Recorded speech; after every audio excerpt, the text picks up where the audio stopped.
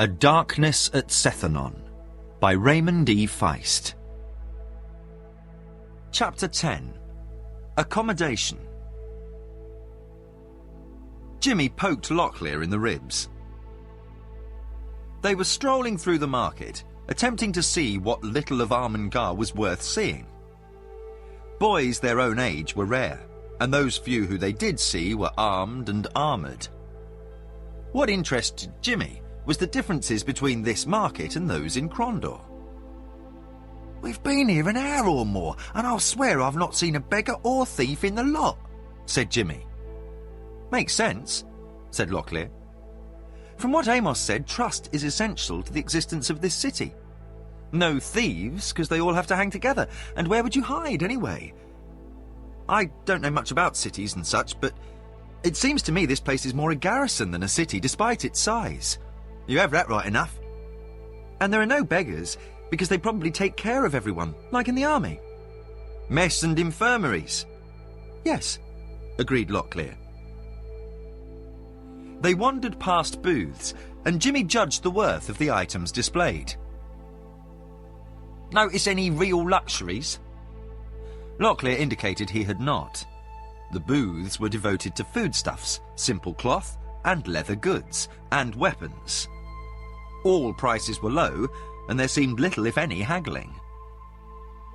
After a short time of walking, Jimmy sat on a door stoop at the edge of the market. "This is boring." "I see something that's not boring," Jimmy said. "What?" "Girls!" Locklear pointed. Two girls had emerged from the press of shoppers and were examining goods at a booth near the edge of the market. They appeared about the same age as the boys. Both were similarly attired: leather boots, trousers, tunics, leather overvests, belt knives and swords. Each wore a rolled scarf to hold her shoulder-length dark hair out of her eyes. The taller girl noticed Jimmy and Locklear watching them and said something to her companion. The second girl regarded the boys while the two whispered heads together. The first girl put back the items she had been holding, and she and her friend walked over to Jimmy and Locklear. "Well?" said the taller, her blue eyes regarding them frankly. Jimmy got to his feet and was surprised to find the girl almost as tall as he was. "Well, what?" he responded in halting Armengarian. "You were staring at us?" Jimmy glanced down at Locklear, who stood. "Is there something wrong with that?" asked the younger boy, who spoke the language better than Jimmy. The two girls exchanged glances and laughed, little more than giggles. "It is rude." "We're strangers," ventured Locklear. The two girls laughed openly at that. "That is clear. We heard of you. Everyone in Armengir has heard of you." Locklear blushed. It only took a moment's thought to realise that he and Jimmy were markedly different in appearance from everyone in sight. The second girl studied Locklear with dark eyes and said, "Do you stare at girls where you come from?" With a sudden grin, Locklear said, "Every chance I get." All four laughed. The taller girl said, "I am Krinster. This is Bronwyn. We serve in the 10th Company. We have liberty until tomorrow night." Jimmy didn't know the significance of the reference to company, but he said, "I'm Squire James. Jimmy, this is Squire Locklear." "Lockie." Bronwyn said, "You have the same name." Locklear said, "Squire is a title. We are in service to the prince." The girls exchanged questioning looks. Krinster said, "You speak of outlandish things we don't understand." In a fluid motion, Jimmy slipped his arm inside hers and said, "Well then, why don't you show us the city and we'll explain our outlandish ways?" Awkwardly, Locklear followed his friend's example, but it wasn't clear who grabbed whose arm first, he or Bronwyn. With girlish laughter, Bronwyn and Crinster took the boys in tow, and they made their way through the streets of the city. Martin ate quietly, studying Brianna while he listened to the dinner conversation. Aretha's company, except for Jimmy and Locklear, sat around a large table with Guy, Amos and Brianna. Another of Guy's commanders, Gareth, also dined with them. The boys' absence was no cause for alarm, Amos had assured them, for there was no trouble in the city they could find without the Protector hearing about it at once, and there was no way they could leave the city, even for one as gifted as Jimmy. Aretha was not as sure of that as Amos, but forewent comment. Aretha knew he and Guy would quickly have to come to an understanding, and he had some sense of what it would be, but he deferred speculation until he heard what Guy had to say in private. Aretha studied the Protector. Guy had fallen into a black mood, which in a strange way reminded Aretha of his father when in a similar frame of mind. Guy had eaten little, but had been steadily drinking for an hour. Aretha turned his attention to his brother, who had been behaving in a most unusual fashion since morning. Martin could be quiet for long periods of time, a trait they both shared. But since meeting Brianna, he had become almost mute. She had arrived with Amos in Aretha's suite for the noon meal, and since then Martin hadn't uttered a dozen words to anyone. But over this meal, as over that earlier one, his eyes had spoken volumes, and if Aretha could judge such things, Brianna answered. At least, she seemed to spend more time observing Martin than anyone else at the table. Guy had said little during the course of the evening. If Brianna's mother had been anything like her, Aretha understood Guy's loss, for in the short hours he had observed her, he had come to count her a rare woman. He also could understand Martin's being attracted to her. There was nothing pretty about her, but as different as she was from his beloved Anita, there was a powerful appeal in her, a rough, determined quality of competence that was magnetic. She seemed without artifice. And, in Aretha's judgment, there was something in her manner that suggested her nature was a match for his brother's. Aretha's attention had been focused for a long time upon grave considerations, but he still had a moment for amusement. He judged Martin was quickly sinking in deep waters. The meal was somewhat strange to Aretha and Martin, for there were no servants in Guy's Hall or in any part of Armengar. Soldiers brought food to the Protector's quarters as a courtesy, but he served himself, as did his guests. Amos had remarked that most nights he and Armand would lug the serving-ware back down to the scullery and give a hand washing it. Everyone in the city helped. When the meal was finished, Amos said, I, Gareth and Armand are due to make rounds of the walls. We're spared the scullery this night so we might act the proper hosts. Would you care to join us? It was a general invitation to all at the table. Rold, Laurie and Baru asked to join them, the Hadati especially wishing to see more of his distant kin. Martin rose and, in what appeared a heroic effort for him, said to Brianna, Perhaps the commander would show me the city. He seemed equally pleased and distressed when she agreed. Aretha motioned for him to go with the woman, indicating he would stay behind to speak with Guy. Martin hurried out of the hall as Brianna led the way. In the long hall that led to the lift, Martin paused to look at the city lights below. 1,000 glittering points shone in the sable darkness. As often as I pass this way, said Brianna, I never tire of the sight. Martin nodded agreement. Is your home like Armengar? Martin didn't look at her. Criddy? He thought aloud. No. My castle is tiny compared to this citadel, and the town of Criddy is but 1/10 the size of this city. We have no giant wall about it, nor are all its people constantly under arms. It is a peaceful place, or so it seems now.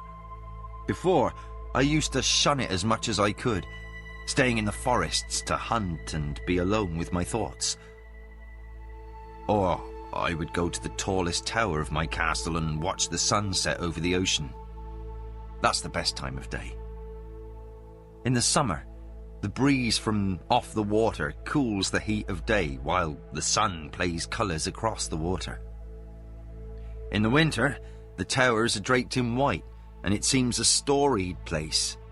You can see mighty clouds rolling in from the ocean, and even more magnificent are the lightning storms with flashes and booming thunder as if the sky were alive. He looked down and saw her studying him. Suddenly, he felt foolish and smiled slightly, his only sign of embarrassment. I ramble. Amos has told me of oceans. She tilted her head a little as if considering. Seems a strange thing. All that water. Martin laughed a little, feeling his nervousness diminish. It is a strange thing. Strange and powerful. I've never liked ships, but I've had to sail them, and after a while you appreciate how beautiful the sea can be. It is like... He halted, words not coming. Laurie should tell you, or Amos. Both have a flair for words I lack. She placed her hand upon his arm. I would rather hear them from you. She turned toward the window, her face sculptured by orange torchlight, her hair a black crown in the half-light. She was silent for a long moment and then looked at Martin. Are you a good hunter? Suddenly Martin was grinning, feeling like a fool. Yes, very good. Both knew there was no false boasting, just as there would be no false modesty. I am elven taught, and know only one man who may be a fairer archer than I. I enjoy the hunt, but rarely have time now that I command. Perhaps we may steal away sometime and look for game. It is more dangerous here than in your kingdom, perhaps, for while we hunt, others may be hunting us. Coolly, Martin said, I have dealt with the Morhadel before. She regarded him frankly. You are a strong man, Martin. Placing her hand upon his arm, she said, and I think a good man as well. I am Brianna, daughter of Gwyneth and Gurtman of the line of Alwyn. These were formal words, yet there was something else in them. As if somehow she was revealing herself to him, reaching out to him. I am Martin, son of Margaret. For the first time in years he thought of his mother, a pretty serving girl in Duke Bruchel's court. And Boric, of the line of Danis, first of the Condoins. I am called Martin Longbow. She looked long at his face, as if studying each feature. Her expression changed as she smiled. Martin felt heat burst in his chest at the sight of it. Then she laughed. That name suits you. Martin Longbow. You are as tall and powerful as your weapon. Have you a wife? Martin spoke softly. No. I had never met anyone. I've never had a way with words. Or women. I've not known many. She placed her fingertips on his lips. I understand. Suddenly, Martin found her in his arms, her head on his chest. How, he didn't know. Gently he held her, as if the slightest motion would cause her to flee. I do not know how things are done in your kingdom, Martin, but Amos says you avoid speaking openly of things we take for granted in Armengar. I do not know if this is such a thing, but I do not wish to be alone this night." She looked again at his face, and he saw both desire and fear there, and understood her needs. Softly, almost inaudibly, she said, "Are you as gentle as you are strong, Martin Longbow?" Martin studied her face and knew no words were needed. He held her for a long time in silence until she moved away, took his hand, and led him off toward her quarters. For a long time, Aretha sat watching Guy. The protector of Armengar was lost in his own thoughts, drinking absently from his ale cup, the fire's crackle the only sound in the room. Then, at last, Guy said, "The thing I miss most is the wine, I think. There are times when it suits a mood, don't you agree?" Aretha nodded, sampling his own ale. "Amos told us of your loss." Guy waved absently, and Aretha could see he was a little drunk, his movements not as sure, not quite as controlled, but his voice betrayed no slurring of speech. He sighed deeply.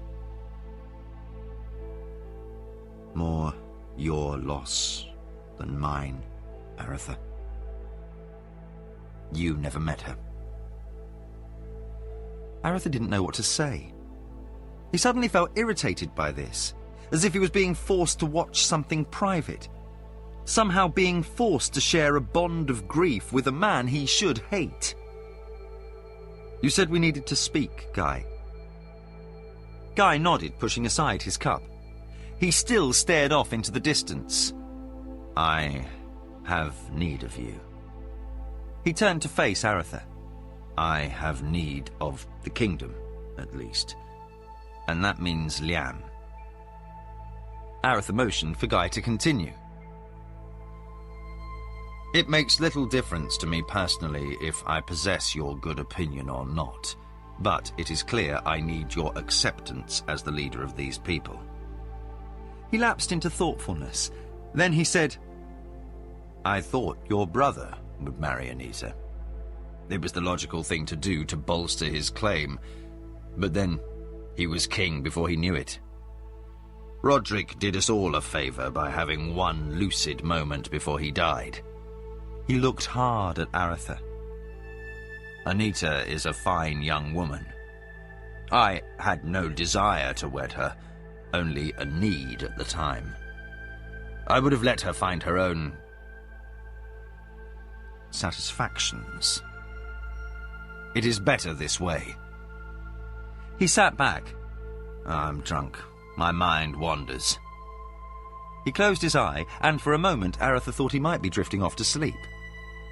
Then Guy said, "Amos told you how we came to Armengar, so I'll not repeat that tale.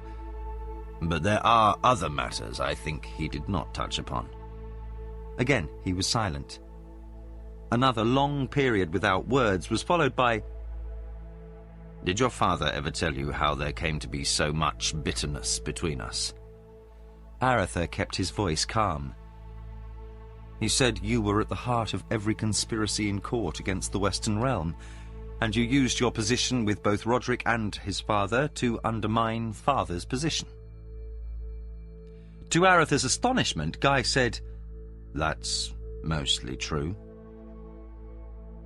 A different interpretation of my actions might give a softer label to what I did, but my actions under the reign of Roderick and his father before him were never in the interest of your father or the West. No, I speak of other things. He never spoke of you except to brand you as an enemy." Aretha considered, then went on, "Julanik said you and father were friends once." Guy again looked at the fire. His manner was distant, as if remembering. Softly he said, "Yes, very good friends." Again, he fell into silence. Then, just as Aratha was about to speak, he said, "It started when we were both young men at court, during the reign of Roderick III. We were among the very first squires sent to the royal court. Caldrick's innovation was to produce rulers who know more than their fathers." Guy considered. "Let me tell you how it was. And when I'm done, maybe you'll understand why you and your brother were never sent to court. I was 3 years younger than your father, who was barely 18, but we were of a size and temper. At first, we were thrown together, for he was a distant cousin, and I was expected to teach manners to this son of a rustic duke. In time, we became friends. Over the years, we gambled, wenched, and fought together. Oh, we had differences even then. Boric was a frontier noble's son, more concerned with old concepts of honor and duty than in understanding the true causes of events around him. He drew his hand down over his face as if stirring himself awake. His tone became more brisk. I was raised in the Eastern courts, and I was marked to command from an early age. My family is old and honored as any in the kingdom, even yours.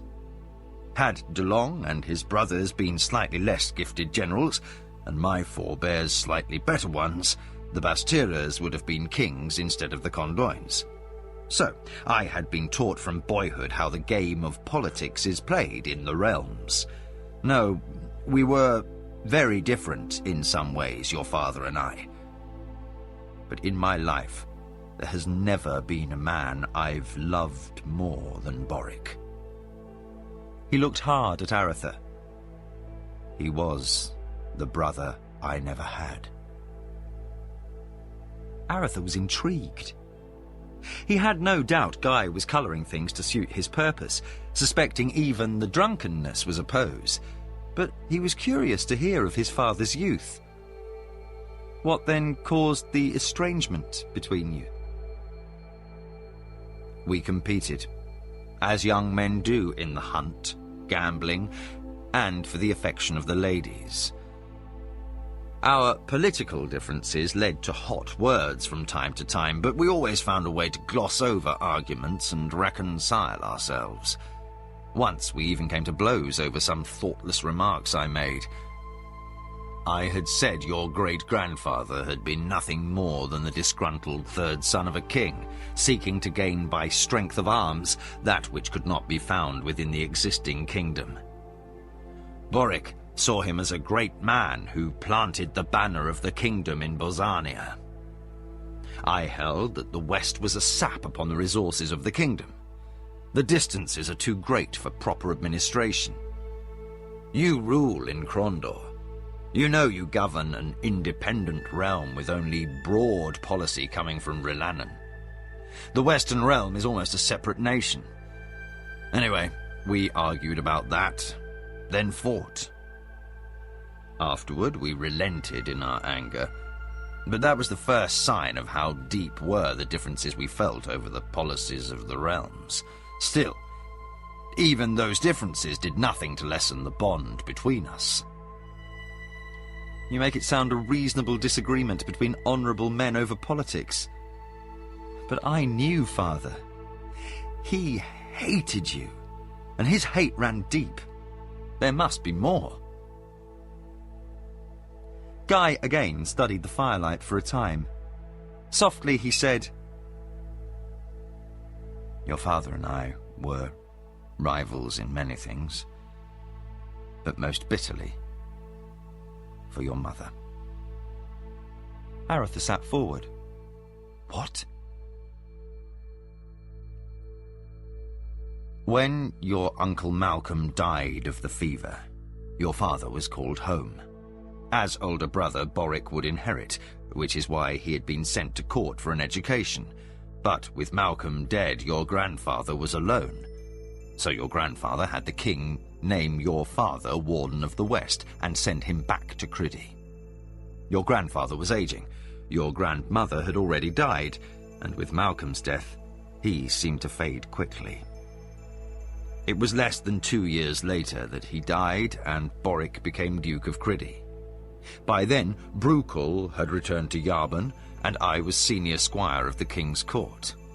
I looked forward to Boric's return, for he was to present himself to the king to swear fealty, as all new dukes are required to do during the first year of their office.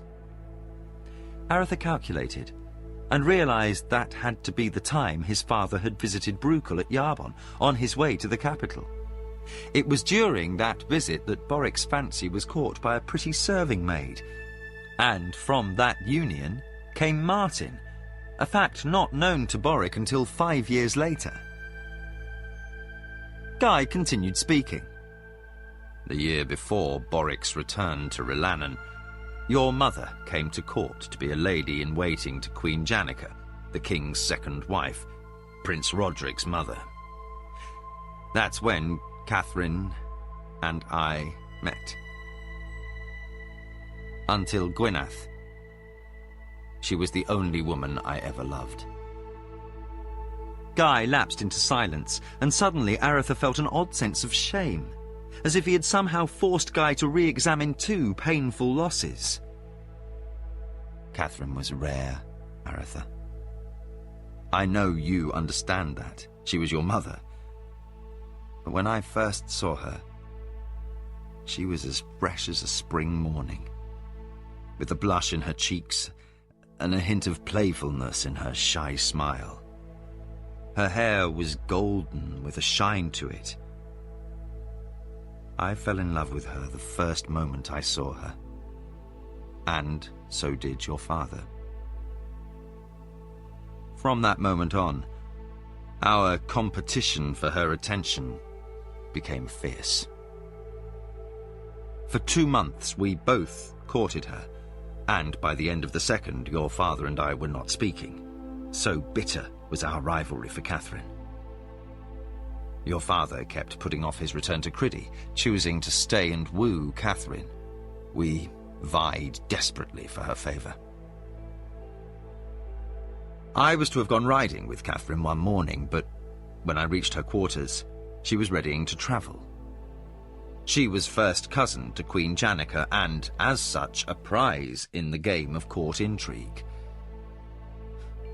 The lessons I had taught your father the years before had paid handsomely, for while I had been riding and walking in the garden with Catherine, he had been speaking to the king. Roderick directed your mother to wed your father, as was his right as her guardian. It was a politically expedient marriage, for even then the king had doubts as to his son's ability and his brother's health. Damn it, but Roderick was an unhappy man. His 3 sons from his first marriage had died before reaching manhood, and he never got over their deaths, or the death of his beloved Queen Beatrice. And his younger brother Erland was a late child and sickly with the lung flux. He was but 10 years older than Prince Roderick. The court knew that the king wished to name your father heir, but Jannica had given him a son, a shy boy whom Roderick despised. I think he forced your mother to marry your father to strengthen the tie to the throne, so he might name him heir.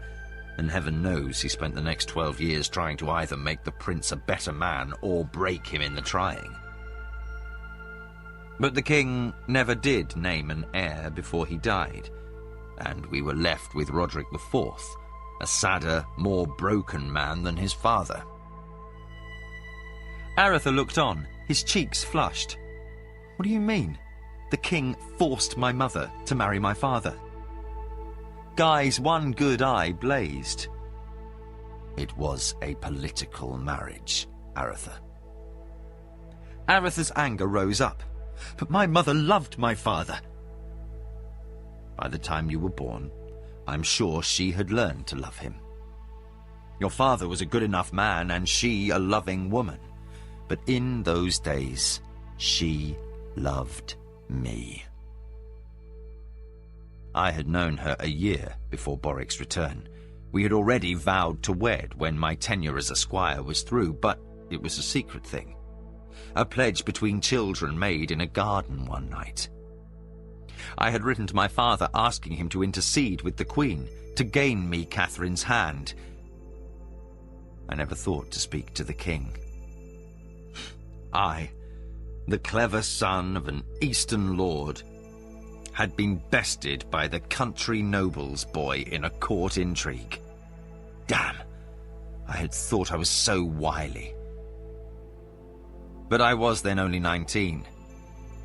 It was so long ago. I fell into a rage. In those days, my temper was a match for your father's. I dashed from your mother's room and sought Boric out. We fought in the king's palace. We duelled and almost killed each other. You must have seen the long wound upon your father's side from under the left arm across his ribs. I gave him that scar. I bear a similar wound from him. I almost died. When I recovered, your father was a week gone to Criddy, taking Catherine with him. I would have followed, but the king forbade it on pain of death. He was correct, for they were married.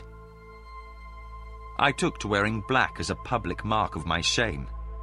Then I was sent to fight Kesh at Deep Taunton. He laughed a bitter laugh. Much of my reputation as a general came from that encounter. I owe my success in part to your father. I punished the Keshians for his having robbed me of Catherine. I did things no general in his right mind should do, leading attack after attack. I think now I hope to die then. His voice softened, and he chuckled. I was almost disappointed when they asked for quarter in terms of surrender. Guy sighed. So much of what happened in my life stems from that. I ceased holding ill will toward Boric, eventually, but he turned a bitter side up when she died. He rejected the idea of sending his sons to the king's court. I think he worried I might take revenge upon you and Liam. He loved Mother. He was never a happy man after her death, Aretha said, feeling somehow both uncomfortable and angry. He did not need to justify his father's behaviour to his most bitter enemy. Guy nodded. I know. But when we are young, we cannot entertain the idea another's feelings can be as deep as our own. Our love is so much loftier, our pain so much more intense. But as I grew older, I realized Boric loved Catherine as much as I did, and I think she did love him. Guy's good eye fixed on a point in space. His tone became softer, reflective. She was a wonderful, generous woman with room in her life for many loves. Yet, I think, deep in his heart, your father harbored doubts.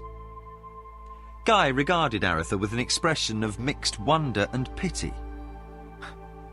Can you imagine that? How sad it must have been. Perhaps, in a strange way, I was the luckier. For I knew she loved me. I had no doubt. Aretha noticed a faint sheen of moisture in Guy's good eye. The protector brushed away the gathering tear in an unself-conscious gesture. He settled back, closing his eye, his hand to his forehead, and quietly added, "There seems little justice in life at times." Aretha pondered. "Why are you telling me this?" Guy sat up, shedding his mood. "Because I need you. And there can be no doubts on your part. To you, I am a traitor who sought to take control of the kingdom for his own aggrandizement. In part, you are correct." Aretha was again surprised at Guy's candour. "But how can you justify what you did to Erland?" "I am responsible for his death. I cannot disavow that. It was my captain who ordered his continued confinement after I had ordered his release. Radburn had his uses, but tended to be overzealous. I can understand his panic, for I would have punished him for letting Anita and you escape. I needed her to gain a foothold in the succession, and you would have been a useful bargaining piece with your father. Seeing surprise on Aretha's face, he said, "Oh yes, my agents knew you were in Crondor, or they reported to me when I returned, but Radburn made the error of thinking you'd lead him to Anita. It never occurred to him you might have nothing to do with her escape. The fool should have clapped you in jail and kept the search on for her." Aretha felt a return of his distrust and a lessening of sympathy. Despite Guy's forthright speech, his callous references to using people rankled. Guy continued, "But I never wished Erland dead. I already had the viceroyalty from Roderick, giving me full command over the West. I didn't need Erland, only a link to the throne, Anita." Roderick IV was mad. I was one of the first to know, as was Caldric, for in kings people overlook and forgive behaviour they would not tolerate in others. Roderick could not be allowed to rule much longer. The first 8 years of the war were difficult enough in the court, but in the last year of his reign, Roderick was almost totally without reason. Kesh always has an eye turned northward, seeking signs of weakness. I did not wish the burdens of kingship, but even with your father as heir after Erland, I simply felt I was better able to rule than anyone in a position to inherit. But why all this intrigue? You had backing in the Congress. Caldric, father, and Erland barely overruled your attempt to become Prince Roderick's regent before he reached majority. You could have found another way. The Congress can ratify a king, answered Guy, pointing a finger at Aretha. It cannot remove him. I needed a way to take the throne without civil war. The war with the Sirani dragged on, and Roderick would not give your father the armies of the East. He wouldn't even give them to me, and I was the only man he trusted.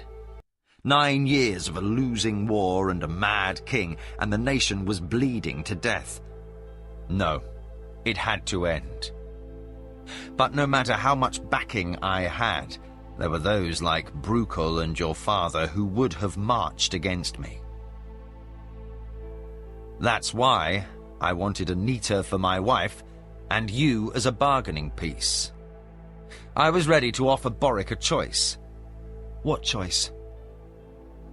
My preference was to let Boric rule in the West, to divide the kingdom and let each realm follow its own destiny, but I knew none of the Western lords would have permitted that. So, my offer to Boric was to allow him to name the heir after me, even if it were Liam or you. I would have named whoever he chose Prince of Crondor, and I would have ensured I had no sons to contest for the crown. But your father would have had to accept me as King of Rilannan and swear fealty. Suddenly, Aretha understood this man. He had put aside all questions of personal honour after he had lost Aretha's mother to Boric, but he had kept one honour above all others, his honour for the kingdom. He had been willing to do anything, even commit regicide, to go down in history as a usurper and traitor in exchange for removing a mad king. It left a bad taste in Aretha's mouth. With Roderick's death and Liam being named heir, all that became meaningless. Your brother is not known to me, but I expect he shares some of your father's nature. In any event, the kingdom must be in better hands than when Roderick sat on the throne. Aretha sighed. You have given me much to think about, Guy. I don't approve of your reasoning or your methods, but I understand some of it. Your approval is immaterial. I repent nothing of what I have done, and will admit my decision to claim the throne myself, ignoring your father's place in succession, was done in part from spite. If I couldn't have your mother, Boric couldn't have the crown. Beyond selfish considerations, I also held the firm conviction I would have made a better king than your father. What I do best is rule. But it doesn't mean I feel good about what I've had to do. No, what I want is your understanding. You don't have to like me, but you must accept me for who and what I am. I need your acceptance to secure the future of Armengar. Aretha became silent, feeling discomforted. A memory of a conversation 2 years previous flooded back into his mind. After a long silence, he said, "I am not in a position to judge. I'm remembering a conversation with Liam in our father's burial vault. I was ready to see Martin dead rather than risk civil war. My own brother." He added softly, "Such judgments are a necessary consequence of ruling." He sat back, regarding Aretha. At last he said, "How did your decision about Martin make you feel?" Aretha seemed reluctant to share that with Guy. Then, after a long silence had passed, he looked directly at the Protector. "Dirty. It made me feel dirty." Guy extended his hand. "You do understand." Slowly, Aretha took the proffered hand and shook. "Now to the heart of the matter. When we first came here, Amos, Armand and I were sick, injured and near starved. These people healed us, strangers from an alien land, without questions. When we were fit, we volunteered to fight, then discovered it was expected that all who are able serve without question. So, we took our place in the garrison of the city and began to learn of Armengar.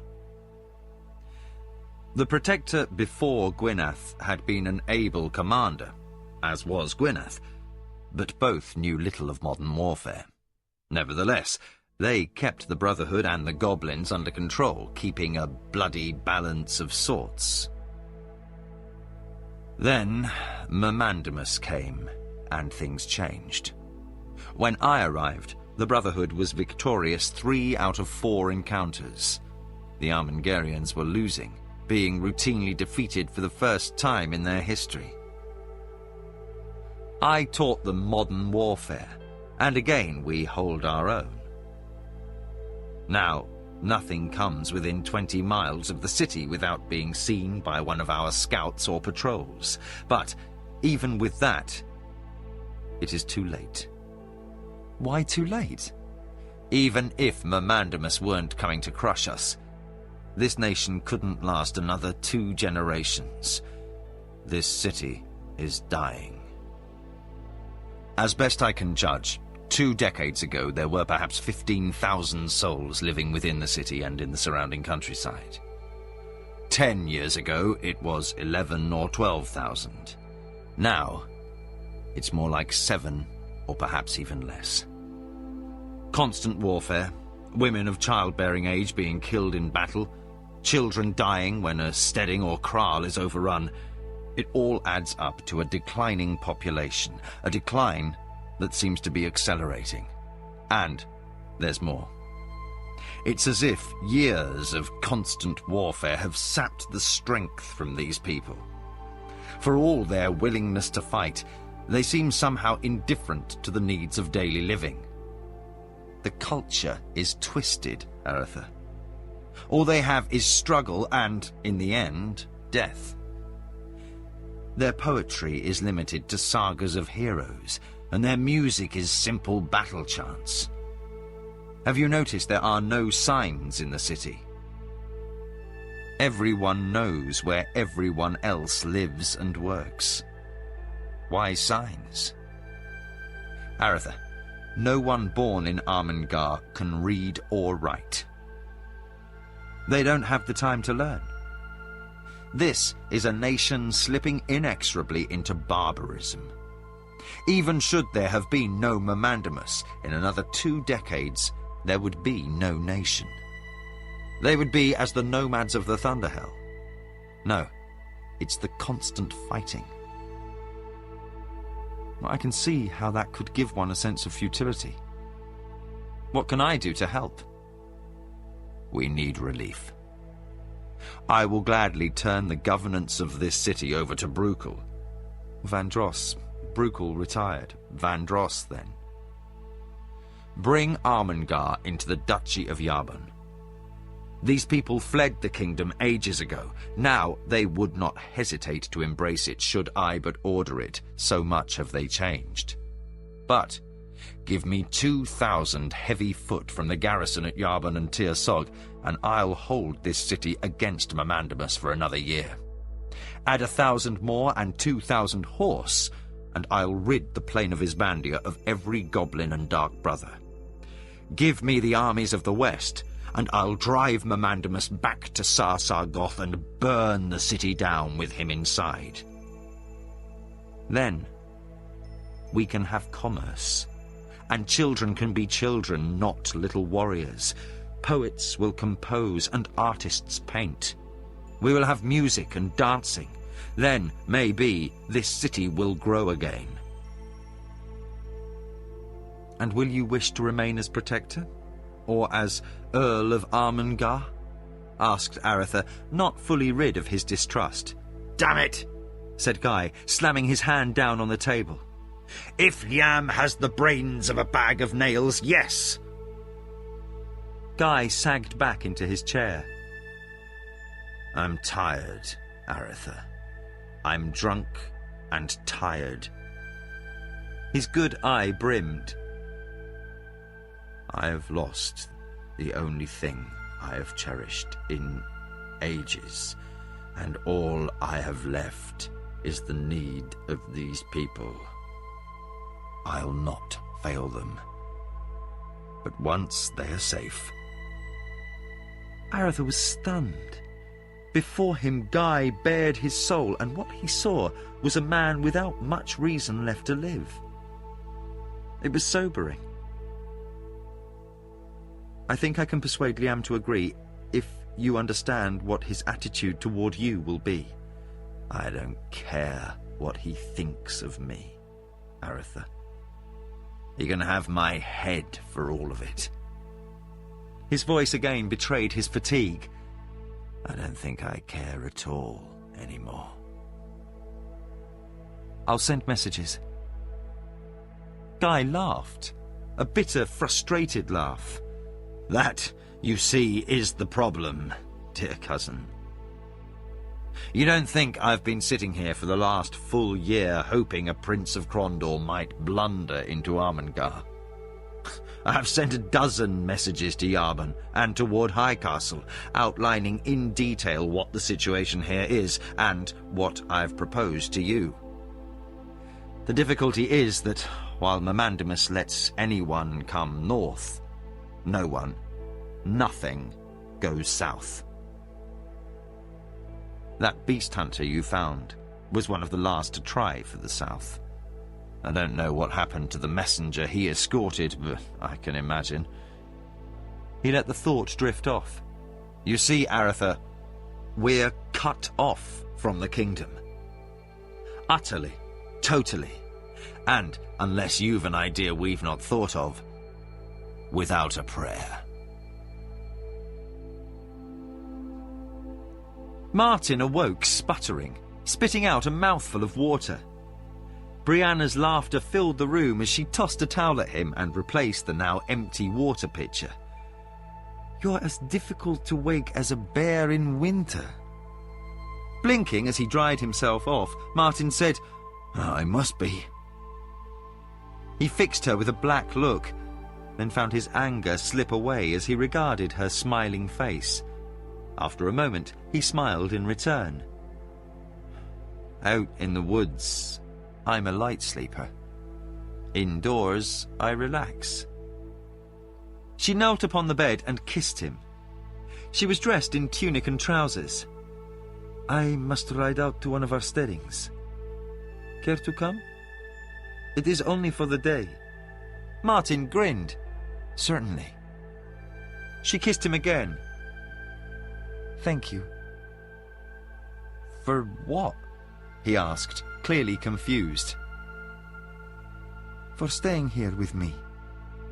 Martin stared at her. "You're thanking me?" "Of course. I asked you." You are of a strange people, Bree. Most men I know would happily slit my throat to have had my place here last night. She turned her head slightly, a puzzled look on her face. "Truly? How odd. I could say the same about most of the women here and you, Martin, though no one would fight over something like bed rights. You are free to choose your partners, and they are free to answer yes or no. That is why I thanked you for saying yes." Martin grabbed her and kissed her half roughly. "In my land, we do things differently."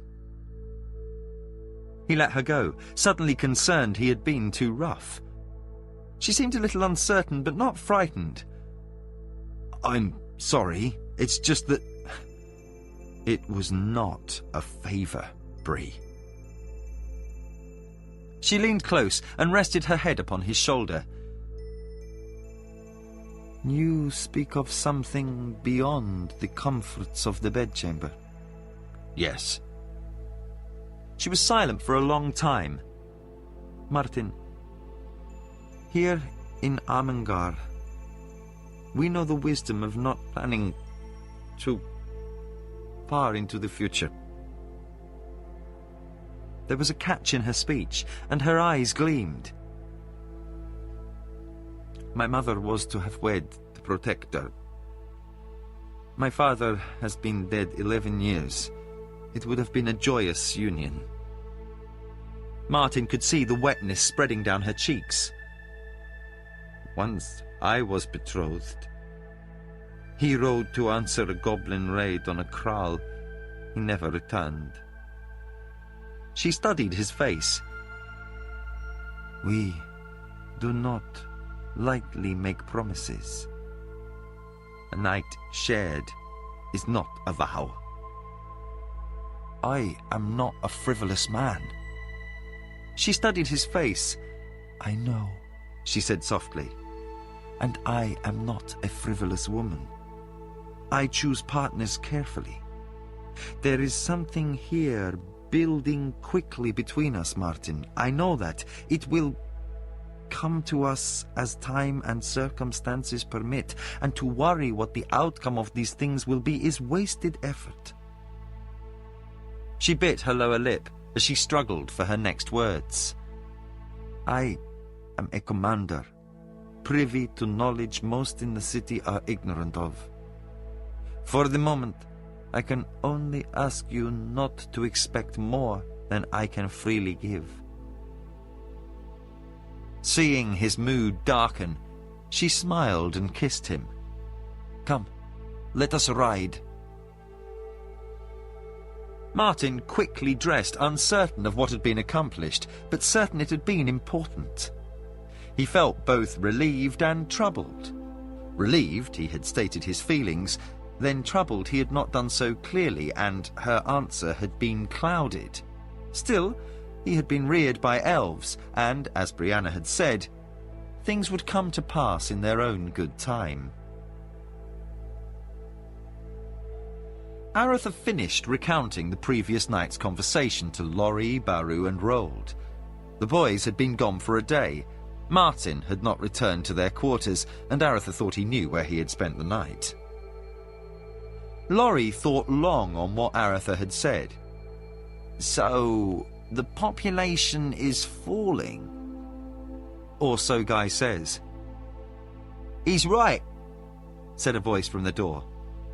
They looked and discovered Jimmy and Locklear standing there, each with his arm about the waist of a pretty girl. Locklear appeared unable to keep his face in repose. No matter how hard he tried, his mouth seemed determined to set itself in a grin. Jimmy introduced Crinster and Bronwyn, then said, "The girls showed us the city. Aretha, there are entire sections standing empty, home after home, with no one living there."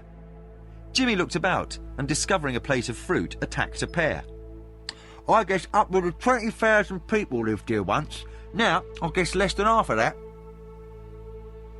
"I've already agreed in principle to help Armengar, but the problem is getting messages back to Yarbon. It seems Mamandamus may be lax in letting people in, but he's rigorous in seeing no one gets out." "Makes sense," said Rold. "Most of those coming north are heading for his camp anyway. So what if a few blunder into this city and help? He's massing his army and can probably drive past here if he chooses." Baru said, "I think I can get through. If I go alone." Aretha looked interested, and Baru said, "I am a hillman. And while these people are kin, they are also city people. Only those in the few high steadings and kraals might have my skill. Moving at night, hiding during the day. I should be able to cross over into the Yarbon Hills. Once there, no Moradel or Goblin would be able to keep pace with me." "Getting into the Yarbon Hills would be the problem," said Laurie. "Remember how those trolls had chased that beast hunter for what, days? I don't know." "I'll think on it, Baru," said Aretha. "It may be that desperate gamble is all we have, but perhaps there's another way. We might mount a raiding party to get someone up to the crest, then turn and fight our way back, giving whoever goes south as much of a head start as possible. It may not be possible, but I'll discuss it with Guy. If we can't discover another choice, I'll permit you to try. Though I don't think alone is necessarily the best. We managed all right in a small company getting in and out of Morrollin."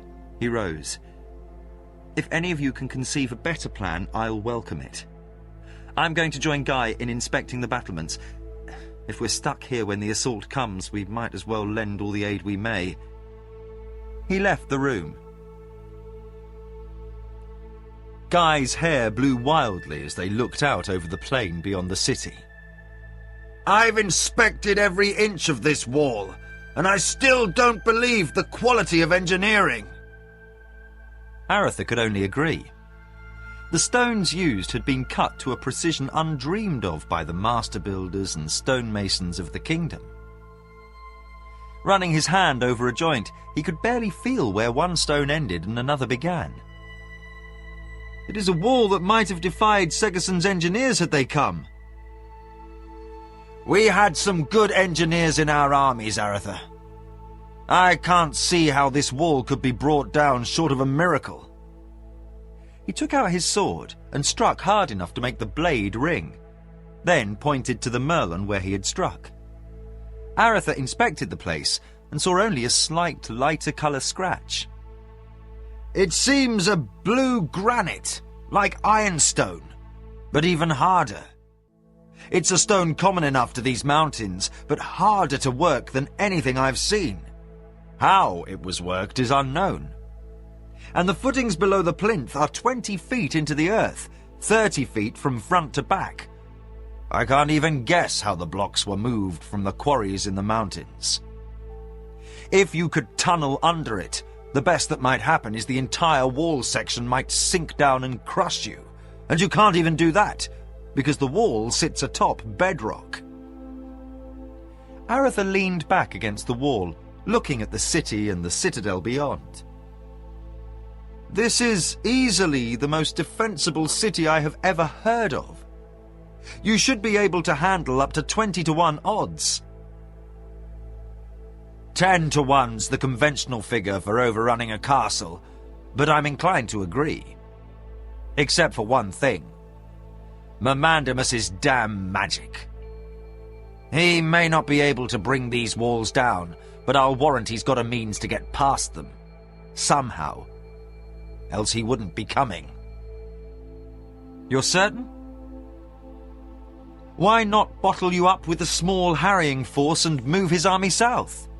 He can't leave us at his back. He had his way with us for a year before I took command, and could have bled us to death by now if I hadn't changed the rules of the game. Over the last 2 years, I've taught our soldiers everything I know. With Armand and Amos helping them learn, they now have the advantages of modern warcraft. No. Mamandamus knows he has an army of 7,000 Armengarians ready to jump on his rear if he turns his back. He can't leave us behind his lines. We'd hamstring him. So, he must rid himself of you first, then turn to the kingdom? Yes. And he must do it soon, or he loses another season. It turns to winter quickly up here. We see snow weeks before the kingdom. The passes become blocked in days, sometimes in only hours. Once he has moved south, he must be victorious, for he cannot move his army north again until spring. He is on a timetable. He must come within the next 2 weeks. So we must get word out soon. Guy nodded. Come, let me show you some more. Aretha followed the man, feeling a strange sense of divided loyalties. He knew he must help the Armengarians, but he still was not comfortable with Guy.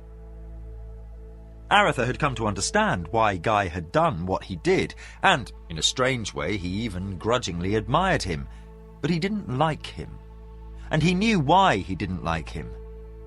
Guy had made him see a similarity of nature common to them, a willingness to do what must be done regardless of cost.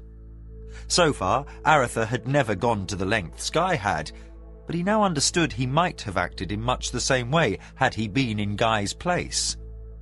It was a discovery about himself he didn't particularly like. They moved through the city, and Aretha asked about those details observed when they had first entered Armengar. Yes, said Guy. There are no clear lines of fire, so that every turn can hide an ambush. I've a city map in the Citadel, and the city is as it is by design rather than chance. Once you see the pattern, it's easy to know which directions to choose to reach any given point in the city, but without knowing what the pattern is, it's easy to get turned about, to be led back toward the outer wall. He pointed at a building. Every house lacks windows on the street, and every roof is an archery platform. This city was built to cost any attackers dearly. Soon, they were inside the citadel and saw the boys coming across the courtyard. "Where are the girls?" Aretha asked. Locklear looked disappointed. They had to go to do some things before they reported back for duty. Guy studied the 2 squires. "Well then, come with us if you've nothing better to do." They followed Guy into the first floor and down to the lift. Guy rang the bell, giving the code to raise them to the highest roof. Reaching it, they looked down upon the city and plain beyond. Armengar. His hand swept across the horizon. There, he pointed, is the plain of Isbandia, cut across by the Vale of Isbandia, the limit of our holdings to the north and northwest. The plain beyond that is Mamandamus's. To the east, the Edda Forest, almost as vast as the Blackwood or the Green Heart. We don't know much about it, save we can safely lumber at the edges. Anyone who goes more than a few miles deep tends not to be seen again. He pointed to the north. Beyond the Vale is Sargoth. If you're especially bold, you can climb the hills at the north edge of the Vale and look across the plain to see the lights of this city's twin. Jimmy studied the war engines upon the roof. I don't know a lot about this, but can those catapults shoot beyond the outer wall? No, was all Guy said. Come along. They all moved back to the lift, and Guy pulled the cord. Aratha noticed there was some code to indicate up or down, and, he supposed, the number of floors. They descended to the ground floor, then lower yet. They reached a sub-basement several levels below the ground, and Guy led them from the platform. They passed a giant winch arrangement with a team of 4 horses hitched to a large wheel, which Aratha supposed was the power source for the lift. It certainly looked impressive, with large tongue-and-grooved wheels and strange multiple rope and pulley arrangements. But Guy ignored the horse team and drivers walking past them. He pointed at a large door, barred from the inside. "That's the bolt hole out of here. We keep it sealed for, by some fluke or other, when the doors open, a constant breeze blows through here. Something to be avoided." Opposite the large door stood another, which he opened, leading them into a natural tunnel. He took a strange-looking lantern from beside the door, one that glowed with a lower level of light than expected. Guy said, "This thing uses some sort of alchemy to give off light. I don't understand it fully, but it works. We risk no flames here. You'll see why." Jimmy had been examining the walls and pulled off a white, flaky wax substance. He rubbed it between his thumb and forefinger and sniffed. "I understand," he said, making a face. "Naphtha." "Yes." Guy looked at Aratha. "He's a sharp one." "So he's quick to remind me. How did you know?" "Remember at the bridge south of Sarf last year? The one I fired to keep Murad and the Blackslayers from crossing? That's what I used. Distillation of naphtha." "Come," said Guy, taking them through another door. The reek of tar assailed their noses as they entered the chamber. Strange-looking large buckets were hung from chains. A dozen shirtless men laboured to manoeuvre the buckets down into a huge pool of black liquid. The odd lanterns burned about the cavern, but mostly the place was shrouded in darkness. "We've tunnels honeycombing this entire mountain, and this stuff is found in all of them. There's some natural source of naphtha below, and it constantly bubbles to the surface. We must keep taking it off, or it seeps upward into the basements of the city through cracks in the bedrock. If work was halted, the stuff would be pooling in the cellars of the city within a few days. But, as the Armengarians have been doing this for years, it's under control." "I can see why you don't want to risk a fire," said Locklear, in open wonder. "Fires we can handle. We've had dozens as recently as last year, briefly. What we've discovered, or rather what the Armengarians have discovered, is some uses for this stuff we don't have in the kingdom." He motioned them into another chamber, where odd-looking coils of tubing ran between vats. "Here we do the distillation and some of the other mixing. I understand 1/10 of it, but the alchemists can explain. They make all manner of things from this naphtha, even some odd salves that keep wounds from festering. But one thing they've found is the secret of making Queggan fire." "Queggan fire!" Aratha exclaimed. "They don't call it that, but it's the same stuff. The walls are limestone, and it's limestone dust that turns naphtha into Queggan fire oil. Fling it from a catapult, and it burns, and even water won't put it out. That's why we have to be so careful, for it doesn't just burn." He looked at Locklear.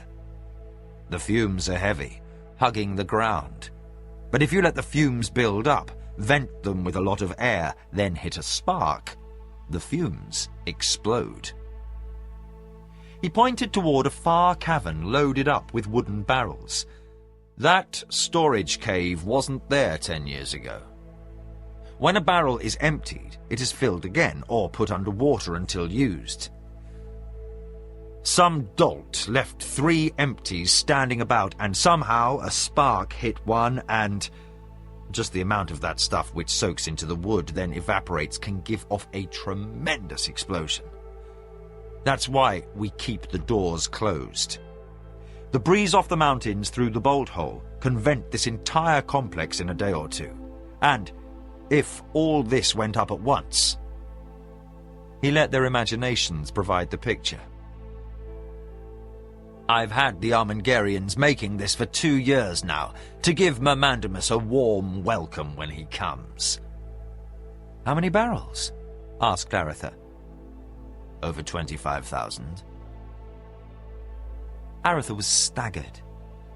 When he had met Amos, the pirate had had 200 barrels in the hold of his ship, a fact not known to the Sirani raiders who had set fire to his ship. When it had gone up, it had blown a column of flames hundreds of feet into the air, engulfing the ship in an instant, incinerating it within minutes. The light of the flames had been seen for miles up and down the coast. If half the town hadn't already been burned by Sirani raiders, the fire would have devastated Criddy. But that's enough to fire the entire city, finished Guy. Why so much? Asked Jimmy. Something you must understand, all of you. The Armengarians have never thought of leaving here. In their judgment, there's no other place to find refuge. They came north to flee the kingdom, so they thought they couldn't return south. On every side they saw enemies. Should the worst occur, they'll fire this city rather than let Mermandamus capture it. I've developed a plan beyond that, but in either case, a lot of fire could prove useful. He returned toward the tunnel leading to the lift, the others following behind. Martin sat resting against a tree.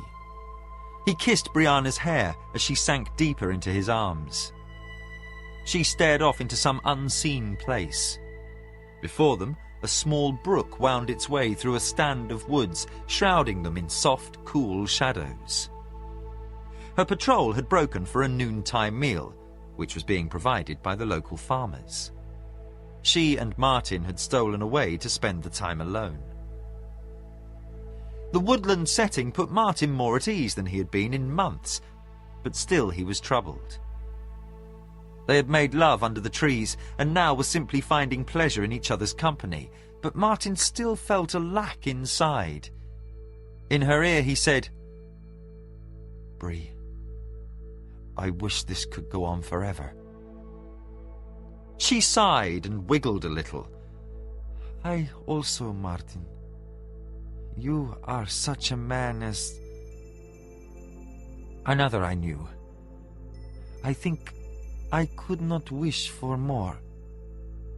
When this is finished, she cut him off.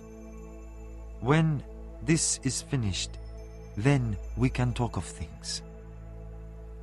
Come, we must get back." She dressed quickly, Martin openly admiring her. She had none of the frail beauty of the women he had known at home. There was leather toughness to her makeup, tempered by a deep feminine quality. She was not a pretty woman by any standards, but she was striking, and with those arresting qualities of self-confidence and self-reliance Martin saw in her, she was stunning, even beautiful. In all ways he had become captivated by her. He finished dressing and, before she could move away, reached out and took her by the arm, turning her and bringing her to him. With a deep passion he kissed her, then said, "I need not speak, but you know my need and my desire. I have waited for you too long." She looked up into his dark eyes. She reached up and touched his face. "And I you." She kissed him gently. "We must return." He let her lead him back to the village. A pair of guardsmen were walking toward them when they left the woods. They halted and one said, "Commander, we were about to come fetch you." She regarded the second man, not one of her company. "What is it?"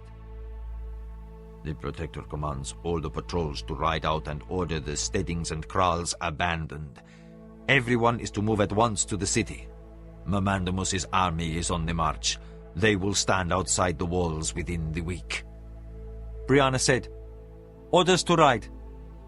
We shall split the patrol. Grenlin, you'll take half and head down to the lowland kraal and the river steadings.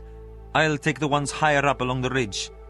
The moment you finish, ride back as soon as possible. The Protector will need all the scouts he can muster. Now go." She looked back at Martin. "Come, we have much to do." Chapter 11. Discovery. Gamina sat up, screaming. Within moments, Katala was in the child's room, holding her. Gamina sobbed for a short while, then quieted as a sleepy William came into her room, followed by a grumpy-looking firedrake. Fantus padded past William and placed his head on the bed by Katala. "Was it a bad dream, baby?" asked Katala. Gamina nodded. Softly she said, "Yes, Mama." She was finally learning to speak, not always relying upon the mental speech that had marked her as a special talent since birth. With her family dead, Gamina had been reared by Rogan, the blind seer, before he brought her to Stardog. Rogan had aided Pug in discovering that the enemy was behind all the troubles besetting the kingdom, though he had suffered injury in uncovering this secret. He and Gamina had stayed with Pug's family while he recovered, and over the last year had come to be as members. Rogan had been as a grandfather to William, while to Gamina, Katala was a mother and William a brother. The old man had died peacefully in his sleep 3 months before, but at the last he had been happy his ward had found others besides himself whom she could love and trust. Katala hugged and caressed the child while she calmed down. Meacham, the tall Franklin, hurried into the room looking for the source of any danger. He had returned from Kellerwan with Hotchapepper and Elgahar of the Assembly shortly after Pug had departed in search of the Watchers. Their other companion, Brother Dominic, had returned to the Ashapian Abbey at Sarth. Meacham had taken it upon himself to act as protector of Pug's family while the magician was upon Kellerwan. For all his fierce appearance and stoic demeanour, he was one of Gamina's favourites. She called him Uncle Meacham. He stood behind Katala, smiling one of his very rare smiles at the tiny girl. Hotchapepper and Kulgan entered the room, the two magicians of different worlds alike in so many ways. Both came and fussed over the girl while Katala said, "Still up working?" Hotchapepper said, "Certainly. It's still early." He looked up. "Isn't it?" Meacham said, "No, unless you mean early in the morning. It's an hour past midnight." Kulgan said, "Well, we were involved in some interesting discourse and—" "You lost track of time," Katala said. Her tone was slightly disapproving, slightly amused. Pug was title holder to the property of Stardock, and since he had left, she had assumed control of the community. Her calm nature, intelligence, and ability to deal with people tactfully had made her the natural leader of the diverse community of magic users and their families, though occasionally Hotchapepper was overheard calling her "that tyrannical woman." No one minded, for they knew he spoke with respect and affection. Kulgan said, "We were discussing some reports sent by Shimon at the Assembly." By agreement, the rift between the worlds was opened for brief periods on a regular schedule so messages could be exchanged between the Academy at Stardock and the Assembly of Magicians on Kellerwan. Katala looked up expectantly, but Hotchapepper said, "Still no word of Pug." Katala sighed and, suddenly irritated, said, "Hotcho, Kulgan, you may do as you like in your research, but poor Elgahar seems almost ready to drop. He does almost all the training of the new Greater Path magicians, and he never complains. You should bend some of your efforts to helping him." Colgan took out his pipe and said, "We stand properly corrected." He and Hotchapepper exchanged glances. Both knew Katala's brusque manner was born from frustration over a husband absent a year. Hotchapepper said, "Indeed."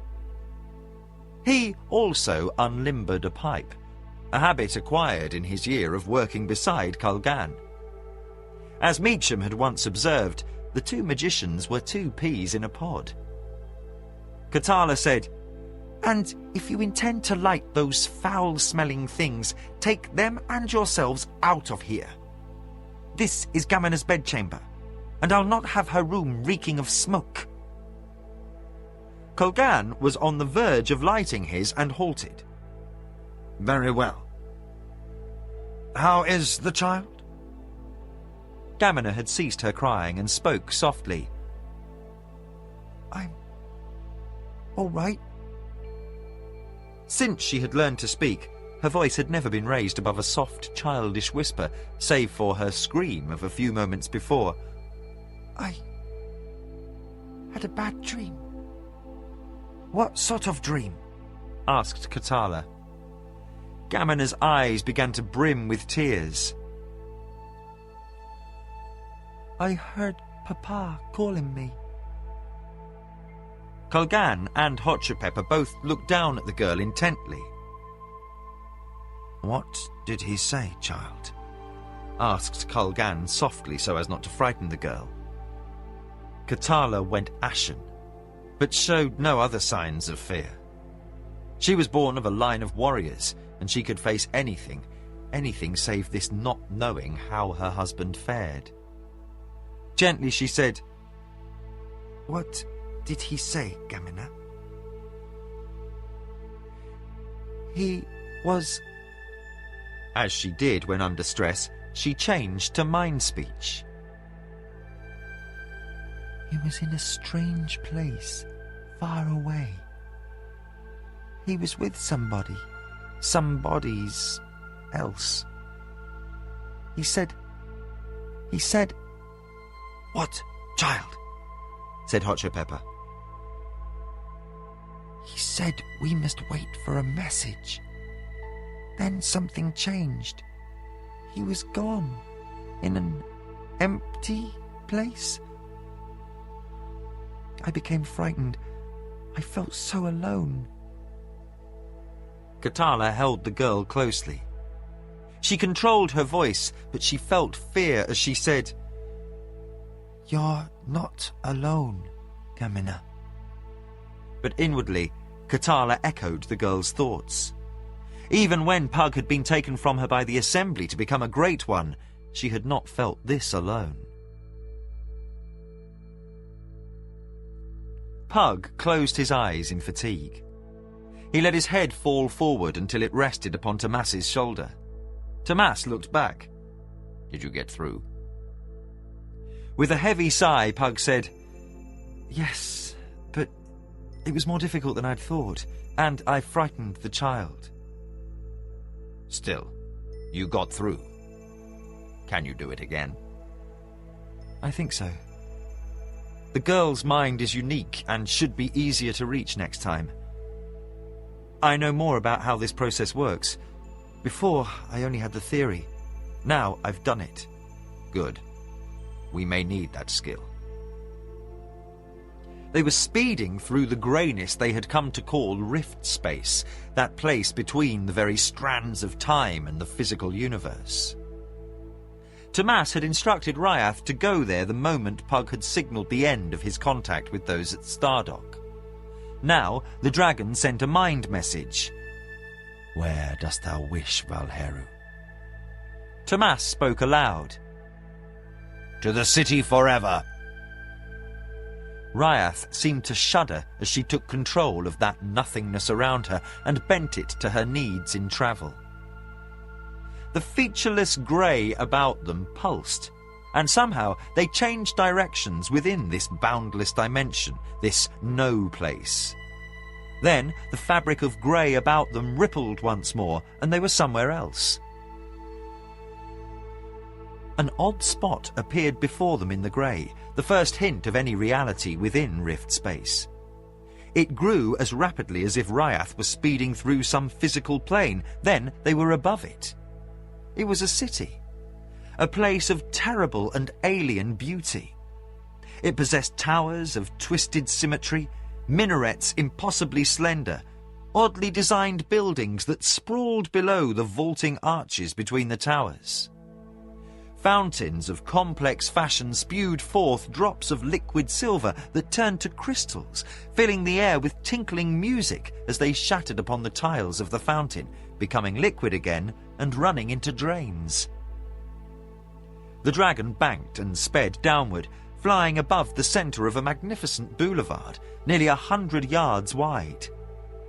The entire street was tiled, and the tiles glowed with soft hues, each subtly different from the next, so that over a distance it appeared a gradually changing rainbow. And, as the dragon's shadow passed over, the tiles blinked and glowed, then shifted colour, and music filled the air, a theme of majestic beauty, bringing a stab of longing for green fields beside sparkling brooks, while soft pastel sunsets coloured magnificent mountains. The images were nearly overwhelming, and Pug shook his head to clear it, putting aside a soft sadness that such a wonderful place could never be found. They flew under heroic arches, 1,000 feet above their heads, and tiny flower petals of sparkling white and gold, glowing rose and vermilion, pastels green and blue fell about them. A softly caressing rain scented of wild flowers, as they made for the heart of the city. "Who built this wonder?" asked Pug. "No one knows," said Tomas. "Some unknown race, perhaps the dead gods." Pug studied the city as they flew over it. "Or perhaps no one built it." "How could that be?" asked Pug. "In an infinite universe, all things are not only possible, but, no matter how improbable, certain to exist somewhere at some time. It may be this city sprang into existence at the very moment of creation. The Valheru first found it ages ago, exactly as you see it. It is one of the greatest mysteries of the many universes the Valheru have traveled. No one lived here, or we Valheru never found them. Some have come here to abide a while, but none stay long. This place is never changing, for it stands where there is no true time. It is said the city forever may be the only truly immortal thing in the universes." With a sad and rueful note he said, "A few of the Valheru attempted to destroy it out of pique. It also may be the only thing impervious to their rage." Then a flicker of motion arrested Pug's attention, and suddenly a swarm of creatures leaped from atop a distant building, took wing, and banked in their direction. He pointed toward them, and Tomas said, "It seems we are expected." The creatures came speeding at them, larger red versions of the elemental beings that Pug had destroyed on the shores of the Great Star Lake the year before. They were man-shaped, and their large crimson bat wings beat the wind as they sped toward the two dragon riders. Calmly, Pug said, "Should we land?" "This is but the first test. It will amount to little." Ryath screamed a battle clarion, and the demon host recoiled, then dived at them. On the first pass, Tomas's golden blade arced outward, and two creatures fell in screaming agony to the stones below as his sword severed bat-like wings. Pug cast blue energies, which danced from creature to creature, causing them to contort in pain as they fell unable to fly. As each struck the ground, it vanished in green flame and silver sparks. Ryath unleashed a blast of fire, and all those within the blast were withered to ash. In moments, the creatures were gone. Now the dragon turned and flew toward a sinister building of black stone, squatting like some brooding malignancy in the midst of beauty. Tomas said, "Someone makes it painfully obvious where we must hide to. It will clearly be a trap." Pug said, "Will we need to protect Ryath?" The dragon snorted, but Tomas said, "Only against the most powerful magic. And should that come to pass, we shall be dead, and she may flee back to the real universe. Do you hear?" "I hear and understand," answered the dragon. They swooped down over a brick courtyard, and the dragon circled. Tomas used his power to lift himself and Pug from Ryath's back and lower them to the stones. "Return to the fountains and rest. The water is sweet and the surroundings soothing. Should anything go amiss, depart as you will. If we need you here or upon Midkemia, you'll hear my call." "I will answer, Tomas." The dragon departed, and Tomas turned to Pug. "Come. We should find an interesting reception ahead." Pug looked at his boyhood friend. "Even as a child, your view of the interesting was somewhat broader than mine. Still, there is no choice. Will we find Macross within?" "Probably not, for this is where we have been brought. I doubt the enemy would make it easy for us." They entered the only door to the vast black building, and the moment they were both beyond the portal, a vast stone door descended, blocking their retreat. Tomas looked back with amusement. "So much for an easy retreat." Pug measured the stone. "I can deal with this if needs be, but it will take time." Tomas nodded. "I thought as much. Let us go on." They moved down a long corridor, and Pug created a light which glowed brightly in a circle about them. The walls were without features, smooth and unmarked, leading only in one direction. The floor seemed fashioned of the same material. The end of the corridor produced a single door without markings or means to open. Pug studied it and invoked a spell. With a grinding note of protest, the door rose upward, permitting them to pass. They entered a vast hall with doors in a circle. As they entered, those doors flew open and a horde of creatures came tumbling out, snarling and screeching. Apes with the heads of eagles, giant cats with turtle shells, serpents with arms and legs, men with extra arms. An army of horrors came pouring forth. Tomas drew his sword, raised his shield and shouted, "Make ready, Pug!" Pug incanted, and a ring of crimson flames exploded upward about them, engulfing the first rank of creatures who exploded in searing hot silver flashes. Many of the creatures held back, but those that could leap or fly cleared the top of the flames to meet destruction from Tomas's golden sword. As he struck them, they vanished in a shower of glowing silver sparkles, accompanied by a stench of rotting decay. The press of creatures continued, with more and more coming from the doors. As they pressed forward, those before them were pushed into Pug's mystic flames and exploded in brilliance for an instant before vanishing. Pug said, "There seems no end of them." Tomas nodded as he cut down a giant rat with eagle's wings. "Can you close the portals?" Pug worked magic, and a loud wail of grinding metal and stone filled the chamber as the doors to the hall were forced closed. Creatures seeking to push through were crushed between door and wall, dying with loud, piteous cries, shrieks, and hootings. Tomas dispatched all the monsters that had cleared the flames, and, for a moment, he and Pug stood alone within the circle of fire. Tomas panted slightly. "This is irritating." Pug said, "I can finish this." The burning circle began to expand outward, and each creature it touched died. Soon it pressed to the very walls of the hall, and, as the last creature died in an explosion and shriek, the flames winked out of existence. Pug looked about. Each door holds dozens of those beasts behind. Which way do you think? Tomas said, I think down. Pug reached out, and Tomas slung his shield over his back. He took Pug's hand while still gripping his sword. Another incantation was mouthed, and Tomas saw his friend becoming transparent. He looked down and saw he could view the floor through his own body. Pug spoke and sounded distant. Do not release my hand until I say, or it will be difficult to get you back. Then Tomas saw the floor rise, or rather they were sinking.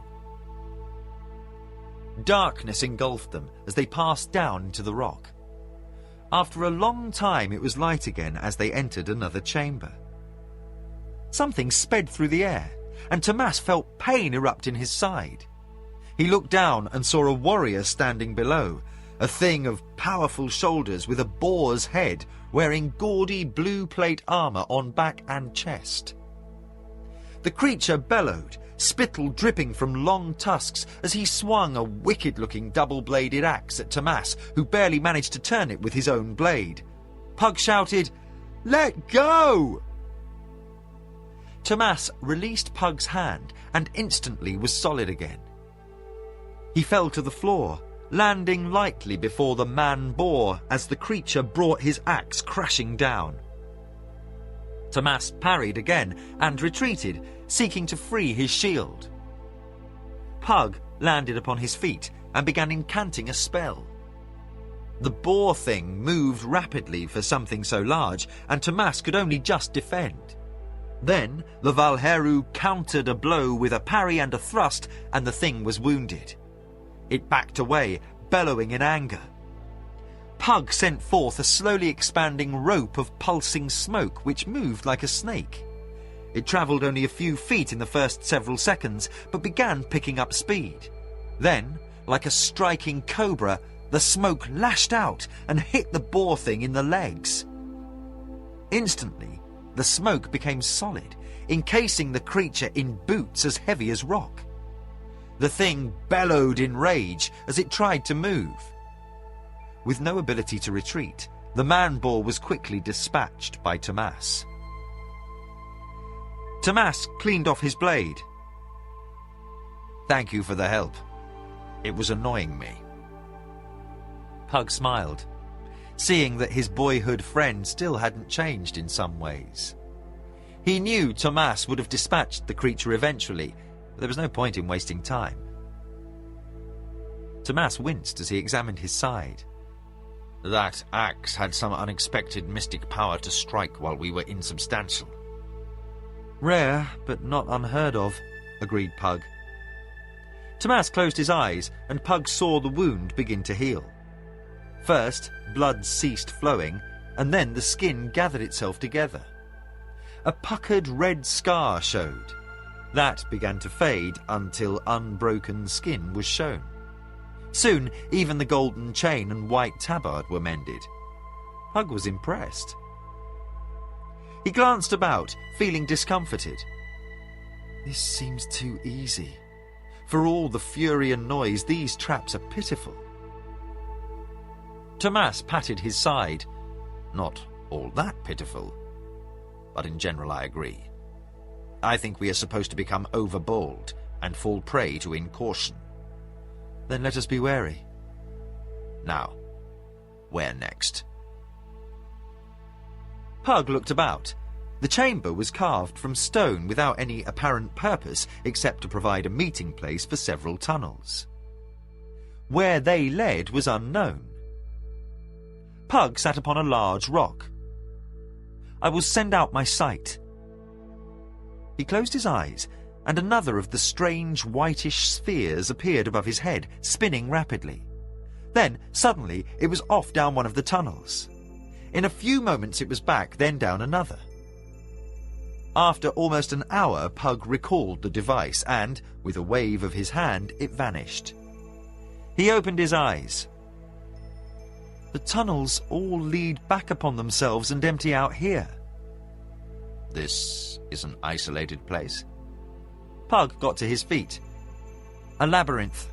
A trap for us, no more. Again we must go down. They gripped hands, and once more Pug allowed them to pass through the solid rock.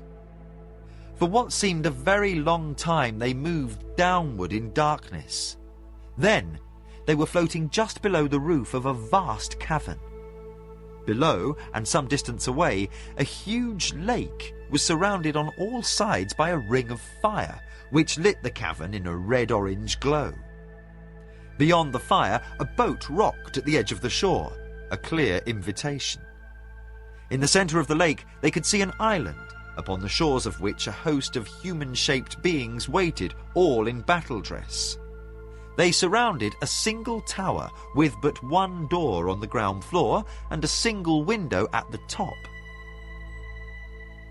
Pug lowered them to the ground and made them solid again. Tomas looked at the burning circle and said, I expect we're supposed to battle through the fire, take the boat and evade whatever lurks below the water, then defeat all those warriors just to reach the tower. That looks like what we're supposed to do, said Pug, sounding tired. He walked to the edge of the fire and said, But I think not.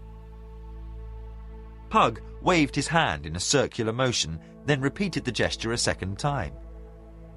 The air began to stir in the cavern, following the circle described by Pug's hand, moving along the curve of the vast stone dome above their heads. At first it was a simple gust, a breeze with some life, then quickly a zephyr. Again Pug motioned. Rapidly the wind picked up tempo and the flames began to dance, illuminating the cavern in mad lights and flickering shadows. Another gesture from Pug, and the wind blew faster and harsher until the fire was being blown backward. Tomas watched, able to stand against the pressure of the air without difficulty. The blaze began to sputter and lapse, as if it could not keep burning before the press of wind. Pug made a larger, broader, circular motion with his arm, almost spinning himself about with the furious gesture. The water foamed as white caps appeared on the lake. Wind-whipped water blew high into the air as Spindrift leaped in capering dance, and the water ran up the shores of the island. Swelling waves rolled, and soon the boat was overturned and sank below the surface, the fire hissing into nothing as the surf swept over the banks. Pug shouted a word, and a clear white light illuminated the cavern in place of the red fire glow. Now Pug spun his arm about like a child playing a game, imitating a gale-driven windmill. Within minutes, the warriors upon the island were staggering back under the force of the wind, unable to keep their footing. One's boot touched the water, and something green and leathery rose up and seized the warrior's leg. The screaming fighter was dragged below the water. Again and again this scene was repeated, as more and more of the warriors were forced into the water to be taken by the denizens of the lake. Then, as the windstorm reached a crescendo of fury, shrieking in their ears, Pug and Tomas saw the last figure upon the island stagger backward into the water to be seized by whatever lay below the frothy surface of the lake. With a clap of his hands, Pug halted the wind and said, "Come." Tomas used his ability to fly them over the water's surface to the door of the tower. They pushed it open and entered. Pug and Tomas spent a full 5 minutes discussing what they were likely to discover at the top of the tower. The stairway leading upward was narrow enough so that it could be climbed only single file as it wound along the inside wall of the tower. At last Pug said, "Well, we are as ready as we are ever likely to be. There's nothing to do but go up."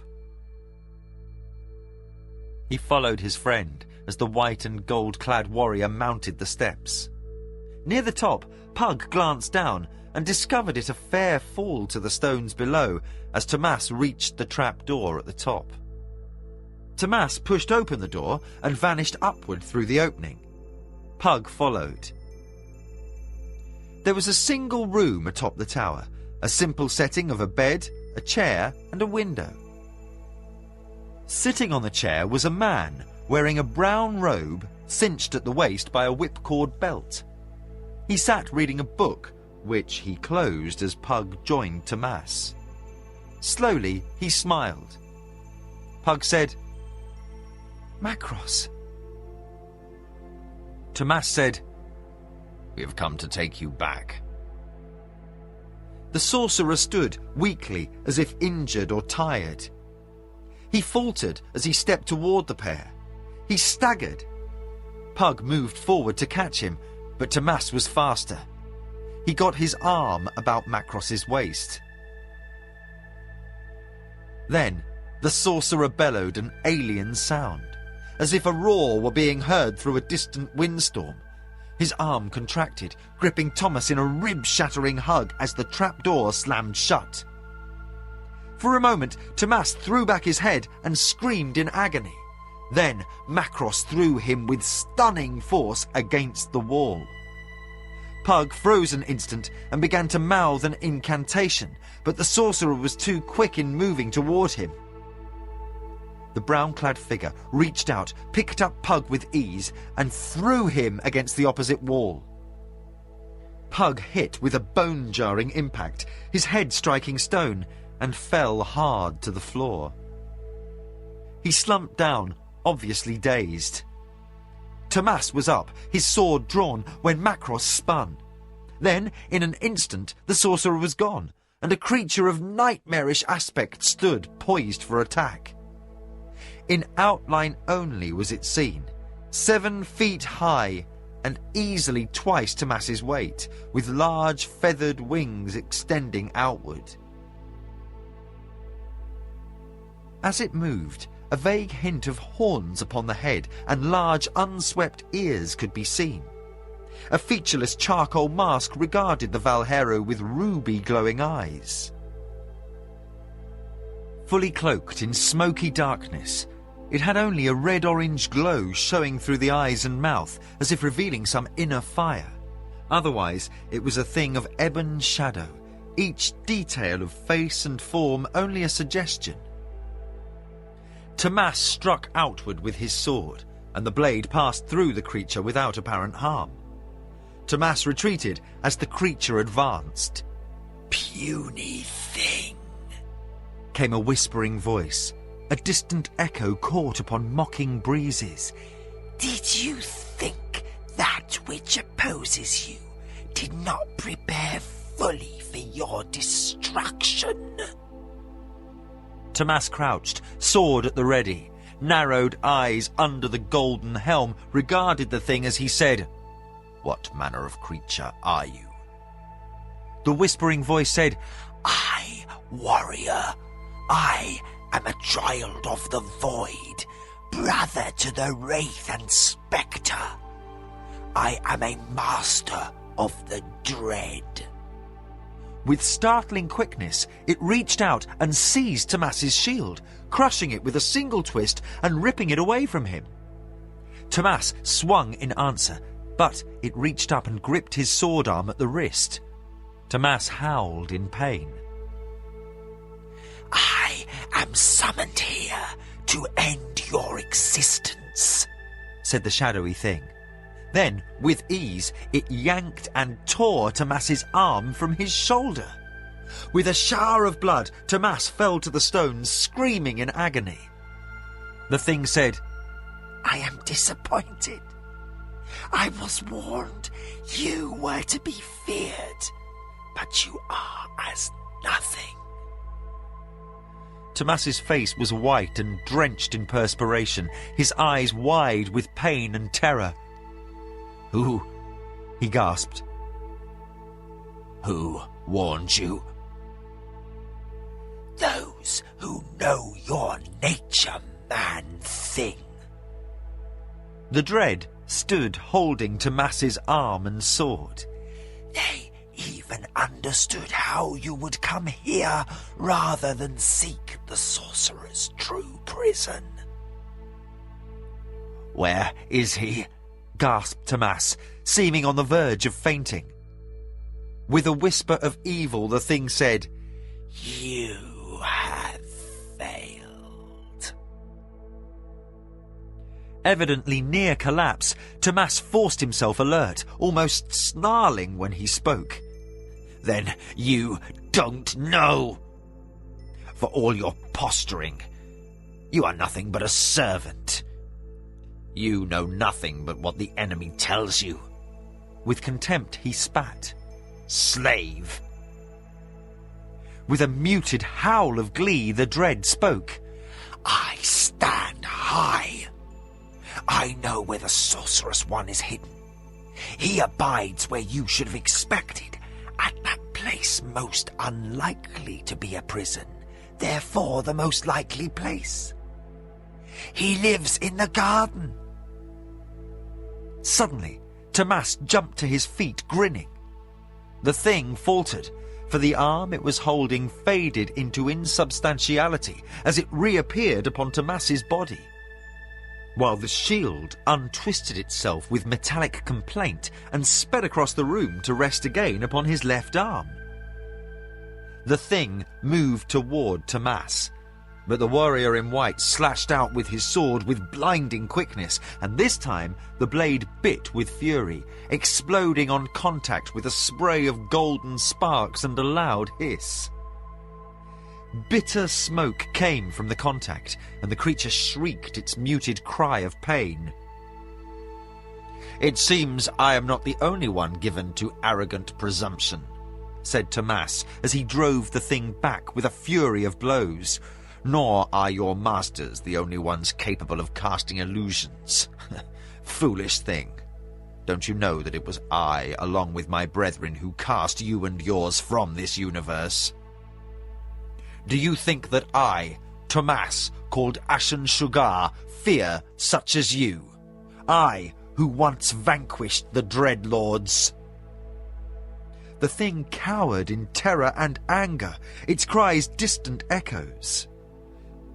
Then, with a musical tinkling, glowing clear crystalline gems erupted in the air about the creature. Each elongated rapidly, forming a latticework of transparent bars around the creature. Tomas grinned as Pug finished the mystic cage about the night-black being. The dread lashed out and sounded a muted howl of agony as it touched the transparent bars. Pug got up from where he had feigned unconsciousness and came to stand next to the creature, which attempted to reach between the glass-like bars, but recoiled instantly it touched one. It shrieked and howled, its alien voice an odd, raucous whispering. "What is this thing?" asked Pug. "A dread master, one of the unliving, a thing whose nature is alien even to the essence of our being. It comes from a strange universe at the farthest reaches of time and space, one that only a few beings can breach and survive. It eats the very substance of life, as do all its kind when they enter this universe. It will wither grass should it step upon it. It is a creature of animated destruction, second in power only to the Dreadlords, who are beings even the Valheru are cautious of. That this thing was even brought to the city forever shows that the enemy and Mamandamus have callous regard for the potential destruction they might unleash." He paused, a look of concern on his face. "It also makes me wonder what more is involved with this enemy than we have understood so far." He looked at Pug. "How are you?" Pug stretched and said, "I think I broke a rib." Tomas nodded. "It was lucky that was all you broke. Sorry, but I expected to keep it busy." Pug shrugged and winced. "What do we do with it?" He indicated the softly howling creature. We could drive it back to its own universe, but that would be time-consuming. How long will that cage stand? Pug said, normally centuries. Here, perhaps forever. Good, said Tomas, starting for the door. A terrified cry erupted from the thing of blackness. "No, master," it shouted. "Don't leave me here. I will wither for ages before I die. It will be constant pain. Even now I hunger. Release me, and I will serve you, master." Pug said, "Can we trust it?" Tomas said, "Of course not." Pug said, "I hate to visit torment on anything." You always did have a tender side to your nature, said Tomas, hurrying down the stairs. Pug came after as shrieks and curses followed them. Those beings are the most destructive in the universes, said Tomas. Anti-life. Once set free, the common dread are difficult enough to deal with. The dread masters are impossible to control. They reached the door and went outside. Tomas said, "Do you feel up to getting us back to the surface?" Pug stretched slowly, testing his tender side. "I'll manage."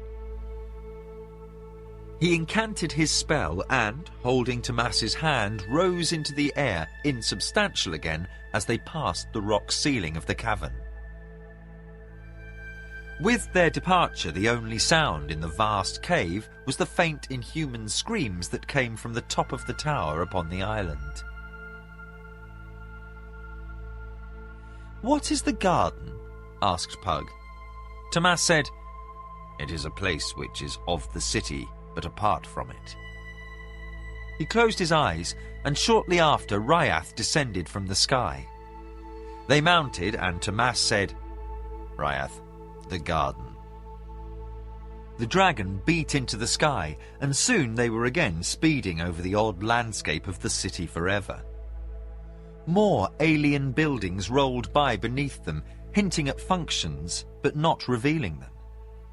In the distance, if distance could be judged in this impossible place, Pug saw 7 pillars rising from the city. At first they appeared black, but as they drew closer, Pug could see tiny flecks of light contained within.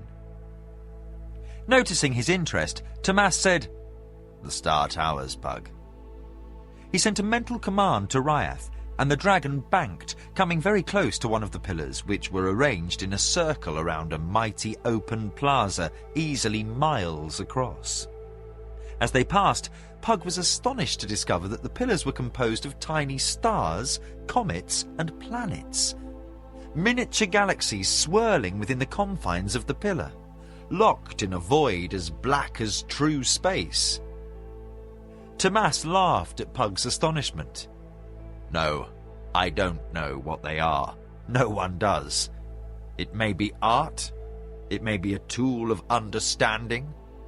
He paused and added, "It may be the true universe is contained within those pillars." As they flew away, Pug looked back at the Star Towers. "Another mystery of the city forever."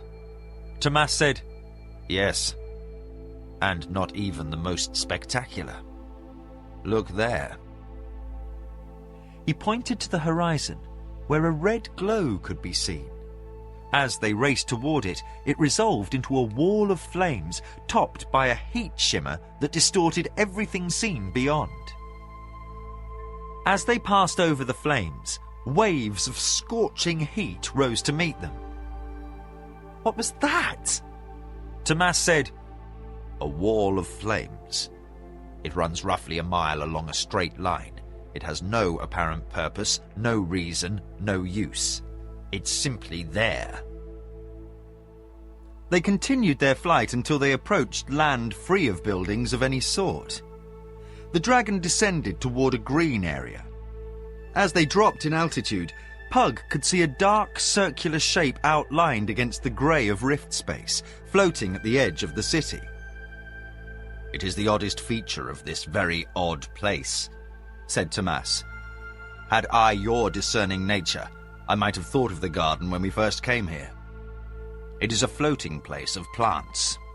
Assuming Macross's powers could have been neutralized, this is the last place from which he could escape. There are many unexpected treasures hidden throughout the city forever. Besides gold and other obvious items of wealth, there are alien machines of vast power, arcane items of might, perhaps means to return to true space. But even should means of return to Midkemia exist in the city, Macross can't get there. Pug looked down. They were 1,000 feet above the city and descending rapidly. Beyond the boundaries of the city forever, the grey of rift space could be seen. As they approached the border of the garden, Pug could see misty falls of water descending from several points along the edge. The garden was surrounded by what Pug could think of only as a moat, but instead of water flowing along the edges of the garden, there was literally nothing. The void of rift space. They passed above the edge of the garden, and Pug could see that somehow a large circle of land floated beside the city. Atop this circle of earth, a garden of lush vegetation sat, fully covering every inch of the surface. It brimmed with meandering streams which spilled over the edge. Fruit trees of every description could be seen. Pug said, "This is indeed a most improbable place." Tomas indicated a stone artifact. A bridge should stand there. At once, Pug could see that a span had indeed once arched over the moat. It had been shattered, leaving a stone foundation on the ground. Across the moat, the twin of that foundation squatted. If this place once existed upon some real world, then whoever or whatever brought it here neglected to include the river that ran around the garden. With the bridges destroyed, there's no way to leave the garden. They began a search, skimming over the trees, not only the varieties known to Pug from Midkemia, but also many he knew from Kellerwan were planted there, along with a host of bowers from other worlds never seen before. They flew past one stand of large tubular plants that began a haunting fluting, almost a musical sound in the wind from the dragon's wings. They sped above a wine-coloured stand of flowers that exploded in white as seed pods were thrown skyward to drift upon the breeze of their passing. And, as Tomas had predicted, other bridges along the perimeter of the garden were also shattered. Small animals could be seen scurrying below the brush, hiding from the potential predator that flew above. Then, another shape appeared in the heavens, heading toward them. Faster than an arrow's flight, something hurtled through the sky at them. In the instant before it closed, Ryath bellowed a bone-wrenching battle cry. It was answered. A giant black dragon attacked, claws extended, head craning forward with sheets of fire exploding from its maw. Tomas erected a barrier that prevented Pug and himself from being harmed by the flame. Ryath answered the attack, and the two creatures joined in battle. They grappled with claw and fang as they hovered above the garden. Tomas slashed out with his blade, but could not reach the other dragon. "This is an ancient beast," shouted Tomas. "His kind no longer exist upon Midkemia. No greater black has lived there in ages." "Where did it come from?" shouted Pug. But Tomas seemed unable to hear the question. Pug felt the buffeting of the black's wings, but Tomas's spellcraft was sufficient to keep them both safely seated. They would have difficulty only should Ryath not win the contest, for while Pug thought he had some idea of how the beast flew between worlds, he didn't wish to have to put those theories into practice. If Ryath fell, they might be stranded here. But the golden dragon was equal in might to the black, and Tomas punished the black every time it came close enough to be struck. Pug incanted and launched an attack of his own. As crackling energy struck the enemy dragon, the beast screamed in rage and pain, throwing back its head. Ryath seized the opening and bit upon the black's neck, bringing claws up to rip at the less protected belly. The golden dragon's fangs could only dent the heavy scales of the neck, not break them, but the claws were doing considerable damage to the black's underside. The battle carried the two mighty dragons away from the heart of the garden until they hovered near the moat. Now the black sought to escape, but Ryath's jaws held tight. Pug and Tomas felt the gold falter and begin to be dragged down. Then, suddenly, they were moving upward again. The black had collapsed, ceasing its hovering. The sudden added weight had pulled Ryath down, but she had released in time to prevent them all from being dragged downward. Pug watched as the black fell past the edge of the garden to vanish into the moat between it and the city. As he watched, the black dragon continued to fall below the city until at last it was simply a spot of black against the grey, then at last gone from sight. Pug heard Tomas say, "You fought well, Ryath. I have never ridden one so accomplished, even the mighty Shruga." Pug felt the beaming pride the dragon projected as she said, "Thou art fairly spoken, Tomas. I thank thee for thy words, but that one was an ancient male, one less mighty than I, so it was less a contest than it appeared. Had thou and Pug not crouched upon my back, I would have been less cautious. Still, thine aid and Pug's counted much." They circled above the island in the sky and began their search again. It was a large place, and the foliage was dense, but at last Pug pointed and shouted, "Tomas!" Tomas followed his friend's direction, and there, in the centre of a clearing, a figure jumped up and down, waving his arms above his head. They waved back as Tomas instructed the dragon to descend. The figure staggered back, covering his eyes from the wind the huge wings caused. He was holding a staff and wore the familiar brown homespun. It was Macross. He continued to wave at them as they came to land. His face registered resignation as the dragon touched ground. There was an odd, strangely quiet moment, and then they could hear him sigh.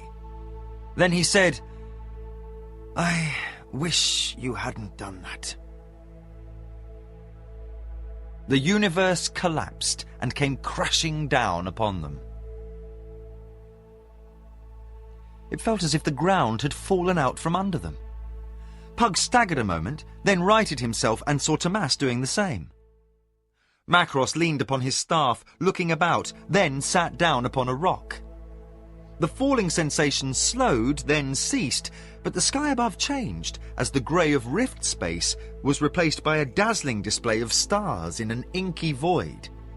Macross said, "You should do something about the air above this island, Pug. In a moment we'll not have it." Pug didn't hesitate, but incanted quickly and closed his eyes. Above them, the others could see a faint, glowing canopy come into existence. Pug opened his eyes again. Macross said, "Well, you couldn't have known." Then his eyes narrowed and his voice rose in anger. "But you should have been clever enough to have anticipated this trap." Pug and Tomas suddenly both felt such guilt as they had when boys, being reprimanded by Tomas's father for some failing in the kitchen. Pug shrugged off the feeling and said, "We thought it all right seeing you waving to us." Macross closed his eyes and leaned his head against the staff a moment, then heaved a deep sigh. "One of the problems with being my age is you look at everyone who is younger as children. And when everyone else around you is younger, it means you live in a universe of children. So you tend to scold more than is proper. He shook his head. I am sorry to be so short with you. I was trying to warn you off. If you had thought to use one of the abilities you learned from the Elder, we could have spoken despite the noise of the dragon. Then, Tomas could have lifted me up to the dragon, and we wouldn't be in this mess. Pug and Tomas exchanged guilty glances again. Then Macross said, Still, there's nothing to be done, and no gain from recriminations. At least you got here on time. Tomas's eyes narrowed. On time? You knew we were coming. Pug said, Your message to Kulgan and me said you could no longer read the future. Macross smiled. I lied. Pug and Tomas were both mute in astonishment. Macross stood up and began to pace. The truth is, when I penned my last missive to you, I could see the future, but now I really can't anymore. I lost the ability to know what was to happen when my powers were stripped away. Your powers are gone, said Pug, understanding at once what a staggering loss that would be to Macross. Above all others, Macross was the master of magic arts, and Pug could only imagine what it would feel like to be suddenly stripped of that which gave definition to your being, your existence, and nature. A magician without magic was a bird without wings. Pug locked eyes with Macross for a moment, and they both knew there was a bond of understanding. In a lighter tone, Macross said, Those that put me here couldn't destroy me. I'm still a tough old walnut, but they could neutralize me. Now, I am powerless. He pointed to his head. But I've my knowledge, and you've the power. I can guide you like no other in the universe, Pug. He took a deep breath. I can gauge the situation based on superior information to that which you presently possess. I know more of what faces us than anyone in the universe save the gods. I can help. How did you come to this place? Asked Pug. Macross motioned for them to sit, and they did. To Ryath, the mage said, Daughter of Ruach, there is game, though scant, upon this island of plants. If you are clever, you shall not starve. The dragon said, I shall hunt. Where the limit of the protective shell I've erected about the garden, warned Pug. I shall, answered the dragon as she took wing. Macross looked at the pair and said, When you and I closed the rift, Pug, you directed shattering energies for my use. As a byproduct of that business, I was suddenly a beacon in the black to that which strove to pierce the barrier between worlds. The enemy, said Pug. Macross nodded. I was seized, and a battle ensued. Fortunately, as powerful as what I face is, was not without powers of my own. Pug said, I remember watching you in the vision upon the Tower of Testing, turning aside the warped rift that threatened to allow the enemy to regain that universe. Macross shrugged. You live long enough, you learn a few things. And I may be unkillable. The last was said with a note of regret. In any event, we battled for some time.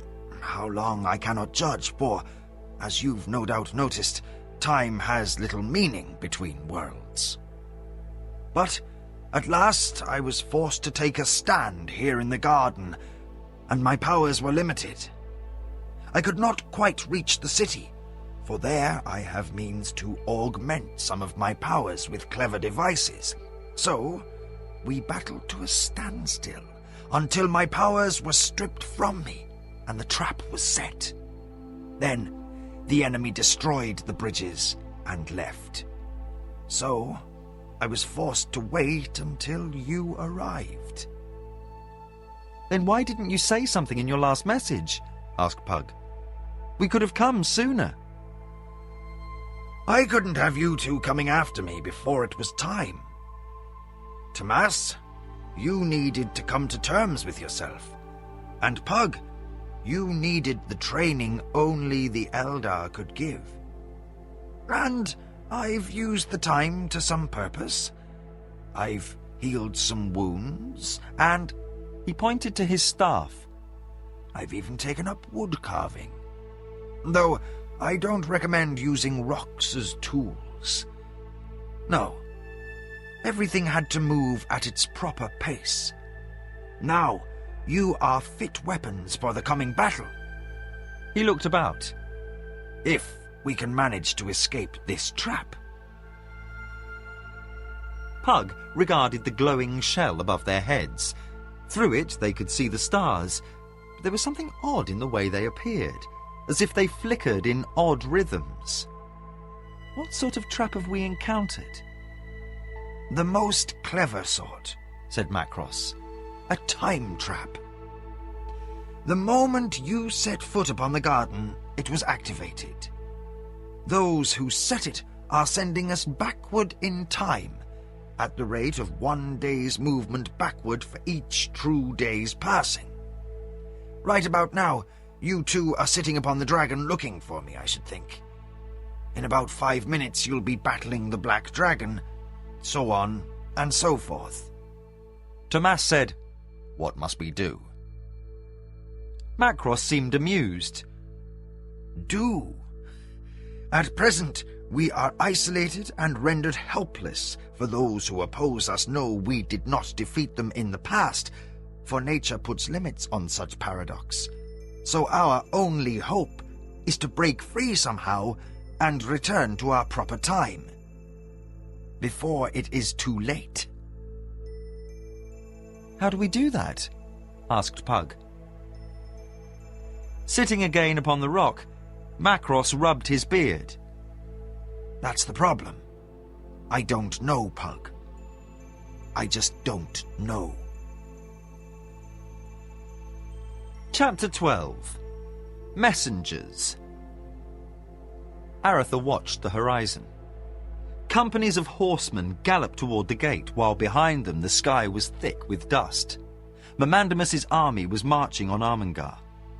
The last of those coming from the kraals and steadings were reaching the gates, with herds of cattle and sheep, wagons loaded with crops, all lumbering into the city.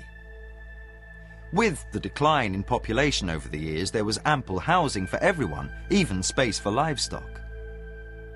For 3 days, Guy, Amos, Armand de Sévigny and the other commanders had been leading skirmish parties to slow the advancing columns, while those called to Armengar reached the city.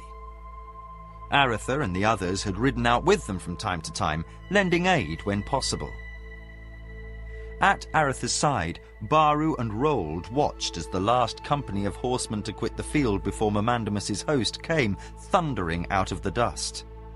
Baru said, The Protector. One Eye's cutting it close this time, said Rold. Behind the dashing horsemen, goblins on foot and Moradel cavalry followed closely. The Dark Elves quickly left their goblin allies behind as they chased Guy's company. But just as they overtook the last rider, archers from another company wheeled and began shooting over Guy's men, raining arrows down upon the Moradel. They broke and retreated, and both Armengarian companies were again dashing for the gate. Aretha spoke quietly. Martin was with them. Jimmy and Locklear came hurrying along, Amos a short distance behind. The former sea captain said, De Sévigny says that if anyone is going to make the run to Yarbon, they have to leave tonight. After that, all the patrols in the hills will fall back to the redoubts upon the cliff tops. By midday tomorrow, There will be only dark brothers and goblins in the hills out there. Aretha had at last agreed with Baru's plan to carry word south. All right, but I want some last words with Guy before we send anyone. If I know One Eye, said Amos, and I do, he'll be standing by your side within minutes of the gates closing. True to Amos's prediction, as soon as the last stragglers were safely through the gates, Guy was up on the wall studying the approaching army. He signalled, and the bridge across the moat was retracted, slowly disappearing into the foundation of the wall. Looking down, Roald said, I was wondering how that would be taken care of. Guy motioned toward the now unbroken moat. A drawbridge can be lowered from the outside. This one has a winch below the gatehouse which can be operated only from there. He said to Aretha, We have miscalculated. I thought we'd face only 25,000 or perhaps 30. How many do you judge? Asked Aretha. Martin and Brianna came up the stairs as Guy said, Closer to 50. Aretha looked at his brother as Martin said, Yes, I've never seen so many goblins in Moradel, Aretha. They're coming down the slopes and out of the woods like a flood. And that's not all. Mountain trolls, entire companies, and giants. Locklear's eyes widened. Giants? He threw Jimmy a black look as the older boy elbowed him quiet. How many? Asked Amos. Guy said, It appears several hundred. They stand a good 4 or 5 feet above the others. In any event, if they are scattered about in equal numbers, several thousand have come to Mamandamus's banner. Even now, the bulk of his army is still in camp north of the Vale of Isbandir, at least a week away. This coming towards us is only the first element. By tonight, 10,000 will camp opposite our walls. Within 10 days, there will be 5 times as many.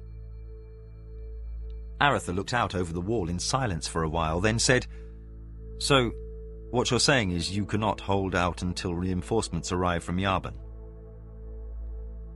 If this were an normal army, I'd say we could, answered Guy. But past experience tells us Mamandamus will bring some tricks to bear. By my best guess, he's allowed only 4 weeks for sacking the city.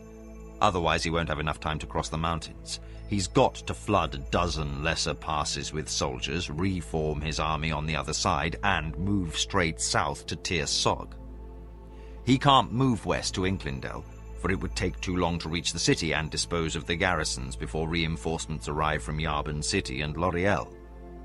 He needs to establish himself in the kingdom quickly, ready for a spring campaign. If he tarries here even more than a week beyond that schedule, he risks the possibility of being caught in the mountains with early snows.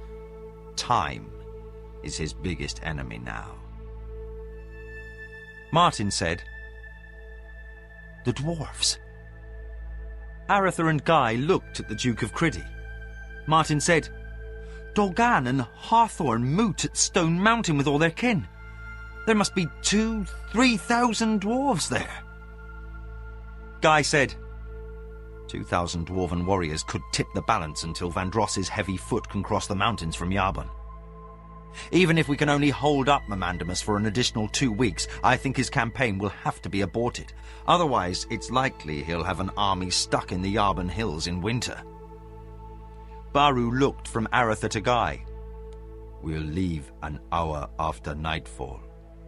Martin said, I'm going with Baru, and we'll travel to Stone Mountain. Dolgan knows me.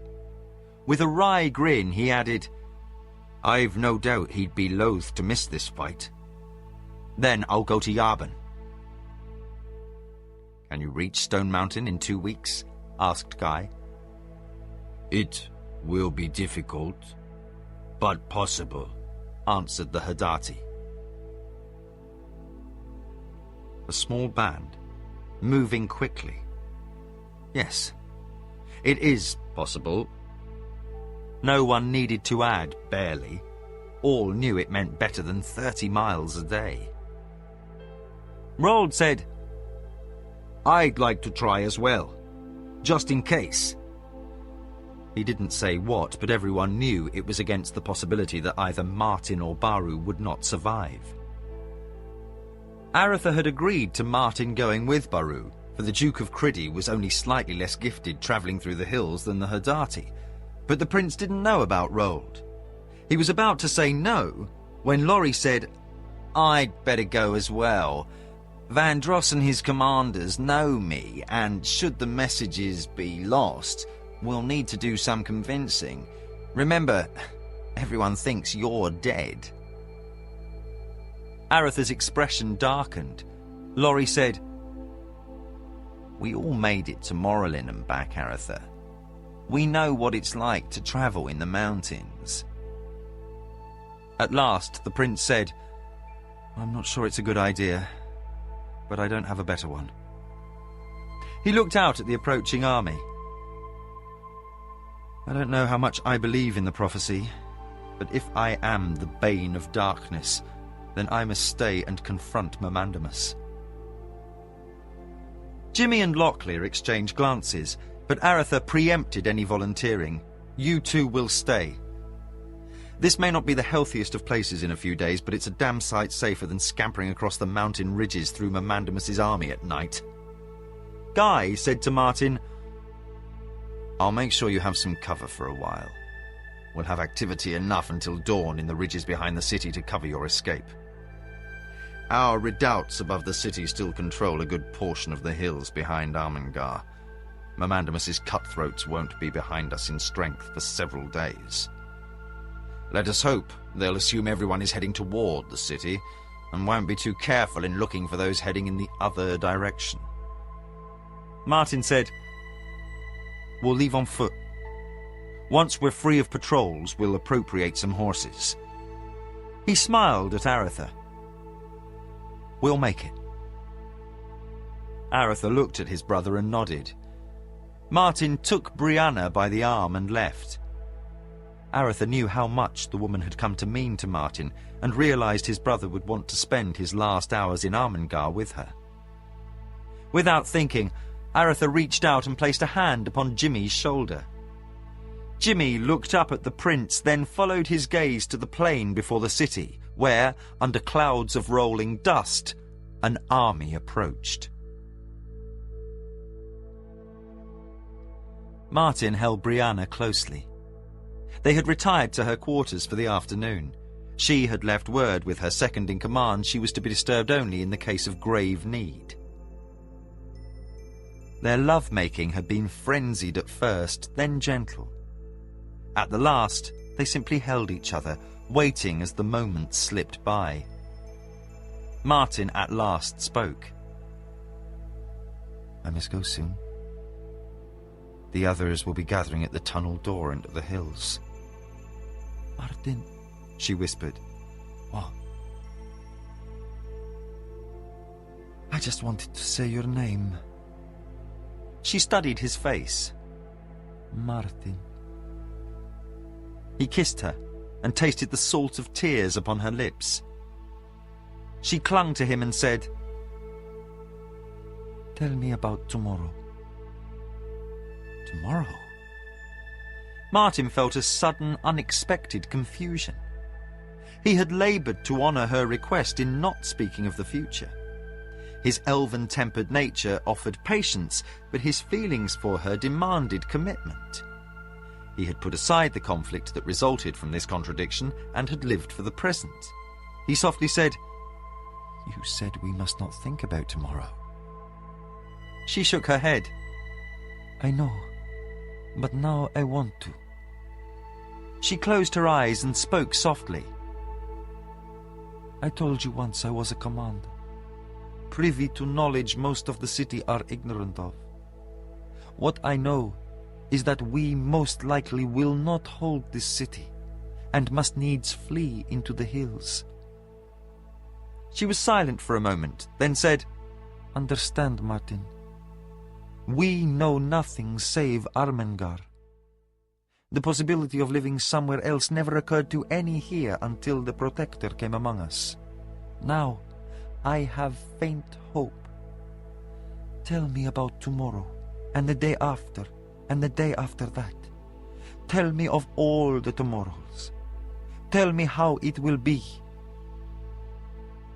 He nestled down into the covers, gently cradling her head upon his chest, feeling a hot flush of love and urgency rise up within himself.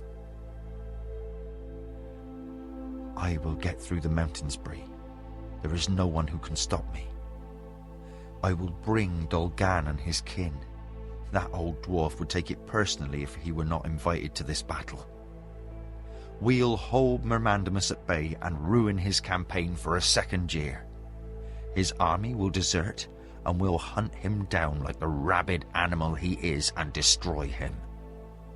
Vandross will send his army from Yavin to bolster yours, and you'll be safe. You'll have time for your children to be children." And what of us? Ignoring the tears that coursed down his cheeks, he said, "You'll leave Armengar and come to Criddy.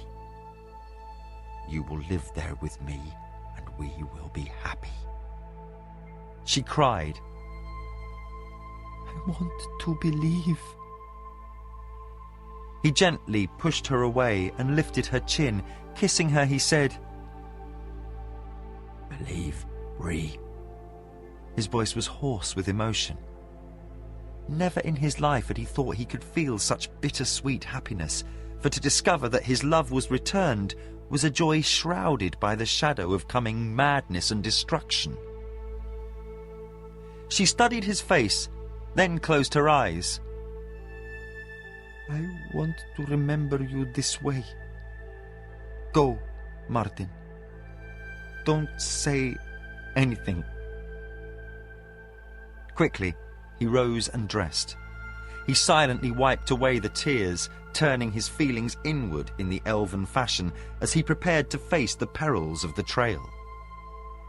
With a long last look at her, he quit her chambers.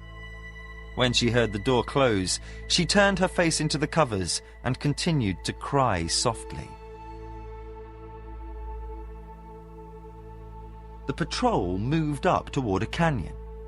It had ridden out as if making a final sweep of the area before retreating behind the upper redoubts that protected the cliffs above the city. Martin and his 3 companions crouched down in the shelter of a large rock formation, waiting. They had left the city by the secret passage from the keep that cut through the mountain behind Armengar. Reaching a position along the patrol's route, they hid in a narrow draw a short distance from the canyon. Blutarch lay silently, Baru's hand upon his head. The Hadarti had discovered the source of Armengarian indifference to his possession of the dog. It was the first time a beast hound had survived its master in the memory of those of Armengar, and, as the dog seemed to accept Baru as his master, no one objected. Martin whispered, "Wait." Long moments dragged by. Then the soft footfalls coming out of the darkness could be heard. A squad of goblins hurried by, moving with no light and little noise as they shadowed the route of the patrol. Martin waited until they vanished down the ravine, then signalled. At once, Baru and Blutarch were up, running across the draw. The Hadarti jumped to the upper edge of the shallow wash and reached down as Blutarch leaped. With a helping hand from the hillman, the huge beast hound cleared the rim of the small depression. Laurie and Rold sprang for the edge, followed a moment later by Martin. Then Baru was leading them along a naked ridge. For terrible long moments they ran in a crouch, exposed to the view of anyone who might look their way, until they could jump down into a small crevice. Baru looked one way and the other as his companions landed beside him. With a curt nod, he led them away toward the west and Stone Mountain. For 3 days they moved, making cold camp at first light, hiding in a cave or in a blind draw until nightfall, when they would be off again. Knowing the way helped. for they avoided many of the false trails and other paths which would lead them away from the true route. All about them was proof Mamandamus's army was sweeping the hills, ensuring they were clear of Armengarians. 5 times in 3 days they had lain in hiding as mounted or foot patrols passed by. Each time the fact of their hiding motionless rather than fleeing for Armengar saved them. Aratha had been right. The patrols were looking for stragglers heading for the city, not for messengers on the way out. Martin was sure that was not always going to be the case. The next day, Martin's fears were borne out, for a narrow pass impossible to get around was guarded by a company of Moradel. A half-dozen hill clan Moradel sat about a campfire, while 2 more were posted as guards near their horses. Baru had only narrowly avoided being spotted, the warning from Blutarch the only reason he had blundered into view. The Hadati lay back against a boulder, holding up 8 fingers. He motioned that 2 stood atop rocks and pantomimed looking. He then held up 6 fingers and squatted, pantomiming eating. Martin nodded. He motioned passing around the position. Baru shook his head.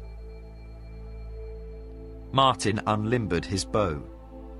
He took out 2 arrows, putting one between his teeth as he nocked the other. He held up 2 fingers and pointed to himself, then pointed to the others and nodded. Baru held up 6 fingers and motioned he understood. Martin calmly stepped out into view and let fly with his first arrow. One of the dark elves flew backward from the top of his stone perch, while the other started to jump down. He had an arrow in his chest before he landed. Baru and the others were already past Martin, weapons drawn. Baru's blade whistled through the air as he slashed out, killing another Moradel before he could close. Blutarch had another down on the ground. Roald and Laurie engaged 2 others, while Martin dropped his bow and pulled his sword. The fight was furious, as the Moradel quickly recovered from the surprise. But as Martin engaged another, the sound of hoofbeats could be heard. One Moradel had been left without an opponent, and he had chosen to leap to his saddle. He spurred his horse and rode past the attackers before he could be prevented. In short order, Martin and his companions had dispatched the other Moradel, and the campsite was silent. Damn! Martin swore. Baru said, "It could not be helped. If I'd stayed with my bow, I could have brought him down. I was impatient," he said, as if that was the worst possible error. Well, there's nothing for it now, as Amos would say. We've their horses, so let's use them. I don't know if there are any more camps beyond, but we'll need speed now, not stealth. That Moradel will be back here shortly with friends. His sort of friends, Laurie added as he mounted. Roald and Baru were also quickly up, and Martin cut the cinches on the remaining 3 horses. They can have the horses, but they'll have to ride them bareback. The others said nothing, but this petty act of vandalism indicated most clearly how angry Martin was with himself over the Moradel's escape. The Duke of Criddy sighed, and Baru ordered Blutarch out ahead. The dog ran down the trail, and the riders followed quickly after. The giant turned his head as Martin's arrow struck between the shoulders. The 10-foot-tall creature staggered back as another arrow took him in the neck. His 2 companions lumbered toward Martin while he fired a 3rd arrow into the stricken giant as he collapsed. Baru had ordered Blutarch to stand, for the huge humanoids wielded swords the size of a human greatsword, easily sufficient to cleave the large dog in 2 with a single blow. For all their shambling movement, the hairy creatures could lash out with enough speed to make them very dangerous. Baru ducked to a squat as the sword passed over his head, then lashed out with his sword as he leaped past his towering opponent. In a single stroke, he hamstrung the creature, causing it to fall. Between them, Roald and Laurie had the third giant on the defensive, and they kept him backing up until Martin could kill him with the bow. When all three lay dead, Laurie and Roald fetched the horses. Plutarch sniffed at the corpses, growling low in his throat. The giants looked roughly man-like, but averaged 10 to 12 feet tall. They bulked heavier than a human in proportion and were all uniform, with their black hair and beards. The Hadaati said, "The giants are usually aloof from men. What power do you think Mamandamus holds over them?" Martin shook his head. "I don't know.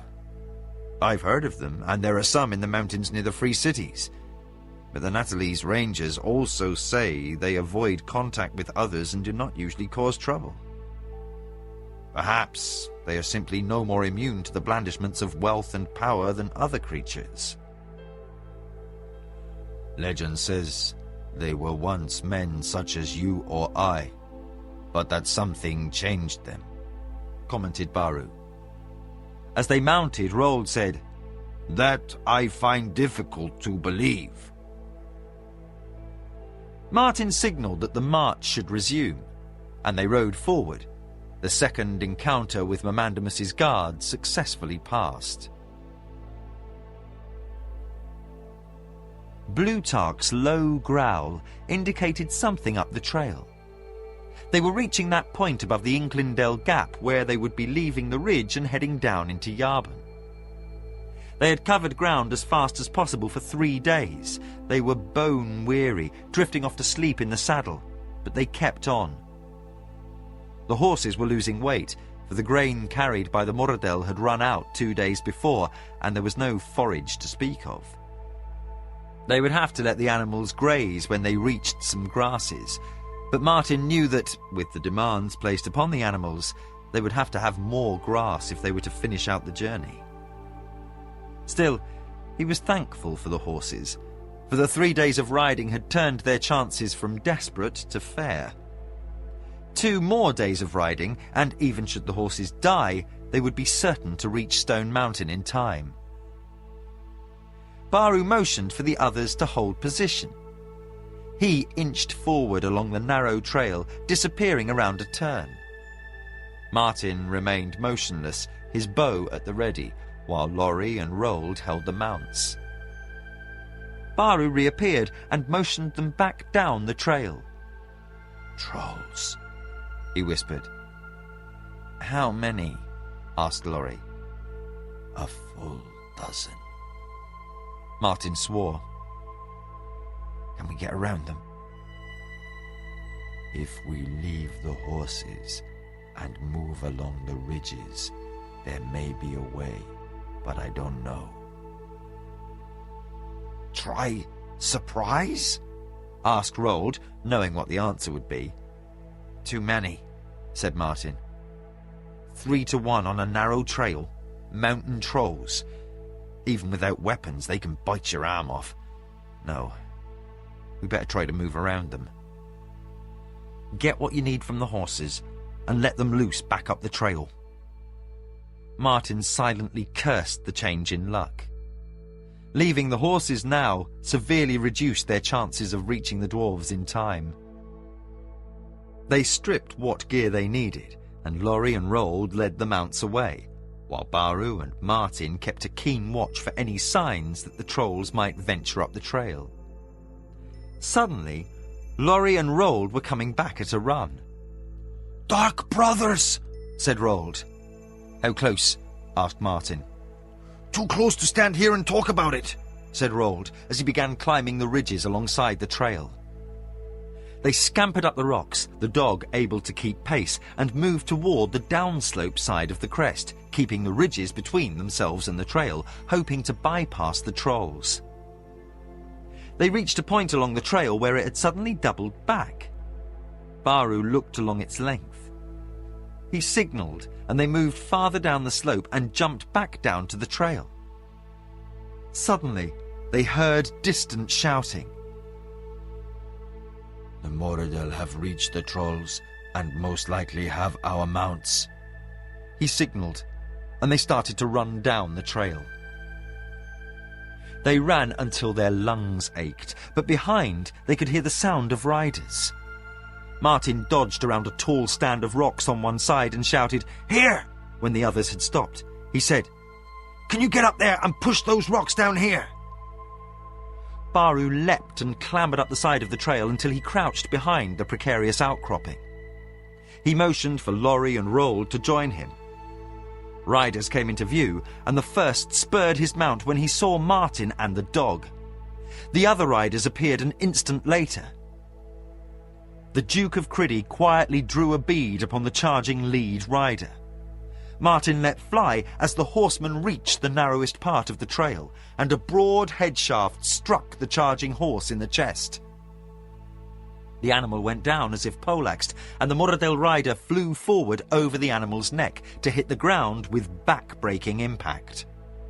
The second horse struck the fallen one and threw another rider. Martin saw that rider dead with another arrow.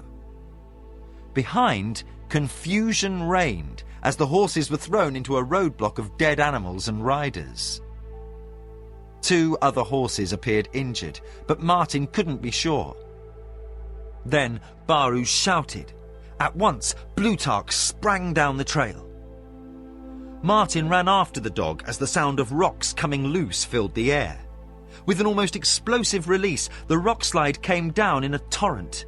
Martin could hear his companions swearing and yelling as a rain of small rocks bounced down the trail beside him. Martin halted to observe the fall of rock. Dust filled the air, clouding his vision. Then, as the dust began to settle, he could hear Laurie calling his name. He dashed back and began to climb the slide. At the top, hands grabbed him, and through watering eyes he saw Laurie. "Roald!" he said, pointing. The mercenary had lost his footing, sliding down the hillside to land on the wrong side of the rocks blocking the road. He sat with his back to the fall, facing up the trail to where the Moradel and trolls regrouped. "We'll cover for you!" shouted Martin. Roald turned, and with a grim smile shouted, "Can't! My legs are broken!" He pointed to where his legs stretched out before him, and Martin and Laurie could see the blood beginning to pool. Bone was visible through one trouser leg. He sat with his sword in his lap, daggers held ready to throw. "Get along! I'll hold them up a few minutes! Get away!" Baru came up beside Laurie and Martin. "We must get away," said the Hadati. Laurie said, "We won't leave you!" Roald shouted, but his eyes were fixed up the trail where vague shapes moved through the dust. "I always wanted to die a hero! Don't spoil it for me, Laurie! Make up a song! Make up a good one! Now get out of here!" Baru and Martin pulled Laurie down the rocks, and, after a moment, he came willingly. When they reached the place where Blutarch waited, Laurie was the first to begin the run down the trail. His face was a grim mask, but his eyes were now dry. Behind, they could hear the shouts of the trolls and Moradel, accompanied by cries of pain, and they knew Roald was giving a good account of himself. Then the sounds of struggles ceased. Chapter 13. First Blood. Trumpets sounded. Armengarian bowmen looked out upon the host that stood ready to assault the city. For 6 days they had waited for the attack, and now it was underway. Again, a goblin trumpeter sounded the call, answered up and down the line by other horns. Drums beat, and the order for attack was given. The line of attackers rolled forward, a living wave ready to beat against the walls of Armengar. At first, they moved slowly. Then, as those in the van began to run, the host surged forward.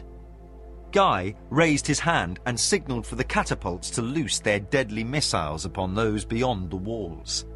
Stones flew overhead in a high arc to crash down upon the attackers. Goblins sprang over the bodies of fallen comrades. This was their third assault upon the city since dawn. The first attack had broken before they had reached the wall. The second had carried the attackers to the moat, but there they had broken and run. They came forward until they were at the limit of the archers' range. Guy ordered the bowmen to fire. A rain of arrows descended upon the goblins and Moradel. Hundreds fell, some dead, others wounded, but all were trampled under the boots of those who came behind. And still they came forward. Orders were given, and scaling ladders were brought up to be placed upon heavy platforms thrown across the moat. The ladders were raised only to be pushed back by long poles. In futile effort, the goblins were again and again seeking to climb the ladders, while death rained down from above. Guy signalled, and buckets and cauldrons of scalding hot oil were poured down upon the attackers. The rain of stones, arrows, oil, and flame became too intense for the attackers to survive. Within minutes, trumpets sounded from behind the lines, and Mamandamus's forces were in full retreat. Guy ordered a ceasefire. He looked down at the litter of bodies below the castle, hundreds of dead and wounded. Turning to Amos and Aratha, he said, "Their commander is without imagination. He wastes lives." Amos pointed to where a company of Moradel sat atop a hillock, observing the assault. What he does is count our bowmen. Guy swore. "I must be slipping. I didn't see them." Aratha said, "You've gone without sleep for 2 days. You're tired." Guy said, "And I'm not as young as I used to be." Amos laughed. You never were. Amon de Sevigny came up and reported, "There's no activity along any sector, and the redoubts along the back of the cliff report nothing of note behind us." Guy studied the setting sun. "We'll be done with them for this day. Order the companies down in turn and get them fed. I'll want watches of 1 in 5 this night. We're all tired." Guy walked along the wall to the stairs leading downward, the others following. Jimmy and Locklear came hurrying up the stairs, wearing leather armour provided by the Armengarians. Aratha said, "Pulling first watch?" "Yes," said Jimmy. "We traded with a couple of fellas we met." Locklear said, "The girls are on first watch too." Aratha roughly tousled the grinning Locklear's hair and sent him after Jimmy. Reaching the bottom of the stairs, he said, "We've got a full-blown war raging around us, and he thinks of girls." Amos nodded. We were that young once, though I'd be hard-pressed to remember that far back. Though it does remind me of this time. I was sailing down the lower Keshian Delta near the Dragonlands. Aratha smiled as they headed for the common kitchen. Some things had not changed, and Amos's storytelling was one of them. And at this time, that was a welcome fact.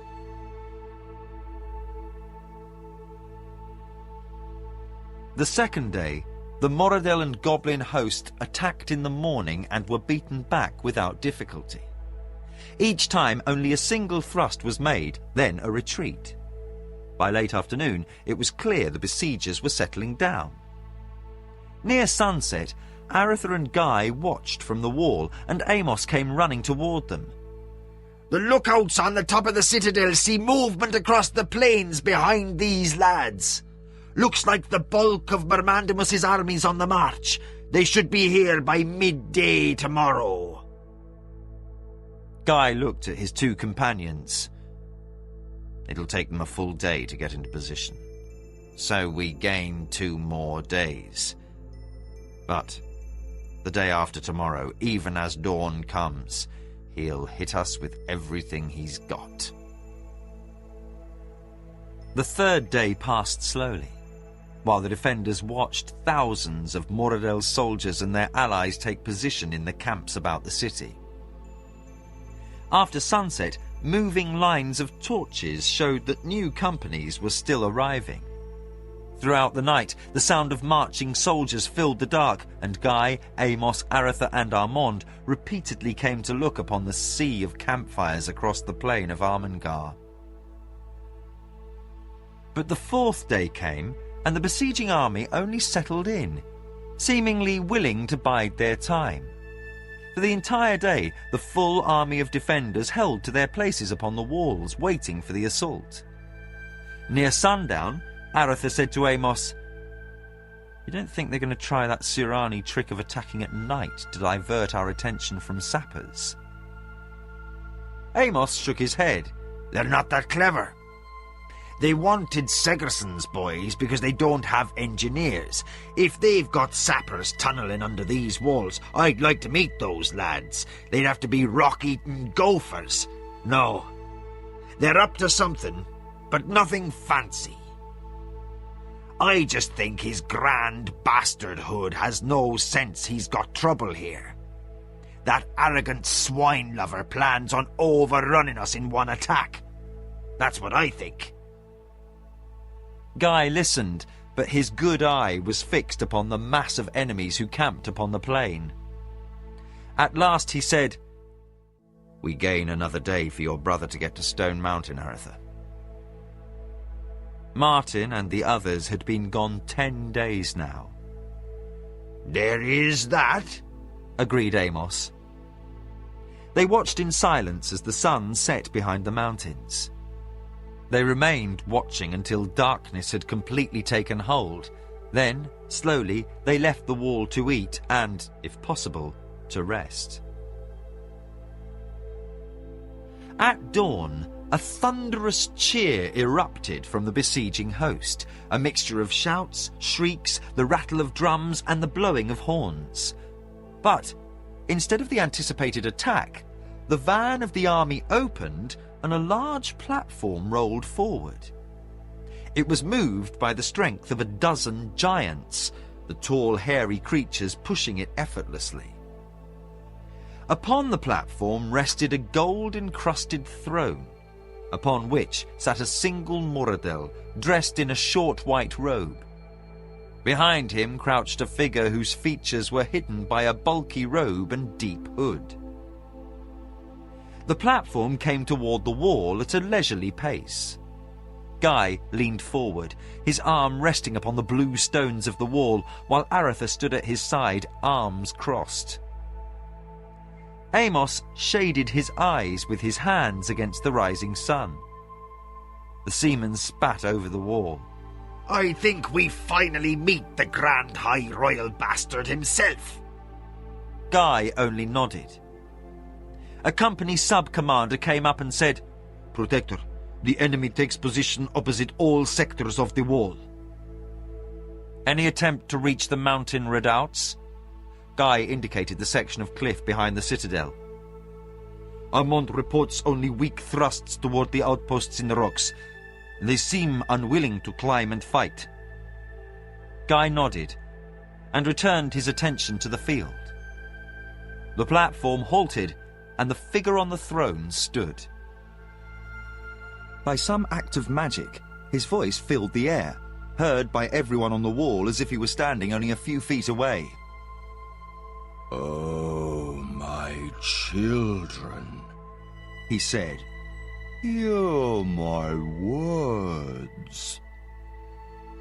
Aretha looked at Amos and Guy in wonder, for this Mamandamus spoke music. The very sounds of his words were etched with the warmth of a lute's melody. "We share the destiny of tomorrow. Stand in opposition to fate's will, and you risk utter destruction. Come, come, let all differences be put aside." He signalled, and a company of human riders came trotting up to stand behind him. "Here, Can you see? With me already are those of your kindred who understand our destiny. I welcome all who will willingly serve. With me, you shall find a place of greatness. Come, come, let us put aside the past. You are but my misguided children. Amos snorted. My old pa was a scoundrel, but that's an insult. Come. I welcome any who will join.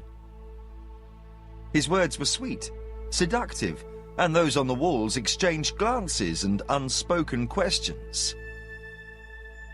Guy and Aretha looked about, and Dubaz-Tira said, "There's art and power in his voice. Look, my own soldiers are thinking maybe they won't have to fight." Amos said, Ready, catapults!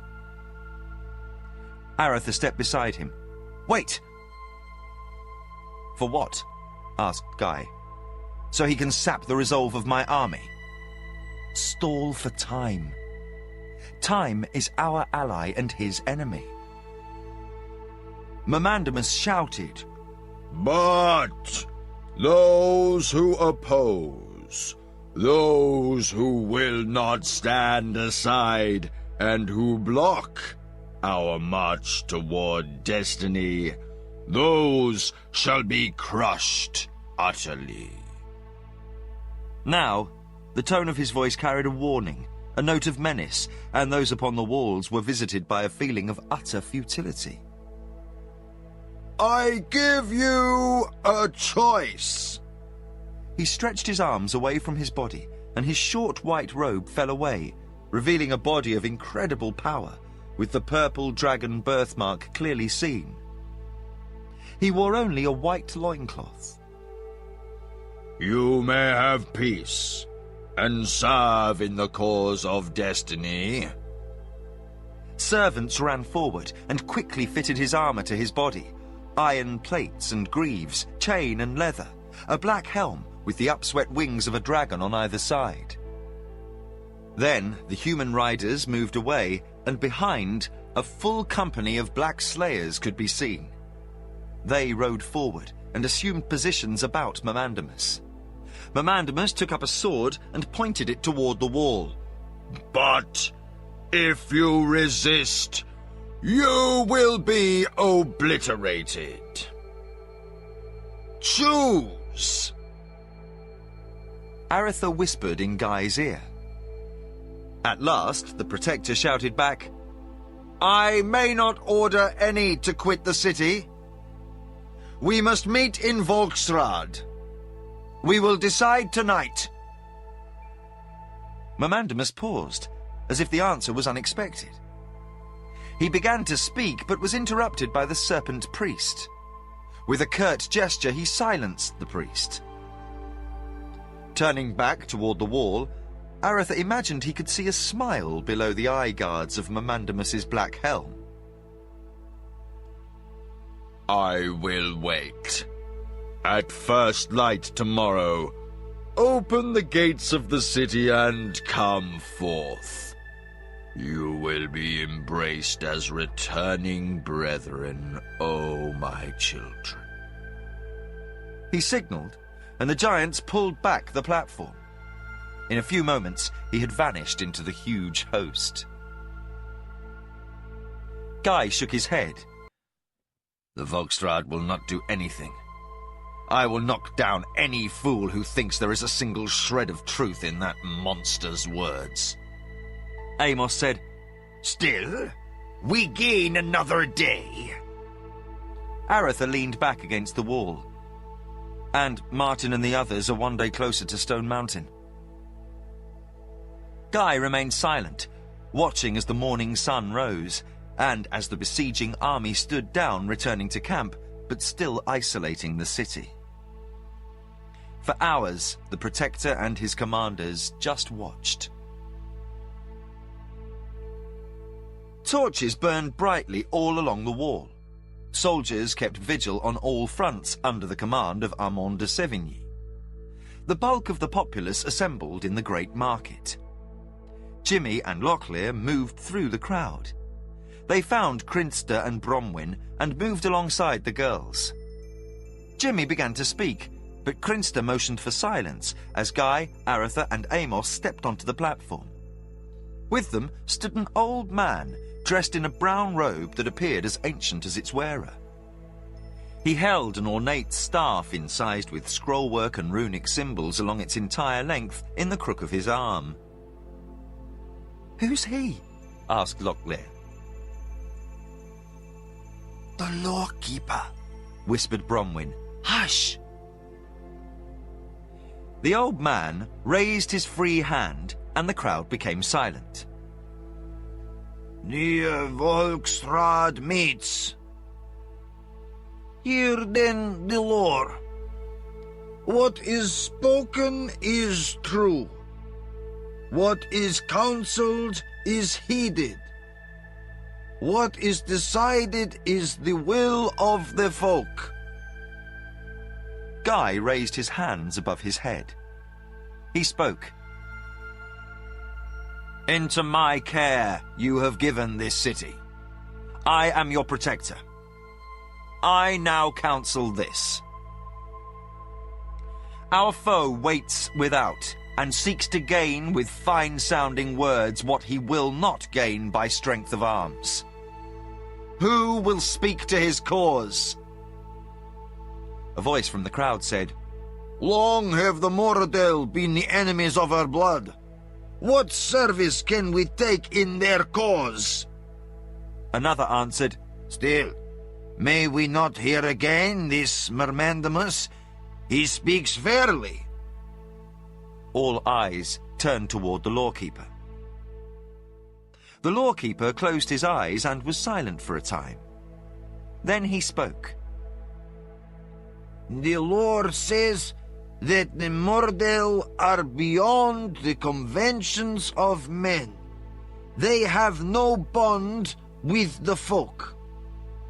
But in the 15th year, the Protector Beckensman did meet with one called Turanalor, chieftain of the clan Badger Moradel in the Vale of Isbandir, and a truce during Banopis was established. It lasted for 3 midsummers. When Turanalor vanished in the Eder forest during the 19th year, his brother Ulmslaskor became chieftain of Clan Badger. He violated the truce, killing the entire population of Dibria's Kral. He seemed to evaluate the traditions as he knew them.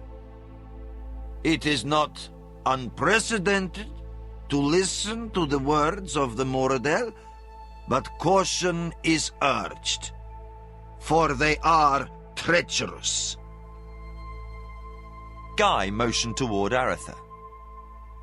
This man you have seen. He is Aretha, a prince of the kingdom that once you counted enemy. He is now our friend. He is a distant kinsman of mine. He has had dealings with Mamandamus before. He is not of Amangar. Will he be given voice in the Volksraad? The lawkeeper raised his hand in question. A chorus of affirmation sounded, and the lawkeeper indicated the prince could speak. Aretha stepped forward. "I have battled against this fiend's minions before." In simple words, he spoke of the Nighthawks, the wounding of Anita, and the journey to Morolin. He spoke of the Moradel chieftain Murad, who was slain by Baru. He spoke of the terrors and evils seen, all fashioned by Mamandamus. When he was done, Amos raised his hands and spoke. I came to you sick and wounded. You cared for me, a stranger. Now I am one of you. I speak of this man, Arthur. I lived with him, fought beside him, and learned to count him friend for 4 years. He is without guile. He has a generous heart, and his words can be counted as bond. What he has said can only be the truth. Guy shouted. What can our answer be? Swords were lifted and torches brandished as a chorus of shouts echoed across the great market. No! Guy waited while the host of Armengar cried out their defiance to Mamandamus. He stood with hands fisted, black gauntlets held high above his head, while the sound of Armengar's thousands washed over him. His single eye seemed alight, and his face was alive, as if the courage of the city's populace was sweeping away his fatigue and sorrows. To Jimmy, he looked a man renewed. The lawkeeper waited until the din died, then said, The Volksraad has decreed the law. This is the law. No man will quit the city to serve this Mermandamus. Let no man violate the law. Guy said, Return to your places. Tomorrow, the battle begins in earnest. The crowd began to disperse, and Jimmy said, I didn't doubt this would happen for a minute. Locklear said, Still, that dark brother with the beauty mark has a way with words. Bronwyn said, True, but we have fought the Moradel since the beginning of Armengar. There can be no peace between us. She looked at Locklear, a serious expression on her pretty face. When are you to report? He said, Jimmy and I have duty at first light. She and Crinster exchanged glances and nods. Bronwyn took Locklear by the hand. Come with me. Where? I have a house we may stay in tonight. Firmly she led him away from his friend through the evaporating press of the Volksraad. Jimmy glanced at Crinster. He's never... She said, Neither has Bronwyn. She has decided if she is to die tomorrow, she will at least know one man. Jimmy thought for a moment. Well, at least she's picked a gentle lad. They'll be good to each other. Jimmy began to move and was halted by Crinster's restraining hand. He looked back to find her studying his face in the torchlight. I also have not known the pleasures of the bedchamber, she said. Jimmy suddenly felt the blood rise in his face. For all the time spent together, Jimmy had never been able to get Crinster off alone. The four had spent hours together with some mock passion in dark doorways, but the girls had always managed to keep the two squires under control. And always there had been a sense that it was all somehow play. Now, suddenly, Jimmy knew there was no more play.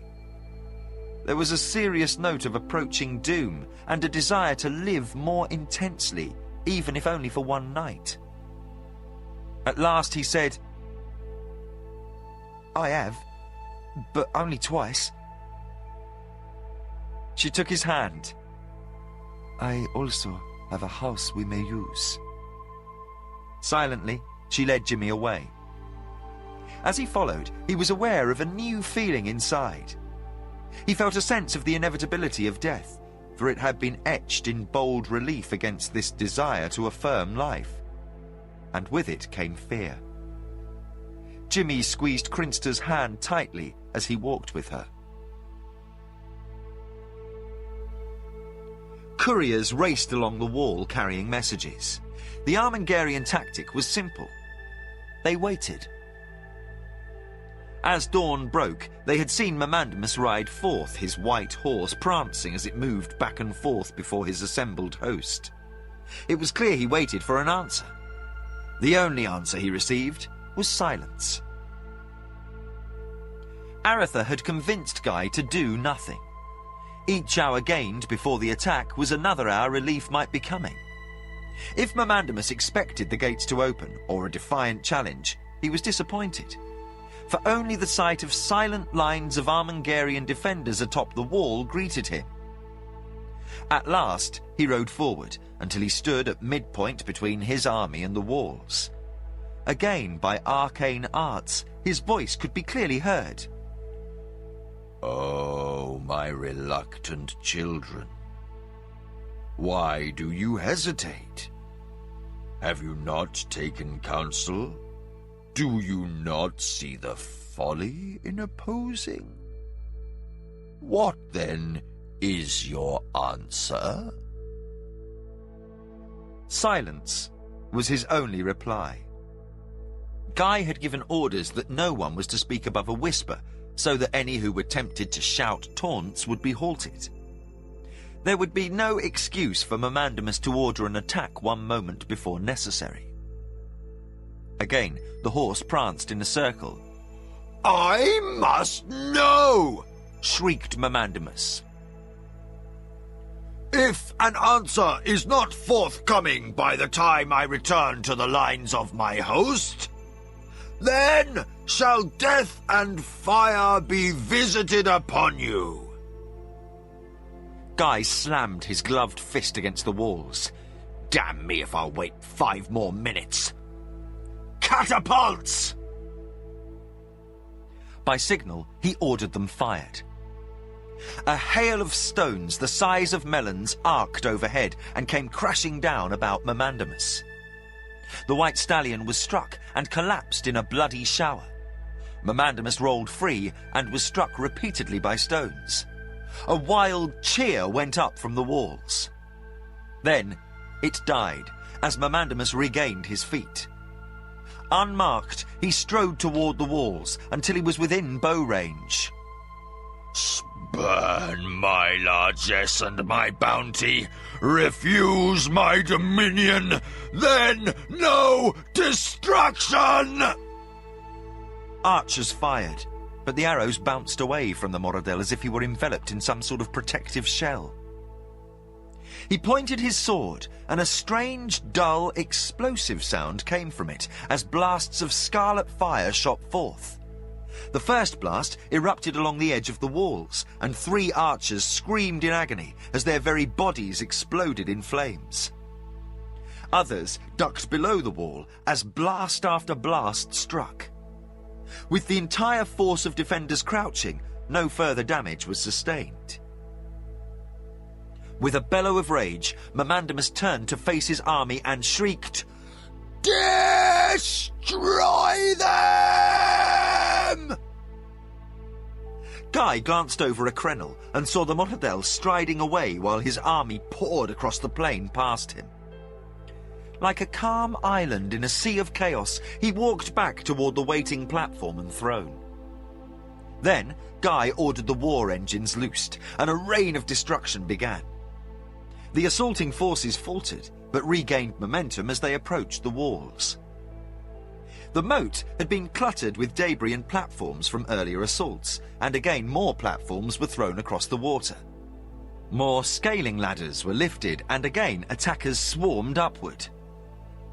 Giants ran forward, pushing odd-looking boxes, some 20 feet on a side and 10 feet high. These rolled on wheeled platforms with long poles extending to the front and rear, bumping over the rough terrain and falling bodies. When they were near the wall, some mechanism was triggered, for the poles moved under the boxes, lifting them upward to a level with the top of the wall. Suddenly, the fronts of the boxes fell forward, forming a platform, and goblins came swarming out to stand upon the walls of Armengar, while rope ladders were lowered from the boxes so more invaders might climb up. At dozens of points along the wall, this tactic was repeated until hundreds of Moradel, goblins and trolls fought in bloody hand-to-hand combat with the defenders of the city.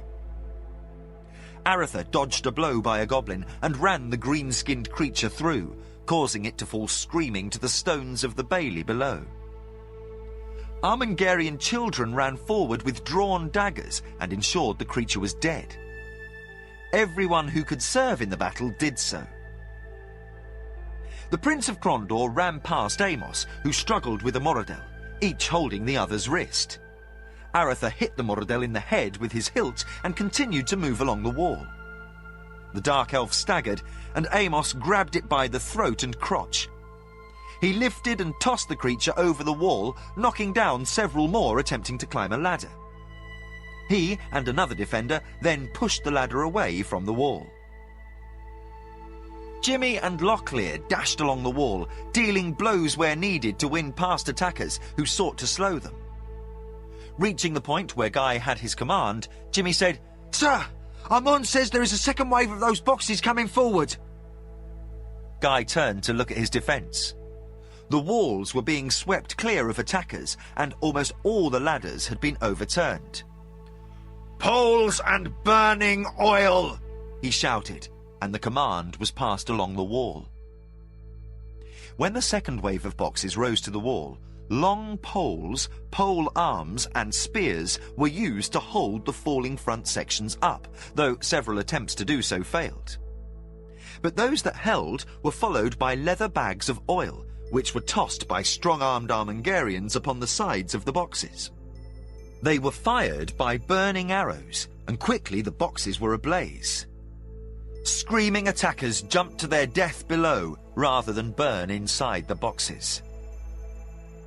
Those few companies of Moradel who gained the walls were quickly disposed of, and within an hour of the first assault, the retreat sounded from the field.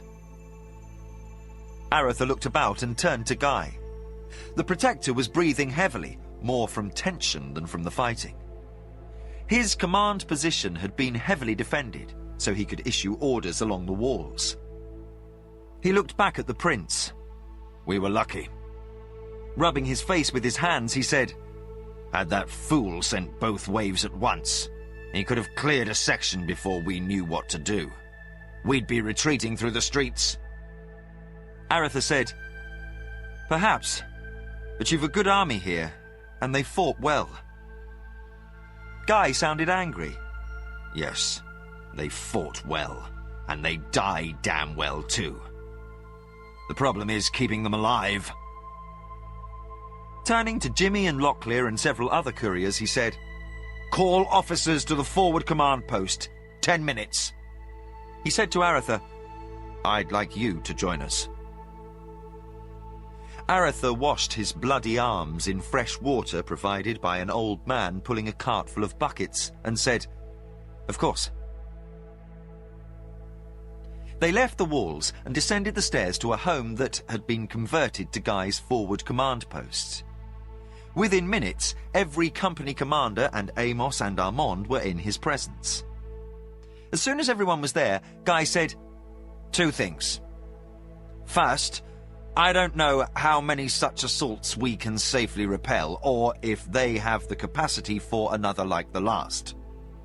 Had they been a little more intelligent in their use of those damn boxes, we'd be fighting them in the streets now. We might repulse a dozen more such attacks, or the next could finish us.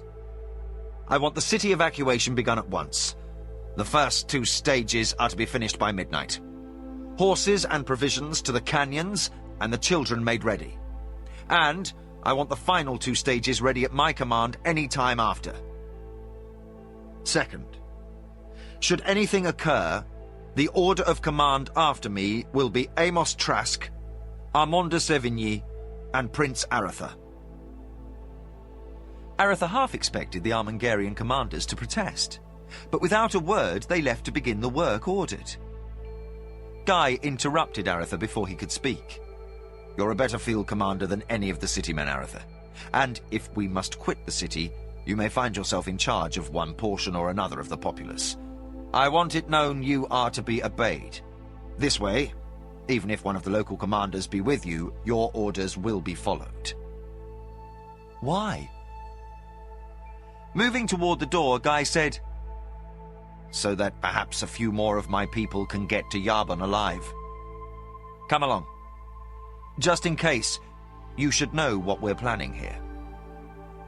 The second major assault began while Guy was showing Aretha the deployment of units in the citadel against the fall of the city proper. They rushed back to the walls, while old men and women were rolling barrels through the streets. As they reached the outer bailey, Aretha saw dozens of barrels being placed at each corner. They reached the top of the wall, finding heavy fighting along every foot. Blazing boxes teetered in the breeze a short distance from the walls, but no company of Moradel, goblin or troll had safely passed the parapets. Gaining his command post, Guy found Amos supervising the deployment of reserve companies. Without waiting for Guy's request, Amos began relating the situation. We've had 24 more of those box contraptions rolled out. This time we shot them full of fire arrows and heaved the oil after, so they went up farther away from the walls. Our lads are peppering them heavily, and we should take their measure this time. His unholy bastardness is fit to be tied. He pointed to the distant hill where Mamandamus sat. It was difficult to see, but there was a vague hint the Moradel leader was less than pleased with the assault. Aretha wished for Martin's hunter's eye, for he couldn't quite see what Mamandamus was doing. Then Amos shouted, "Down! All down!" Aretha crouched below the merlons on the wall as Amos's warning was echoed by others, and again scarlet fire exploded over their heads. Another blast followed, then a third. The distant sound of trumpets could be heard, and Aretha chanced a glimpse over the wall. The surrounding army was in retreat, heading back for the safety of their own lines. Guy got up and said, "Look!" All below them, incinerated corpses lay smoking from the blast of Mamandamus's mystic flames. Amos surveyed the damage and said, "He doesn't take too kindly to defeat, does he?" Aretha studied the walls. He's killed his own soldiers and done little harm to ours. What manner of enemy is this? Amos placed his hand upon Aretha's shoulder. "The worst sort. Insane." Smoke covered the field, and the defenders almost collapsed from fatigue and lack of clean air. Large constructions of wood and brush, fashioned in such a manner as to allow quick ignition, had been brought forward on wagons and placed before the walls. They had been set afire and had sent up a foul black smoke. A different manner of scaling had been attempted. Long ladders set atop platforms. Companies of goblins ran forward carrying these. To the defenders, it seemed a wall of black smoke had obscured the air.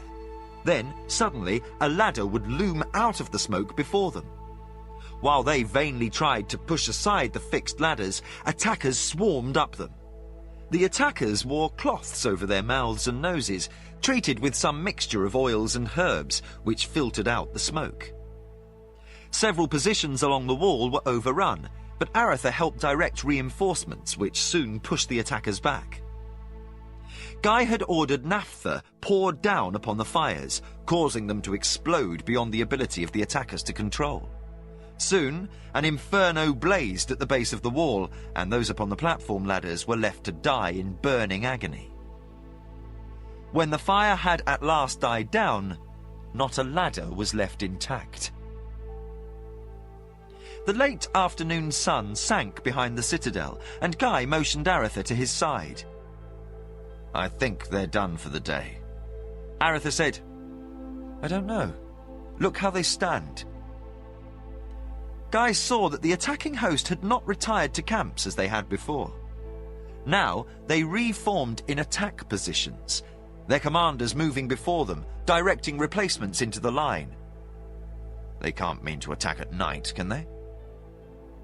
Amos and Armand had approached. "Why not?" said Amos. "The way they're throwing their men at us, it matters little who can see who. The silly swine lover doesn't give spit for who lives and who dies. It'll be pure butchery, but they may wear us down."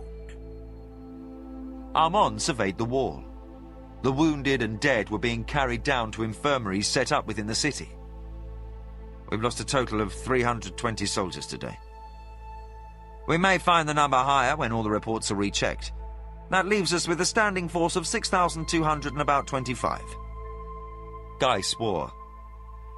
If Martin and the others reach Stone Mountain in the fastest possible time and get back here as fast, it will not be soon enough. And it seems our friends out there have something planned for tonight. Aretha leaned against the stones of the wall. They don't seem to be readying for another assault. Guy looked back toward the citadel. The sun was now behind the mountains, but the sky was still bright. Banners and torches could both be seen on the plain before the city. They seem to be waiting. Guy said, "Have the company stand down, but feed them at the forward positions." He and de Sevigny left without ordering a sharp watch. There was no need. Aretha remained on the wall with Amos. He felt some strange sense of anticipation, as if the time for him to play his part, whatever that would prove to be, was rapidly approaching. If the ancient prophecy told him by the Ashapians at Sarth was true, he was the bane of darkness, and it would fall to him to defeat Mamandamus. He rested his chin on his arms upon the cold stones of the wall. Amos took out a pipe and began filling it with tobacco, humming a sea shanty. As they waited, the army beyond was cloaked in darkness. "Lucky, no," said Bronwyn, pushing the boy away. Looking confused, the squire said, "But we're off duty." The tired girl said, "I've been running messages all day, the same as you. I'm hot and sticky, covered with dirt and smoke, and you want to lie with me." Locklear's voice betrayed a note of hurt. "But last night "Was last night," said the girl gently. "That was something I wanted, and I thank you for it. But now I'm tired and dirty and not in the mood." Stiffly, the boy said, "Thank you. Was that a favor?" His wounded pride showed, and his voice was thick with youthful emotion. "I love you, Bronwyn. When this is over, you must come with me to Crondor.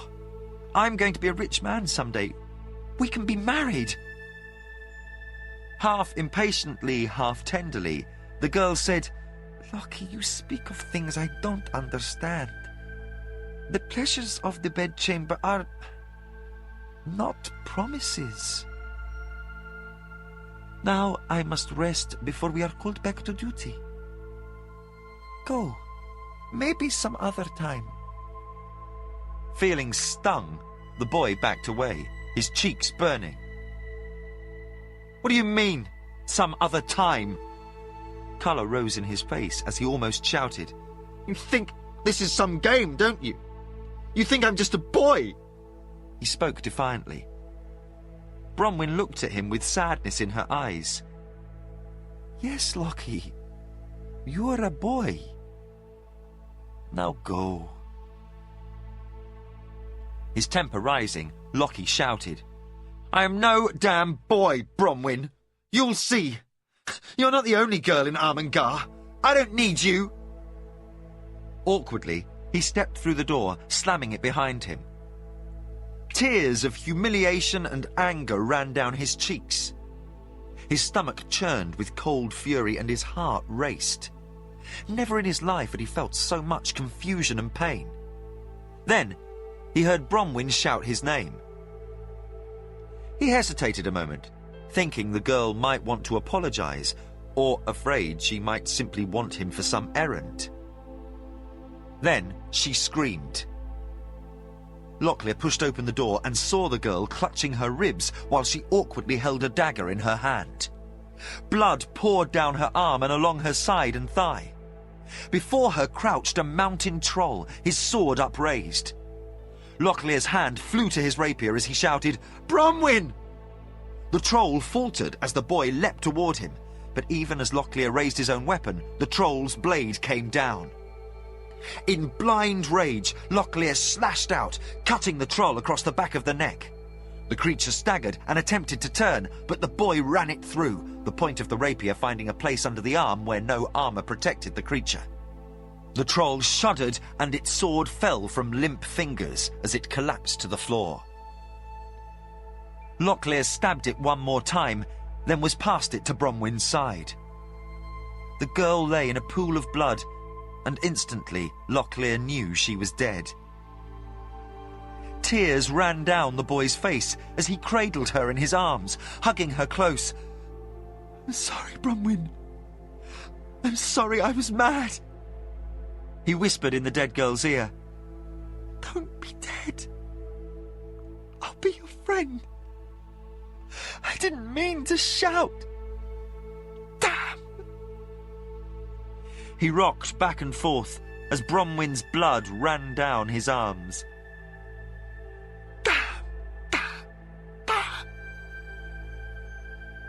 Locklear wept aloud, his pain a hot iron in his stomach and groin, his heart pounding and his muscles knotted.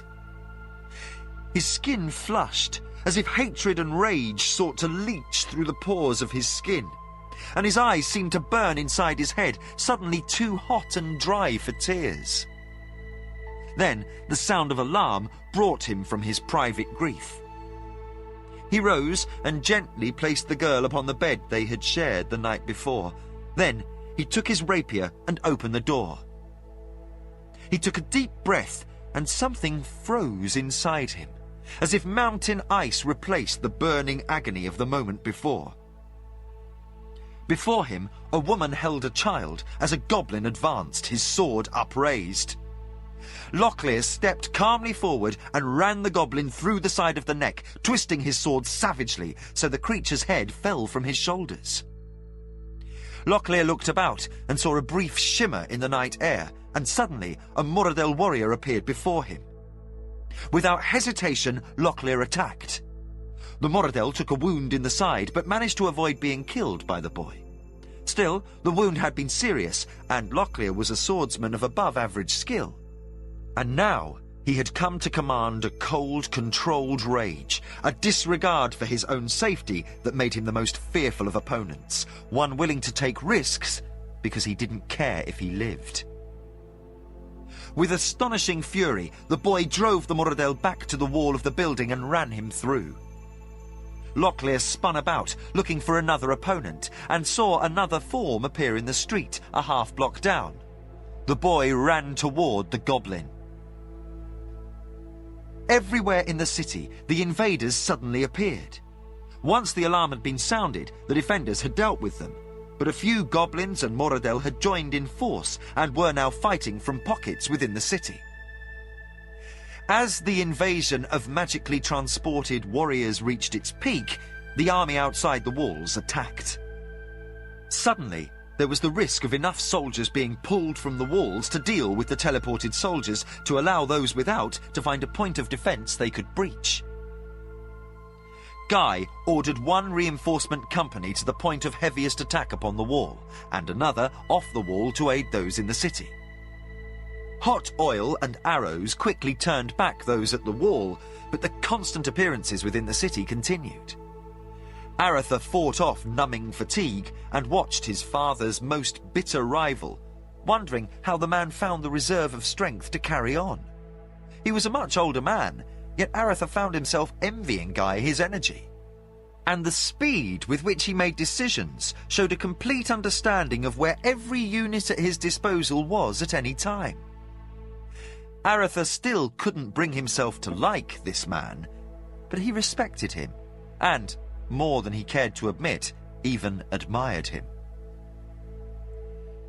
Guy watched the distant hill, the place where Mamandamus oversaw his army. There was a faint flicker of light. After a moment, another, then a third. Aratha followed Guy's gaze and, after witnessing the lights for a time, said, "That's where they're coming from." I'd bet on it. That witch king or his snake priest is behind this. Aratha said, He's too far for even Martin's bow, and I'll wager none of your archers can reach him, nor can your catapults. The bastard's just out of range. Amos came along the wall to say, Things seem to be under control, but they keep popping up everywhere. I've a report of 3 in the citadel, and 1 appeared in the moat and sank like a stone. Now, what are you looking at? Aretha indicated the hill, and Amos watched for a while. Our catapults can't reach it. Damn. Then the old seaman's face split in a grin. I've an idea. Guy waved toward the bailey, where an astonished-looking troll had suddenly appeared to be overwhelmed by 3 soldiers. But while he died, another came into existence and dashed away down a street. Anything. Sooner or later, they're going to gather into a large enough company to cause serious trouble. Amos hurried away toward a catapult platform. He issued instructions, and soon a cauldron was heating. He oversaw the preparations and returned. Leaning upon the wall, he said, Any time now. What? Said Guy. The wind will change. Always does this time of night. Aretha shook his head. He was tired and suddenly was visited with a funny image. Are we going to sail closer, Captain? Abruptly, a troll was upon the rampart, blinking in confusion.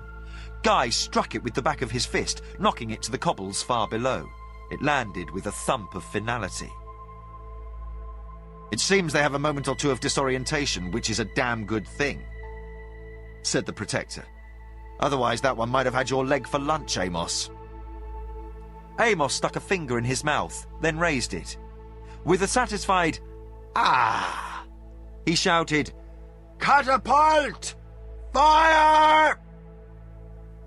The mighty war engine uncoiled, throwing its missile with such force as to make it leap upon the wall.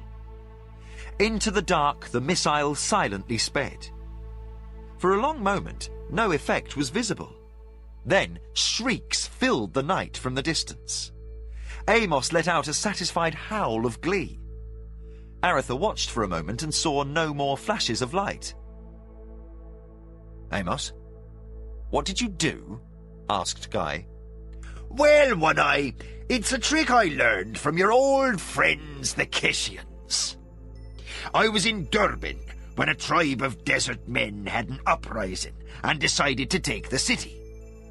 The Governor-General, that old fox Hazara Khan, found the walls being swept with bow fire. So he ordered up hot sand and threw it at them. Hot sand, said Aretha. Yes, you just heat it until it glows red and toss it at them. The wind carries it at a fair pace, and if it hasn't cooled too much when it hits, it burns like unholy blazes. Gets in your armor, under your tunic, in your boots, your hair, everywhere. If Mermandamus was looking this way, we might have blinded the impotent son of a poxy rat.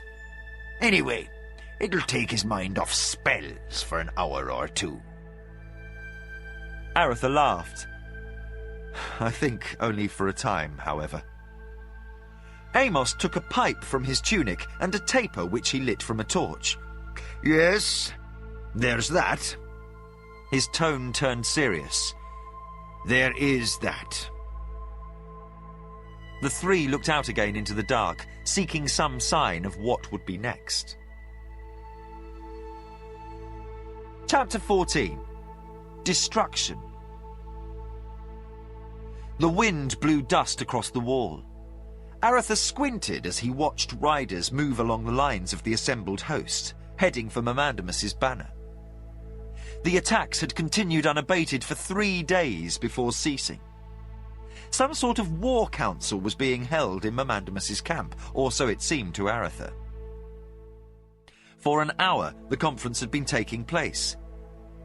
Aretha considered the situation.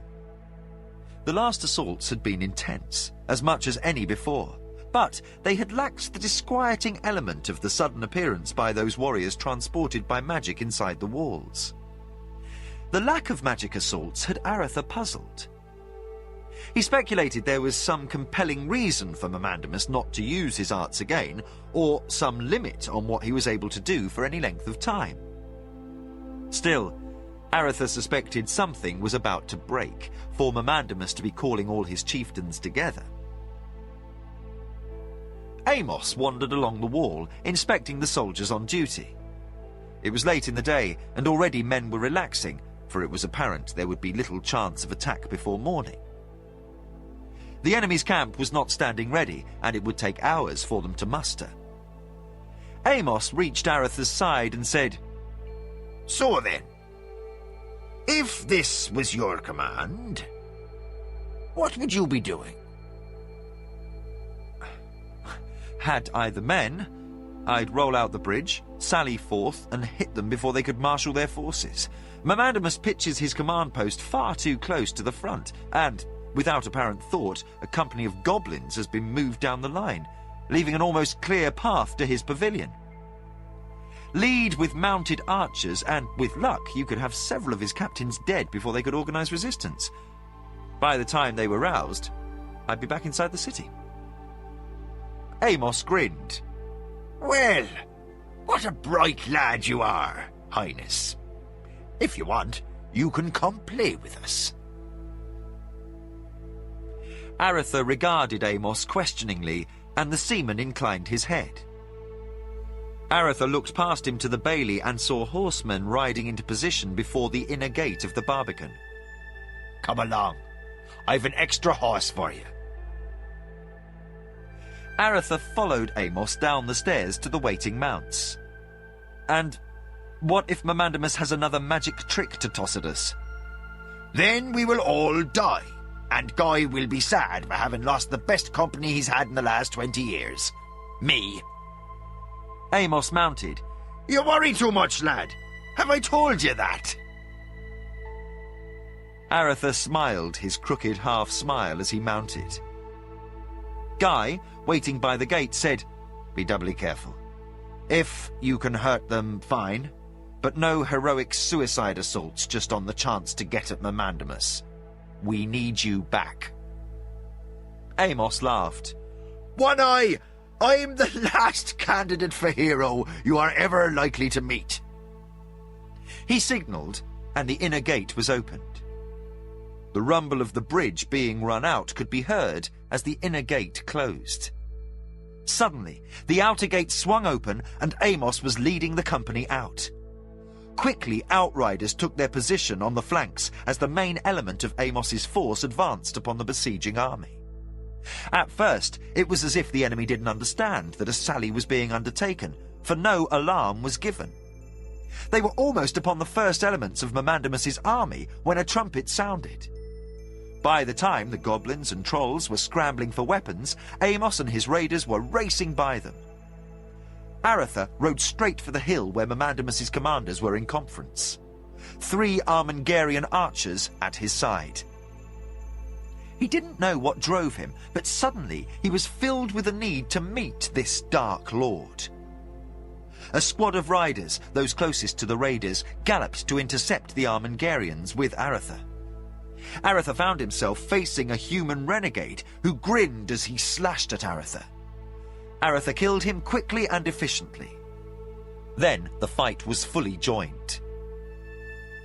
Aretha looked toward the command pavilion and saw Mamandamus standing in plain view, his snake companion at his side. The Moradel leader seemed indifferent to the carnage being visited upon his forces. Several Armengarians attempted to close upon the pavilion, but they were intercepted by renegade and Moradel horsemen. One archer pulled up his mount and coolly sent bow shafts at the pavilion. Having learned the lesson of Mamandamus's invulnerability, he chose other targets. He was quickly joined by another bowman, and suddenly 2 of Mamandamus's chieftains were down, one clearly dead from an arrow in the eye. Another company of foot soldiers ran toward the spot where Aretha laid about with his sword, cutting down goblins, trolls, and Moradel, attempting to protect the archers while they attacked the chieftains. For some endless time, the ringing of steel and the pounding of blood in his ears were all Aretha heard. Then Amos shouted, "Begin the withdrawal!" The cry was taken up by other horsemen until every raider had heard the call. Aretha cast a glance past where Amos sat his horse and saw another company of riders was headed toward them. Aretha slashed out with his sword, unseating another renegade, and headed toward Trask. The newly arriving renegades struck Amos's raiders, halting their movement. Then the raiders wheeled as a body and attacked Mamandamus's cavalry. Slowly, the raiders began to fight their way out of the camp, killing everyone who stood between them and escape. A break appeared in the mass around them, a clear path back to the gates. Aretha spurred his mount forward and joined with the others in headlong flight back to the city. He glanced over his shoulder. A company of black-clad riders sped past Mamandamus's pavilion, following in hot pursuit. To Amos he shouted, "Black Slayers!" Amos signalled, and several riders peeled off to turn and engage the Black Slayers. They charged and met with a ringing clash of steel, and several riders from both sides were unhorsed. Then the melee dissolved as the Armengarians disengaged, while another company of Moradel advanced upon the conflict. Most of the Armengarians who fell regained their saddles, but not all. A full dozen soldiers lay upon the sandy soil of the plain.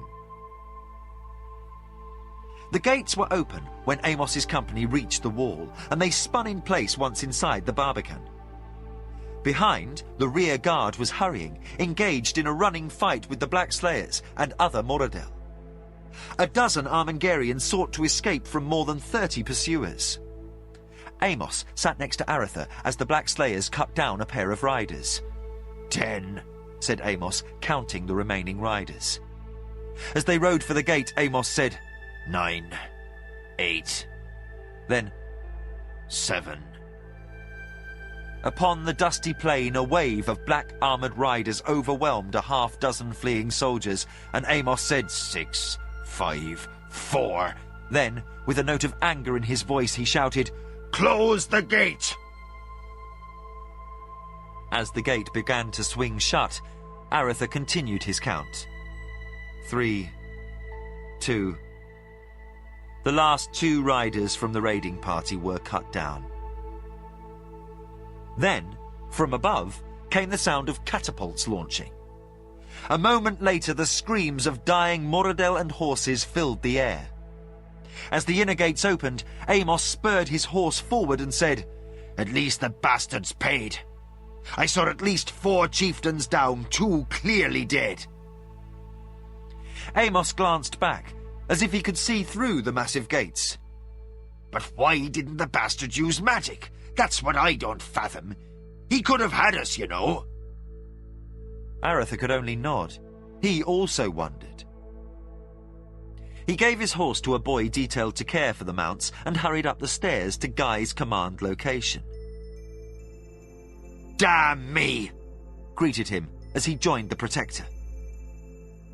Several prostrate figures in black armour were rising in jerky, awkward motion, moving back toward their own lines.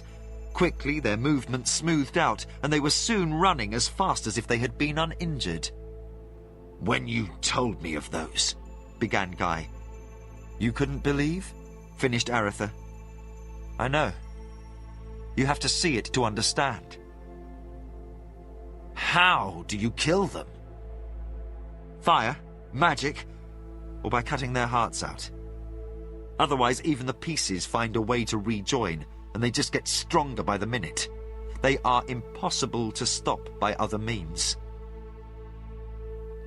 Guy looked out at the retreating Black Slayers. "I never had your father's fascination for things magic, Aretha. But now I'd give half my duchy, my former duchy, for a single talented magician." Aretha considered. Something here has me concerned. I know little of these things, but it seems that, for all his powers, Mamandamus does little to truly trouble us. I remember Pug, a magician I know, telling me of some things he has done. Well, They far outstripped what we've seen so far. I think Pug could pull the gates from the city walls if he'd a mind to do so. I don't understand such things, admitted Guy. Amos was standing behind them, having approached at the last. Maybe the King of Pigs doesn't want his army relying too heavily upon him. Guy and Aretha both regarded Amos with open curiosity. It might be a matter of morale.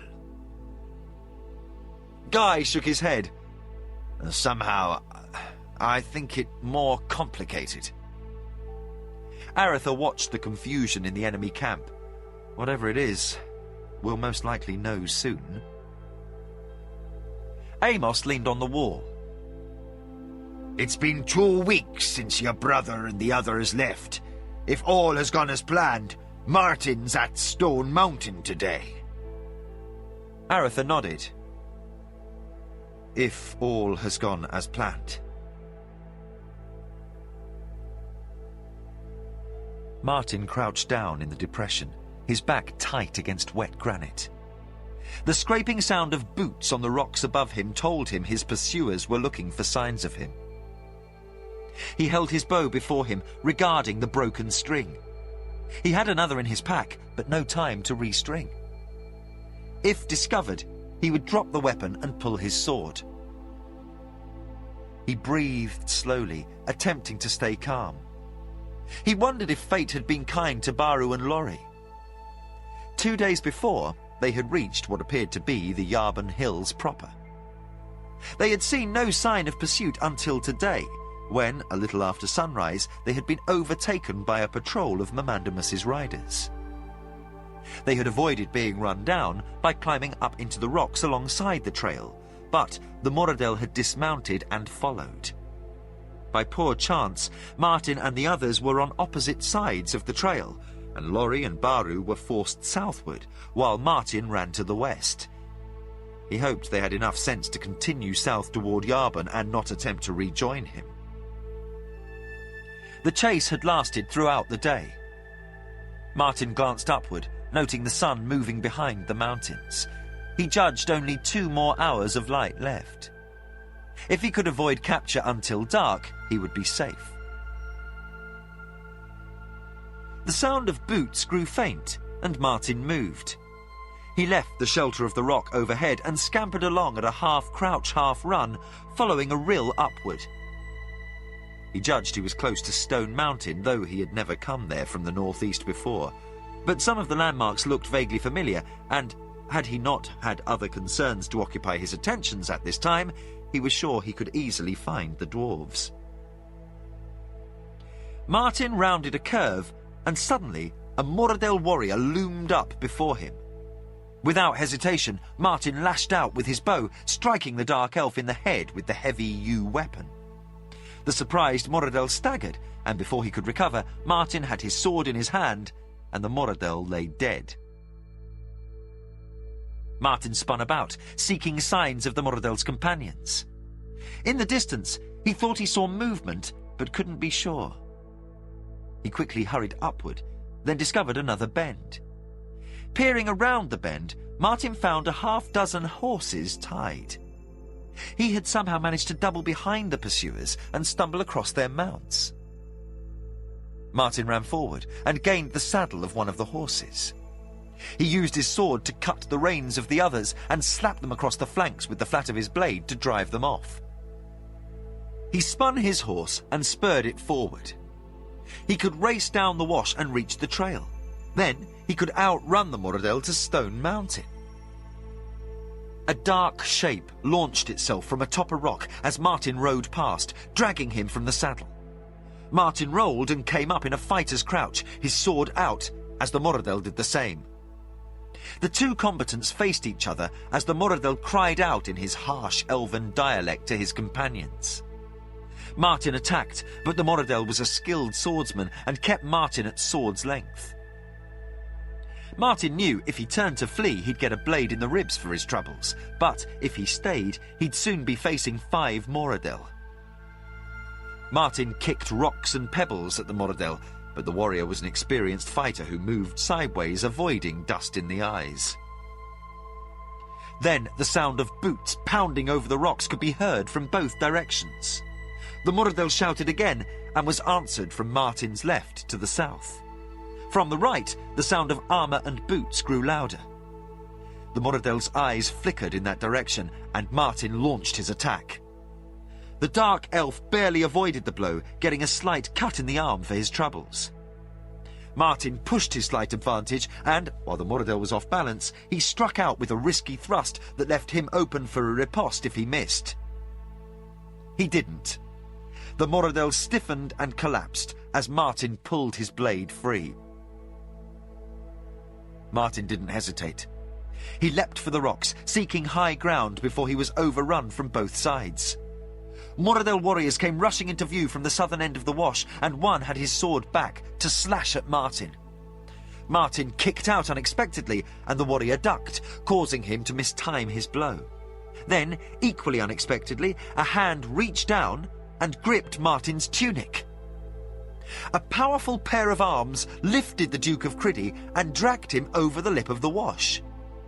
Martin looked up to discover a grinning face with a thick red beard regarding him. Sorry for the rough handling, but things are about to get nasty down there. The dwarf pointed past Martin, who turned to see a dozen dwarves dashing down the ravine from the north. The Mordel saw the superior number of dwarven warriors and turned to flee, but the dwarves were upon them before they moved 10 yards. The fight was quickly over.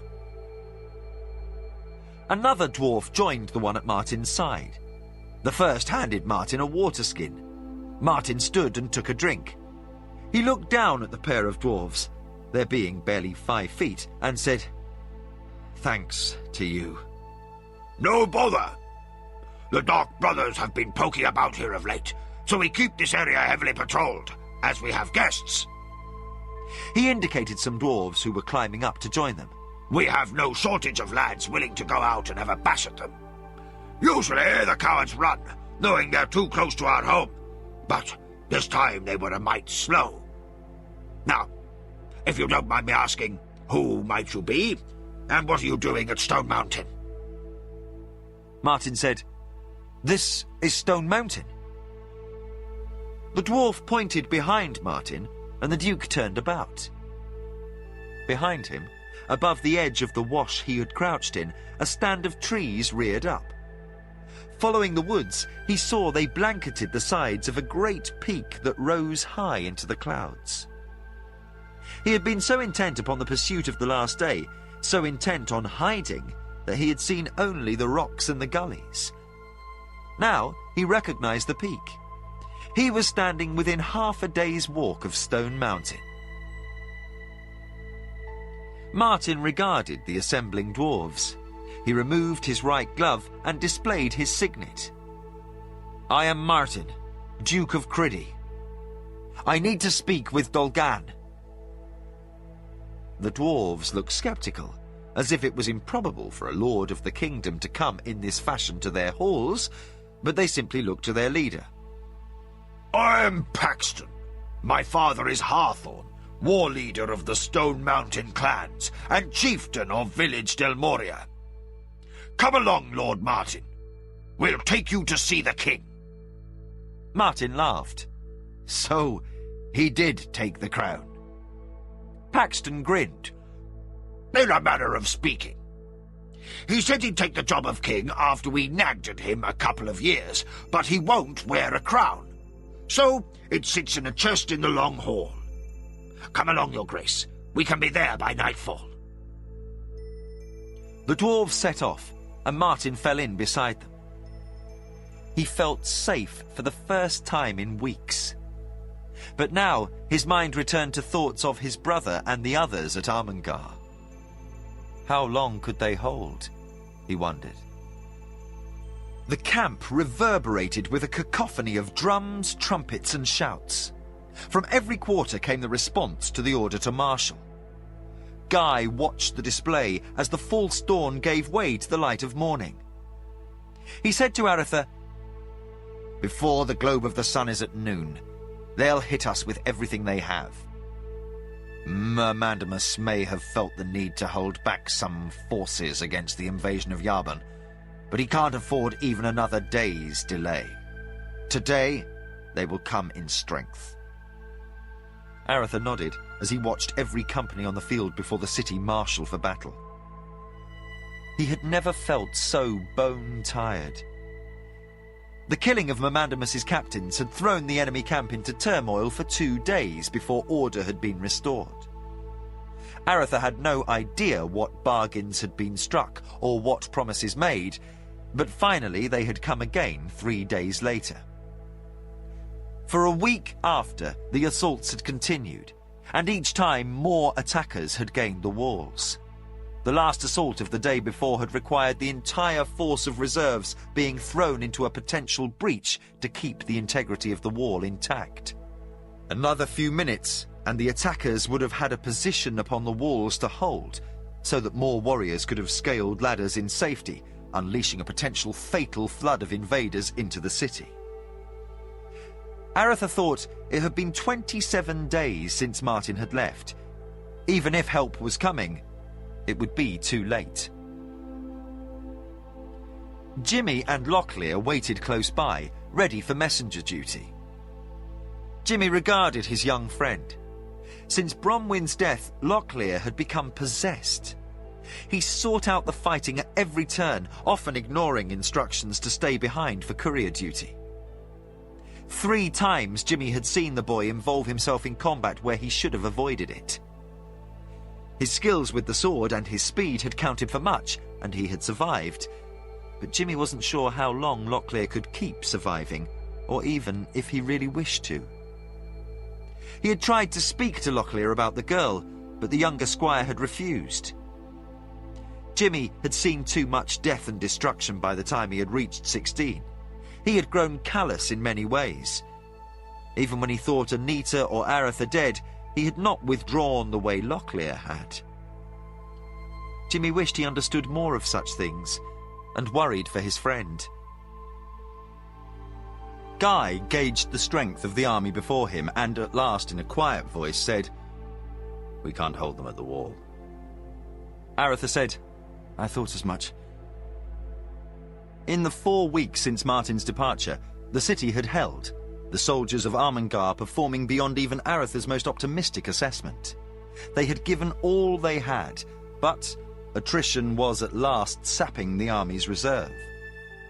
Another 1,000 soldiers had been killed or rendered unable to fight in the last week.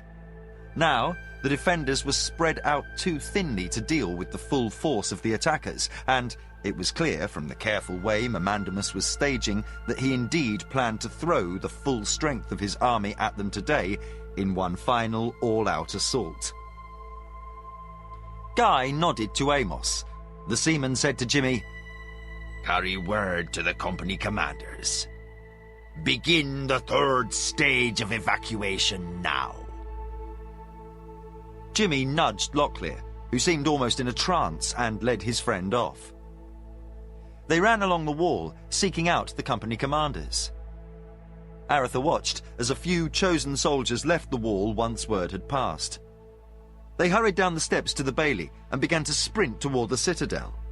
Aratha said, "What mix did you decide upon?"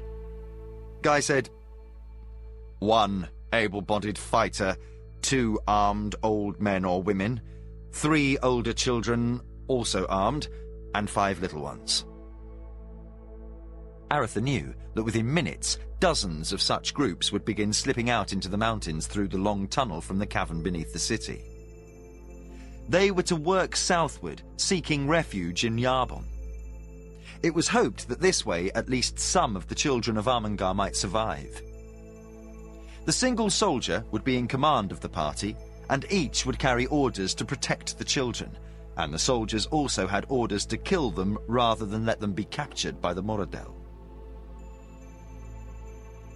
Slowly the sun rose, moving at a steady pace, unconcerned with the conflict below. When it reached the noon position, still no signal was forthcoming. Guy wondered aloud, why do they wait? Nearly a full 2 hours later, a faint thudding sound carried over the quiet army on the plain to be barely heard by the defenders. It continued for almost a full half hour. Then trumpets sounded along the line of attackers. Then, from behind the lines, odd figures loomed up against the bright blue sky. They appeared giant black spiders or something akin. They began moving through the host, slowly, stately. Finally, they cleared the line of attackers and approached the city. As they came closer, Aretha studied them. Questioning shouts came from along the wall, and Guy said, "Gods! What are they?" "Some manner of engine," replied Aretha. "Moving siege towers." They appeared to be gigantic boxes 3 or 4 times the size of the ones raised against the wall the previous week. They rolled on huge wheels, without any apparent motive source, for no giant, slave, or beast of burden pulled or pushed them. They moved under their own power, by some magic means. Their immense wheels thudded loudly when rolling over irregularities in the terrain. "Catapults!" shouted Guy, and his hand dropped. Stones hurled overhead and crashed against the boxes. One was struck in a support, which shattered, causing the thing to teeter and fall, striking the earth with a resounding crash. At least 100 dead goblins, Moradel, and humans were thrown clear of the crash. Aretha said, "Each one of those things must hold 200-300 soldiers." Guy counted quickly. "There are 19 more coming. If 1 in 3 gains the walls, that's 1,500 attackers on the wall at once." "Oil and fire arrows!" he shouted. The defenders sought to ignite the approaching boxes as they lumbered toward the wall, but something had been applied to the wood, and, while the oil burned upon a few of the things, it only scorched and blackened the wood. Screams from within told of some damage done to the attackers by the flames, but the boxes were not halted. "All reserves to the wall! Archers to the roofs beyond the bailey! Horse companies to their stations!" Guy's orders were quickly carried out as the defenders awaited the approaching boxes. The magic siege towers filled the morning air with a loud grinding sound as the heavy wheels turned ponderously. The host of Mamandamus's army walked slowly behind the moving towers, keeping a discreet distance, for all defensive fire was directed at the rolling boxes. Then the first of the boxes reached the wall. The side of the box facing the wall fell forward, as had happened with the smaller ones, and dozens of goblins and Moradel came leaping forward to engage the defenders. Soon there was frenzied combat along every foot of the wall. The attackers came flooding across the plain, behind their magic siege towers. The rear of the box opened as well, with long rope ladders being tossed out, and attackers in the field behind ran forward to clamber up the suddenly accessible entrances to the city. Long leather aprons were lowered from the centre of the boxes, only a foot in front of the ladders, confounding the bow fire directed at those climbing into the boxes. The catapult commanders continued to fire, and many of Mamandamus's soldiers died beneath the rocks, but with the archers ordered to the first row of houses and the other defenders engaged with the attackers from the towers, there was no bow fire to harass the host below as they raised scaling ladders against the walls. Aretha engaged a Moradel who had leaped over the body of a fallen Armengarian soldier and slashed out, causing the dark elf to stumble backward. The Moradel fell off the parapet to the stones below. The prince spun about and saw Guy kill another. The protector looked about and shouted, "We can't hold them here! Pass the word to fall back to the citadel!"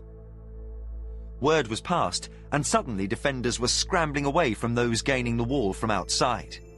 A select company of soldiers held each stairway while their companions fled toward the city. They were all volunteers, and all were prepared to die. Aretha ran across the bailey and saw the last of the defenders on the wall overwhelmed. As he reached the midway point across the large open area, attackers leaped from the stairs and headed for the gate. Suddenly, a rain of arrows came from the roofs of the buildings opposite the gate, and, to the last, the attackers died. Then, Guy was at Aretha's side with Amos running past. "We can hold them off the gatehouse until they establish their own bowmen on the wall. Then our men will have to pull back." Aretha looked up and saw that planks were being extended across the streets from the roofs of the buildings facing the bailey. When the archers quit the first line of buildings, they would pull the planks after them. The goblin host would have to use rams to break in doors, climb the stairs, and then engage the bowmen in a duel. By then, the bowmen would have retreated to another line of houses. They would constantly fire down into the streets, forcing the invaders to pay for every foot gained. Over the last month, hundreds of quivers of arrows had been left under oilcloth upon these rooftops, along with replacement strings and additional bows. By Aretha's best judgment, it would cost Mamandamus no fewer than an additional 2,000 casualties to travel from the first bailey to the second. Running toward the bailey came a squad of men with large wooden mallets. They waited before heavy barrels placed at the corners, listening for the command. For a moment, it appeared they would be overwhelmed, for a sea of goblins and their allies came swarming off the walls. Then, a company of horsemen swept out of a side street, rolling back the invaders. Arrows came flying past Guy and Aretha, and the Protector said, "Their archers are in place. Sound retreat!"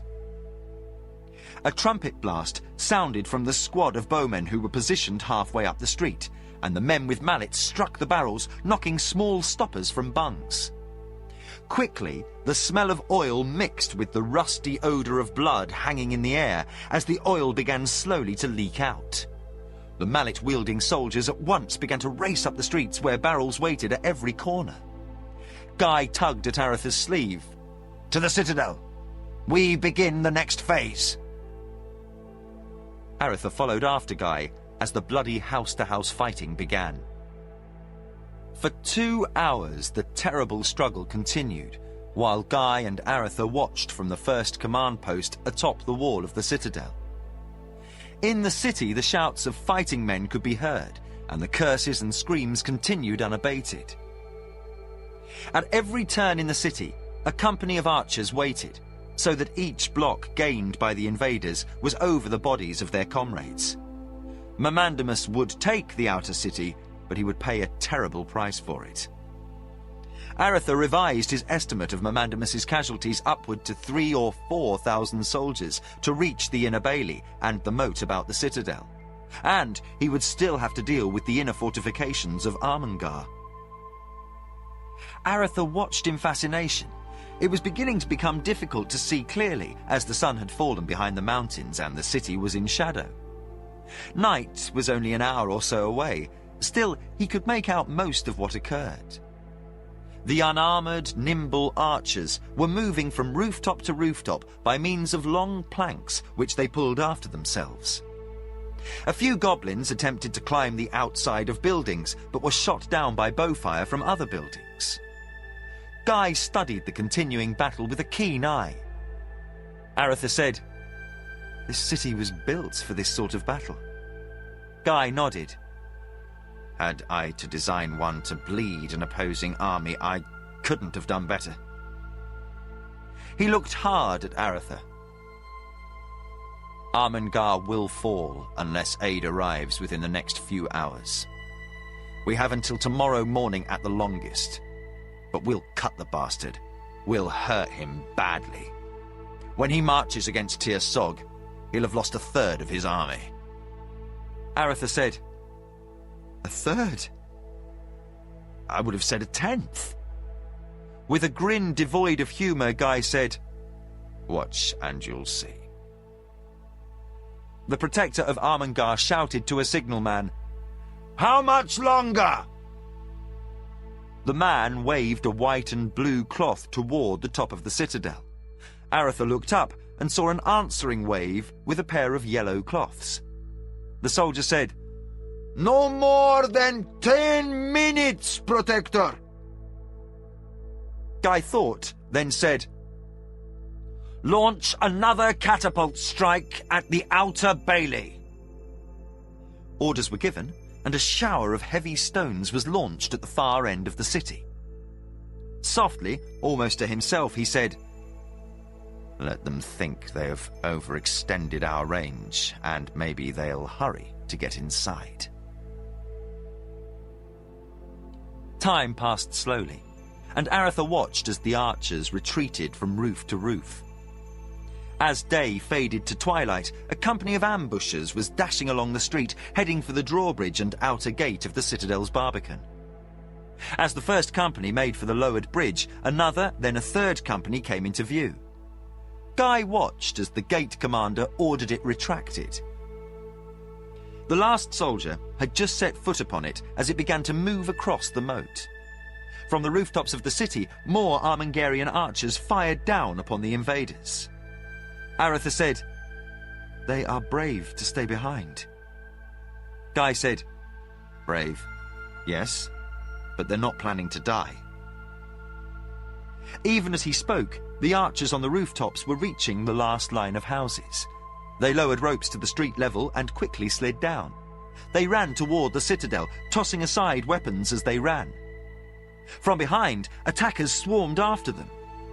As the attackers were halfway across the open area used as a market, bowmen upon the wall of the citadel launched a flight of arrows. The Armengarians who were fleeing ran to the edge of the moat and they dove in. Aretha said, "They'll be shot down if they try to climb the wall." Then he saw they didn't surface. Guy smiled. There are underwater tunnels into the gatehouse and other rooms contained in the wall. Our boys and girls will come up, then the entrances will be sealed. A particular bold group of goblins came running after and leapt into the water. Even if those scum find the tunnels, they'll not be able to open the trapdoors. They'd better be part fish. Amos came from within the citadel. "We've everything ready." "Good," answered Guy, regarding the top of the citadel where Armand observed the fighting in the city. A yellow banner was waved. "Ready catapults!" shouted Guy. For a long time, nothing happened. At last, Guy said, "What is de Sevigny waiting for?" Amos laughed. "He's watching Mermandamus leading his army through the gates, if we're lucky, or at least waiting for another 1,000 or so to come inside." Aretha was studying the nearest catapult, a giant mangonel, now loaded with a strange-looking assortment of barrels lashed loosely together. The barrels were similar to the small brandy casks used in inns and alehouses, holding no more than a gallon. Each bundle was composed of 20 or 30 such casks. Amos said, "The signal!" Aretha watched as a red banner was waved and Guy shouted, "Catapults! Fire!" Along the wall, a dozen of the giant catapults heaved their cargo of barrels, which arced high over the roofs of the city. As they travelled, the casks spread out, so that they struck the outer bailey in a shower of wood. The crew reloaded with a speed Aretha found astonishing, for in less than a minute another launch was ordered and another flight of casks was sent. While a third flight of casks was prepared, Aretha noticed smoke coming from one quarter of the city. Amos saw it too and said, "The little darlings are doing some of our work for us. They must have started a tidy fire to punish us for not staying around to die. It must be something of a shock to be standing next to it when it starts raining naphtha." Aretha understood. As he watched, the smoke increased rapidly and began spreading along a line indicating that the entire outer bailey area was catching. "Those barrels at every corner?" Amos nodded. 50 gallons in each. The first block we broke the barrels, so it's all over the ground from the buildings to the wall. A lot of those murderers have been traipsing about in it and will likely find their feet and legs are covered. We have barrels in every building and one on every roof. At the time the horses were taken out of the city during the second phase of evacuation, we also halted controlling the flow of oil upward. Every basement in the city is now ready to explode.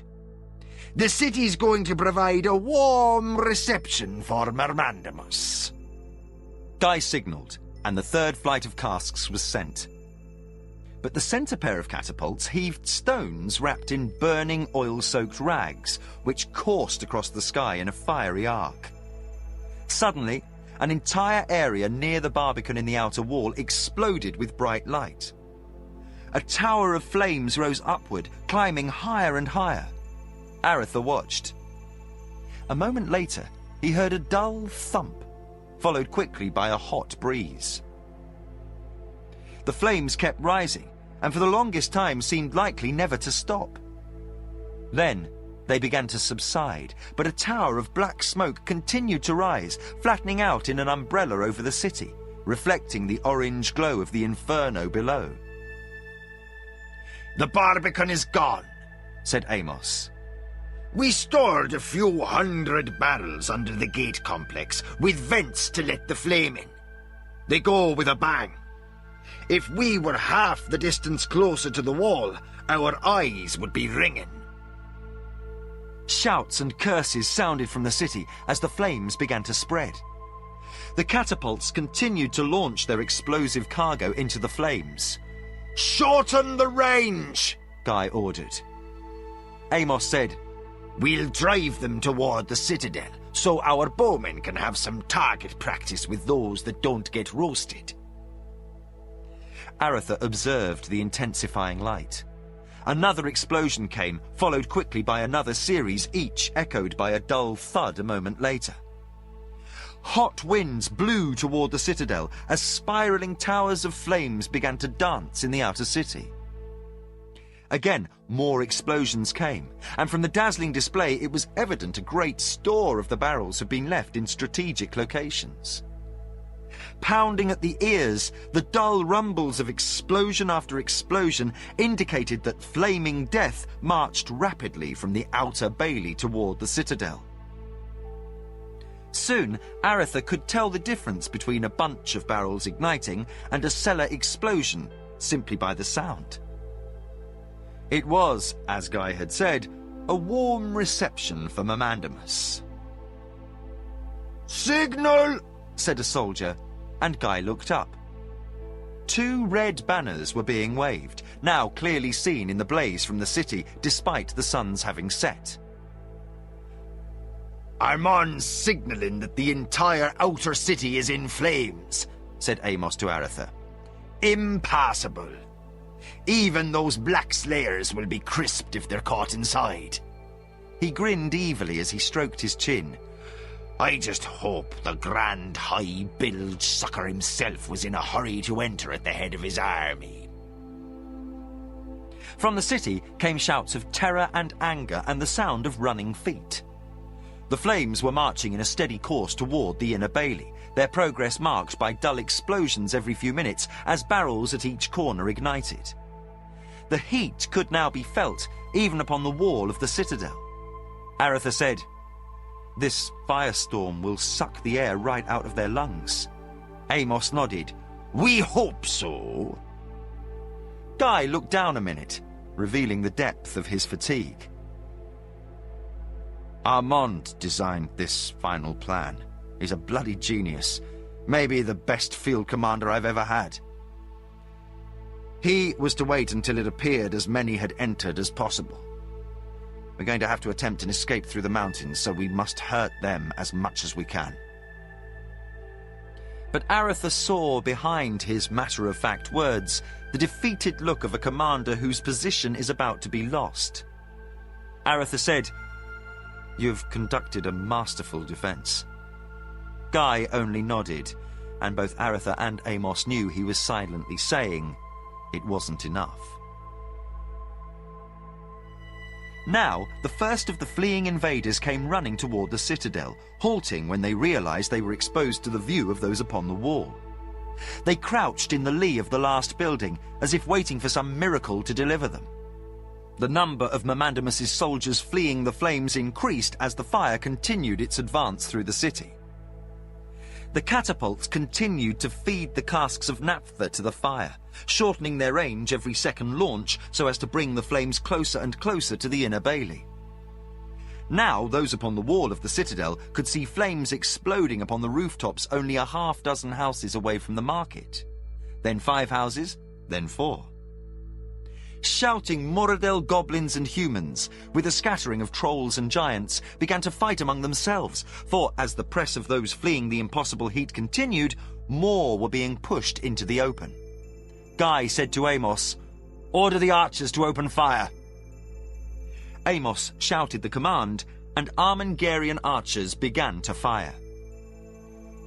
Aratha watched in stunned amazement. "This isn't warfare," he said softly. "It's slaughter." The invaders were so crowded together at the edge of the market that any arrow that reached them struck someone. They were falling over the dead as they were continuously pushed from behind. More casks of oil were thrown, and the flames continued their inexorable march toward the citadel. Aratha held up his hand, for the light of the conflagration was now near blinding to look at, and the heat was becoming uncomfortable. He realized how devastating it must be for those creatures at the edge of the market who were standing 100 yards closer. Then more barrels exploded, and with shrieks and cries there was a general break for the citadel. Many of those who raced across the bailey were shot down, but some number of them dove in the moat. Those wearing chainmails sank as they vainly tried to remove the armor underwater, and even some in leather sank. But many cleared the surface, paddling about like dogs. Aratha judged a full 2,000 lay dead in clear view. Another 4,000 or 5,000 must have perished in the city.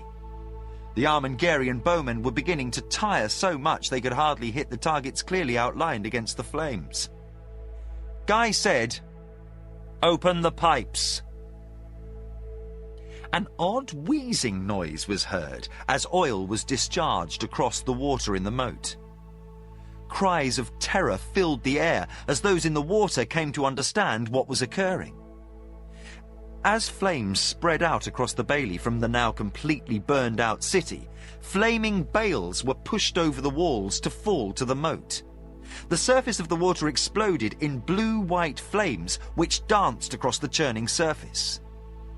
Quickly the shrieks diminished, until at last it was over. Aratha and the others were forced to pull back from the wall as waves of heat rose from the moat. When the flames burned out, he glanced down and saw black husks floating in the moat. He felt ill and saw his feelings were reflected in Guy's expression. Amos only looked on grimly. While the city burned out of control, Guy said, "I feel the need of a drink. Come along. We only have a few more hours." Without words, Amos and Aratha followed the protector of a dying city toward the inner building of the citadel.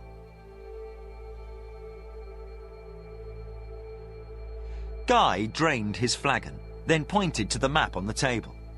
Aratha looked on beside a soot-stained Brianna, who, along with the other commanders, was awaiting Guy's final orders.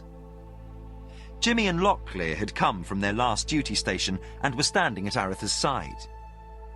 Even inside the council chamber, they could feel the heat from the continuing fire as the catapults poured more naphtha into the blaze. Whatever part of Memandamus's army that had escaped the trap was being forced to wait outside the outer wall by an inferno. "Here," said the Protector, indicating one of several green spots on the map, "are where the horses are hidden." He said to Aratha, "They were moved out of the city during the second phase of evacuation." He addressed the entire company. "We don't know if the goblins have stumbled across any or all of them, but we hope several have remained safe.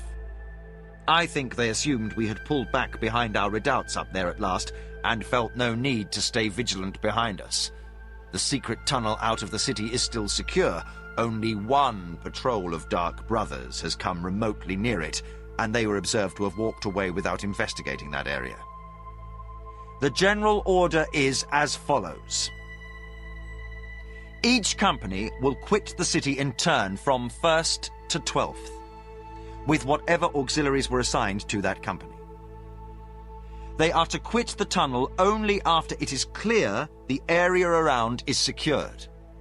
I want 1st Company to act as a perimeter unit until the 2nd begins to replace it.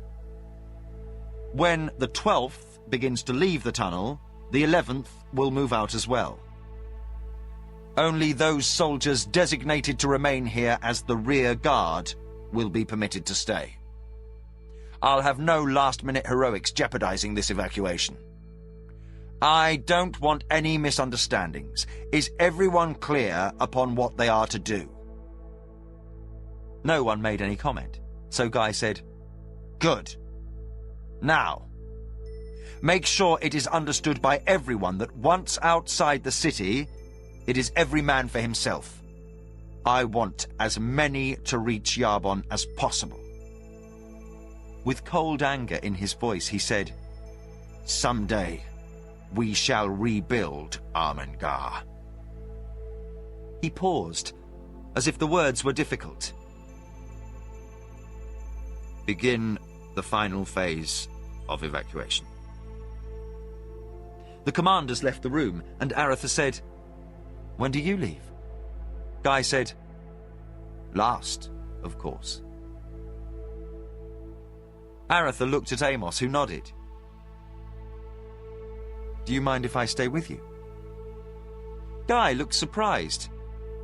"I was going to suggest you go out with the 2nd Company.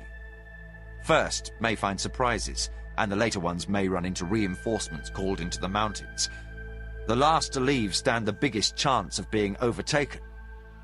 Aratha said, "I don't know if I believe I'm some sort of champion, destined to destroy Mamandamus. But if I am, I think perhaps I should stay."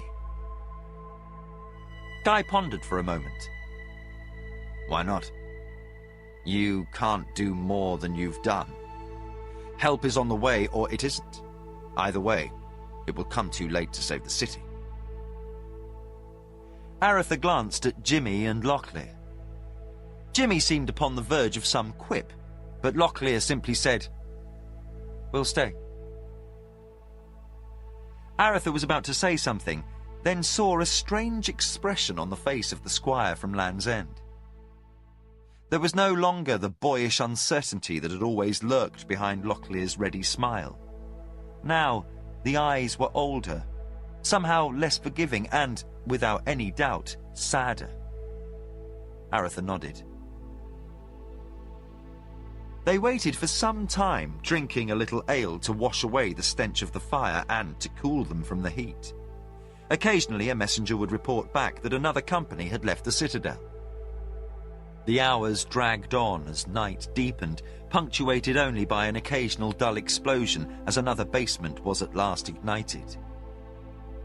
Aratha wondered how any could have lasted so long, but each time he thought the entire city burned out, another explosion would announce the destruction still in progress. When the 7th Company had been reported safely away, a soldier entered the room. He was dressed in leather, but it was clear he was an auxiliary, one of the herders or farmers. His red hair was tied back, falling past his shoulders, and his face was covered by a full red beard. "Protector, come see this." Guy and the others hurried out after the warrior to a window in the long hall, overlooking the burning city. The insane inferno had subsided, but fires still burned out of control throughout the city. It was supposed that it would be another hour before Mamandamus could send more soldiers in to make their way along the gutted streets, but now it seemed they had misjudged. Between the still burning buildings near the market, figures could be seen moving toward the citadel. Guy quit the balcony, hurrying toward the wall. When he reached it, he could see a company of soldiers in black silhouette against the flames. They moved at a slow pace, as if they were being careful to stay within a clearly defined area.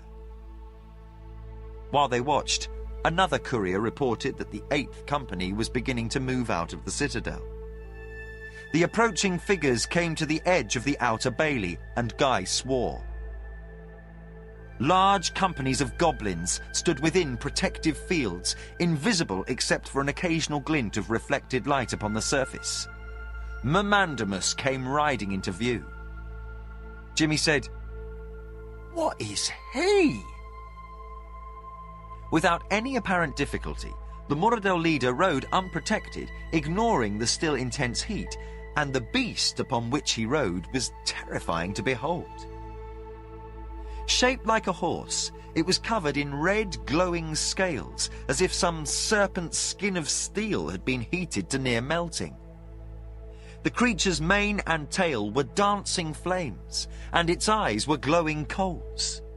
Its breath seemed explosive steam. "Demon steed," said Amos. "It's a legend. It's a mount that only a demon may ride." The creature reared, and Mamandamus pulled out his sword.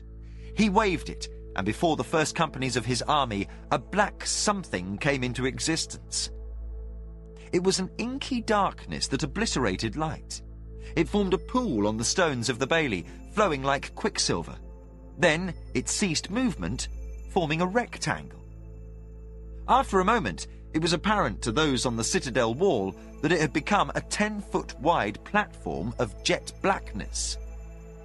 Then it slowly rose, foot by foot, forming an ebon ramp above the moat. A piece of blackness broke away from the base of the ramp and flowed a short distance from the rising bridge. It stabilized into another block and began to grow. Another bridge began to form from it.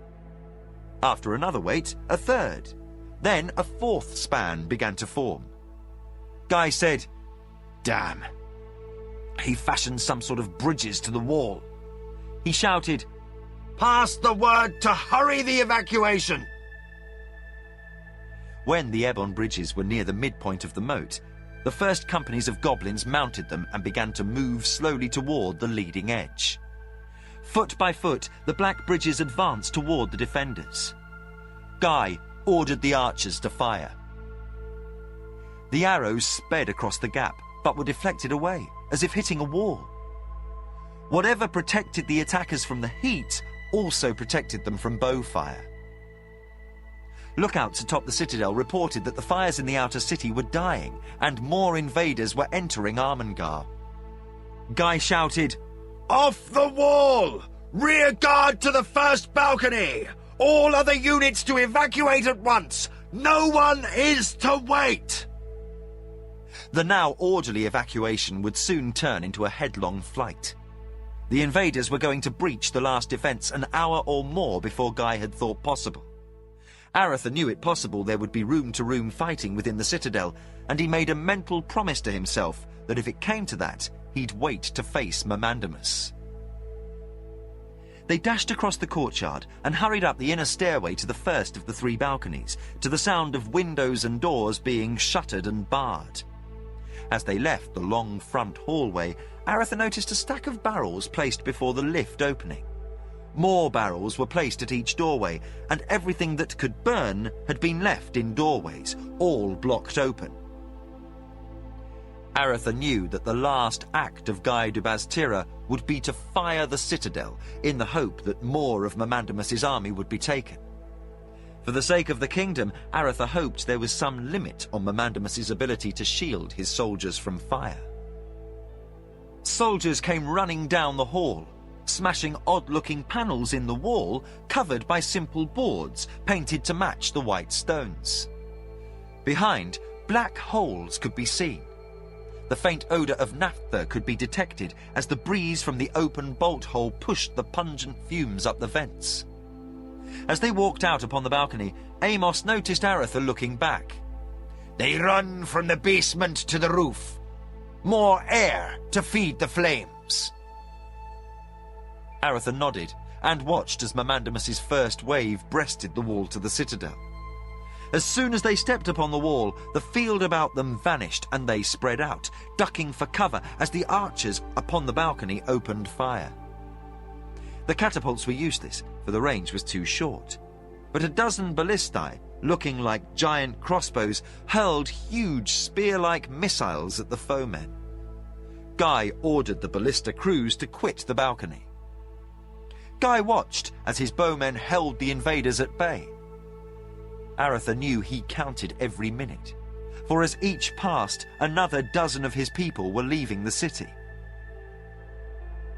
Behind the advancing goblins, more could be heard scaling the walls. Mamandamus's soldiers overran the gatehouse, extended the bridge, and opened the gate, and an army came flooding in. The fires in the city were dying, so more companies of invaders were rapidly approaching the citadel. At the last, Guy shouted, It's over! Everyone to the tunnel! Each bowman took one last shot, then all turned and fled inside. At his word, Guy waited until everyone was inside before he came in, bolting the last door behind. Shutters covered every window on the balcony. The sound of pounding came from below as the invaders struggled with the bolted doors to the courtyard. The lift is rigged, shouted Amos. We'll have to take the stairs. They rounded a corner into another corridor, slammed and barred a door, then ran down a narrow flight of stairs. At the bottom, they reached the huge cavern. Every one of the special lanterns had been lit, illuminating the cavern with ghostly light. Aretha's eyes smarted from the sting of fumes stirred up by the breeze from the bolt-hole tunnel where the last of the reserve company was entering.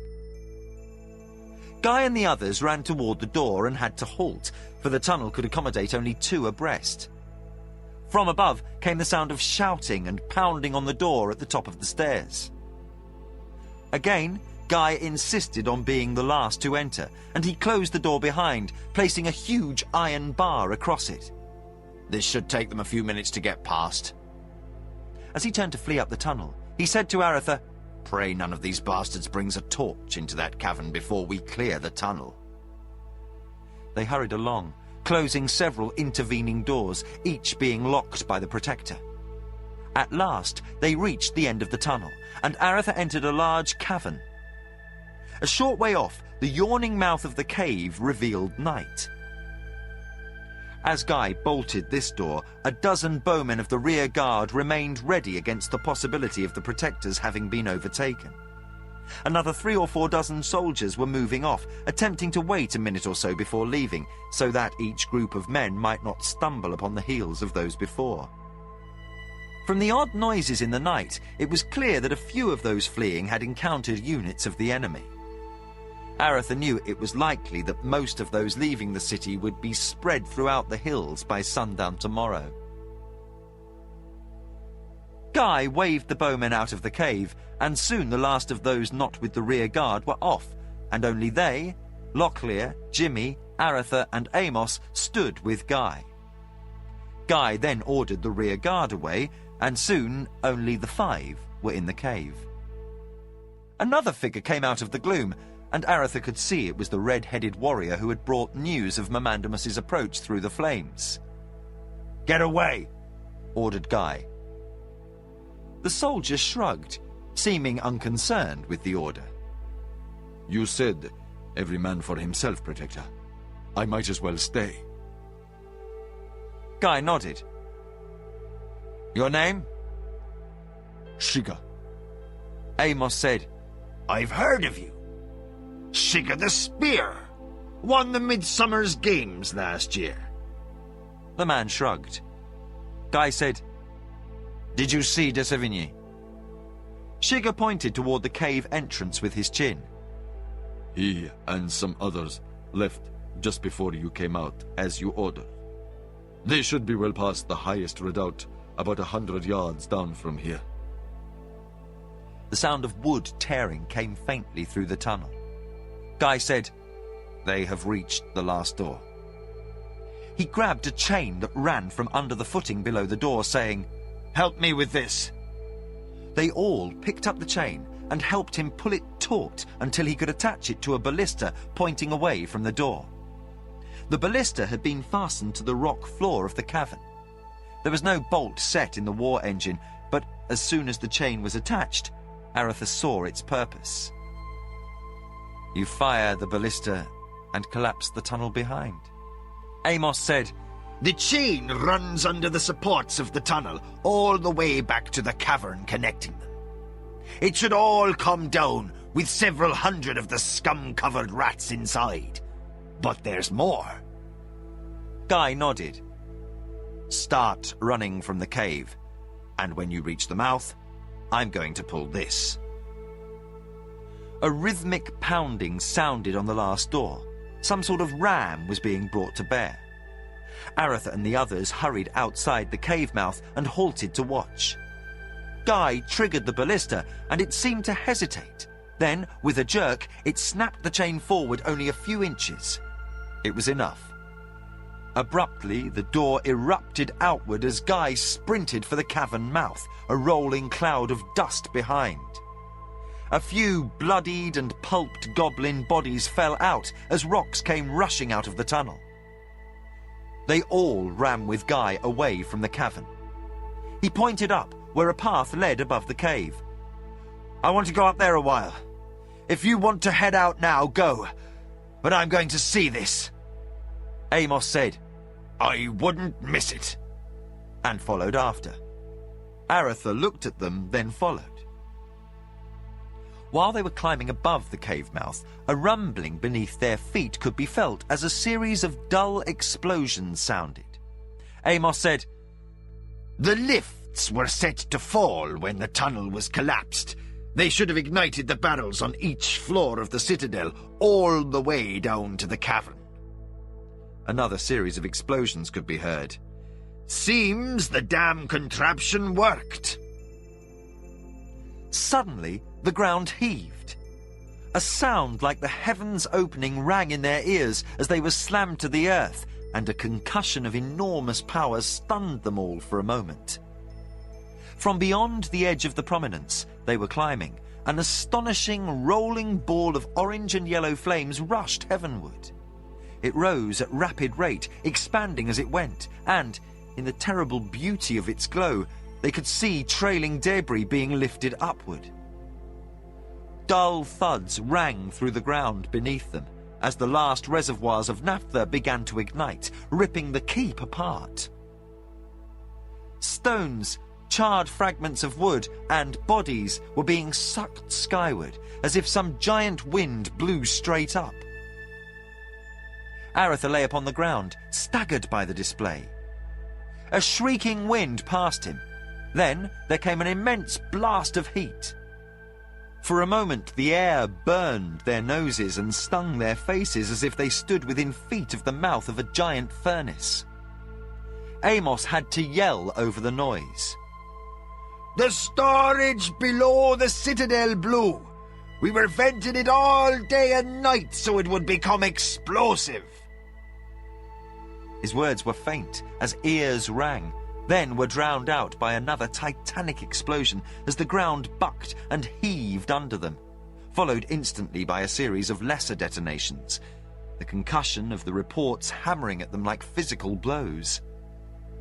They were still 200 yards from the cliff overlooking the city, but the heat was nearly unbearable where they lay. Guy shook his head to clear it and said, It's so much more than we had thought. Locklear said, If we had reached the edge of the cliff, we'd have been cooked. Jimmy cast a glance backward. It's a good thing we got out of the cave as well.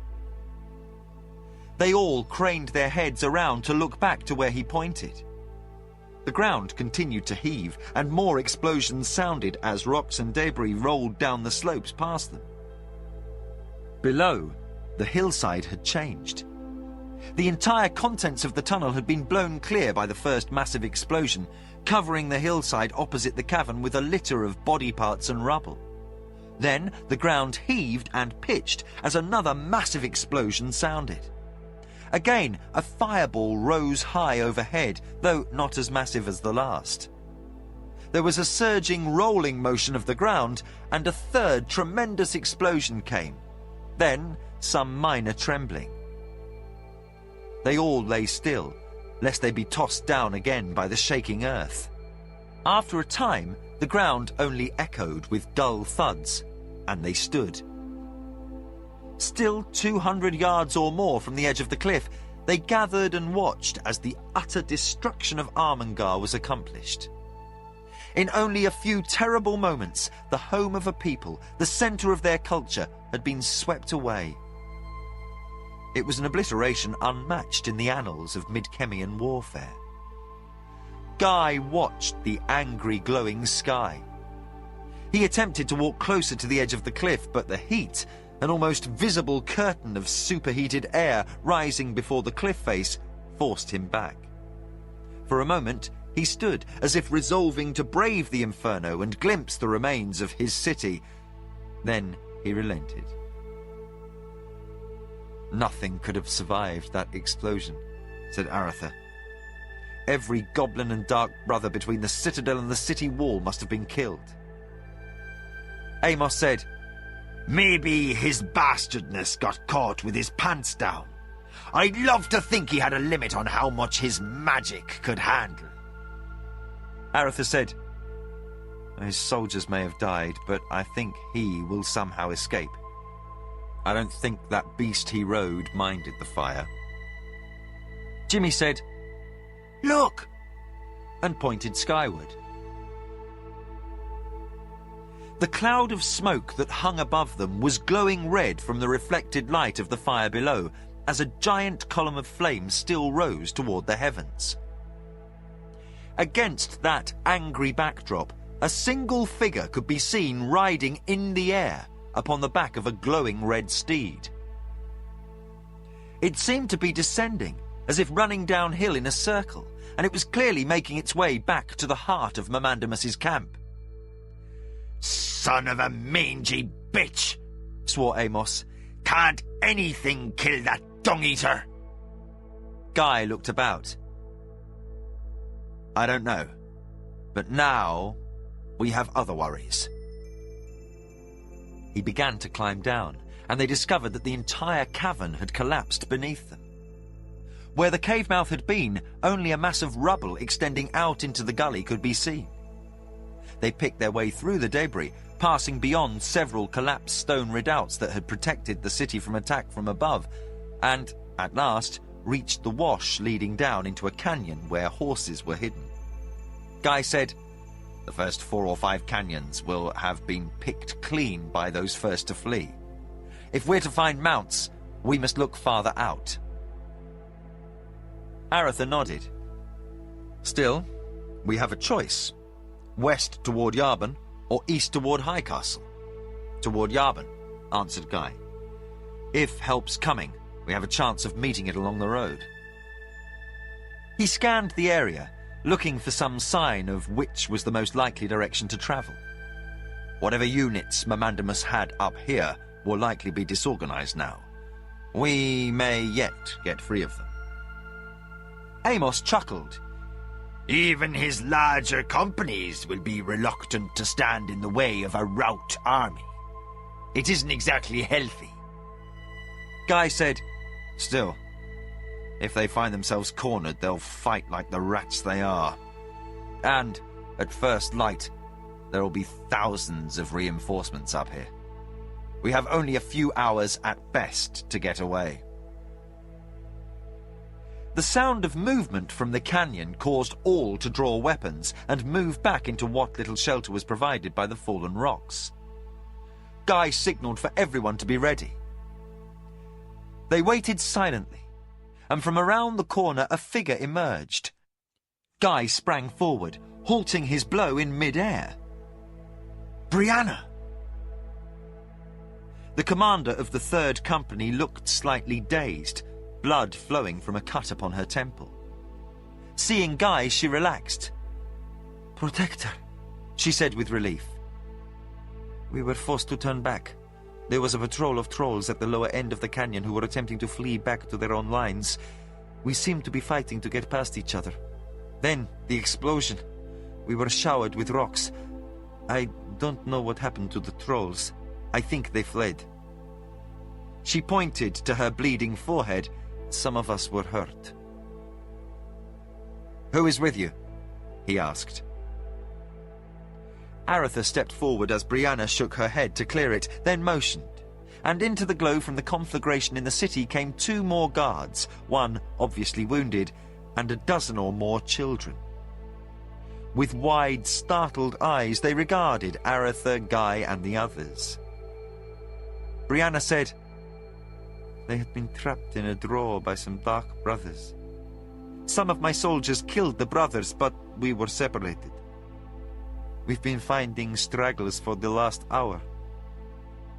Guy counted 16. He turned to Aretha. "What do we do now?" Aretha said, "Every man for himself or not, we can't leave them." Amos turned, alerted by some approaching sound. "Whatever we do, we'd best do it somewhere else. Come along." Guy pointed over the rim of the drawer, and he and the others began helping the children climb. Soon, they were all above the canyon rim and moving off toward the west. Aretha was the last to reach the rim, and, as the others vanished out of sight, he dropped to his knees behind an outcropping of rock. Into view came a company of goblins moving cautiously, as if expecting attack at every turn while they attempted to return safely from their lines.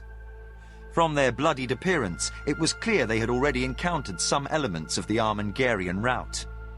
Aretha waited until he was sure the children were safely along, then took a rock and heaved it as far past the goblins as possible. The stone sped unobserved through the dark and clattered behind them. The goblins spun around and hurried along, as if fearing attack from behind.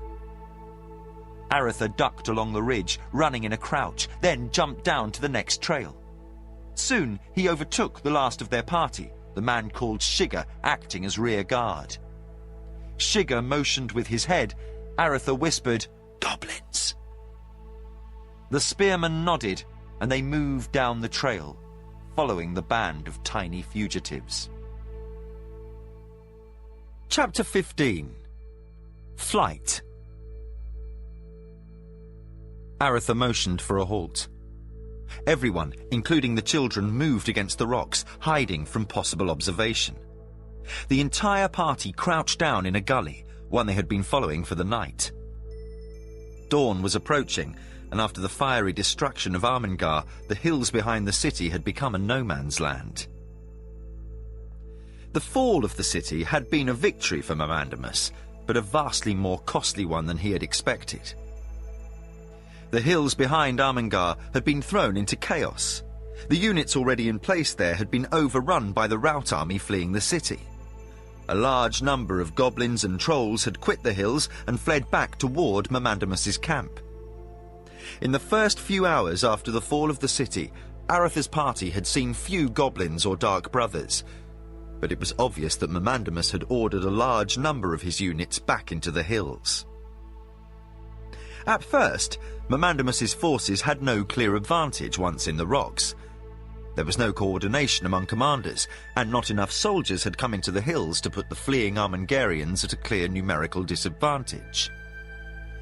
Bands of goblins and Moradel ventured into the gullies and washes behind the city in the darkness, seeking to overtake the fugitives, but many never returned.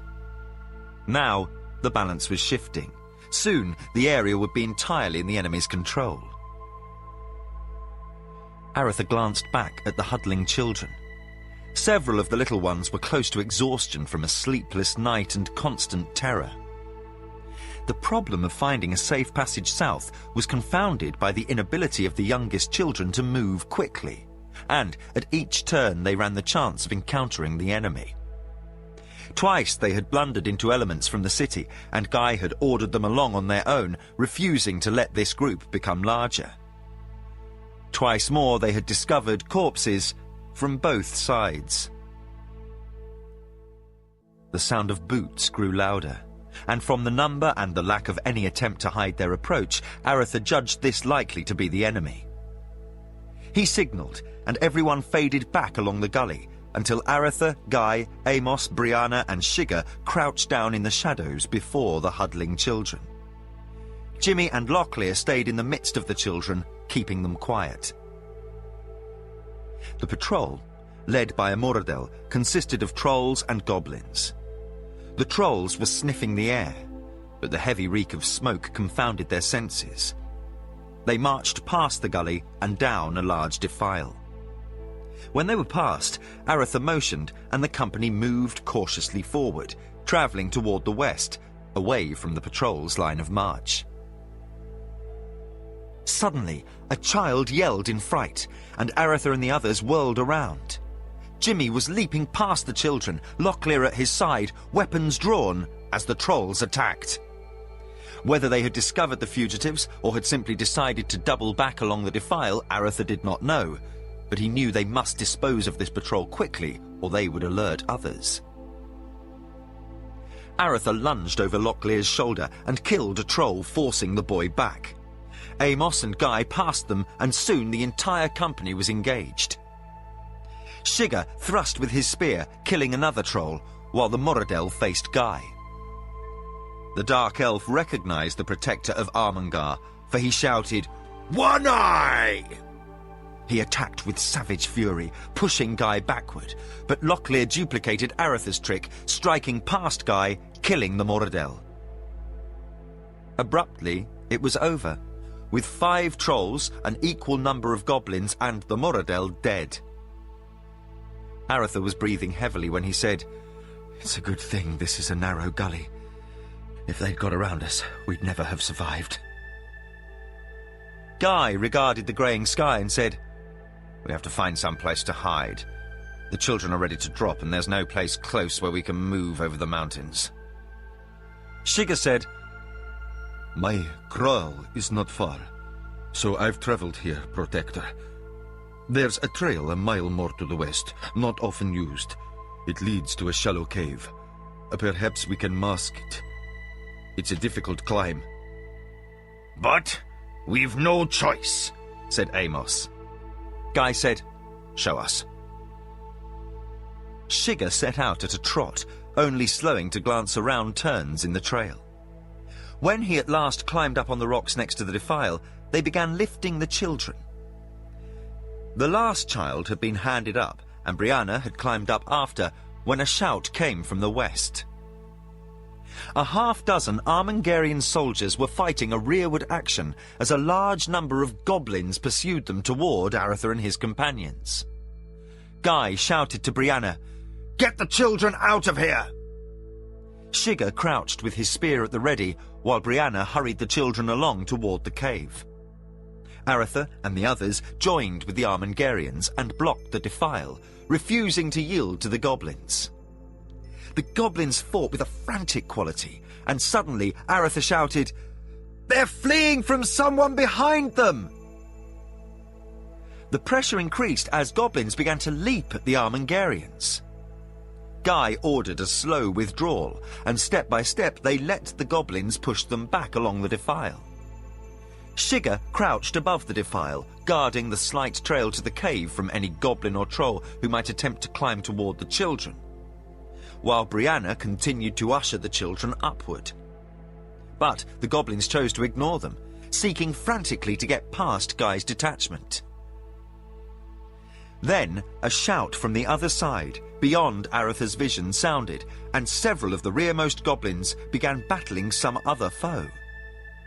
The goblins ceased moving, as they were trapped between 2 groups of attackers. A yell from behind caused Aretha to spin about. Jimmy and Locklear had been watching the rear, and another company of goblins was appearing at the far end of the defile. Without hesitation, Aretha shouted, "Climb! Get out!" He and the boys leapt for the rocks, then stabbed downward at the goblins to allow Amos and Guy a chance to climb upward. Now, Aretha could see what had caused the first band of goblins to flee back toward him. A company of dwarves was battling furiously against the goblins. Behind the dwarves, 2 elves could also be seen, who drew bows and fired over the heads of their shorter companions. Aretha recognized one of the elves and shouted, "Ghislaine!" The elf looked up and waved. He shouldered his bow and leapt up on the ridge, skirting the fighting in the gully below. With a long-running leap, he cleared another wash and landed on the side of the defile where Aretha stood. Martin has gone on to Yarbon. Are you all right? Aretha nodded as he drew a deep breath. Yes, but the city's gone. The elf said, We know. Even miles away the explosion was seen. We've been encountering refugees all night. Most of the dwarves under Dolgan have formed a rough corridor along the high trail. He pointed back down the main trail they had used in coming to Armengar. Most of those fleeing will get through. Guy said, There are children in that cave up there. He waved to where Shigga crouched on the other side of the defile. Ghislaine called out, "Ariane! There are children up there!" He pointed toward the cave. The second detachment of goblins joined the fray, and further conversation was halted. Several goblins attempted to climb up after those in the rocks, but Amos kicked one in the face and Jimmy ran another through, and the others thought better of it. A momentary pause in the fight allowed Ariane, the other elf, to yell, "We'll get them out!" The elf continued to shoot at the goblins, while 2 dwarves scrambled up the small trail to aid Shigga, Brianna, and the 2 remaining Armengarian soldiers in getting the children safely down. Ghislaine said, Carlin sent a company of us to Stone Mountain to honour Dolgan's accepting the crown. When Martin arrived and told of what was going on up here, Dolgan set off at once. Ariane and I decided to come along, while the rest returned to Elvendar with word of Mamandamus's march. Carlin can't leave our forests unprotected with Tomas gone, but I suspect he'll send a company of archers to help the dwarves get the survivors over the mountain. The dwarves' corridor is well held from the Inklindale Gap to about a mile west of here. Dolgan's warriors are all through the hills, so it'll be lively up here for a while. The dwarves fought a holding action from behind a shield wall, while those above handed the children down to 2 dwarves at the rear, who quickly led them to safety. Jimmy tugged at Guy's sleeve and pointed to where a company of trolls was climbing up from below. Guy glanced about, seeing better than a dozen goblins still between himself and the dwarves, then pointed toward the east. He waved to Brianna and Shigga, indicating they should flee with the children. Quickly, Guy and the others scrambled behind the goblins and leapt down. They ran back to the last intersection they'd used and moved down the shallow gully. Ducking into the same covering they had availed themselves of moments before, Guy said, Those trolls coming up from below will make it impossible to reach the dwarves. "Perhaps we can drop lower and move along until we've circled around them." Ghislaine said, It's pretty chaotic up here. I was with the most forward elements of Dolgan's army, and they've come as far as they can. Now they'll begin withdrawing. If we don't overtake them quickly, we'll be left behind. Further conversation was interrupted by shouts from above as more of Mamandamus's forces ran along the ridges toward the invading dwarves. Guy signalled, and they moved off at a crouched walk deeper into the wash, heading down. After they had gone a few hundred more yards, Guy said, "Where are we?" They all exchanged looks and realized they had taken a different way from the one they had come, and now they were somewhere to the west of the cavern that had emptied out behind the city. Jimmy glanced up and began to rise, then ducked down again. He pointed.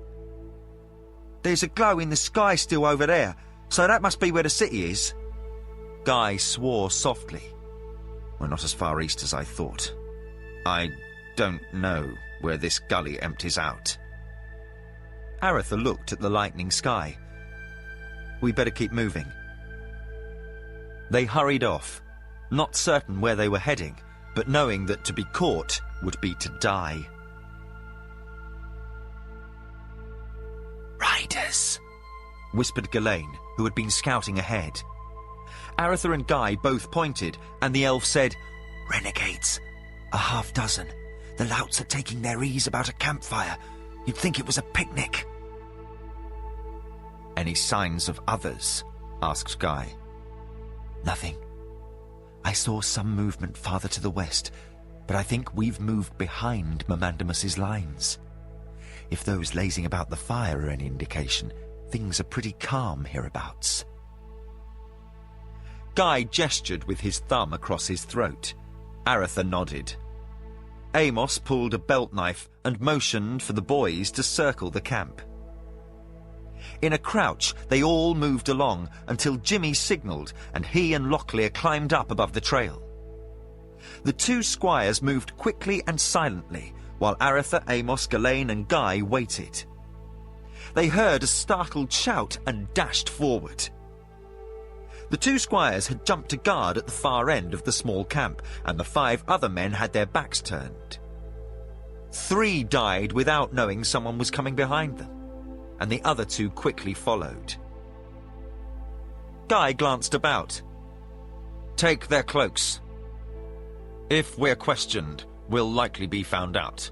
But if we keep to the ridges, perhaps their sentries will think us only another band out looking for stragglers." The boys put cloaks of blue over their Armengarian brown leather. Aretha kept his own cloak of blue, while Amos donned one of green. Guy retained his black one. To a man, the Armengarians wore brown, so the colours might disguise the fugitives for a while. Aretha tossed a grey cloak to Ghislaine and said, "Here, try to look like a dark brother." Dryly, the elf said, "Aretha, you do not know what a test of friendship that remark is. I must have Martin explain such things to you." Aretha said, "Gladly, if it's back home over wine in the company of our families." The bodies were rolled down into a gully. Jimmy leapt atop the ridge above the camp and climbed up another ridge above that, standing so that he might get some sense of where they were. "Damn!" he swore as he jumped back down. Aretha said, "What?" "A patrol, about half a mile back along the trail. It's not in any hurry, but it's coming this way. 30 or more riders." Guy said, "We leave now." And they mounted the renegades' horses. As they moved out, Aretha said, "Ghislaine, I've not had a moment to ask of the others who travelled with Martin." He left the question unasked. Ghislaine said, Martin was the only one to reach Stone Mountain. He shrugged. "We know Laurie's boyhood friend is dead," he said of Rold, not using the dead man's name in elven fashion. Of Laurie and Baru Serpentslayer we know nothing. Aretha could only nod. He felt regret at the death of Rold. The mercenary had proved a loyal companion, but he was more disturbed at Laurie's unknown fate. He thought of Carline. He hoped for her sake Laurie was well. He put aside that worry for more immediate concerns and motioned for Ghislaine to lead the way. They moved eastward, taking the higher trail whenever possible. Ghislaine rode in the van, and they did resemble a company of renegades led by a Moradel. At a point where 2 trails met, they could again see the city. It squatted against the mountains, smoking rubble. The crater where the keep had stood still spewed forth black smoke. The rocks of the cliff face seemed to glow red in the early morning gloom. Is there nothing left of the keep? Guy asked in quiet wonder. Amos looked down, his face a stony mask. "It was there," he answered, pointing to a spot at the base of the cliff. Now only the raging inferno could be seen as the pool of naphtha burned unabated in the deep pit blown out of the rocks. Nothing which resembled the keep, the inner wall, moat, or the first dozen blocks of the city could be seen. Those buildings nearest the citadel, still discernible, were little more than piles of rubble. Only the outer wall remained intact, except where the barbican had been exploded. Everything was gutted, charred, black, or glowing red. Amos said, "It's all gone. Armengar is gone." No building remained intact, and the entire mountainside was shrouded by a blue-black haze of smoke. Even outside the walls, the litter of bodies was appalling. It was clear that Mamandamus had taken a terrible beating in sacking the city, but still his host dominated the plain outside the walls. Banners flew and companies moved as the Moradel warlord ordered his army to march. Amos spat. "Look, he still has a larger army in reserve than he threw at us." Aratha said with fatigue in his voice, "You cost him close to 15,000 dead." Guy interrupted, "And he can still march more than 35,000 against Tirsog." Elements were moving, and the scouts and outriders were already galloping toward their assigned places along the line of march. Guy studied it for a moment, then said, "Damn me. He's not moving south.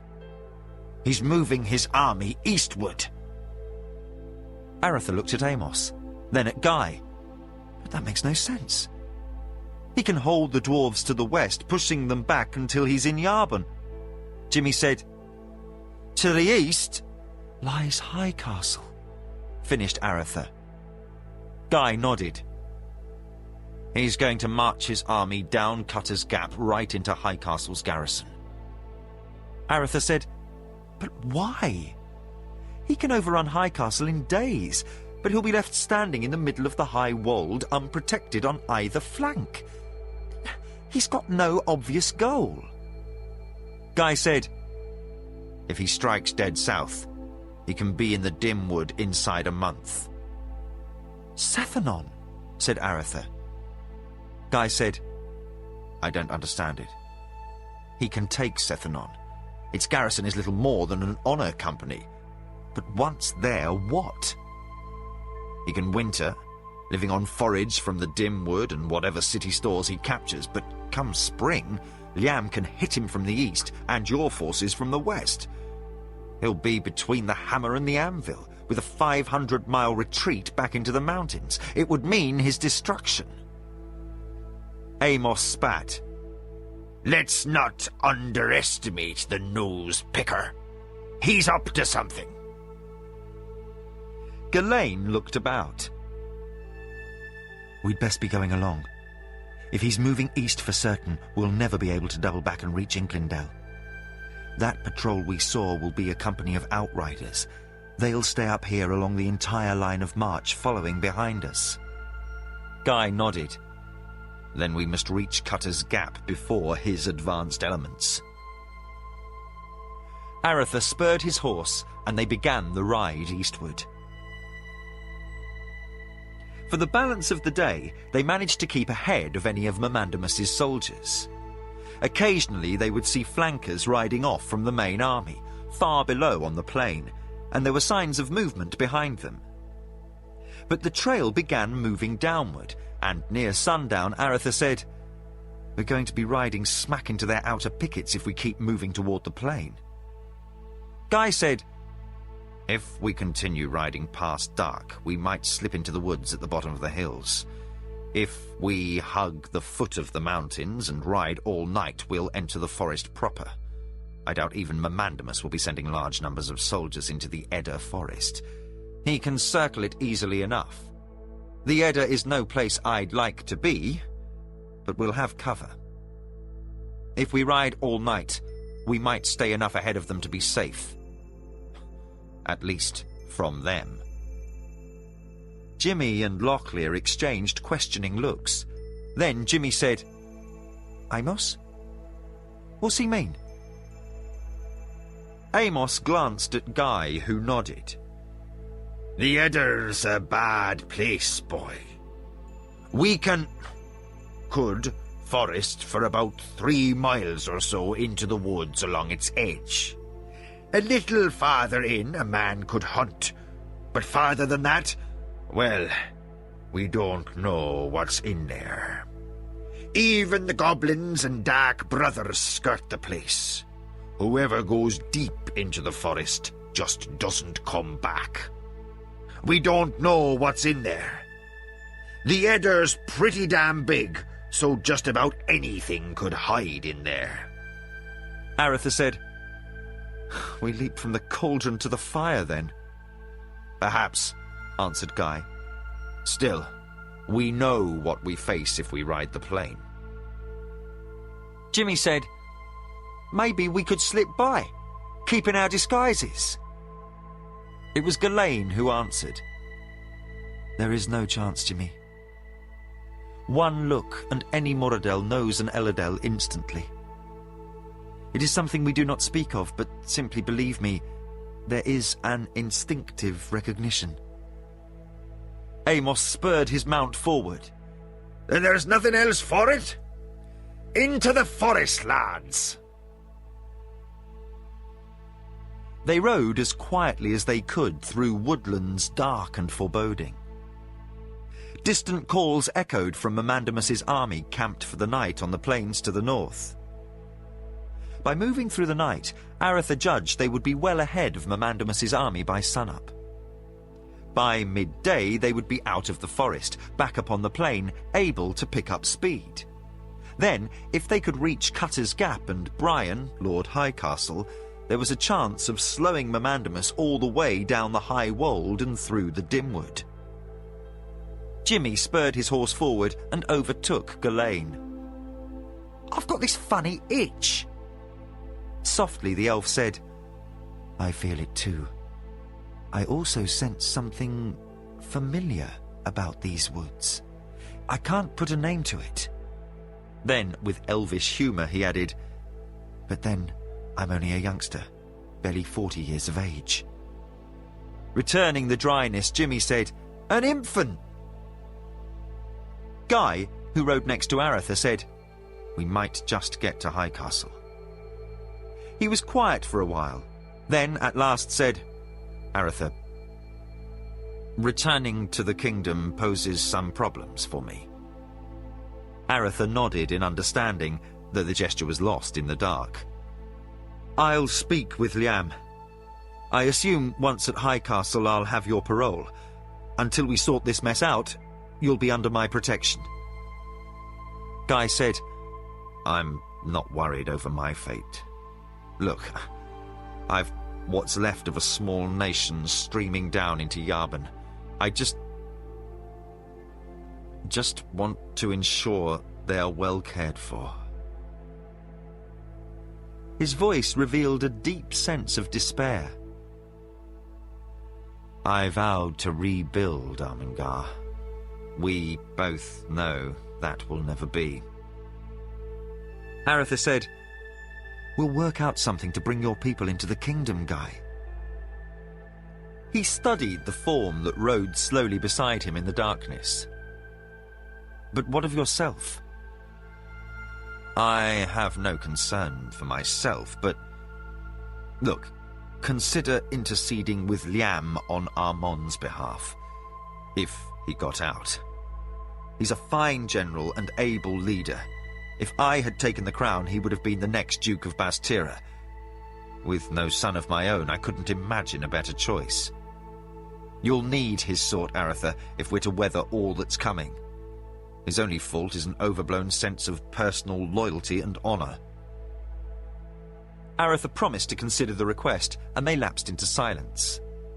They continued riding until well after midnight, when Aretha and Guy agreed upon a halt.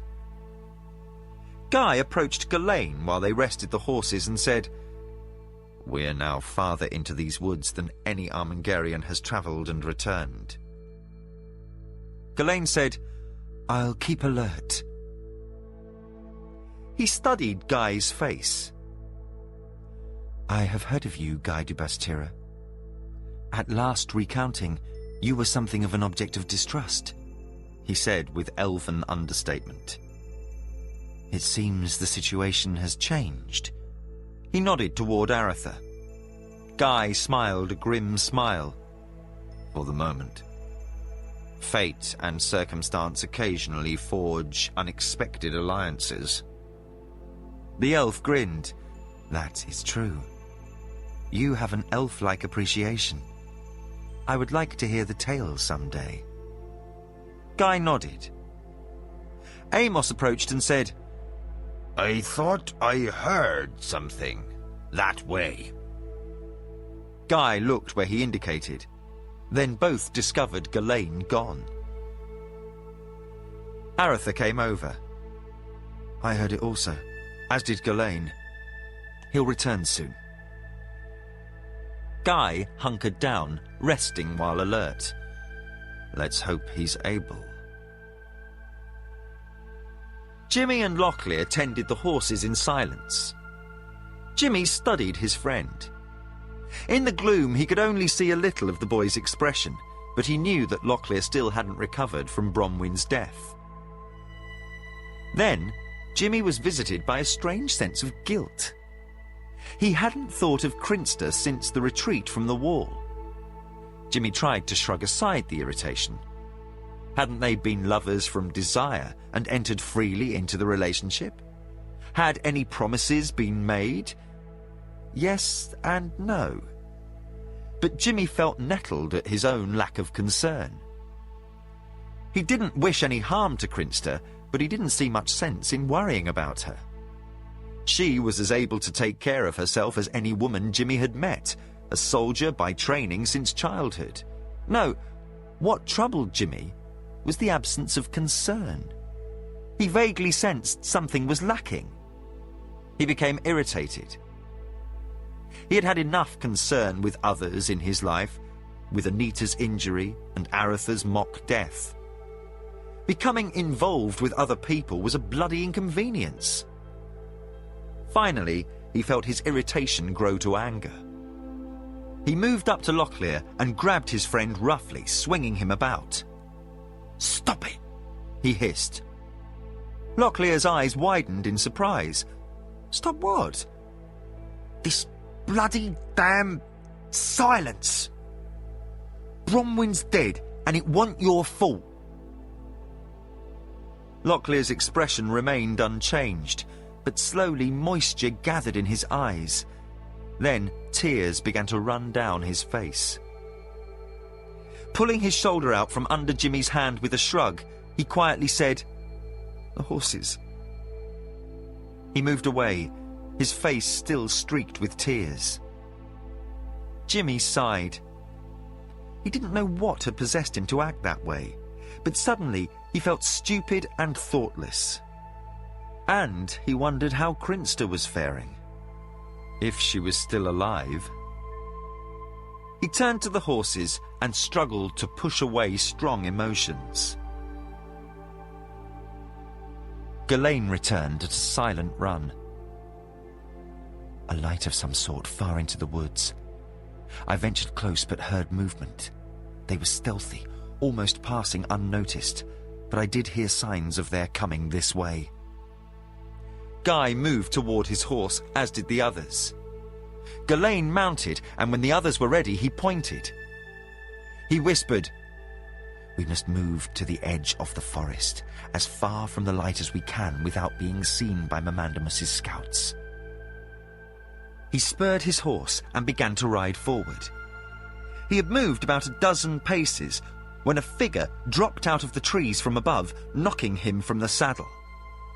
More attackers leapt down from the trees, and all the riders were dragged from their horses. Aretha hit the ground and rolled, coming to his feet with his sword in hand. He regarded his opponent, looking into an elf-like face set in a mask of hatred. Then he saw the bowmen behind drawing a bead upon him, and, with a strange sense of finality, he thought, "Is this how it will end at the last?"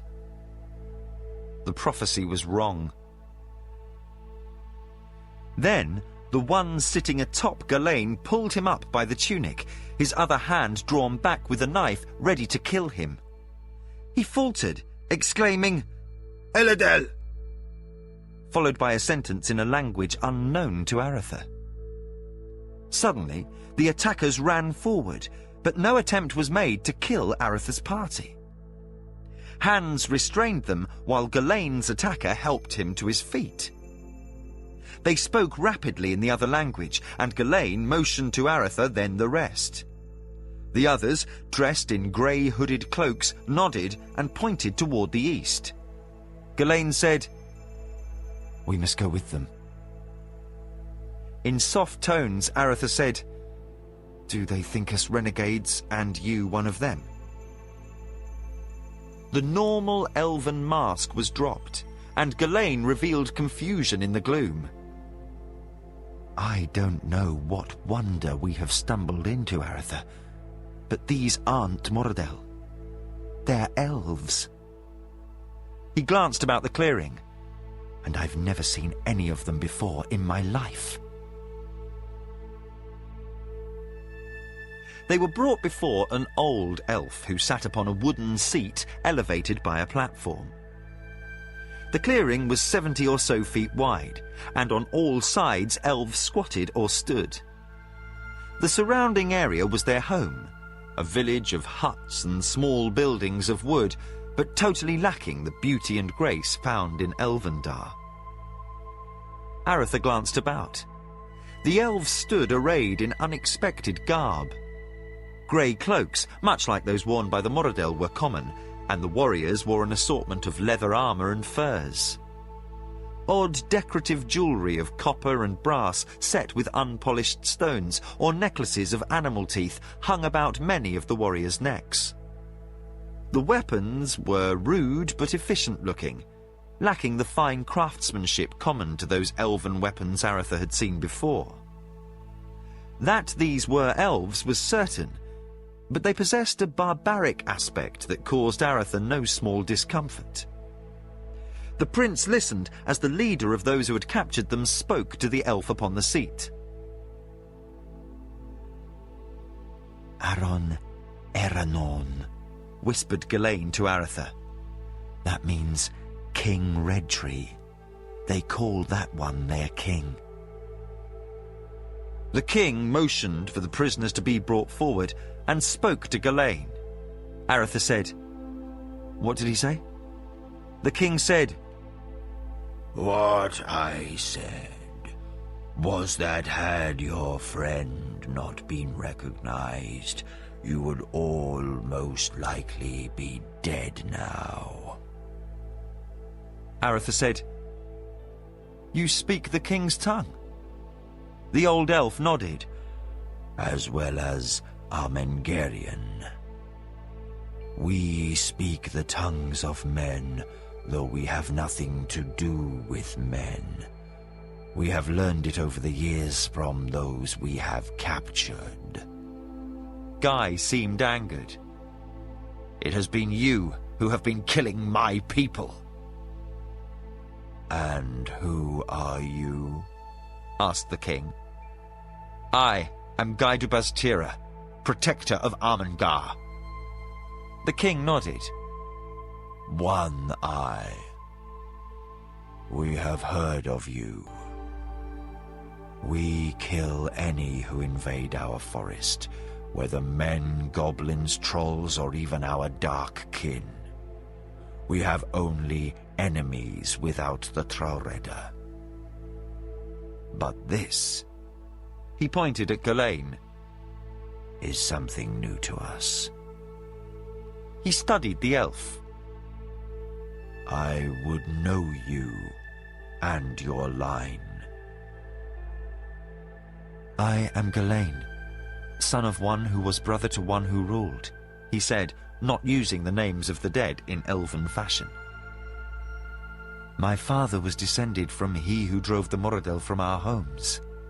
I am cousin to Prince Carlin and nephew to Queen Aglarana." The old elf's eyes narrowed as he studied Ghislaine.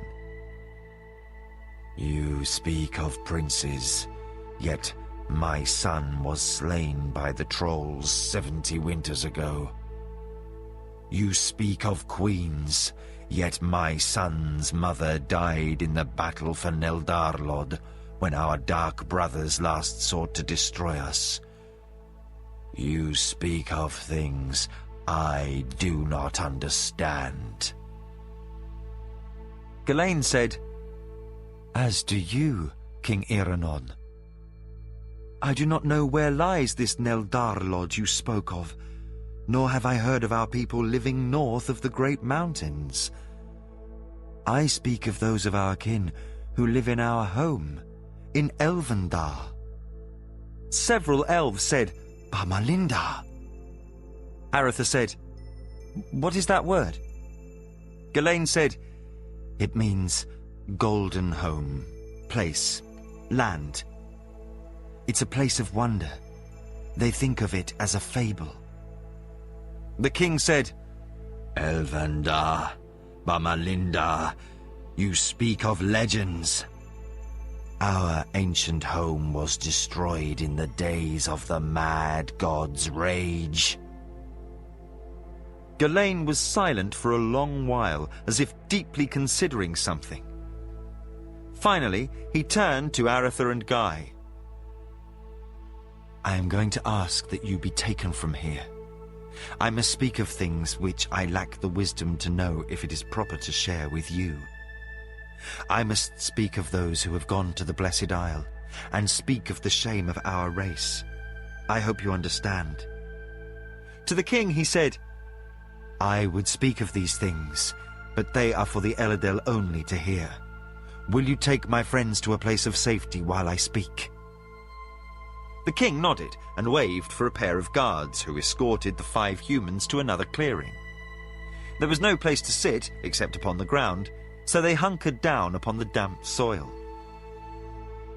They could not hear Ghislaine speak, but they caught the faint sound of his voice on the night wind. For hours the elves held council, and Aretha drifted off into a doze. Suddenly, Ghislaine was there, motioning for them to rise. I have spoken of things I had thought I had forgotten, old lore taught to me by the spellweavers. I think they believe now, though they are deeply shaken. Aretha looked at the 2 guards who waited some distance away, respecting Ghislaine's privacy. Who are these elves? Ghislaine said, I understand that when you and Martin passed through Elvendar on your way to Moralin, Tathar told you of the shame of our race, the genocidal war conducted by the Moradel against the Glamradel. I think these are the surviving descendants of the Glamradel. They seem proper elves and are certainly not Moradel, but they have no spellweavers or keepers of law. They have become more primitive, little more than savages. They have lost many arts of our people. I don't know.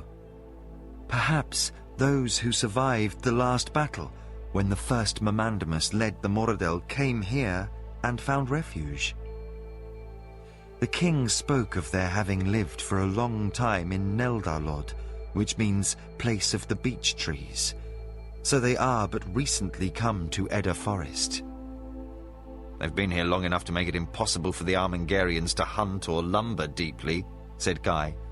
At least 3 generations.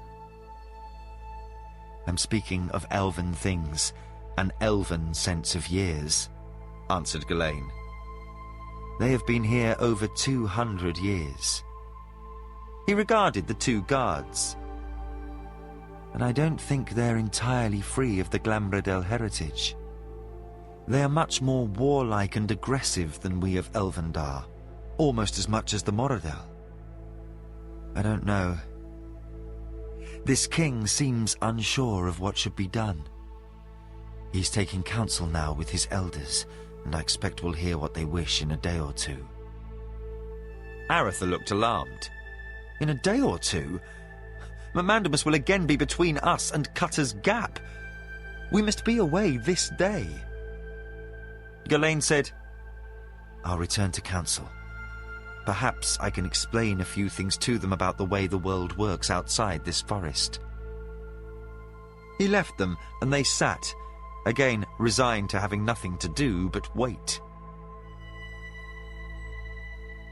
Nearly half the day had passed when Gawain returned. The king will let us go. He'll even provide escort to the valley that leads to Cutter's Gap along a clear trail, so we will reach it before Mamandamus's army. They'll have to go around the forest, while we'll go straight through. Aretha said, I was worried we might have trouble. We did. You were going to be killed, and they were still deciding what to do with me. What changed their minds? Said Amos. Mamandamus. I just mentioned that name, and you would have thought someone had struck a branch in a hornet's nest. They have lost much lore, but that is one name they remember. There is no doubt we have found the descendants of the Glamradel here. I judge about 300 or 400 in the immediate area from the number of those in council. There are many more living in distant communities, enough that it doesn't pay for anyone to bother them in any event. Will they help with the fight? Asked Guy. Gawain shook his head. I don't know. Iranon is a sly one. If he should bring his people to Elvendar, they'd be welcomed, but not entirely trusted. There's too much of the savage about them. It would be years before anyone was comfortable. He also knows that in the council of the true Elf Queen, he would be only a minor member, as he is not even a spellweaver. He would be included, as a gesture to his people, and also because he is among the oldest of the elves living in the Edda Forest.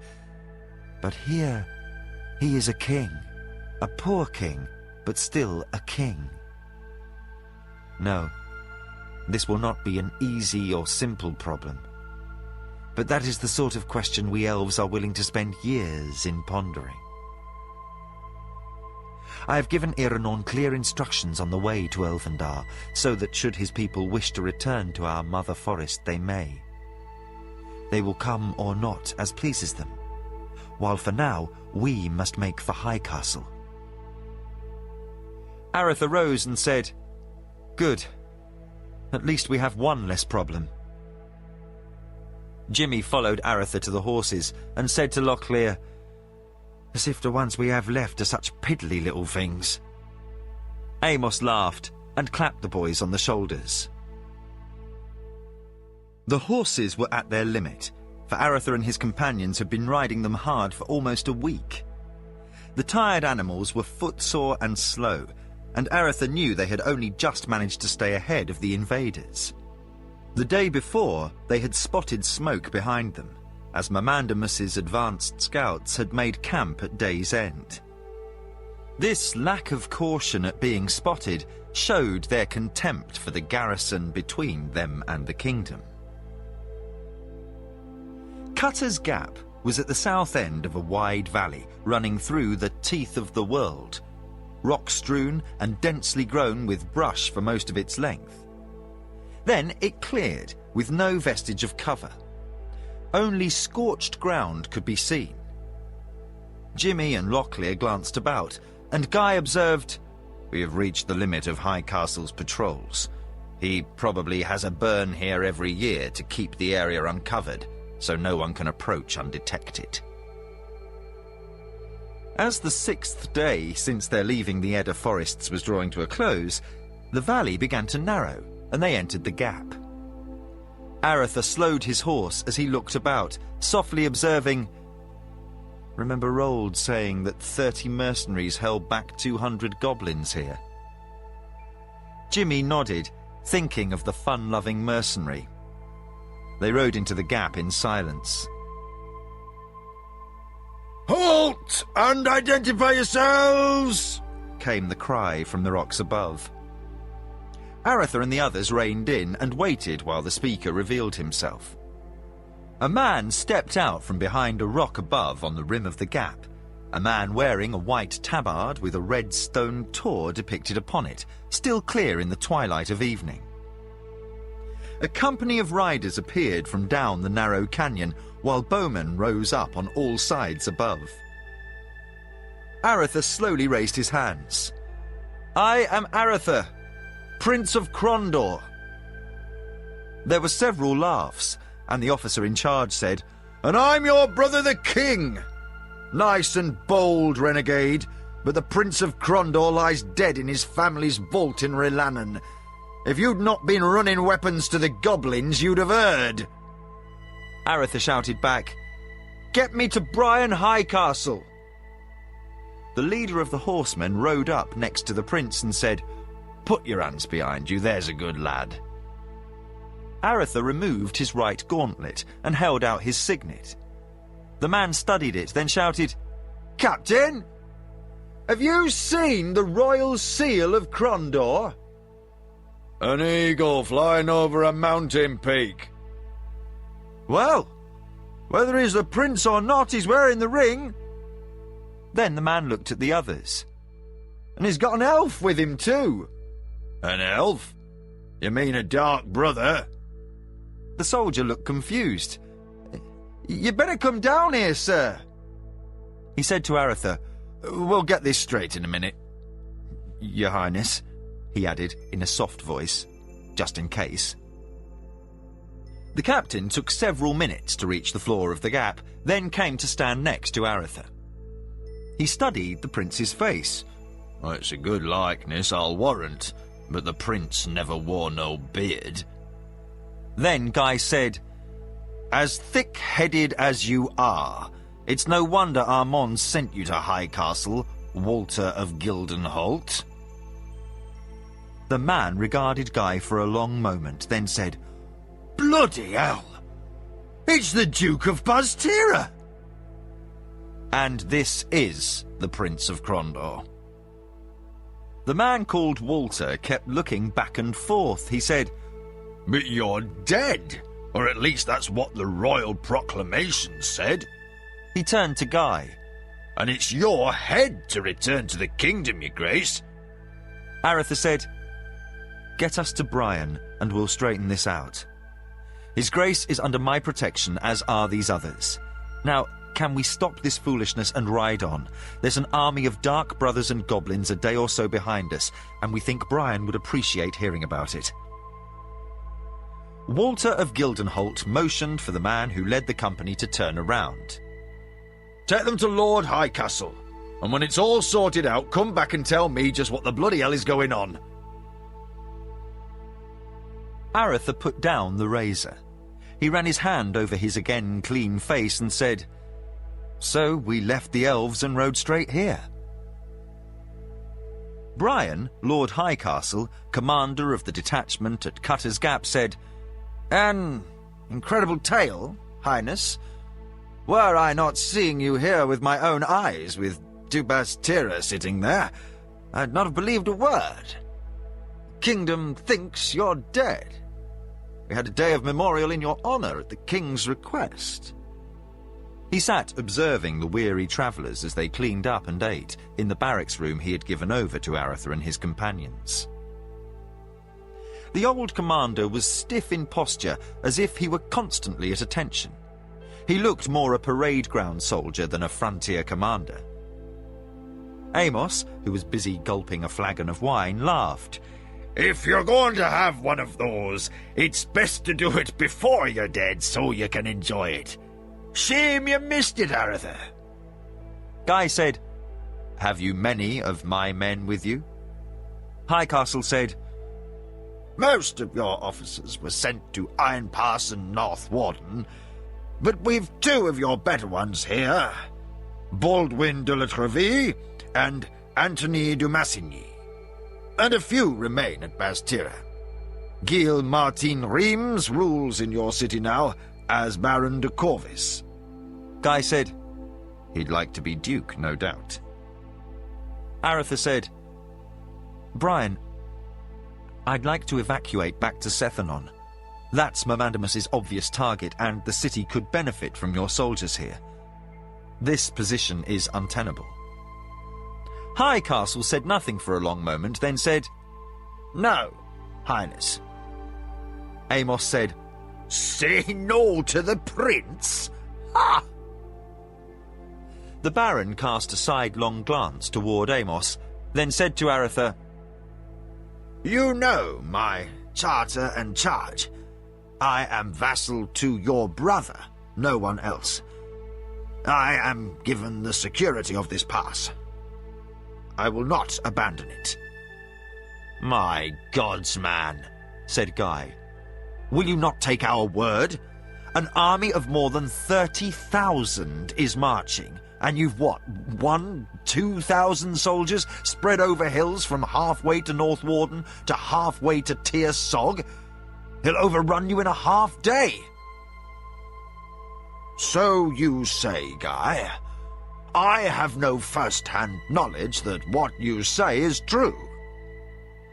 Aretha was stunned, while Amos said, No, you're calling the prince a liar! Brian ignored Amos.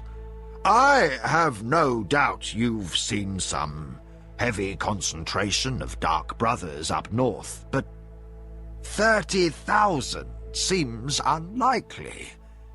We've been dealing with them for years, and our best intelligence is that there couldn't be any force of them larger than 2,000 in the field under one commander. We can easily handle that many from this position. Guy spoke in controlled fury.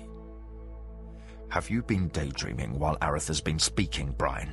Didn't he tell you we lost a city with a 60-foot-high wall, approachable from only one side, defended by 7,000 battle-tested soldiers under my command?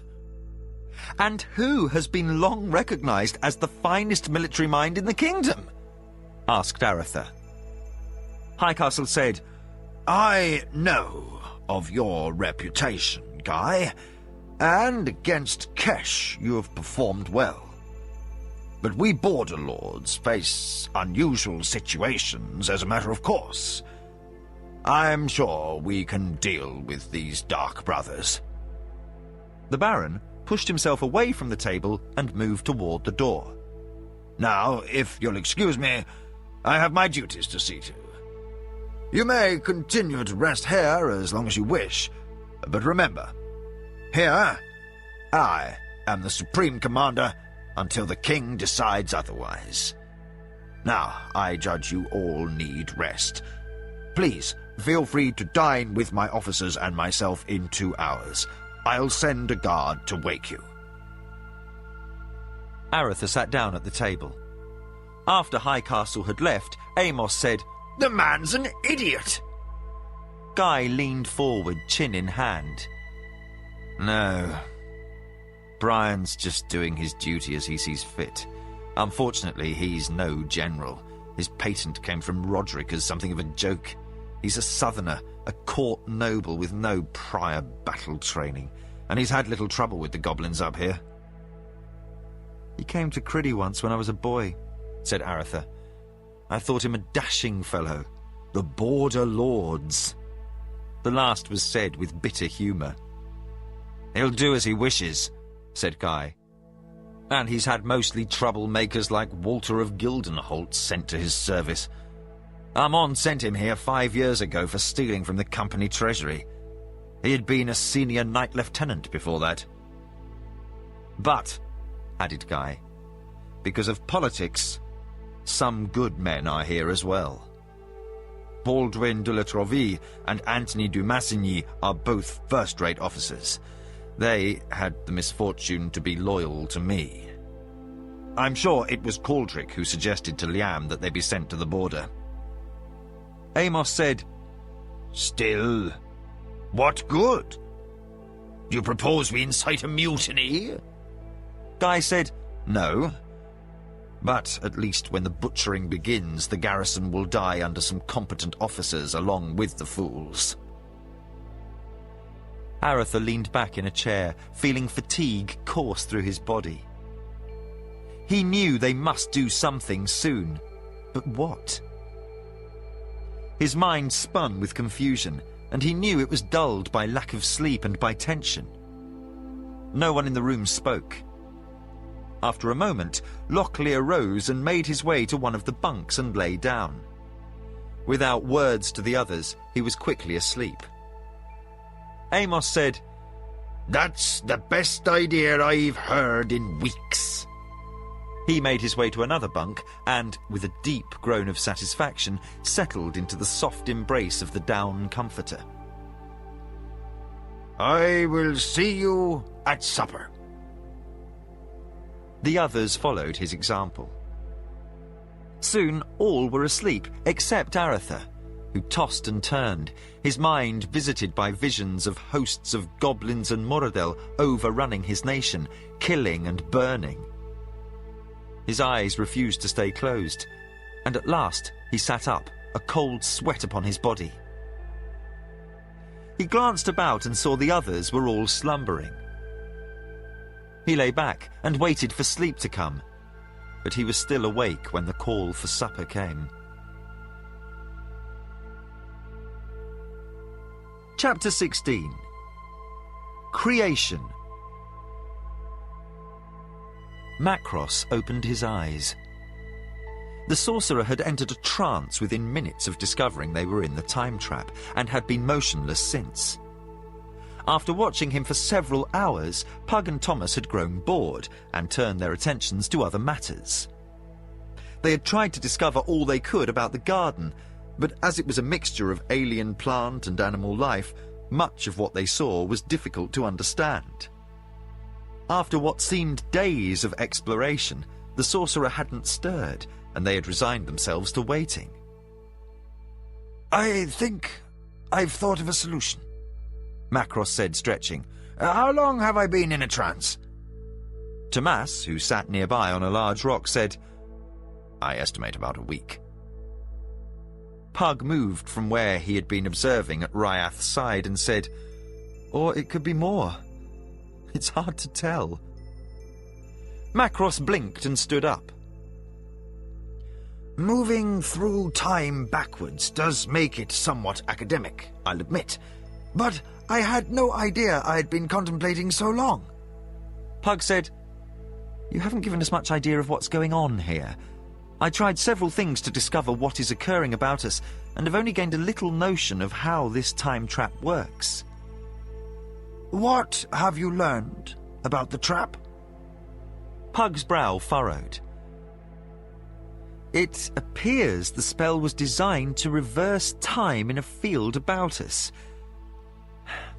As long as we're in that field, we are subject to its effect and cannot change it. We're carried along with the garden, moving at a leisurely pace backward through the time stream. Frustration showed clearly in his tone. Macross, we've plenty of fruit and nuts, but Ryath is hungry. She has managed to get by on some of the small game around here, and even has managed to eat some nuts, but she can't go on this way much longer. Within a short time, she'll have hunted out the game, and then she'll begin to starve. Macross looked over to where the golden dragon lay in a doze to conserve energy. Well, we must get out of here then. By all means. How? Said Tomas. It will be difficult, but I expect you two will be up to it. He managed to smile, returning to something of the confidence he had exuded when both had known him before. Any trap has some weakness. Even something as simple as a rock dropped from above has a design flaw. It can miss. I think I've found the flaw in this trap. Pug said, It would prove refreshing. I've thought of a dozen things to do if I were outside the field of this trap. Ryath has tried to take me outside and we failed, and I can't think of a thing to do from the inside to fight our flight back through time. The trick, dear Pug, is not to fight the flight backward through time, but to accelerate it.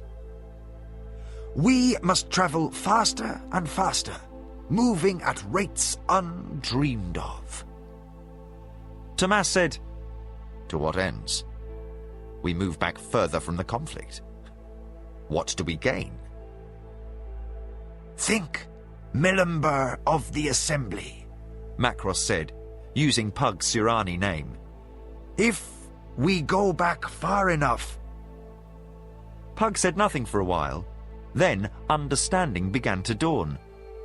We go back to the beginning of time. And before. When time had no meaning. Pug said, "Is this possible?" Macross shrugged. I don't know. But as I can't think of anything else to try, I'm willing. I'll need your help. I have the knowledge, but not the power. Pug said, "Tell me what to do." Macross motioned for him to sit and sat opposite him. Tomas stood behind his friend, observing with interest. Macross reached out and placed his hands upon Pug's head. Let my knowledge come into you. Pug felt his mind fill with images. And the universe as he knows it shudders. Only once before has he known this sense of panoramic awareness. That time he stood upon the Tower of Testing when he entered the ranks of the Great Ones. A more mature, more knowledgeable observer watches this time and understands so much more of what he sees. The symmetry, the order, the stunning magnificence that spin about him, all tied together in some plan beyond his ability to perceive. He stands in awe. He casts his awareness about and again is astonished at the wonders of the universe about him. Now he again swims between the stars, again perceiving the mystic lines of force that bind together all things in the universe. He detects a tugging on those lines and sees something striving to enter this universe from another. It is foul, a cankerous thing that threatens the order of all that is. It is a darkness, a blotting out. It is the enemy. But it is weak and cautious. He ponders its nature as it falls away from his understanding. He is moving backward in time. He observes the garden. He can see himself sitting before the sorcerer, his boyhood friend behind. He knows what he must do. The flow of time about the garden is stately, moving at rhythms matching the normal rhythm of space and time about him, but reciprocal in flow. For each passing second, a second in the garden flows backward. He reaches out, his mind finding the key to the time flow, as real to the touch of his spirit being as a stone to his hand. He caresses it and feels the beat of the universe, the secret of the illusory dimension. He sees and he knows. He understands and manipulates that flow. And now, for each passing second of time in the universe, 2 seconds pass in the garden. He feels a calm joy, for he has just accomplished something that only recently he would have judged beyond the ability of any mortal magician. He puts aside his pride and concentrates on the task at hand. Again, he manipulates, and for each true second, 4 now flow about Tomas, Macross, and himself. Again and again and again he duplicates his feat, and now for each hour that the universe ages, they flee backward more than a day.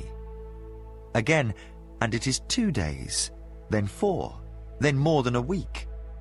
Thrice more, and they move at better than a month for each true hour.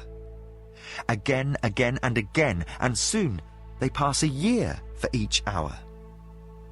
He pauses and sends forth his awareness. His mind soars across the cosmos like an eagle upon the wing, speeding between stars like the mighty bird of prey gliding past the peaks of the grey towers. He spies the hot and green-tinted star that is so familiar to him, and, for a brief instant, understands. He is upon Keloan, discovering the lost lore of the Eldar. A year and more back in time they have moved. As fast as the time to think, he returns his consciousness to his personal here and now. Again, he manipulates the time flow, and now it is 2 years per hour, then 4, 8, 16. Again, he pauses and regards the universe. The stars revolve in orderly fashion, hurtling through a cosmos so vast that their blinding speed appears little more than a crawl. But they move in odd pattern, their motions inverted, their travels reversed. He considers and again works upon the time frame. He is now master of this practice, possessing abilities to dwarf the wildest ambitions of even the most arrogant member of the assembly. He is now certain of his own nature, so much more than he had thought, and he manipulates the time flow with ease. A wild thought passes through him. This is to be like a god. Then years of training surge up with the warning, "Beware pride. Remember, you are but a mortal, and the first duty is to serve the Empire." His teachers at the assembly did their job well. He ignores the intoxication of his power, rediscovering his Wal, the perfect center of his being, and again manipulates the time flow. A year passes in reverse for each second in the true universe. Again and again he works his skills upon the time trap of the enemy, accelerating it beyond the expectations of those who fashioned it. Now a decade passes each second, and he knows he lives before the time of his birth. In the time it takes to draw breath, he has passed back before the time when Duke Boric's grandfather invaded Criddy. He works another pass of time, and now the kingdom is only half its future size, with the holdings of Baron von Darkmoor marking its western boundary. Twice more he accelerates the time factor, and the nations of his lifetime are little more than villages, peopled by simpler folks than those who will give rise to nations. Again and again he works his magic. Then the universe rocks. The very fabric of reality is rent. Energies impossible to fathom explode about him, violent beyond his ability to apprehend, and he... Pug opened his eyes. He felt a strange dislocation about him, and, for a moment, his vision blurred. Tomas came to stand beside him and said, "Are you all right?" Pug blinked and said, "Something out there changed." Tomas looked skyward. "There's something happening." Macross regarded the heavens. Odd patterns of energies whirled madly across the firmament, while stars wobbled in the course. If we watch, we'll see things calm down in time. We're seeing this from back to front, remember? "Seeing what?" asked Pug. Tomas answered, "The Chaos Wars." There was a haunted look in his eyes, as if something in what occurred touched him deeply in a place he had not expected. But his face remained a mask while he watched the mad skies above. Macross nodded. Standing up, he pointed heavenward. See? Even now we are passing into an epoch before the Chaos Wars. The days of the mad god's rage, the time of star death, and whatever other colourful names myth and lore have conjured up for that period. Pug closed his eyes and felt his mind cold and numb, his head throbbing with a dull ache. Macross said, "It appears we are moving at the rate of 300-400 years a second in reverse time." Pug nodded. "So, for every 3 seconds, about a millennium passes," he calculated. "That's a good start." "Start?" questioned Pug. "How far do we need to move?" "By my best calculation, billions of years. At 1,000 years per second, we'll get back to the beginning in our lifetime, but just barely. We need better." Pug nodded, clearly fatigued, but he closed his eyes. Tomas looked skyward.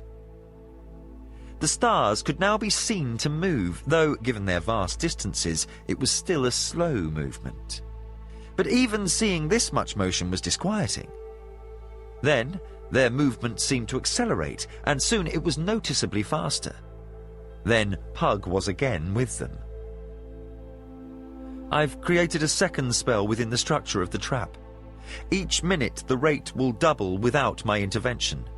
We are now moving at a rate in excess of 2,000 years per second. In a minute it will be 4, then 8, 16, and so forth. Macross's expression was one of approval. Good. Well, that gives us a few hours. Tomas said, I think it's time for some questions then. Macross smiled, his dark eyes piercing as he said, What you mean is you think it's time for some answers. Tomas said, Yes, that is exactly what I mean.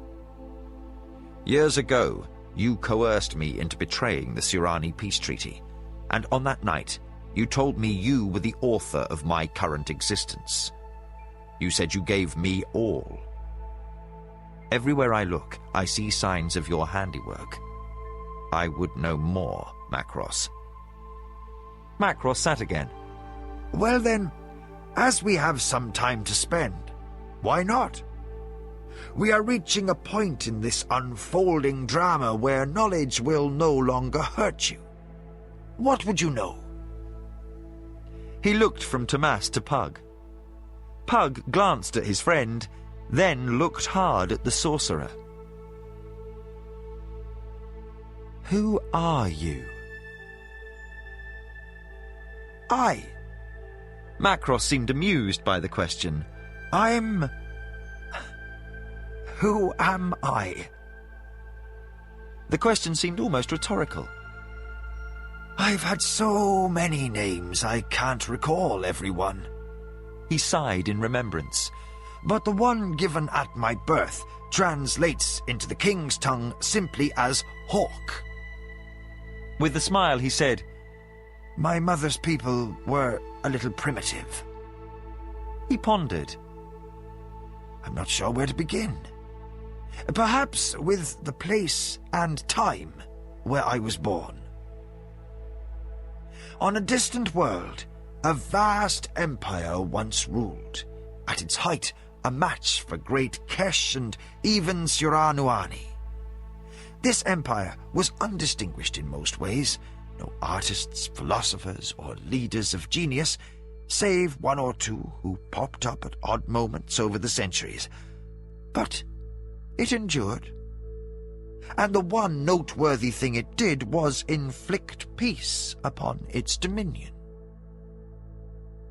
My father was a merchant, undistinguished in all ways save he was thrifty, and held loan papers on many of the most powerful men in his community. This, I tell you, so you'll understand. My father was not someone about whom great sagas are composed. He was a most unremarkable common man. Then, in the land of my father's birth, another common man appeared, but one with the ability of spellbinding oratory and an irritating habit of making people think. He raised questions that made those in power nervous, for, while he was a peaceful man, he gathered followers, and some of them tended toward the radical and violent. So those who ruled leveled a false charge against him. He was brought to closed trial, where no man could raise a voice on his behalf. In the most extreme and harsh verdict, it was accounted he spoke treason, which was patently false, and he was ordered executed. His execution was to be public, in the fashion of that time. So many of the populace were there, including my father. That poor merchant of few gifts was there with some of his highly placed countrymen, and to please his rulers, who owed him money, he participated in mocking and ridiculing the condemned man upon his way to his death. For whatever reason, fate's whim, or the gods' dry sense of humor, the condemned man paused in his walk to the place of execution and faced my father. Of all those about who were tormenting and berating him, he cast his eyes upon this one simple merchant. It may have been this man was a magician, or it could simply have been a dying man's curse. But out of all there upon the boulevard, he cursed my father. It was a strange curse, which my father dismissed as the ravings of a man gone mad with terror. But after the man had died and the years passed, my father noticed he wasn't getting any older. His neighbors and business associates were showing the ravages of the years, but my father looked much as he always did, a merchant of about 40 years. When the differences became pronounced, my father fled his homeland, lest he be branded a companion of dark powers. He traveled for years. At first, he put his time to good purpose, becoming a fair scholar. Then, he learned the curse for what it really was. A serious accident occurred, leaving him bedridden for most of a year. He discovered death was denied him. Should he be wounded unto death, he would heal eventually. He began to long for the release of death, an end to the endless days. He returned to his homeland to seek knowledge of this man who had cursed him. He discovered that myth now shrouded the truth, and that the man now stood at the center of a religious debate. He was seen by some as a charlatan, by others as a messenger of the gods, by a few as a god himself, and by still others as a demon herald of damnation. That debate conspired to generate some strife within the empire. Religious wars are never pretty. But one story kept surfacing. That 3 magic artifacts associated with the dead man had the power to cure, to bring peace, and finally, remove curses. As I understand it, they were a wand, a cloak, and a cup.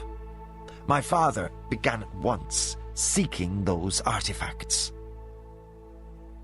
Centuries passed, and at last my father came to a tiny nation at the frontier of this empire, where it was supposed the last of the 3 artifacts could be found, the other 2 being counted lost beyond recovery. The empire was at last dissolving, as all such things do, and this land was a wild place. Upon reaching that nation, my father was beset by brigands who wounded him severely, leaving him for dead. But, of course, my father simply lay in mute agony, waiting to heal. A woman found him. Her husband had died in a fishing mishap, leaving her without resources. My father was of an ancient race, steeped in culture and history. But my mother's people, called the people of the lizard, were barely more than savages. A widow was to be shunned, for any who gave to her assumed responsibility for her.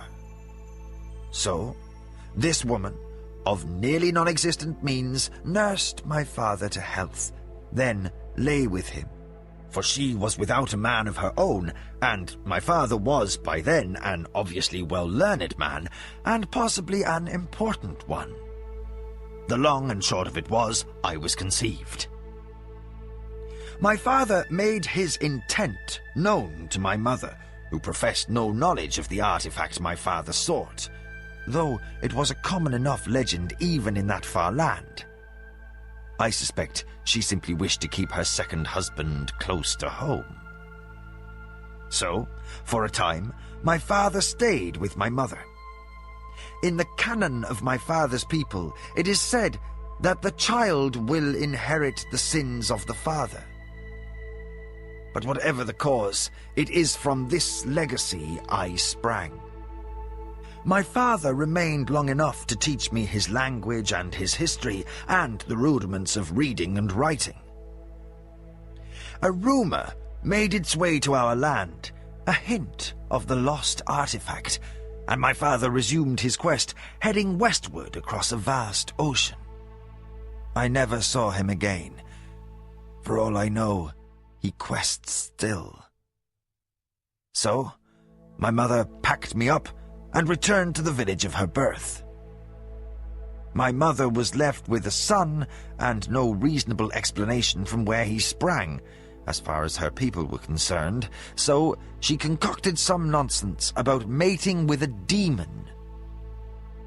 Because of my father's teachings, I was far more educated than the wisest elder among them, so my knowledge gave some credibility to those stories. In short, Mother gained significant influence in the community. She became a seer, though her abilities were more in the area of theatrics than divination. But I began seeing visions as a child.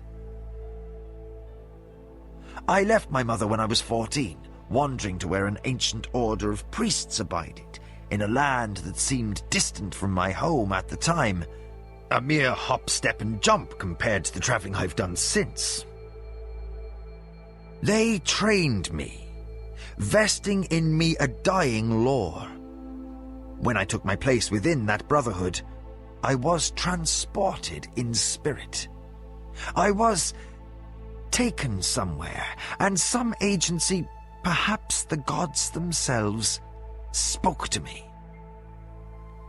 I was judged one among multitudes, a special vessel for rare powers. But there would be a price in taking that power for my own. I was given a choice. I might remain a simple mumbler of prayers, without much importance in the order of things, but I would have a safe and comfortable life. Or I might truly learn magic arts. But it was clear there would be pain and danger along that path. I hesitated. But much as I wished for the peaceful existence of the monastic life, the lure of knowledge was too strong to resist. I chose the power, and the price was twofold. I was doomed, like my father, to live without hope of death, and was also given the gift, or curse, of foreknowledge. As I needed to know things in order to act my part, that knowledge came to me. And from that day forward, I have lived my life in concert with that foreknowledge. I am destined to serve forces that work to bring sanity into the universes, and they are opposed by equally powerful agencies of destruction. Macross sat back. In short, I am a man who inherited a curse and gained some gifts. Pug said, I think I understand what you're saying. We have considered you the master behind some dark game. But the truth is, you are the biggest pawn in the contest. Macross nodded. I alone have not had free will, or at least lacked the courage to challenge my foreknowledge. I have known from the day I left that priesthood that I would live for centuries, and that many times I would be required to manipulate the lives of others toward what ends I am only now beginning to understand. What do you mean? Said Tomas. Macross looked about. If things proceed as I suspect, we shall bear witness to that which no other mortal being in the universe, or even the gods themselves, have seen. If we survive, we will spend some time returning home. I think we can learn all we need during that time. For now, I am tired, as is Pug. I think I will sleep. Wake me. When? Asked Tomas. Macross smiled enigmatically. You'll know when.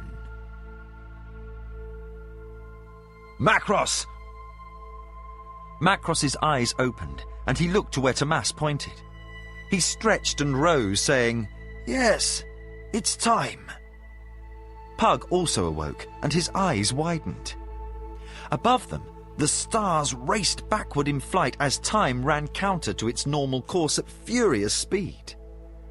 The skies were ablaze with fiery beauty as rampaging energies were released in colours of splendid intensity, and light was more concentrated, as if everything seemed to be drawing together.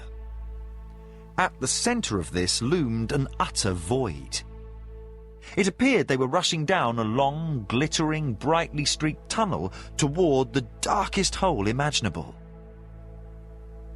This should prove interesting, observed the sorcerer. I know you'll think this odd, but I find it strangely exhilarating not knowing what's coming next. I mean, I know what's likely to happen, but I haven't seen it. Pug said, That's fine, but what is this? The beginning, Pug. Even as he spoke, it appeared the matter about them was rushing faster and faster toward that total blackness. Now the colours were blending together to a pure white light, almost painful to observe. Look behind, said Tomas. They did so, and where real space had been, now the utter grey of rift space was seen. Macross applauded in obvious delight. Wonderful! It is as I thought. We shall elude this trap, my friends. We are approaching that place where time has no meaning. Watch! In a final rush of stunning majesty, all about them collapsed downward, as if being sucked into the maw of that black nothing. Macross said, Pug, halt our flight before we are pulled into all that. Pug closed his eyes and did as he was bid. Faster and faster the last stuff of the universe was devoured by the giant thing before them until the last vestige, the last mote of matter vanished into the hole. Then Pug clutched at his temples and cried out in pain. Macross and Tomas moved toward him as his legs buckled and helped him sit. After a moment he said, I'm all right.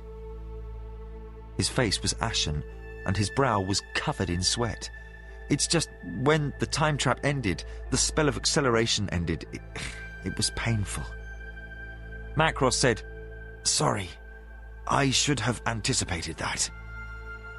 Almost to himself he added, But little of what we know will have any validity here and now.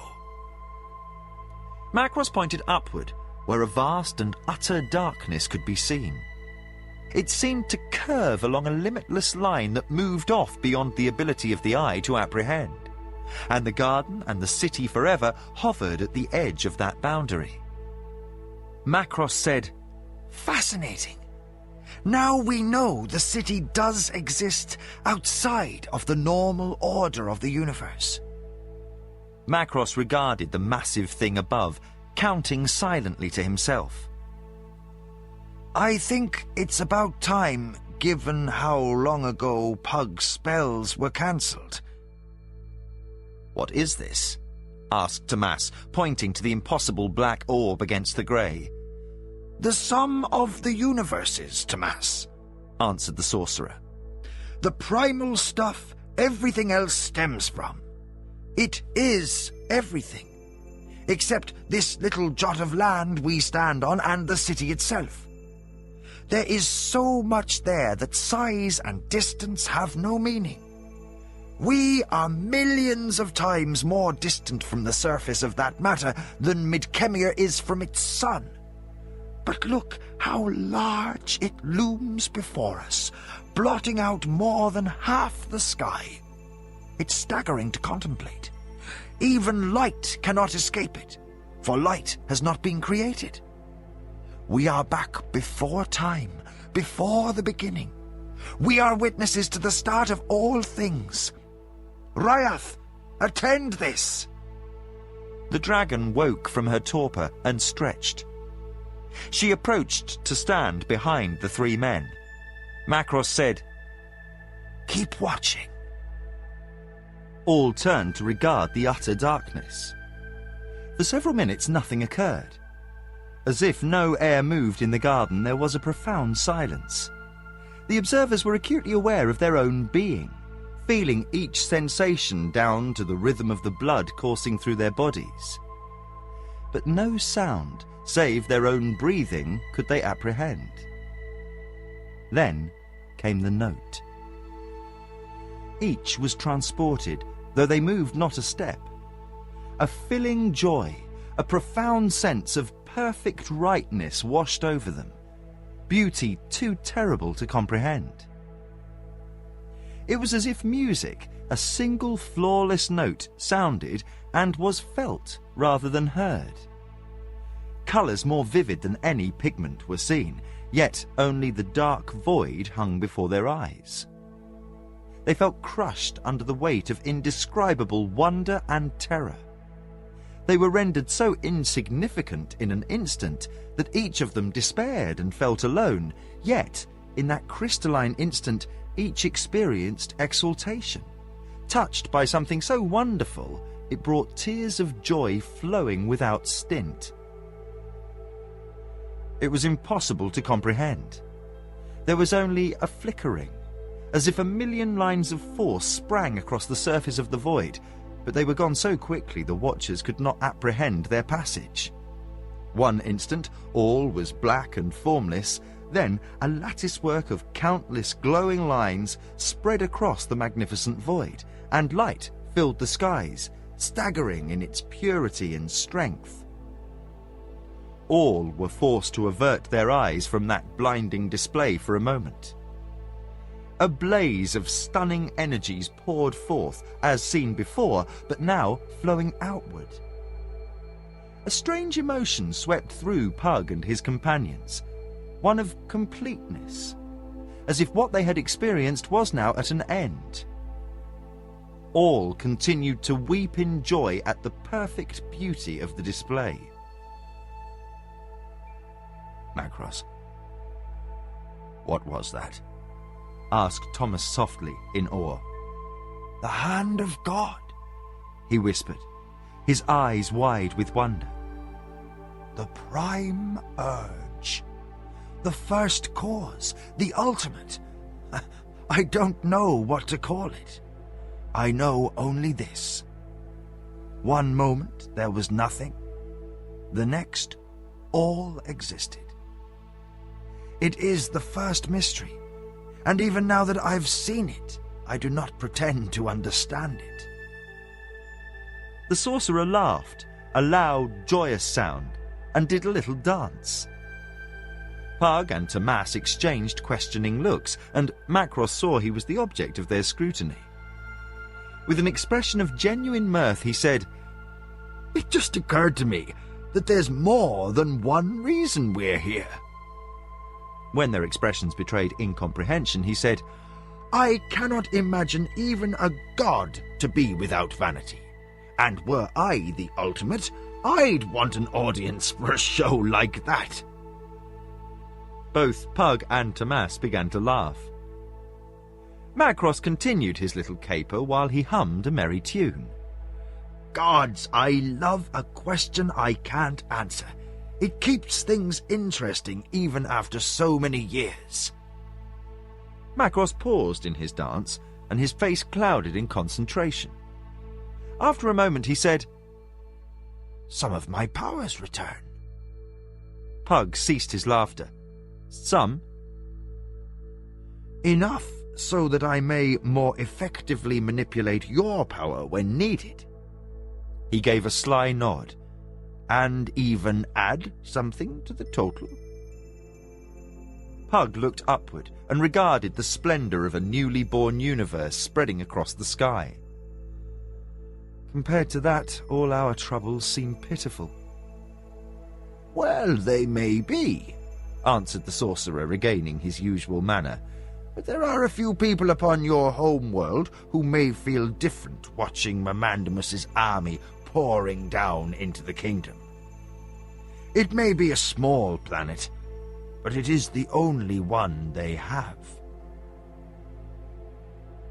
Without knowing how, Pug felt them moving forward through time.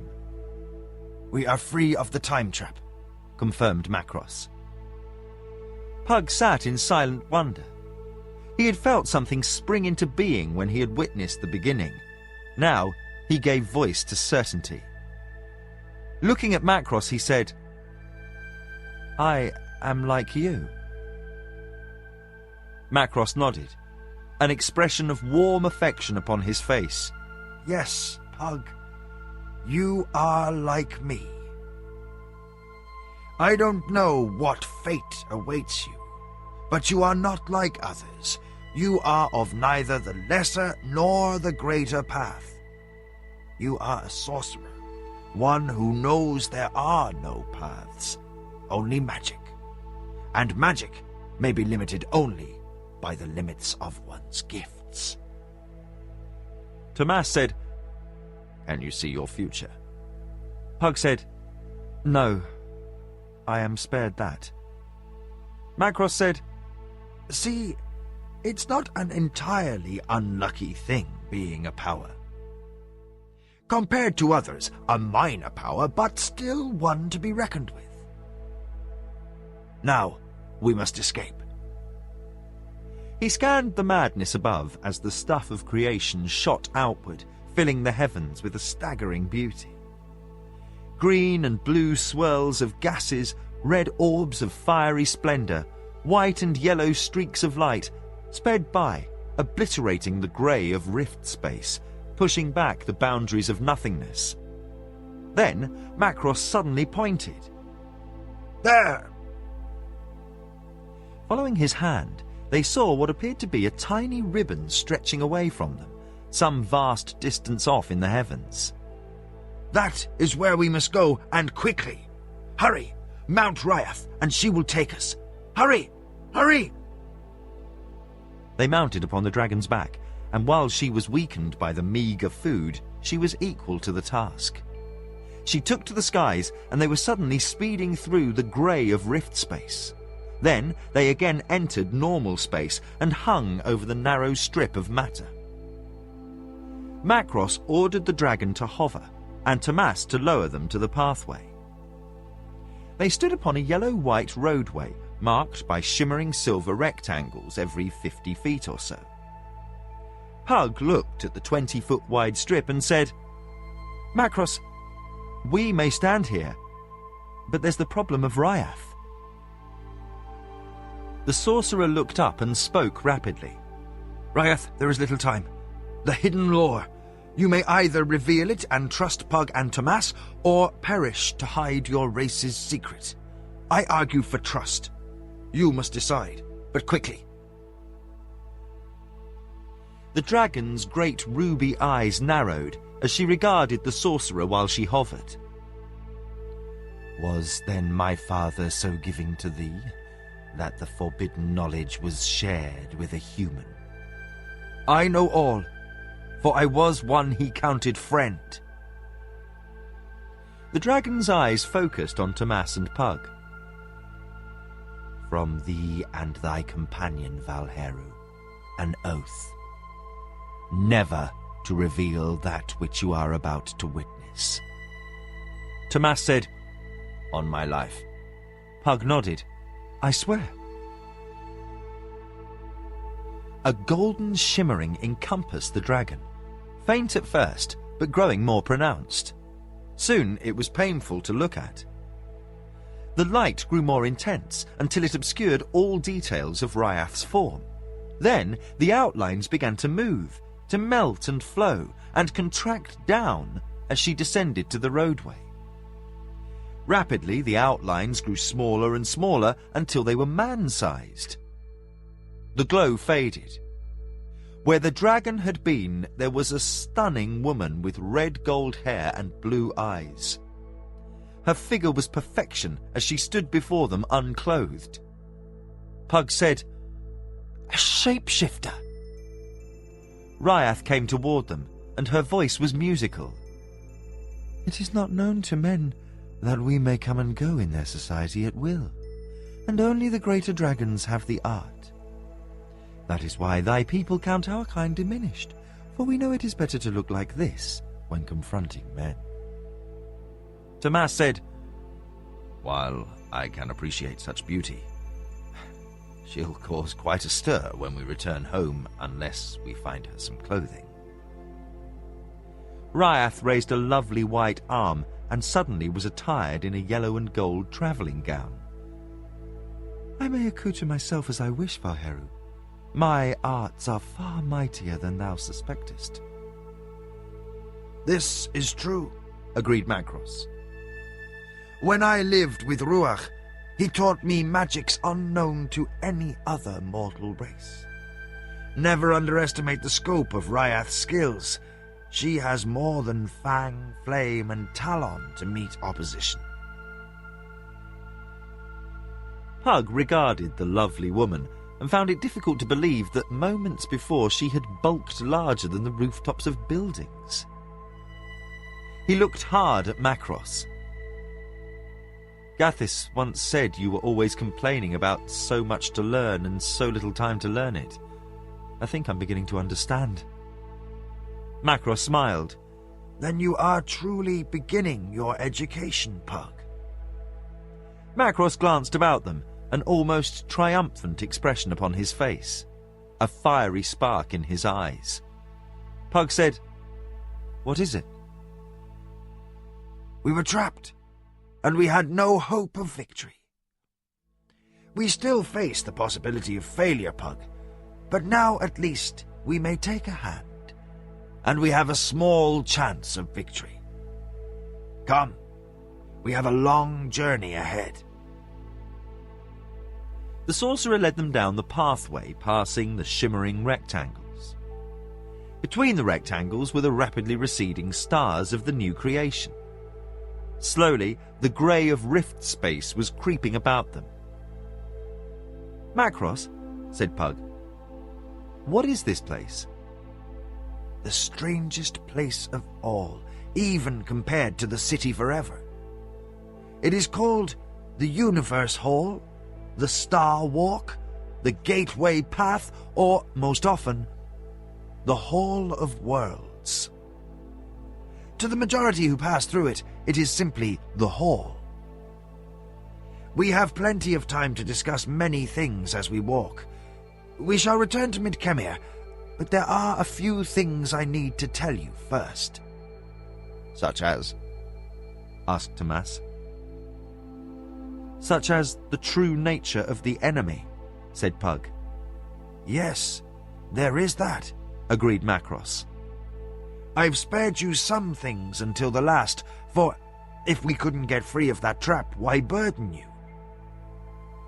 But now, we must ready ourselves for the final confrontation, so you must have the rest of the truth. Both sorcerers looked at Tomas, who said, I don't think I understand your meaning. Much of your past life is still hidden from you, Tomas. It is time for those veils to be lifted. He halted their walking and reached out his hand, speaking a strange word as he covered Tomas's eyes. Tomas stiffened as he felt memories returning. A world spun through the void, orbiting a warm, nurturing star. Upon it, life flourished in abundance and variety. Two beings straddled the world, each with an assigned task. Rathar took the multitudes of the fibres of life and power, and with care she wove each into the complex latticework of order, forming a mighty single braided cord. Opposite Rathar stood another, Mythar, who gripped upon the cord, and with terrible wanton frenzy he tore apart the strands, letting them fly about in chaos until Rathar seized the strands and again wove them together. Each followed the dictates of his or her nature, and to all others was indifferent. They were the two blind gods of the beginning. Such was the nature of the universe when it was in its infancy. In the endless process of the two deities' work, tiny strands of the fibres had eluded Ratha, falling to the soil of the world below. From these had come the most wondrous of creation's magic: life. Ashen Shugar was pulled from his mother's womb by the ungentle hands of the Moradel midwife. Halimamora drew her sword and slashed the umbilical that tied her to her son. Her face was drawn with the pain of birth as she snarled, "That is the last you'll have from me without a struggle."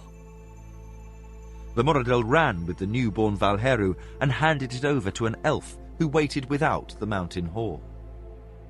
The elf knew his duty. No Valheru lived without struggle. It was the way of things. The elf carried the silent baby who had not uttered a sound since birth. The infant had been born aware, a tiny thing, but not one without power. The elf reached the place he had selected and left the baby exposed atop the rocks, facing the setting sun, unclothed and uncovered. The infant Ashen Shugar regarded his surroundings, names and concepts growing with each passing minute. A scavenger came sniffing toward the infant, and, with a mental scream of rage, the tiny Valheru sent it scurrying. Toward evening, a creature flew high above, soaring on broad wings. It regarded the thing upon the rocks and wondered if it was food. Circling lower, it was suddenly called upon by the infant. Ashen Shugar saw the giant eagle as it circled and knew it, that it was his creature to command. In primitive images, he ordered the giant bird to land, then to hunt. Within minutes, the bird returned with a flopping riverfish twice the baby's size, which it shredded with beak and talon, giving the scraps to the baby. As it was for all his kind, Ashen Shugar's first meal was raw, bloody flesh. For the first night, the great eagle covered the infant with her wings, as she would her own young. Within days, a dozen birds cared for the baby. The Valheru grew, quickly, far faster than the children of other races. Within a summer's span, the child could run down a deer, killing it with a stunning blast of the mind, and eating its flesh after tearing it from the carcass with bare hands. Other minds occasionally touched the infants, who would pull back. Instinctively, he knew his own kind were the beings to be feared most, until he had sufficient power to carve his own place in their society. His first conflict came as he ended his first year with the giant eagles. Another youth, Lauris Takara, the so-called King of the Bats, arrived in the dead of night, using his servants to locate the youthful Ashen Shugar. They struggled, each seeking to absorb the power of the other, but Ashen Shugar finally prevailed. With the powers of Lauris Takara added to his own, Ashen Shugar began seeking out fit opponents. He hunted other youths as Lauris Takara had hunted him, and 7 others fell before him. He grew in strength and power, taking the title Ruler of the Eagle's Reaches, and flew upon the back of a giant bird in the hunt. He tamed the first of the mighty dragons he would ride, and, after destroying his mother in battle, he took her hall as his own. For years he grew in stature, and soon he was acknowledged one of the mightiest of his race.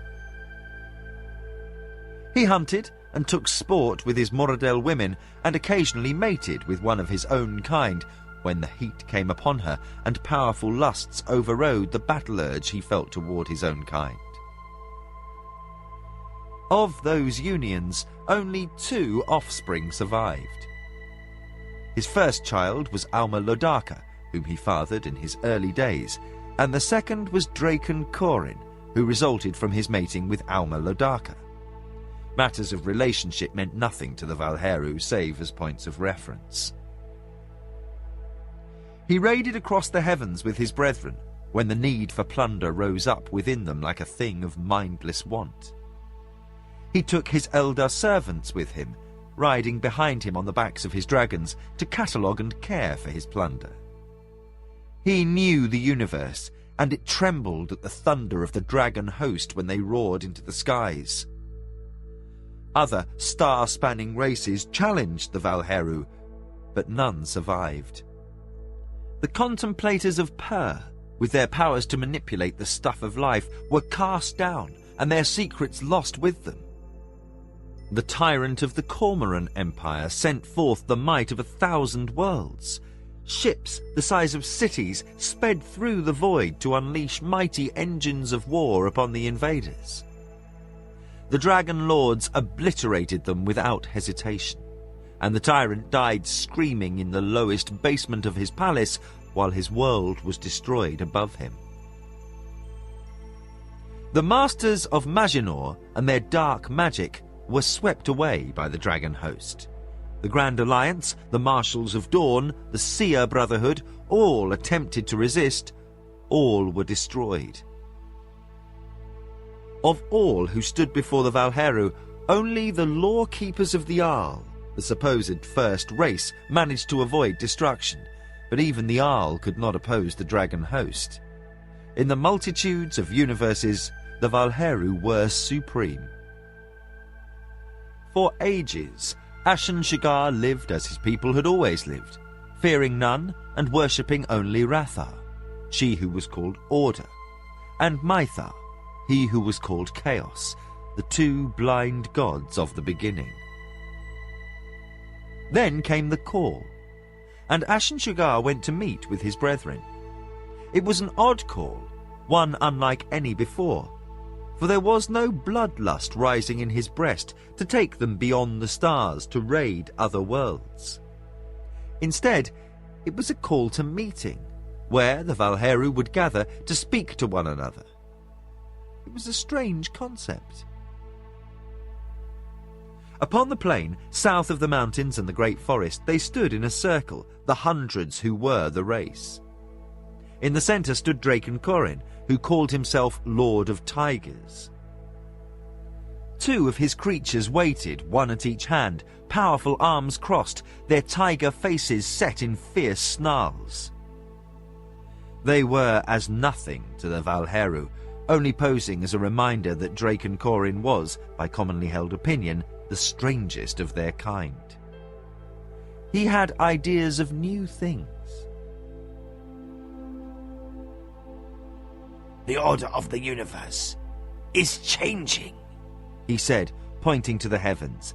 Rathar and Mythar have fled or have been deposed. But, for whatever cause, order and chaos have no more meaning.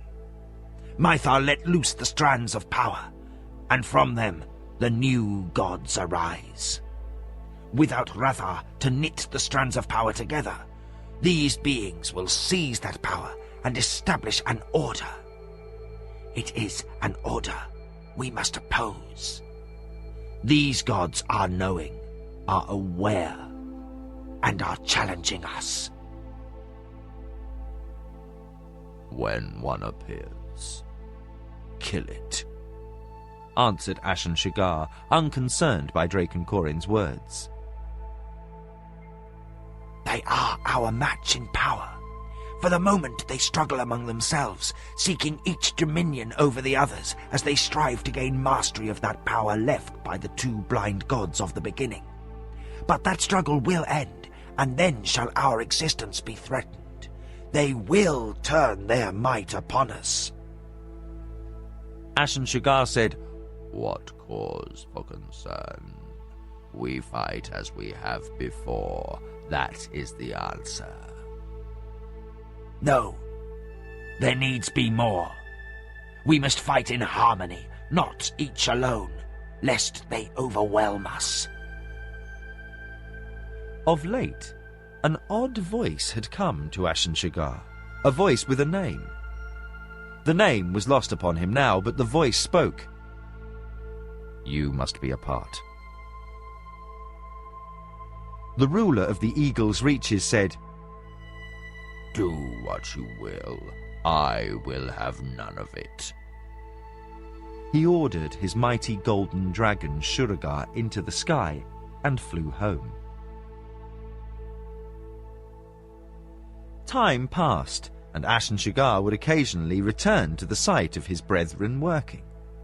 A strange thing, like the cities on other worlds, was fashioned by magic arts and the work of slaves.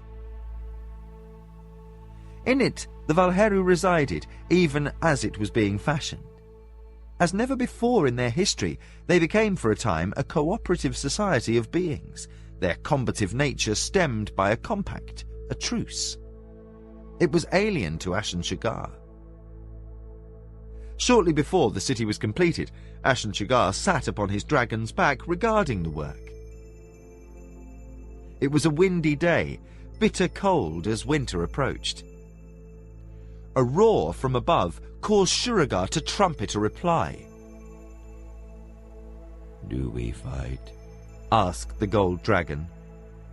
No. We wait. Ashen Shugar ignored the disappointment he sensed in Shuragar. Another dragon, black as coal, landed and cautiously approached Ashen Shugar. Has the ruler of the Eagle's Reaches finally come to join us?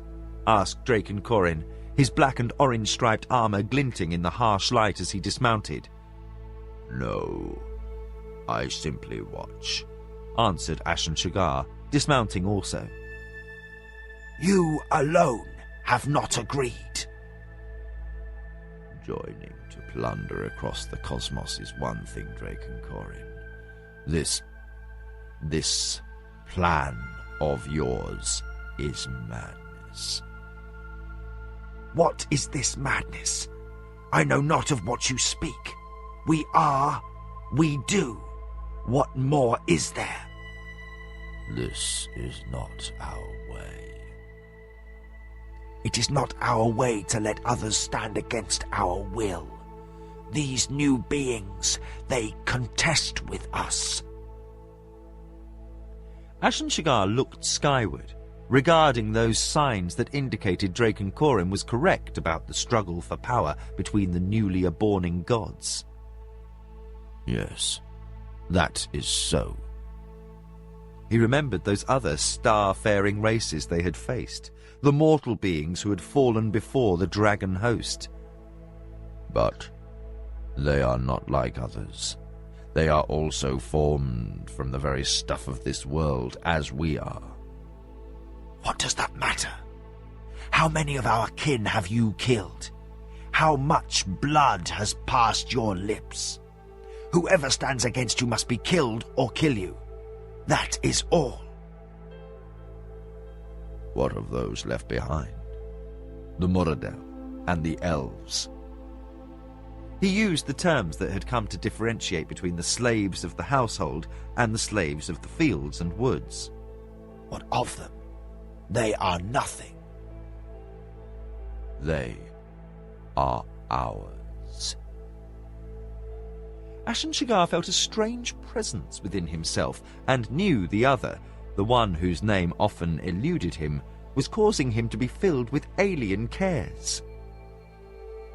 You have grown strange under your mountains, Ashen Shugar. They are our servants. It is not as if they possessed true power. They exist for our pleasure, nothing more.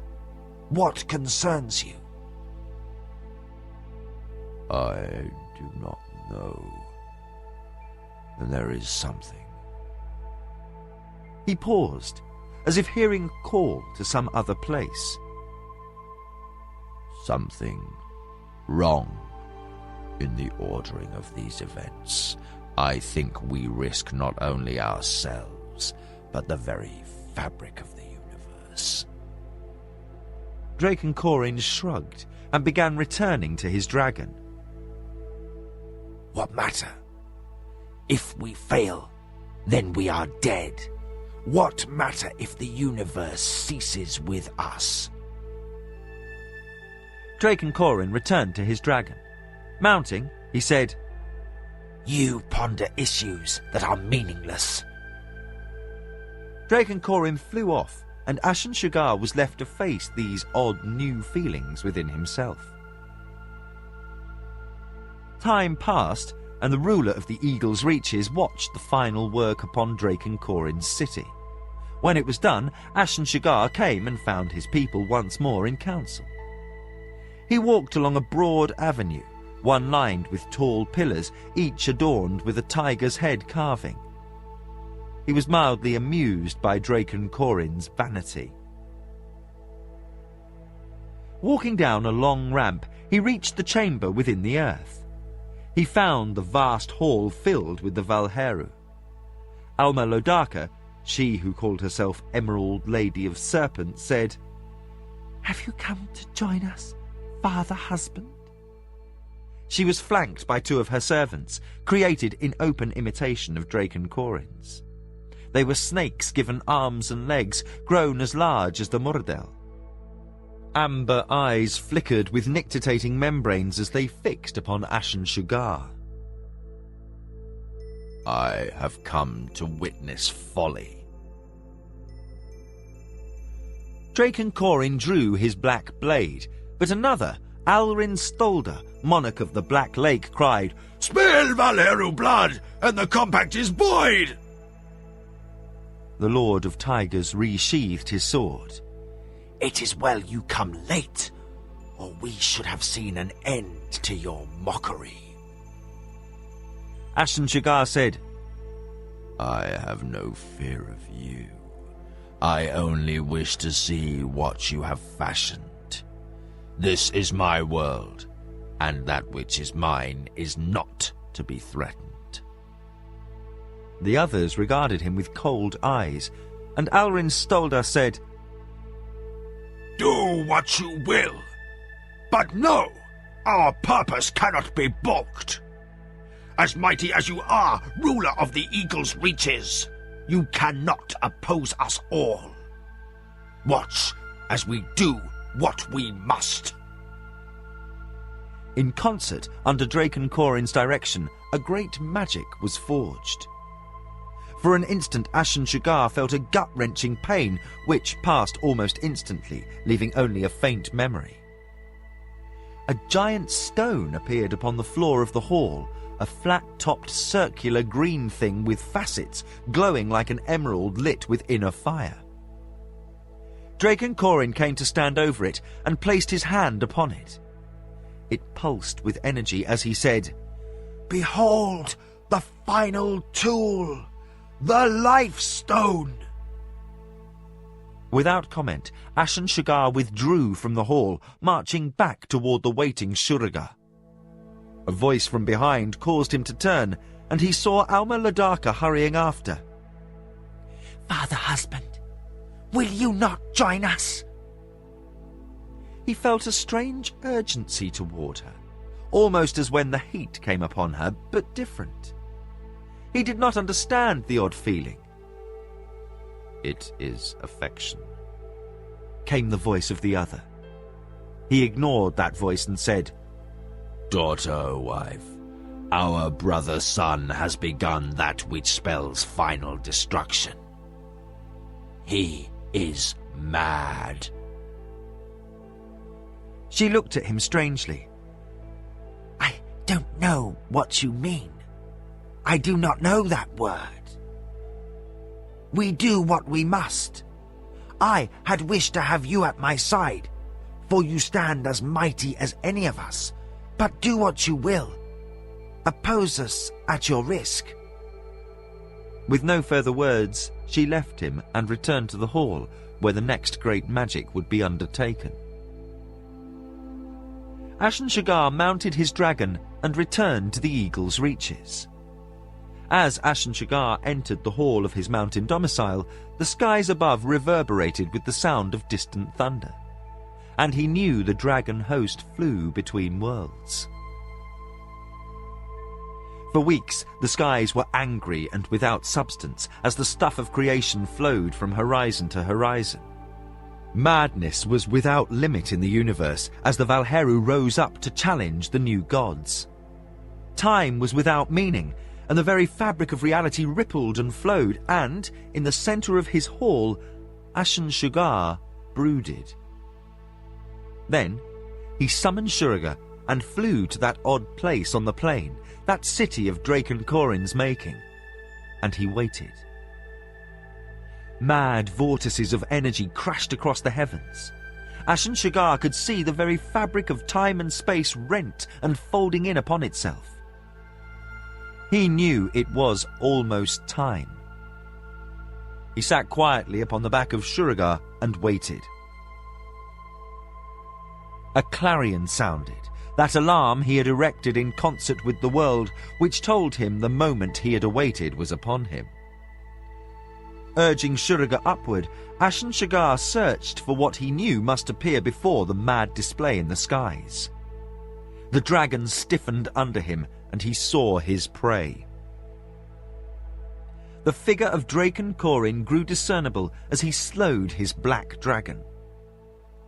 An odd something appeared in Draken Corin's eyes, something alien.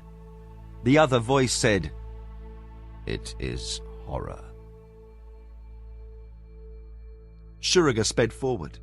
The great dragon roared his challenge, answered by Draken Corin's black. Then the two clashed in the sky. Quickly, it was over, for Draken Corin had surrendered too much of his essence to create the madness which filled the skies. Ashen Shugar landed lightly near the twisted body of his foeman and came to stand over him. The fallen Valheru looked up at his attacker and whispered, "Why?" Pointing upward, Ashen Shugar said, "This obscenity should never have been allowed. You bring an end to all we knew." Draken Corin looked heavenward, where his brethren battled the gods. They were so strong. We could never have dreamed. His face revealed his terror and hate as Ashen Shugar raised his golden blade to end it. But I had the right! He screamed. Ashen Shugar severed Draken Corin's head from his shoulders, and suddenly both body and head vanished in a hiss of smoke. Leaving not a trace, the fallen Valheru's essence returned skyward to mix with that mindless thing of anger which battled the gods. With bitterness, Ashen Shugar said, "There is no right. There is only power." Alone of his kind, he could understand the mocking irony in his words. He retired to his cavern to await the final outcome of the Chaos Wars. Time was without meaning, as time itself was a weapon in battle, but in some sense it passed while the new gods warred with what had been the dragon host. Then the gods moved in concert, those who had survived the internecine warfare whereby each had established his place in the hierarchy of things, and they focused their unified attention upon the Valheru. They moved as a force of power beyond the maddest dream of Draken Corin, and, as a body, they cast the Valheru from the universe. They cast them into another dimension of space and time, and moved to deny the Valheru a way back. In near mindless rage, the Valheru sought to return home, to reach that thing left against this day, that thing denied to them by one of their own. Ashen Shugar had prevented their victory, and now they were being blocked from their homeworld. In their anger and anguish, they turned their might upon the lesser races of the new universe. From world to world they rampaged, destroying anything and everything in their path. From world after world they tore the essence of life, the secrets of magics and the powers of suns. Before them lay warm, verdant worlds, circling living suns. Behind them lay frigid, lifeless orbs, spinning about burned-out stars. In their frantic attempt to return to the world of their nurturance, they delivered utter ruination to all they touched. Lesser races banded together, attempting to oppose this raging thing. At first, they were swept away. Then they slowed it. Then, at last, they found a way to escape. One lesser race, called human, turned its full attention to escape, and ways were found to flee. Mankind and other races discovered a haven. Gates were opened to other worlds, and the races fled, scattering themselves through time and space. Great holes in the fabric of the universe were opened. Dwarves and men, goblins and trolls all came through the cracks in reality, the rifts between one universe and another. New races, new creatures came to Midkemia, and upon this world they sought a place. Then, the gods moved to close off the world of Midkemia to the Dragon Lords for eternity. They turned to the rifts they had allowed to form, and they sealed them.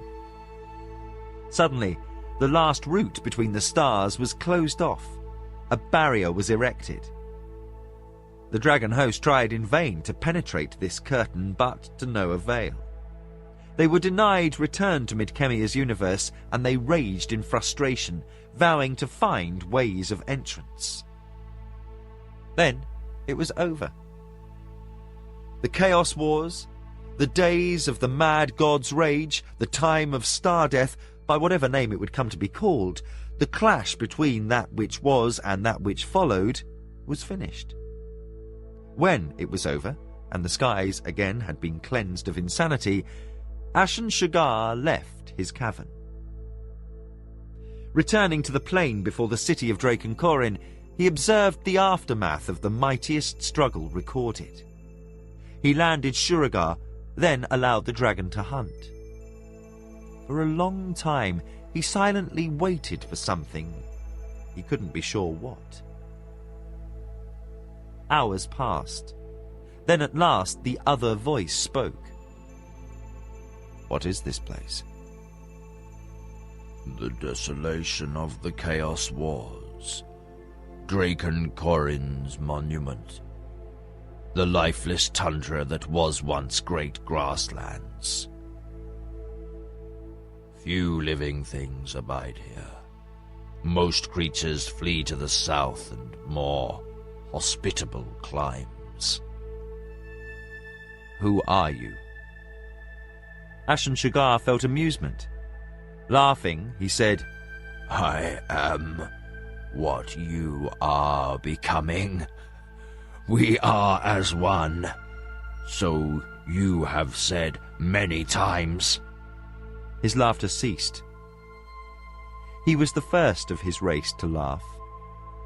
There was a sadness underlying the humour, for to understand humour marked Ashen Shugar as something beyond any Valheru, and he knew he was witness to the beginning of a new era. "I have forgotten." Ashen Shugar, last of the Valheru, called Shuragar back from his hunt. Mounting his steed, he glanced at the spot where Drakenkorin had been defeated, marked only by ash. Shuragar took to the skies, high above the aftermath of destruction. "It is worthy of sorrow." "I think not," said the Valheru. "There is a lesson, though I cannot bring myself to know it. Yet I sense you do." Ashen Shugar closed his eyes a moment as his head throbbed. The other voice had again vanished from his mind. Ignoring the wonder of this odd personality who had come to influence him over the years, he turned his attention to his last task. Over mountains the Valheru rode, seeking those things enslaved by his kind. Within the forests of the southern continent, Ashen Shugar raced over the stronghold of the Tiger Men. In a voice loud enough to be heard, he cried, "Let it be known that from this day you are a free people." The leader of the Tiger Men called back, "What of our master?" "He is gone.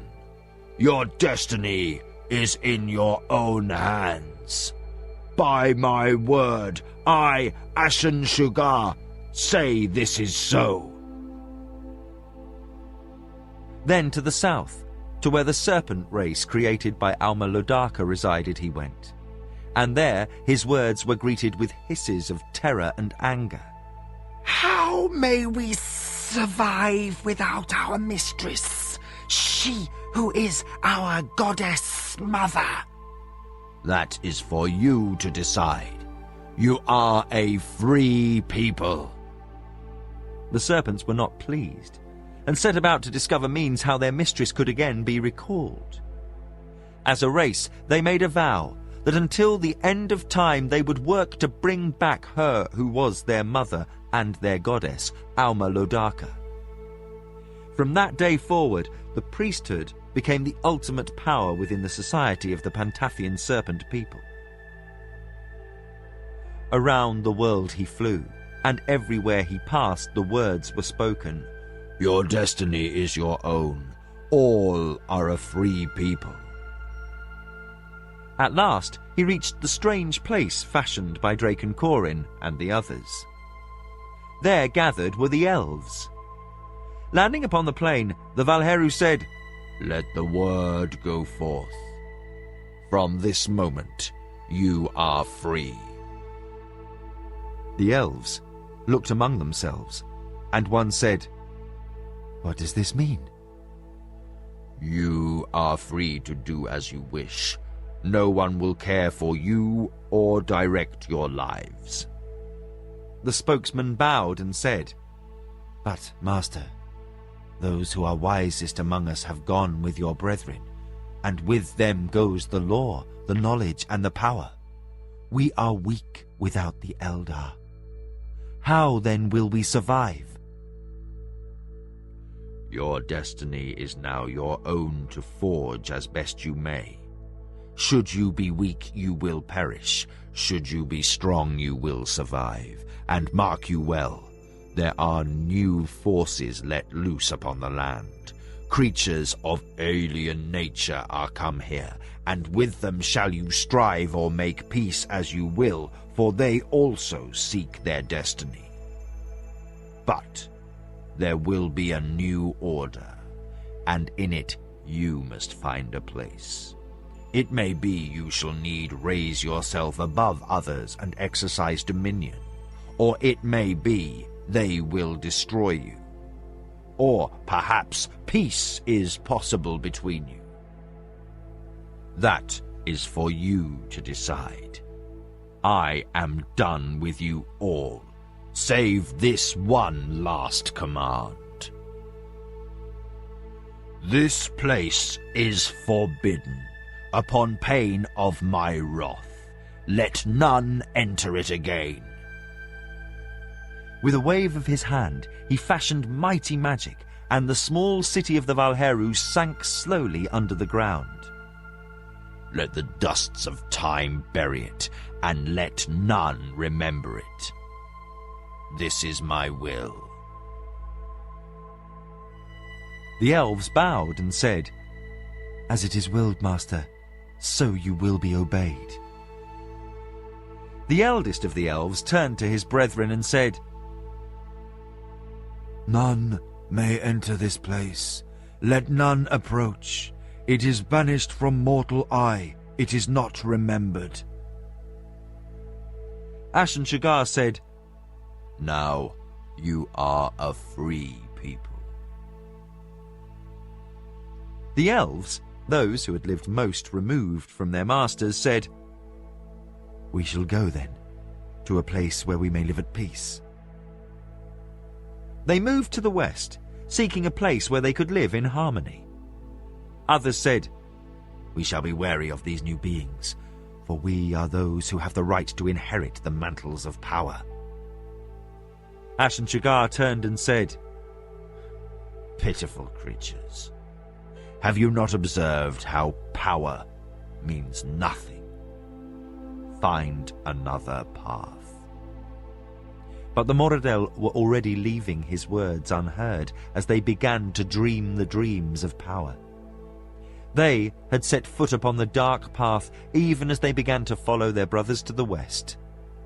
In time, their brothers would drive them off, but for now, they were as one. Others moved silently away, ready to destroy any who opposed them, not content to seek out their master's power, certain of their own ability to take by force of arms whatever they wished. Those elves had been twisted by the forces let loose during the Chaos Wars and were already drawing away from their brethren. They would be called the Glamradel, the Mad Elves, and, as they set out for the north, they turned suspicious eyes upon those moving westward. They would hide themselves away, using science and sorcery plundered from alien worlds to build giant cities in imitation of their masters, to protect themselves from their kindred while plotting to make war upon them. Disgusted by their behaviour, Ashen Shagar returned to his hall to reside until that time when he was to leave this life, preparing the way for the other. The universe was changed, and within his hall, Ashen Shagar felt himself alien to the newly forged order. As if reality itself rejected his nature, he fell into torpor, a coma-like sleep where his being grew and diffused and began to suffuse his armour, the power being passed into artifacts to await another who would come to wear his mantle. At the last, he stirred and said, "Have I erred?" "Now you no doubt." This strange quietness within, what is it? It is death approaching. Closing his eyes, the last Valheru said, I thought as much. So few of my kind lived beyond battle. It was a rare thing. I am the last. Still, I would like to fly Shuragar once more. He is gone. Dead ages past. Ashen Shagar struggled with vague memories. Weakly he said, But I flew him this morning. It was a dream, as is this. Am I then also mad? The thought of what was seen in Draken Corin's eyes haunted Ashen Shagar. You are but a memory, said the other. This is but a dream. Then I will do what is planned. I accept the inevitable. Another will come to take my place. So it has happened already. For I am the one who came, and I have taken up your sword and put upon your mantle. Your cause is now mine. I stand against those who would plunder this world, said the other, the one called Tomas. Tomas opened his eyes and then closed them again. He shook his head as if clearing it. To Pug, he had been silent for only a moment, but the magician suspected that many things had passed through Tomas's mind. At last, Tomas said, I have the memories now. Now I understand what is occurring. Macross nodded. He said to Pug, In all my dealings with the Ashen Shagar Tomas paradox, that most difficult of all was how much knowledge to permit Tomas. Now, he is ready to deal with the greatest challenge of his existence, and now he must know the truth. And you as well, though I suspect you have already deduced what he has learned. Softly, Pug replied, At first I was misled by the enemy's use of ancient Sirani when it spoke in Rogan's vision, but now I realize that was simply because that was the language of humans it knew at the time of the escape across the Golden Bridge. Once I discarded the idea that the enemy was somehow linked to the Sirani. When I considered the presence of the Eldar upon Kellowan, then I understood. I know what we face, and why the truth was hidden from Tomas. It is the worst possible nightmare come to life. Macross looked at Tomas. Tomas looked long at Pug, and there was pain in his eyes. Quietly, he said, "When I first remembered the time of Ashen Sugar, I thought my heritage had been left against the Sirani invasion, but that was only a small part of it." "Yes," said Macross. "there is more. You now know how a dragon thought extinct for generations, an ancient black, could guard me." Tomas's expression was openly one of doubt and worry. With an almost resigned note, he added, "And I now know the purpose of Mamandamus's masters." He waved his hand around them. The trap was less to prevent Macross from reaching Midkemia than it was to bring us here, keeping us away from the kingdom. "Why?" asked Pug. Macross said, "For, in our own time, Mamandamus commands an army and strikes into your homeland. Even as you searched for me in the city forever, I wager, he was overrunning the garrison at High Castle. And I know his purpose in invading the kingdom. He needs to reach Sethanon." "Why Sethanon?" asked Pug. "Because, by chance, that city is built over the ruins of the ancient city of Draken Korin," answered Tomas, "and within that city lies the Life Stone." The sorcerer said, "We had best continue walking while we discuss these problems, Pug, for we've got to return to Midkemia and our own era. Tomas and I can tell you of the city of Draken Korin and the Lifestone. That part you are ignorant of, though you know the rest. The enemy, that thing you learned of upon Kellowan, is not a single being. It is the combined might and mind of the Valheru.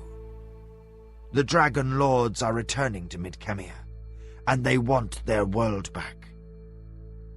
With a humorless grin, he said, "And we've got to keep them from taking it." Chapter 17. Withdrawal. Aretha studied the canyon.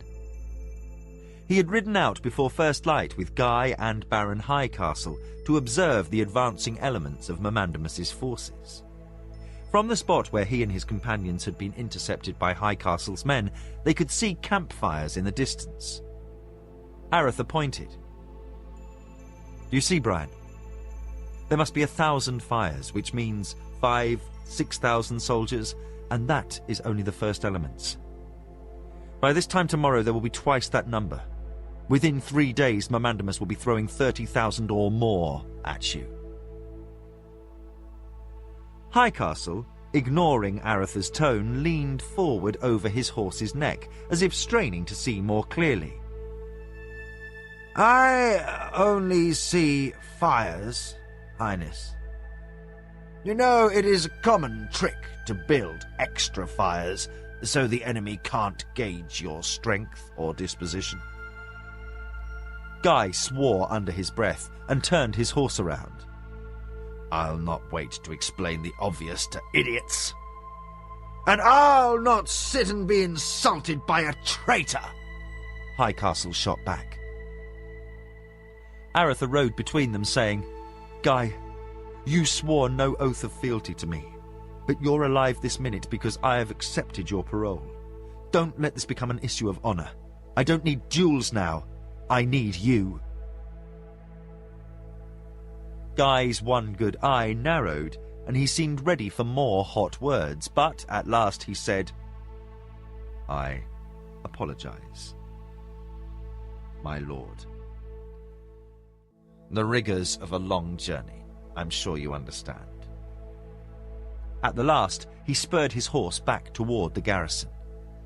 Brian Highcastle said, "The man was an insufferably arrogant swine when he was duke, and it seems 2 years wandering about the Northlands hasn't changed him in the least." Aretha spun his horse around and faced Lord Highcastle. His words showed he was at the limit of his patience. "He is also the finest general I have ever known, Brian. He just watched his command overrun, his city utterly destroyed. He has thousands of his people scattered throughout the mountains, and he doesn't know how many survived. I'm sure you can appreciate his shortness of temper." The sarcasm of the last remark revealed his own frustration. Lord Highcastle was silent. He turned and regarded the camp of the enemy as the dawn came. Aretha tended his horse, the one taken from the brigands in the mountains. A bay mare, she was resting and regaining lost weight. Aretha had used one loaned him by Baron Highcastle that morning. In another day, the mare would be fit to ride south. Aretha had expected the Baron at least to offer him an exchange of animals, but Brian Lord Highcastle seemed to be taking delight in pointing out at every opportunity that, as a vassal to Liam, he had no obligation to Aretha, save being barely civil. Aretha was not sure if Brian would even offer to send an escort.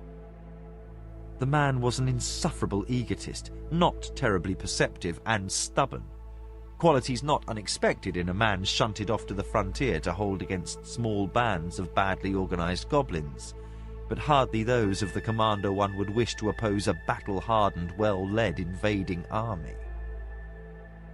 The stable door opened, and Locklear and Jimmy walked in. They halted when they saw Aretha. Then Jimmy approached. "We were coming to check the horses."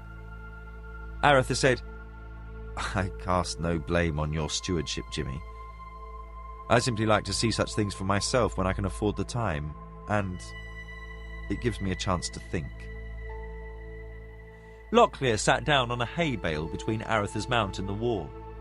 He reached out and patted the mare's nose. "Highness, why is this happening?" "You mean, why the war?" "No. I think I can understand someone wanting to conquer, or at least I've heard enough about such wars in the histories. No, I mean the place. Why here? Amos was showing us some kingdom maps upstairs, and it doesn't make any sense." Aretha paused in combing his mount. "You have just touched upon the single biggest cause for concern I have. Guy and I have discussed it. We just don't know. But one thing to be sure of is, if your enemy is doing something unexpected, it's for a reason. And you had best be quick in understanding what that is, Squire, for if you don't, it's likely to be the means of your defeat." His eyes narrowed. "No, there is a reason Mamandamus is heading this way. Given the timetable for what he is able to do before winter, he must be making for Sethanon. But why? There is no apparent motive for him to go there. And once there, he can only hold until spring. Once spring comes, Liam and I will crush him." Jimmy pulled an apple from his tunic and cut it in two, giving half to the horse. "Unless he figures to have this business over and done with before spring." Aretha looked at Jimmy. "What do you mean?" Jimmy shrugged and wiped his mouth. "I don't know exactly, except what you said. You have to guess what the enemy's up to. Given the indefensibility of the city, he might be counting on everyone pulling out, like you said. Come spring, you can crush him. So I guess he knows that too. Now, if I was making straight for some place I could get smashed the next spring, it'd be because I didn't plan on being there in the next spring. Or maybe there was some in there that gave me an edge. Either made me so powerful that I didn't have to worry about being caught between two armies, or kept the armies from coming at all. Something like that. Aratha rested his chin upon his arm on the back of the horse as he thought. But what? Locklear said, "Something magic?" Jimmy laughed. "We've had no shortage of that since this whole mess began." Aratha ran his finger along the chain holding the talisman given to him by the Ashapian monks at Sarth. "Something magic," he muttered. "But what?" Quietly, Jimmy said, "It'll be something big, I'd guess." Aratha fought rising irritation. In his belly, he knew Jimmy was right, and he felt frustration close to rage in not understanding the secret behind Mamandamus's insane invasion. Abruptly, trumpets sounded, and were answered almost immediately by the pounding of boot heels upon the cobbles as soldiers rushed to their posts. Aratha was out of the stables in an instant, the boys just behind. Ghislaine pointed.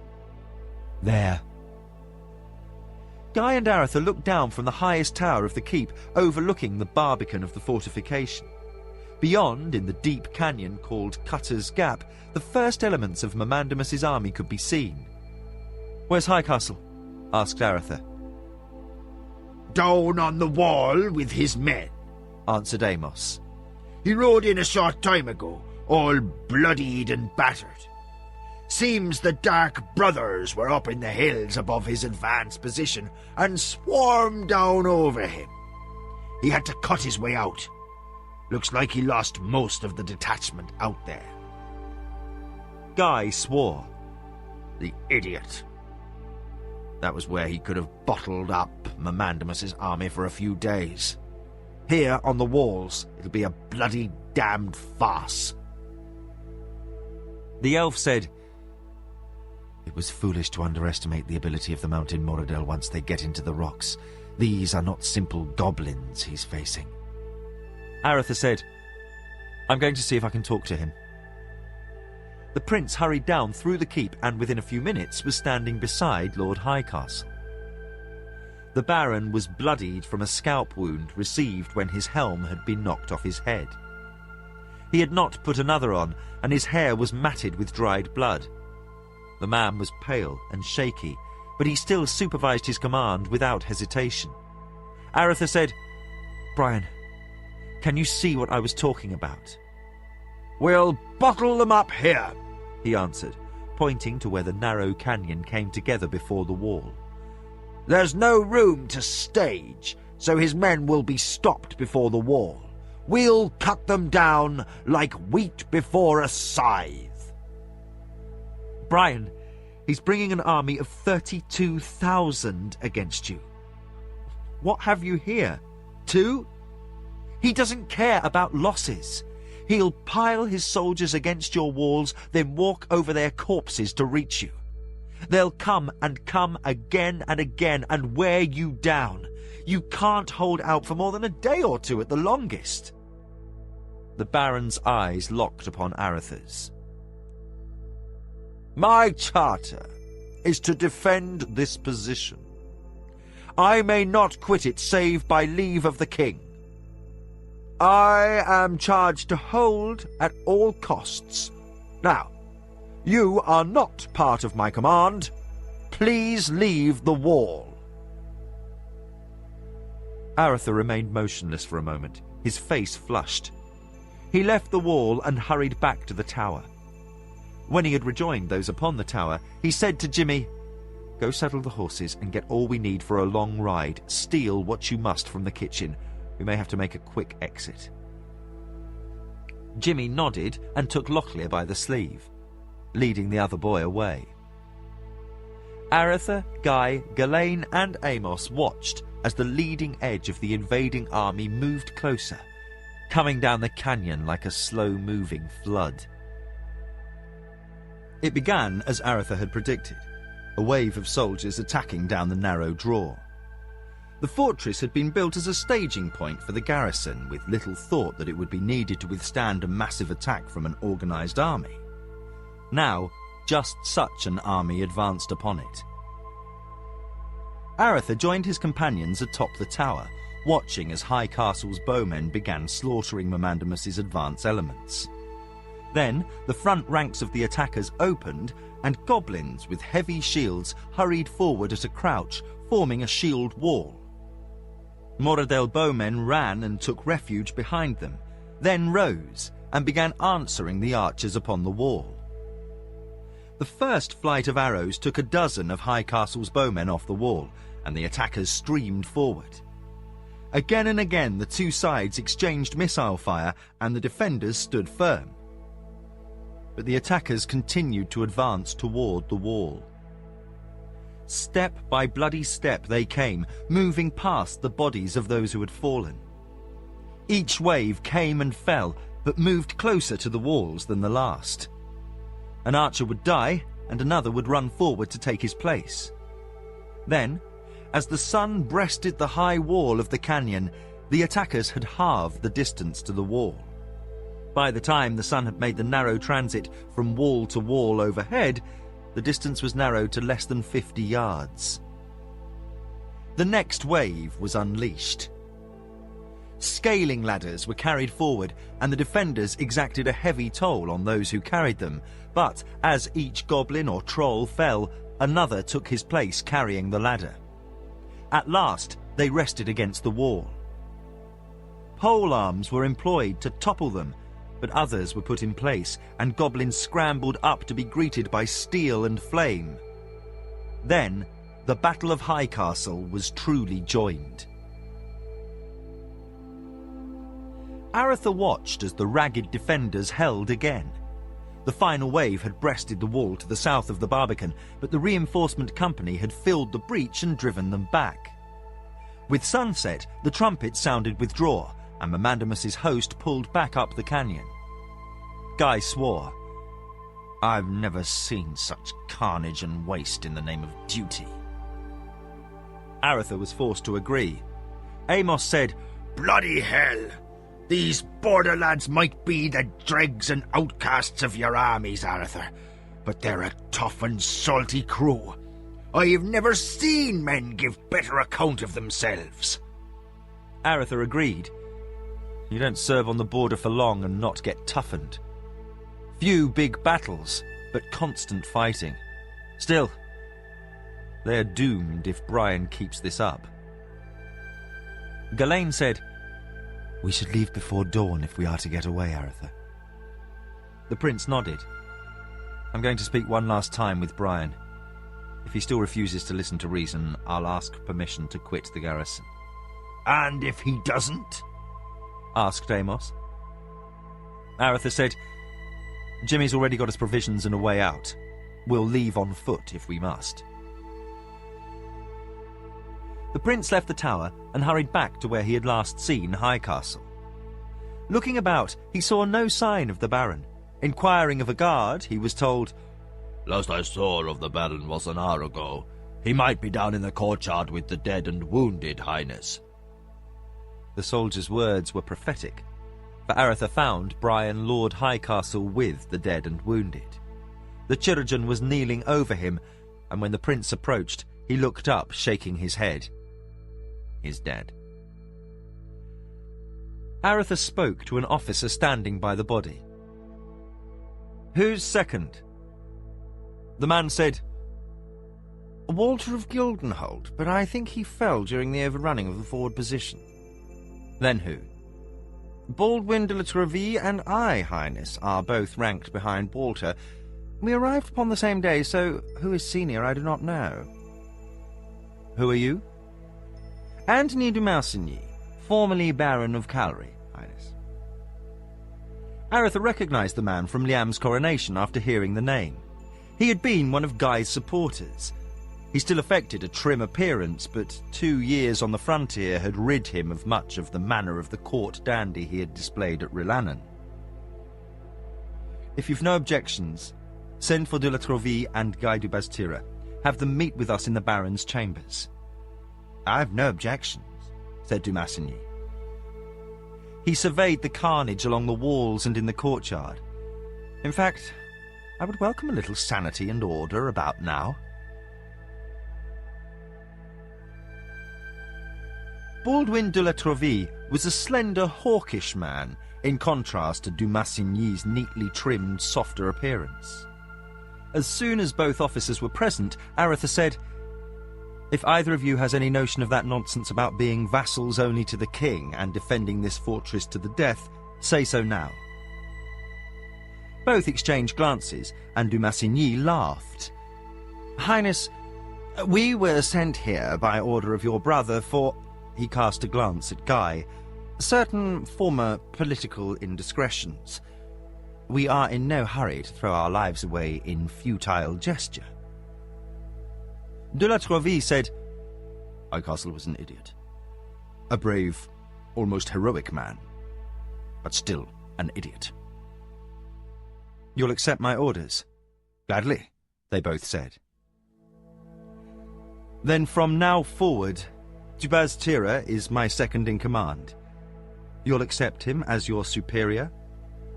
Dumassigny grinned. "That is hardly new to either of us, Highness." Guy nodded and returned the smile. "They're good soldiers, Aretha. They'll do what needs to be done." Aretha ripped a map off the wall and laid it upon the table. "I want half the garrison in saddle within an hour, but all orders are to be by whisper. No trumpets, no drums, no shouts. As soon as possible, I want squads of 12 men each slipped out the postern gates at 1-minute intervals. They're to ride for Sethanon. I think, even as we speak, Mamandamus is slipping his soldiers through the rocks on either side of the pass to cut off retreat. I don't think we have more than a few hours, certainly not past dawn." Guy's finger touched the map. "If we send a small patrol to this point, then this point, just for show, it would slow down any infiltrators and cover some of the noise." Aretha nodded. "De la Trouville, lead that patrol, but don't engage any enemy forces. Run like a rabbit if needs be, and be sure to be back by 2 hours before dawn. By sunrise, this garrison is to be evacuated, not a living man left behind. Now, the first squads leaving will consist of 6 able bodies and 6 wounded. Tie the wounded to their horses if you must. After today's slaughter, there should be enough mounts for each squad to take 2 or 3 extra, and I want each to carry as much grain as possible. Not all the horses will make Sethanon, but between the grain and rotating the mounts, most should." "Many of the wounded won't survive, Highness," said Dumassigny. "The ride to Sethanon will be a killer, but I want everyone safely away. I don't care how badly hurt they are, we are not leaving one man behind for the butchers. Dumassigny, I want every dead soldier to be put back on the wall, propped up in the crenels. When dawn comes, I want Mamandamus to think he faces a full garrison." He turned to Guy. "That might slow him down a little. Now, prepare messages for North Warden, telling him of what is occurring here. If memory serves, Michael, Lord North Warden, is far brighter than the late Baron Highcastle. Perhaps he'll agree to send some soldiers to harass Mamandamus's flanks along his line of march. I want messages to Sethanon." "We have no birds for Sethanon, Highness," said de la Trouville. "We are expecting some to be coming by caravan within the month." He looked embarrassed for his former commander. "An oversight." "How many birds do you have left in the coops?" "A dozen. 3 for North Warden, 2 each for Tir Sog and L'Oreal, and 5 for Romney." Aretha said, "Well, then at least we can spread the word. Tell Duke Talwyn of Romney to send word to Liam in Rilannon. I want the armies of the east to march on Sethanon. Martin will already be in the field with Vandross's army. As soon as he encounters the survivors from Armengar and learns Mamandamus's route, he'll turn his forces around and send the army from Yarban to Hawk's Hollow, where they can cut through the mountains and march this way. We'll send word to Tir Sog to get gallopers out to tell him exactly where we are. The garrison from Crondor will march as soon as Gardan receives word from Martin. He'll pick up troops along the way at Darkmoor." He seemed vaguely hopeful. "We may yet survive at Sethanon." Where's Jimmy? Locklear said, he said he had something to do and would be right back. Aretha looked about. What nonsense is he about now? It was nearly first light, and the last detachment of soldiers was ready to ride out of the garrison. Aretha's party, the last 50 soldiers and 24 extra horses, were poised at the gate, and Jimmy was off somewhere. Then the boy dashed into sight, waving for them to be off. He jumped into the saddle, and Aretha signalled for the postern gates to be opened. They were pushed wide, and Aretha led the column out. As Jimmy overtook him, Aretha said, "What kept you?" "A surprise for Mamandamus." "What?" "I put a candle on top of a small barrel of oil I found. It's on a bunch of straw and rags and things. Should go up in half an hour or so. Won't do much but make a lot of smoke, but it'll burn for a few hours." Amos laughed in appreciation. "And after Armengar, they won't be so quick to rush toward a fire."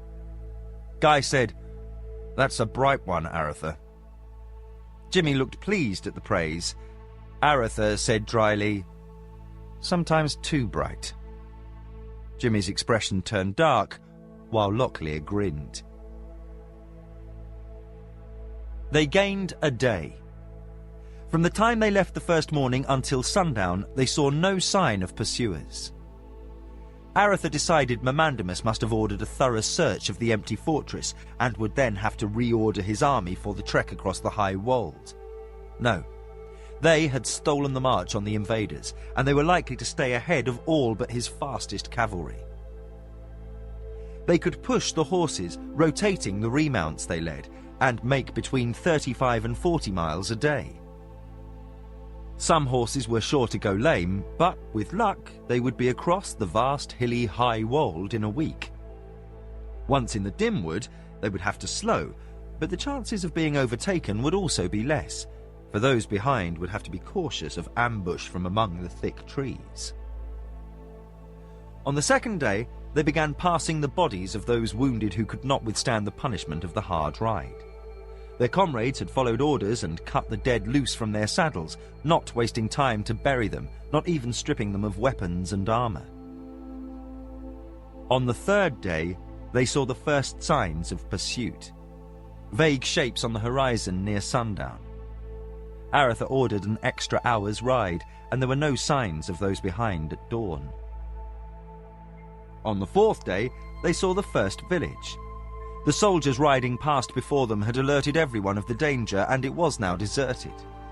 Smoke came from one chimney, and Aretha sent a soldier to investigate. A well-banked fire still smouldered, but no one was left. A little seed grain was found and brought along, but all other foodstuffs were gone. There was little to comfort the enemy, so Aretha ordered the village left alone. Had the villagers not picked the place clean, he would have ordered it burned. He expected Mamandamus's soldiers would see to that, but he still felt better for leaving the place as he had found it. Near the end of the fifth day, they saw a company of riders approaching from behind, and Aretha ordered his company to halt and make ready. The riders came close enough to be clearly marked as a dozen Moradel scouts, but they veered off and moved back toward their main army rather than accept the offer to fight the larger force. On the sixth day, they overtook a caravan heading south, already warned of the approaching danger by the first units of the garrison to ride past. The caravan drivers were moving at a slow, steady pace, but it was certain they'd be overtaken by Mamandamus's advance units within another day, 2 at the most. Aretha rode to where the merchant who owned the wagons sat and, riding alongside, shouted, "Cut your horses loose and ride them! Otherwise you cannot escape the Dark Brothers who follow."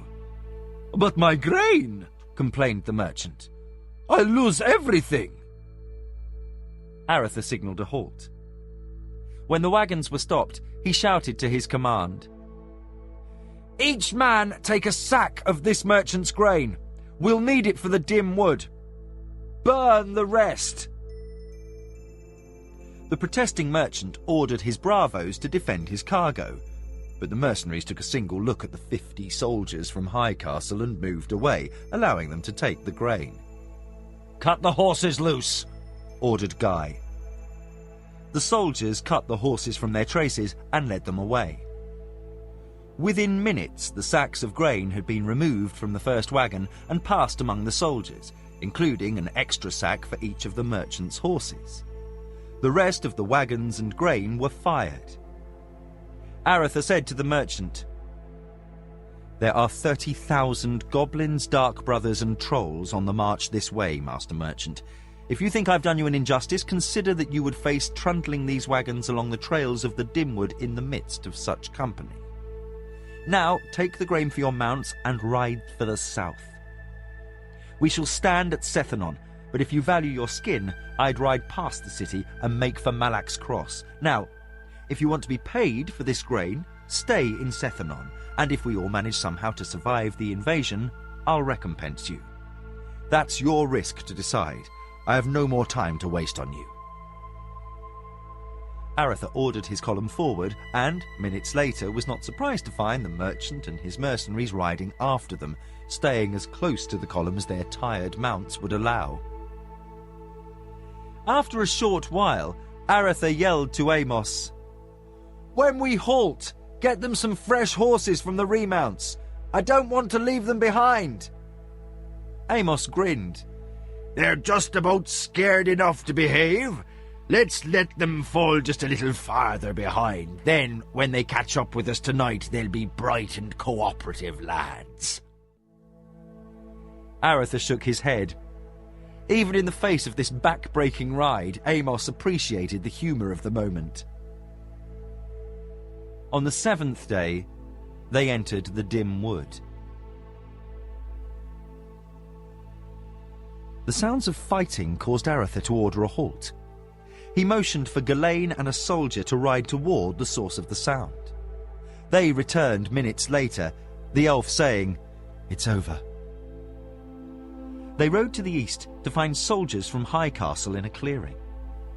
A dozen Moradel bodies lay about. The sergeant in charge saluted when he saw Aretha approaching.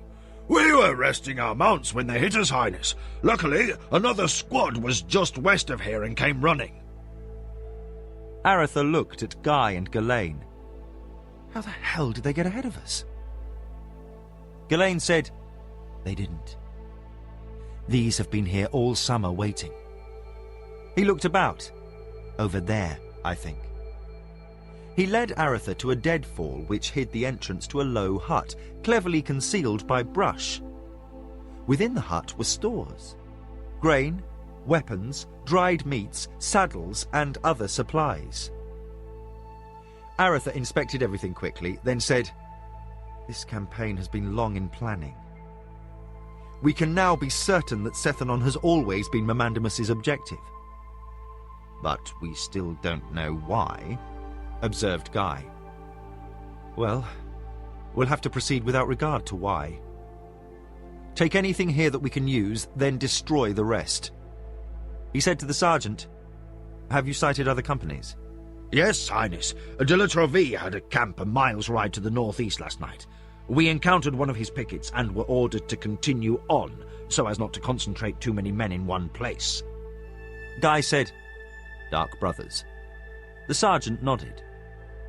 "The woods are swarming with them, Your Grace. If we ride past, they give us little trouble. If we stop, we've snipers to deal with. Luckily, they don't usually come in bands as large as this one. Still, it might do well for us to stay on the move." Aretha said, "Take 5 men from my column and begin to head east. I want word passed that everyone is to keep a watchful eye for these stores of Mamandamus. I expect you'll find them guarded, so look for places where the Dark Brothers begin to object to your trespassing. Anything that can help him is to be destroyed. Now you'd better ride."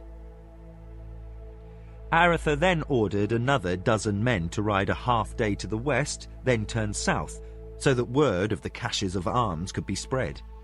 He said to Guy, "Let's get on the march. I can almost feel his vanguard stepping on our heels." De Bastira nodded and said, "Still, we might be able to slow him a bit along the way." Aretha looked about. "I've been waiting for a place for an ambush. or a bridge to burn behind us, or a narrowing in the trail where we can fell a tree, but there hasn't been a single likely place. Amos agreed. This is the most bloody damn accommodating forest I've seen. You can march a parade through here and not one man in 20 would miss a step for having to dodge a tree. Guy said, "Well, we take what we can get. Let's be off." The Dim Wood was a series of interconnecting woodlands rather than a single forest such as the Edda or the Green Heart. After the first 3 days' travel, they passed a series of meadows, then entered some truly dark and foreboding woods. Several times they waited while Ghislaine mismarked Moradel trail signs. The elf thought some of the Moradel scouts might wander a bit before discovering they were being misled. 3 more times they came across caches of Mamandamus's stores. Dead Moradel and soldiers showed their locations. The swords had been tossed into fires to rob them of temper, while the arrows and spears were burned. The saddles and bridles had been cut up, and the grain was scattered about the ground or burnt. Blankets, clothing, and even foodstuffs had gone to feed the fires. Late in the second week in the forest, they smelt smoke and had to flee a forest fire. Some overzealous ravaging of one of Mamandamus's caches had resulted in the fire breaking loose in the woods, now dry from the hot summer. As they rode away from the advancing blaze, Amos shouted, "That's what we should do! Wait until his magnificent bastardness gets into the woods and burn it down around him! Ha!" Aratha had lost 6 horses by the time they left the Dim Wood, entering cultivated lands, but not one man, including the merchant and his mercenaries. They crossed 20 miles of farmland, then made camp. After sunset, a faint glow on the southern horizon appeared.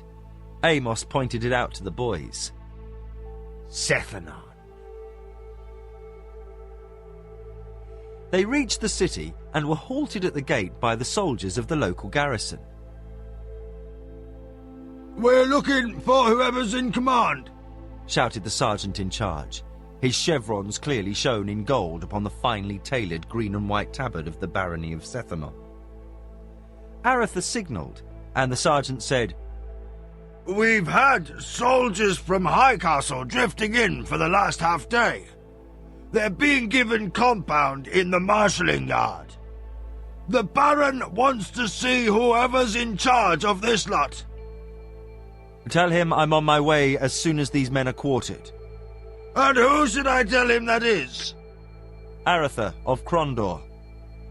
The man's mouth opened. "But—" "I know, I'm dead. Still, tell Baron Humphrey I'll be up to his keep within the hour, and tell him I've Guy de Bastira with me. Then send a runner to the marshalling yard and find out if Baldwin de la Troville and Anthony du Massigny are safely here. If so, have them join me." The sergeant was motionless for a moment, then saluted. "Yes, Highness." Aratha signalled for his column to enter the city, and for the first time in months saw the normal sights of the kingdom. A city busy with the business of citizens who thought they were safely kept from harm by a benevolent monarch.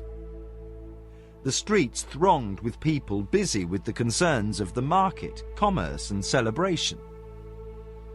In every direction, Aratha could see only the commonplace, the expected, the mundane. How soon that would change. Aratha ordered the gates closed. For the last week, those who had chosen to take their chances and flee southward had been allowed to leave. Now the city was to be sealed. More messages had been sent by pigeon and riders to the garrisons of Malak's Cross, Silden and Darkmoor against the possibility of the other messages not reaching those commanders. Everything that could be done had been done, and all they could do was wait. The scouts who had been positioned to the north had reported that Mamandamus's army was now completely in control of the Dim Wood. Every farm between the woodlands and the city had been evacuated, and all the inhabitants brought inside the walls. The prince had instructed everyone to follow a strict schedule. All food was brought to Sethanon, but when time ran out, Aretha had ordered every farm put to the torch. The fall crops not yet harvested were fired, and unpicked gardens were dug up or poisoned, and all herds too distant to be brought to the city were ordered scattered to the south and east. Nothing was left behind to aid the advancing host. Reports from the soldiers who had reached Sethanon indicated that at least 30 of Memandamus's caches of stores had been discovered and looted or destroyed. Aretha harboured no illusions. At best, he had stung the invaders, but no real damage had been accomplished save inconvenience. Aretha sat in council with Amos, Guy, the officers from Highcastle, and Baron Humphrey. Humphrey sat in his armour, uncomfortably, for it was a gaudy contraption of fluted scrollwork designed for show and not for combat. His golden-plumed helm held before him. He had readily acknowledged Aretha's preemption of his command, for, given its location, the garrison of Sethanon lacked any real battlefield commanders. Aretha had installed Guy, Amos, de la Troville and du Massigny in key positions. They sat reviewing the disposition of the troops and stores. Aretha concluded reading the list and spoke. We could withstand an army of Memandamus's size up to 2 months under normal circumstances. With what we saw at Armengar and Harcastle, I'm sure the circumstances will not be normal. Memandamus must be within the city by 2 weeks, 3 at longest. Otherwise, he faces the possibility of an early freeze. The rainy fall weather is beginning, which will slow his assaults, and once winter comes, he'll find a starving army under his command. No, he must quickly enter Sethanon and prevent us from using up or destroying our stores. If the very best of situations comes to pass, Martin will be now leaving the foothills of the Calastius Mountains below Hawk's Hollow with the army from Yarbon, upward of 6,000 soldiers, but he'll be at least 2 weeks away. We might see soldiers from North Warden or from Sildon about the same time, but at best we must hold for no less than 2 weeks and perhaps as long as 4. Any longer and help will be too slow in coming. He rose. Gentlemen, all we may do now is wait for the enemy to come. I suggest we rest and pray. Aretha walked out of the conference room. Guy and Amos came after. All paused, as if considering what they had been through so far, then drifted off their separate ways to wait for the attackers.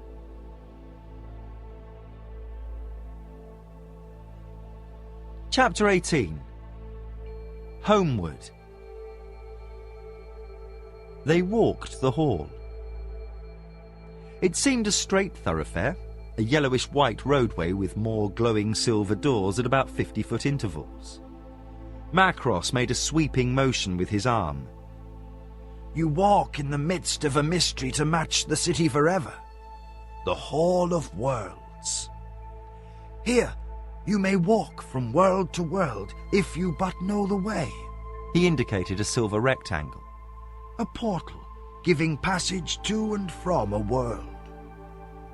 Only a select few among the multitudes may discern them.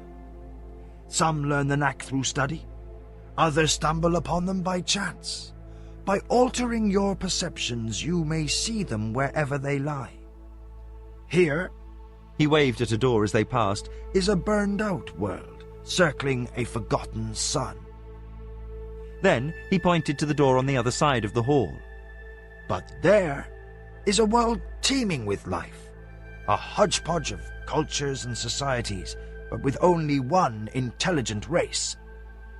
He halted a moment. At least, that is what they will be in our own time.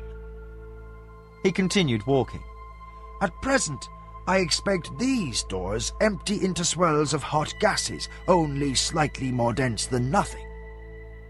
In the future, a complete society exists who travel the hall, conducting commerce between worlds. Yet, there are worlds whose entire populations have no knowledge of this place. Tomas said, I knew nothing of this place. The Valheru had other means to travel. Macross answered, inclining his head in Ryath's direction. Without the need, they never paused to apprehend the existence of the hall, for surely they had the ability. Luck? I don't know, but much destruction was avoided by their remaining ignorant. How far does the hall extend? Said Pug. Endlessly. No one knows.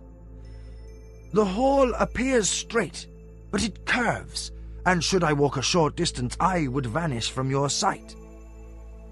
Distances and time have little meaning between the worlds. He began leading them down the hall.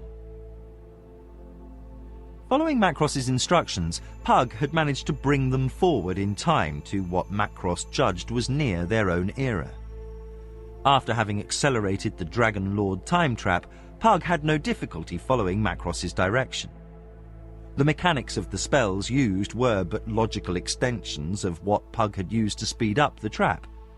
Pug could only guess if the proper amount of time had passed, but Macross had reassured him that when they started to approach Midkemia, he would know how much adjustment Pug would have to make.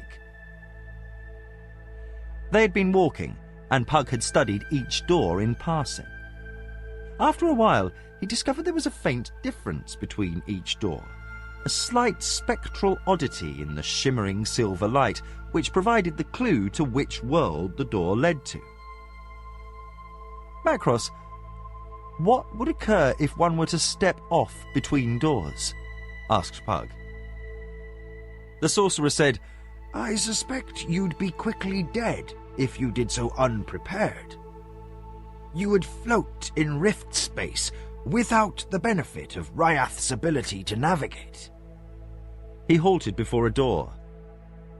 This is a necessary shortcut across a planet which will more than halve our travel time to Midkemia.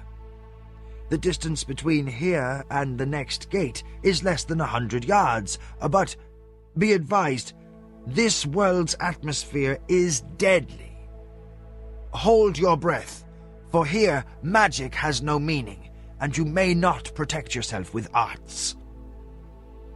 He breathed heavily for a moment, then, with a great intake of breath, dashed through the door. Tomas came next, then Pug, then Ryath. Pug squinted and almost exhaled as burning fumes assaulted his eyes and sudden, unexpected weight seemed to pull him down. They were sprinting across a barren plain of purple and red rocks, while overhead the air hung heavy with grey haze in orange skies. The earth trembled, and giant clouds of black smoke and gases were spewed heavenward by the bleeding mountains, glowing with reflecting orange light from volcanoes. The stuff of the world flowed down the sides of those peaks, and the air hung heavy with oppressive heat. Macross pointed, and they ran into a rock face, which returned them to the hall. Macross had been silent for hours, lost in thought. He pulled up short, coming out of his reverie as he halted before a portal. We must cut across this world. It should be pleasant. He led them through a gate into a lovely green glade. Through trees they could hear the pounding of waves on the rocks and smell the tang of sea salt. Macross led them along a bluff overlooking a magnificent view of an ocean. Pug studied the trees about them, finding them similar to those upon Midkemia. This is much like Criddy. Warmer, said Macross, inhaling the fragrance of the ocean. It's a lovely world, though no one lives upon it. With a sad look in his eyes, he said, Perhaps someday I'll retire here. He shook off the reflective mood. Pug, we are close to our own era, but still slightly out of phase. He glanced. I think it a year or so before your birth. We need a short burst of temporal acceleration. Pug closed his eyes and began a long spell which had no discernible effect, save that shadows began moving rapidly across the ground as the sun hurried its course across the sky. They were quickly plunged into darkness as night descended, then dawn followed. The pace of time's passage increased as day and night flickered, then blurred into an odd grey light. Pug paused and said, "We must wait." They all settled in for the first time, apprehending the loveliness of the world about them. The mundane beauty provided a benchmark against which to measure all the strange and marvellous places they had visited. Tomas seemed deeply troubled. All that I have witnessed makes me wonder at the scope of what we are confronting. He was silent for a time. The universes are such imponderable, immense things. He studied Macross. What fate befalls this universe if one little planet succumbs to the Valheru? Did my brethren not rule there before? Macross regarded Tomas with an expression of deep concern. True.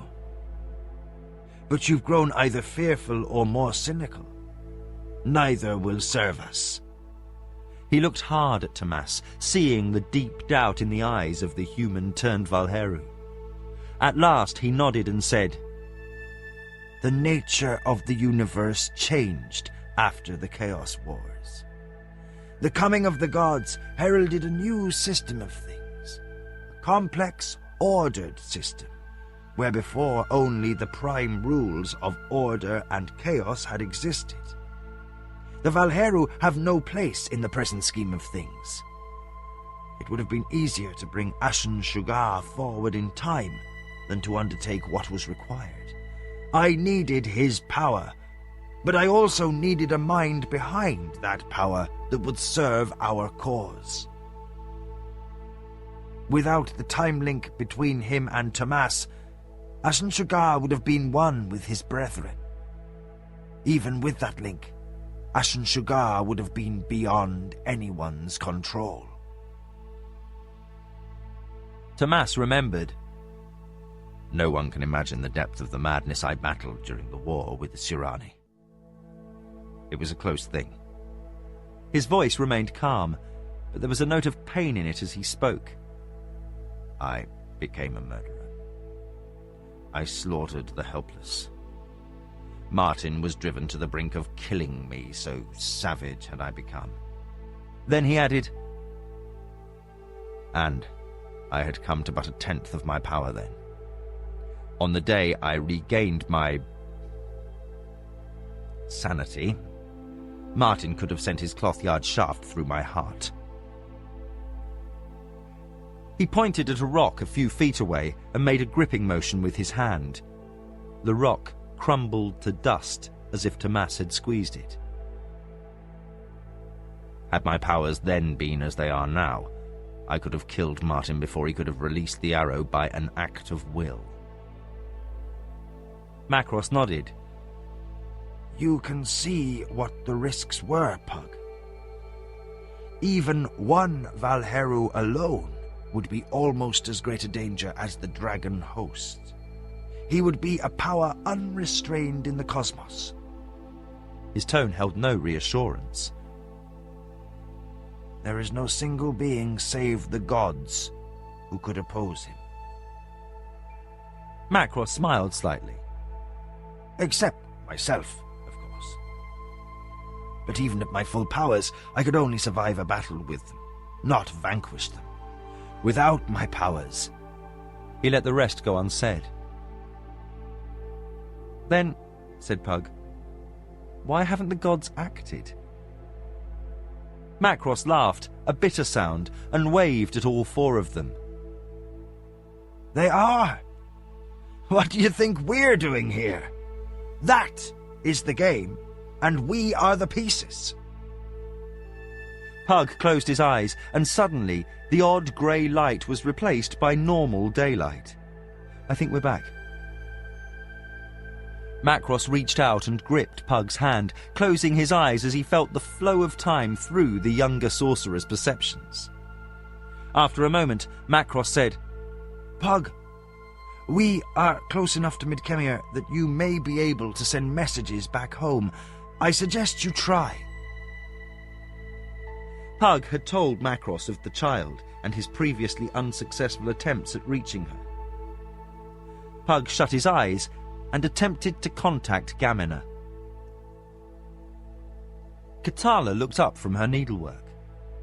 Gamina sat with eyes fixed, as if seeing something in the distance. Then her head tilted as if listening. William had been reading an old, musty tome Culgan had given him, and he put it down and looked hard at his foster sister. Then, softly, the boy said, Mama? Calmly, Katala put down her sewing and said, What, William? The boy looked at his mother with eyes wide and said in a whisper, It's Papa. Katala came to kneel beside her son and put her arm around his shoulders. What about your father? He's talking to Gamina. Katala looked hard at the girl, who sat as if enraptured, all around her forgotten. Slowly, Katala rose and crossed to the door to the family's dining room, and softly she pulled it open. Then she was through it at a run. Culgan and Elgahar sat over a chessboard, while Hotchapepper observed, offering unsolicited advice to both players. The room was thick with smoke, for both the stout magicians were sucking on large after-dinner pipes, enjoying their effects fully, oblivious to the reactions of the others. Meacham sat nearby, putting an edge on his hunting knife with a whetstone. Katala pushed open the door and said, All of you, come!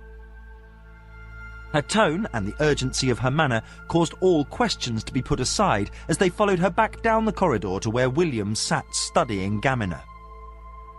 Katala knelt before the girl and slowly passed her hand before the glassy eyes. Gamina didn't respond.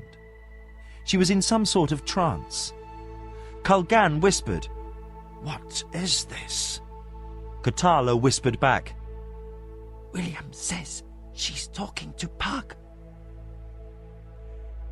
Elgahar, the usually reserved Greater Path magician, moved past Culgan. Perhaps I may learn something. He crossed to kneel before William. Would you do something with me? William shrugged, non-committally. The magician said, I know you can sometimes hear Gamina just as she can hear you when you speak to animals. Could you let me hear what she's saying? William said, How? I have been studying how Gamina does what she does, and I think I might be able to do the same. There's no risk, he said, looking at Katala. Katala nodded while William said, Sure, I don't mind. Elgahar closed his eyes and put his hand upon William's shoulder, and then, after a minute, he said, I can only hear something. He opened his eyes. She is speaking to someone. I think it is Milimba, he said, using Pug's Sirani name. Hotchapepper said, I wish Dominic hadn't returned to his abbey. He might be able to listen in. Culgan held up his hand for silence. The girl let out a long sigh and closed her eyes. Katala reached for her, afraid she might faint, but instead the girl opened her eyes wide, then gave a broad smile and leaped up. Gamina nearly danced around the room, so excited were her movements as she shouted in mind speech, "It was Papa! He talked to me! He's coming back!" Katala put her hand upon the girl's shoulder and said, "Gently, daughter. Now stop jumping about and tell us what you said. And speak, Gamina. Speak." For the first time ever, the girl spoke above a whisper, in excited shrieks, punctuated with laughter. "I spoke to Papa! He called me from some place!" "Where?" asked Kalgan. The child paused in her excited dance and tilted her head as if thinking. "It was... just some place. It had a beach and was pretty. I don't know. He didn't say where it was. It was just some place." She jiggled up and down again and started to push on Kalgan's leg. "We have to go!" "Where?" "Papa wants us to meet him at a place." "What place, little one?" asked Katala. Gamina jumped a little. "Sethanon!" Meacham said, "That's a city near the Dimwood in the centre of the kingdom." Kalgan shot him a black look. "We know that." Unabashed, the Franklin indicated the two Tsurani magicians and said, "They didn't, Master Kalgan." Kalgan's bushy eyebrows met over the bridge of his nose as he cleared his throat, a sign his old friend was right. It was the only sign Meacham would get. Katala attempted to calm the girl. "Now, slowly. Who is to meet Pug at Sethanon?" "Everyone! He wants us all to go there, now!" "Why?" asked William, feeling neglected. Suddenly, the girl's mood shifted and she calmed. Her eyes widened and she said, "The bad thing, Uncle Kalgan. The bad thing from Rogan's vision. It's there." She clutched Kalgan's leg. Kalgan looked at the others in the room, and finally Hot Pepper said, "The enemy." Kalgan nodded and hugged the child to him. "When, child?" "Now, Kalgan. He said we must go now." Katala spoke to Meacham. "Pass word through the community. All the magicians must ready to travel. We must leave for Landreth. We'll get horses there and ride north." Kalgan said, "No daughter of magic would depend upon such mundane transportation." His mood was light in an attempt to relieve the tension. "A Pug should have married another magician." Katala's eyes narrowed, for she was in no mood for banter. "What do you propose?" "I can use my line of sight travel to move myself and Hotsho to locations in jumps up to 3 miles or more. It will take time, but far less than by horse. In the end, we can establish a portal near Sethanon, and you and the others can walk through from here." He turned to Elgahar. "That will give all of you time to prepare." Meacham said, "I'll come too, in case you pop into an outlaw camp or some other trouble." Gamina said, "Papa said to bring others." "Who?" asked Hot Pepper, placing his hand on the child's delicate shoulder. "Other magicians, Uncle Hotsho." Elgahar said, "The assembly. He would ask for such a thing only if the enemy was indeed upon us." "And the army." Kalgan looked down at the little face. "The army? Which army?" "Just the army!" The girl seemed at the end of her young patience, standing with small fists upon her hips. Kalgan said, "We'll send a message to the garrison at Landreth and another to Shamata." He looked at Katala. "Given your rank as princess of the royal house by marriage, it might be time to go dig out that royal signet you routinely misplace. We'll need it to emboss those messages." Katala nodded. She hugged Gamina, who was quieting down, and said, "Stay here with your brother. then hurried out of the room. Kulgan looked to his Surani colleagues. Hotchapepper said, "Now, at last, the darkness comes." Kulgan nodded. "To Sethanon."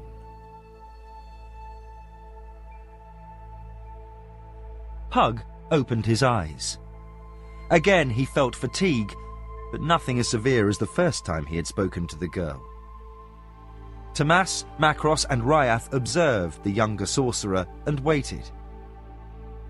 I think I got through enough that she'll be able to give instructions to the others. Macross nodded, pleased. "The assembly will prove little match for the Dragon Lords, should they manage to break into this space-time, but they may aid in keeping Mermandamus at bay, so we can gain the Life Stone before him." If they reach Sethanon in time, commented Pug. I don't know how we stand with time. "That," agreed Macross, "is a problem. I know we are in our own era, and logic says we must be there sometime after you last left to avoid one of the knottier paradoxes possible. But how much time has passed since you left? A month?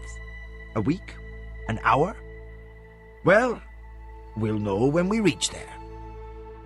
Tomas added, "If we're in time."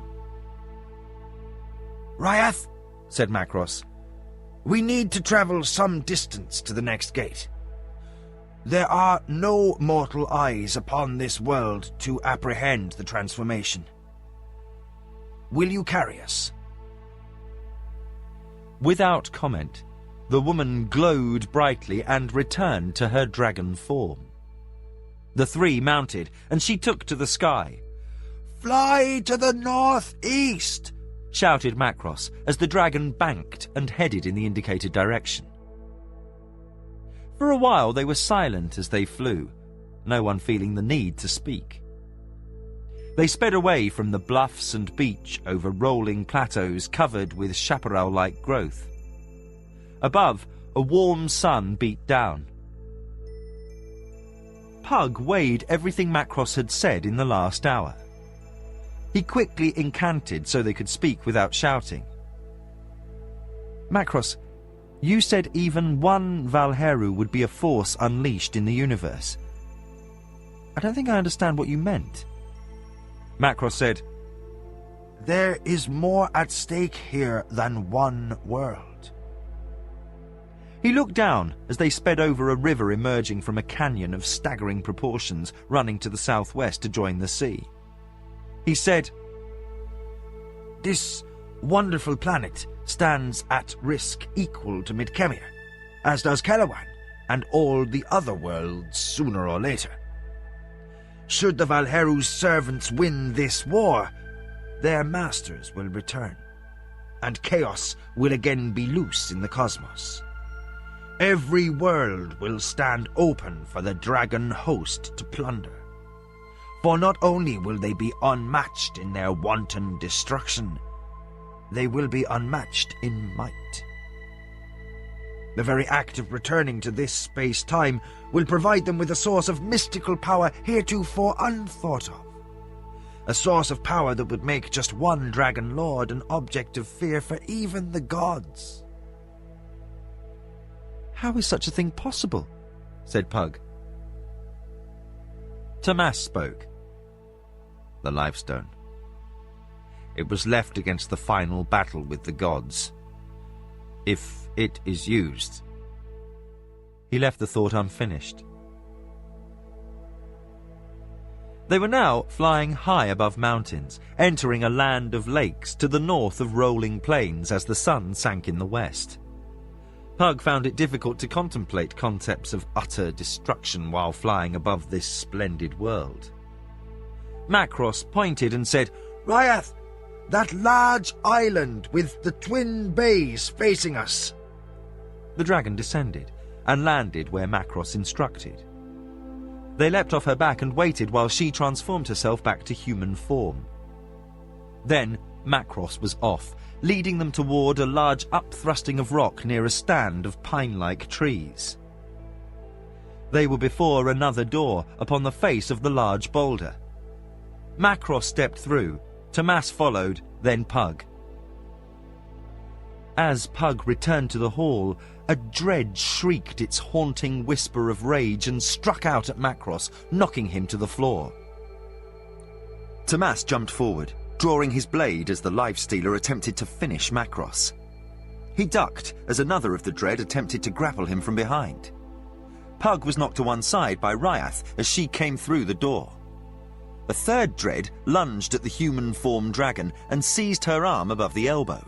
Ryath screamed in pain. Then, Tomas's blade lashed out, and the dread who sought to close upon Macross was rent and cried in whispering rage, spinning to face his adversary. He howled and ripped out with his talons. Golden sparks rippled along the front of Tomas's shield as he blocked the strike. Ryath's blue eyes glowed, turning angry red, and suddenly the dread that was holding her arm shrieked. Foul grey smoke rose from the unliving's hand, but he seemed unable to release his hold. The dragon woman's eyes continued to glow, and she stood motionless, with only a slight trembling in her body.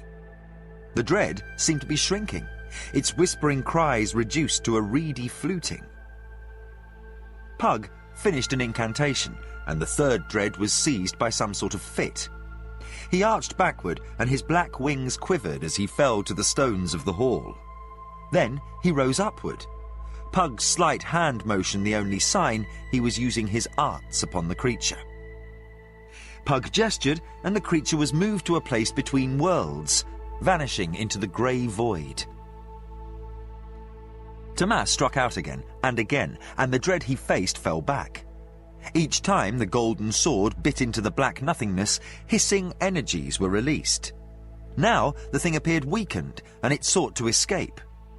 Tomas thrust with his blade, impaling the dread as it tried to flee, holding it motionless.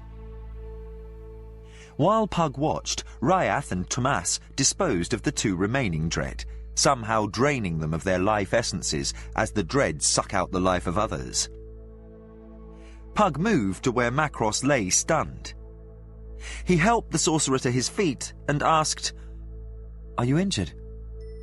Macross cleared his head with a shake and said, "Not to any degree. Those creatures can be difficult for a mortal, but I've dealt with them before. That they were stationed before this door shows that the Valheru fear what aid we may bring to Midkemia. If Memandamus reaches Sethanon and finds the Livestone, well, the dread are but a faint shadow of the destruction that will be unleashed." Tomas said, "How far to Midkemia?" "That door," Macross pointed to the one opposite the one they entered. "Through it, and we are home." They entered a vast hall, cold and empty.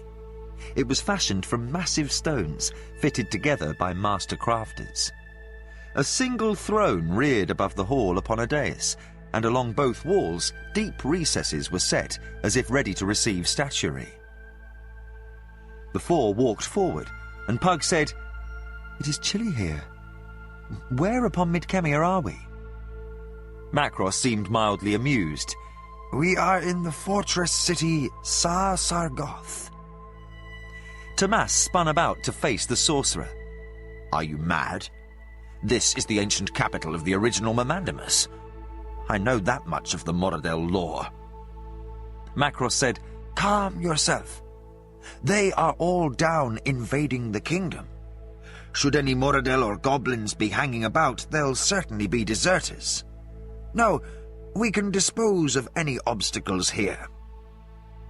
It is at Sethanon we must be ready to deal with the ultimate challenge." He led them outside, and Pug faltered. Arrayed in every direction were stakes of a uniform 10 feet in height. Atop each was a human head. Perhaps as many as 1,000 stretched away in every direction. Pug whispered, "Heaven's pity! But how can such evil exist?" This then completes your understanding, answered Macross. Looking at his three companions, he said, There was a time Ashen Sugar would have thought this nothing more than an object lesson. Tomas glanced about and nodded absent agreement. Tomas, as Ashen Sugar, can remember a time when no moral issues existed in the universe. There was no thoughts of right or wrong, only of might. And in that universe, all other races were of similar mind, save the Aal, and their view of things was odd even by the standards of those days. Mermandamus is a tool, and he resembles his masters. And beings far less evil than Mermandamus have done far worse than this one wanton act. But they do so with some knowledge of their deeds relative to a higher moral principle. The Valheru don't understand good and evil. They are totally amoral. But they are so destructive, we must count them a near ultimate evil. And Mermandamus is their servant, so he is also evil. And he is but the palest shadow to their darkness. Macross sighed. It may be only my vanity, but the thought I fight such evil, it lightens my burdens. Pug took a deep breath as he gained further insight into the tormented soul who sought to preserve all Pug held dear. At last he said, Where to? Sethanon?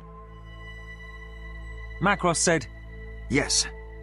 We must go and discover what has come to pass, and with luck we shall be able to help.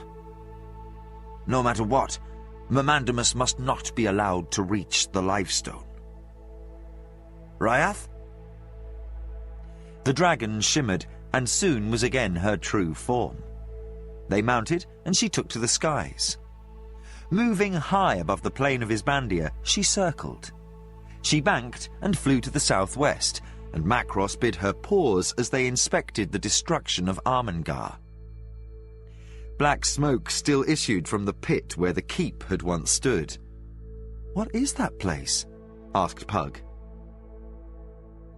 Once called Sar Isbandia, it was last called Armengar. It was built by the Glamradel, as was Sar Sargoth long before they fell into barbarism. Both were made in imitation of the city of Drakenkorin, using sciences plundered from other worlds.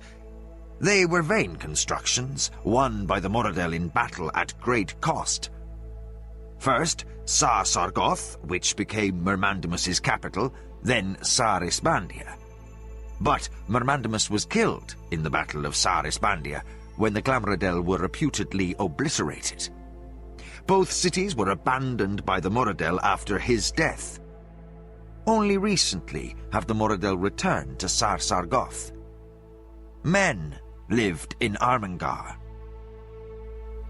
"There is nothing left," commented Tomas. The present incarnation of Mermandamus paid a price to take it, it seems, agreed Macross. The people who lived here were tougher and more clever than I had thought. Perhaps they have hurt him enough that Sethanon still stands, for he must have passed beyond the mountains by now.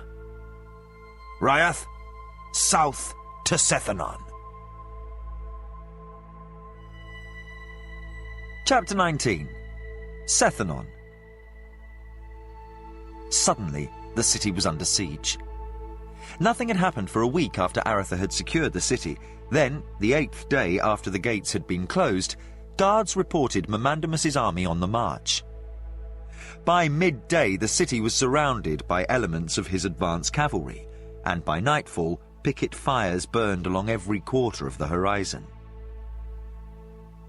Amos, Guy, and Aretha observed the invaders from their command post upon the southern Barbican, the main entrance to the city. After a while, Guy said, "It'll be nothing fancy. He'll hit us from all sides at once. These piddling little walls will not hold. He'll be inside the city after the first or second wave, unless we can think of something to slow him down. The defensive barriers we built will help, but only a little. We must depend upon the men," said Aratha. Well, those we brought south with us are a solid crew, observed Amos. Maybe these parade soldiers here will pick up a thing or two. That's why I spread the men from High Castle out among the city garrison. Just maybe they'll prove the difference. Aratha didn't sound hopeful. Guy shook his head, then rested it on his arms against the wall.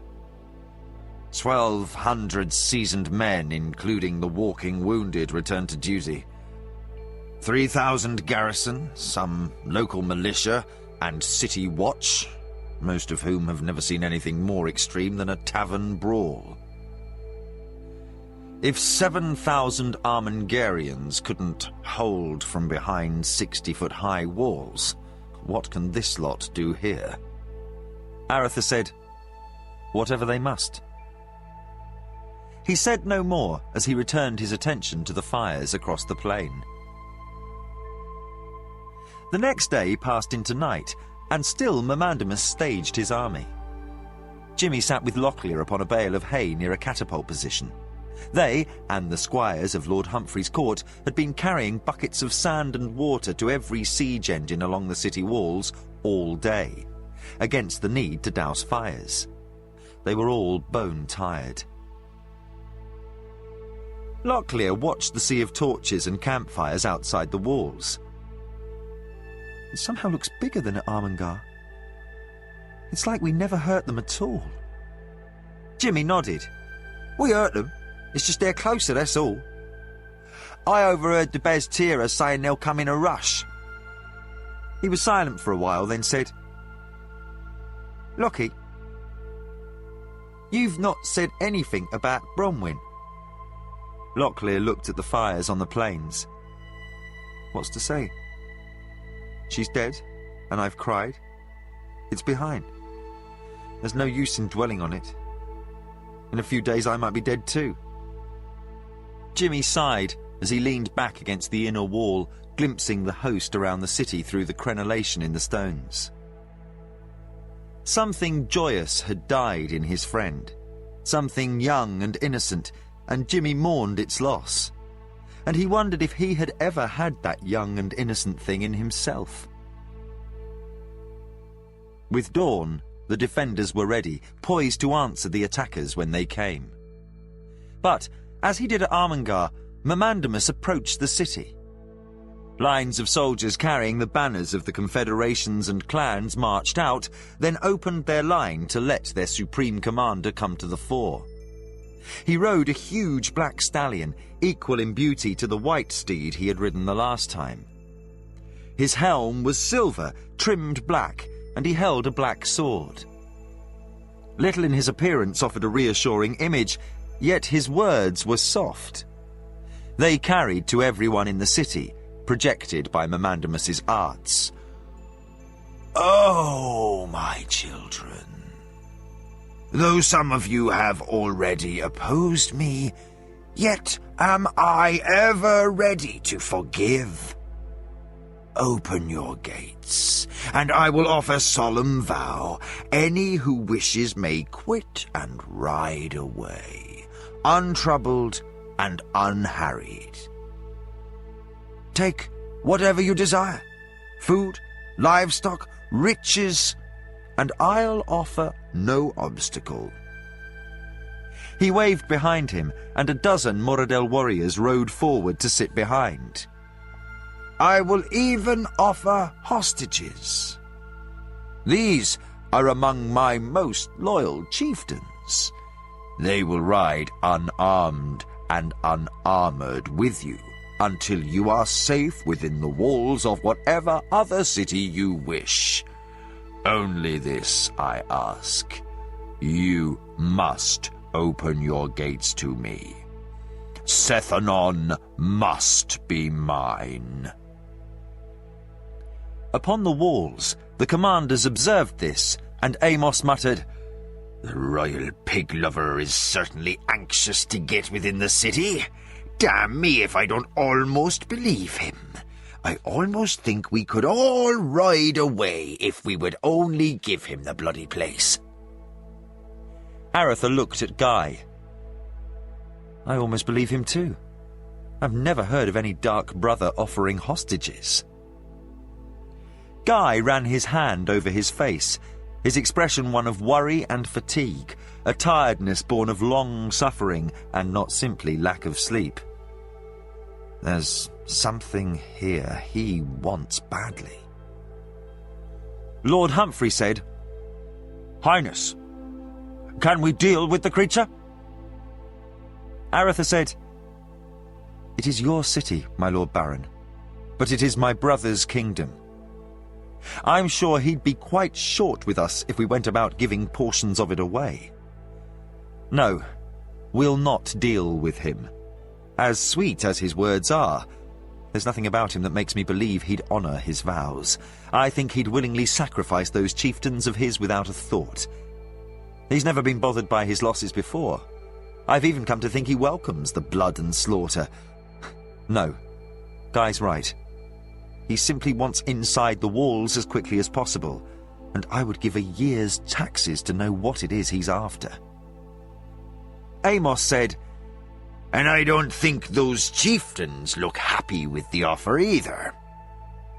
Several Moradel leaders were exchanging hurried words with one another behind Mamandamus's back.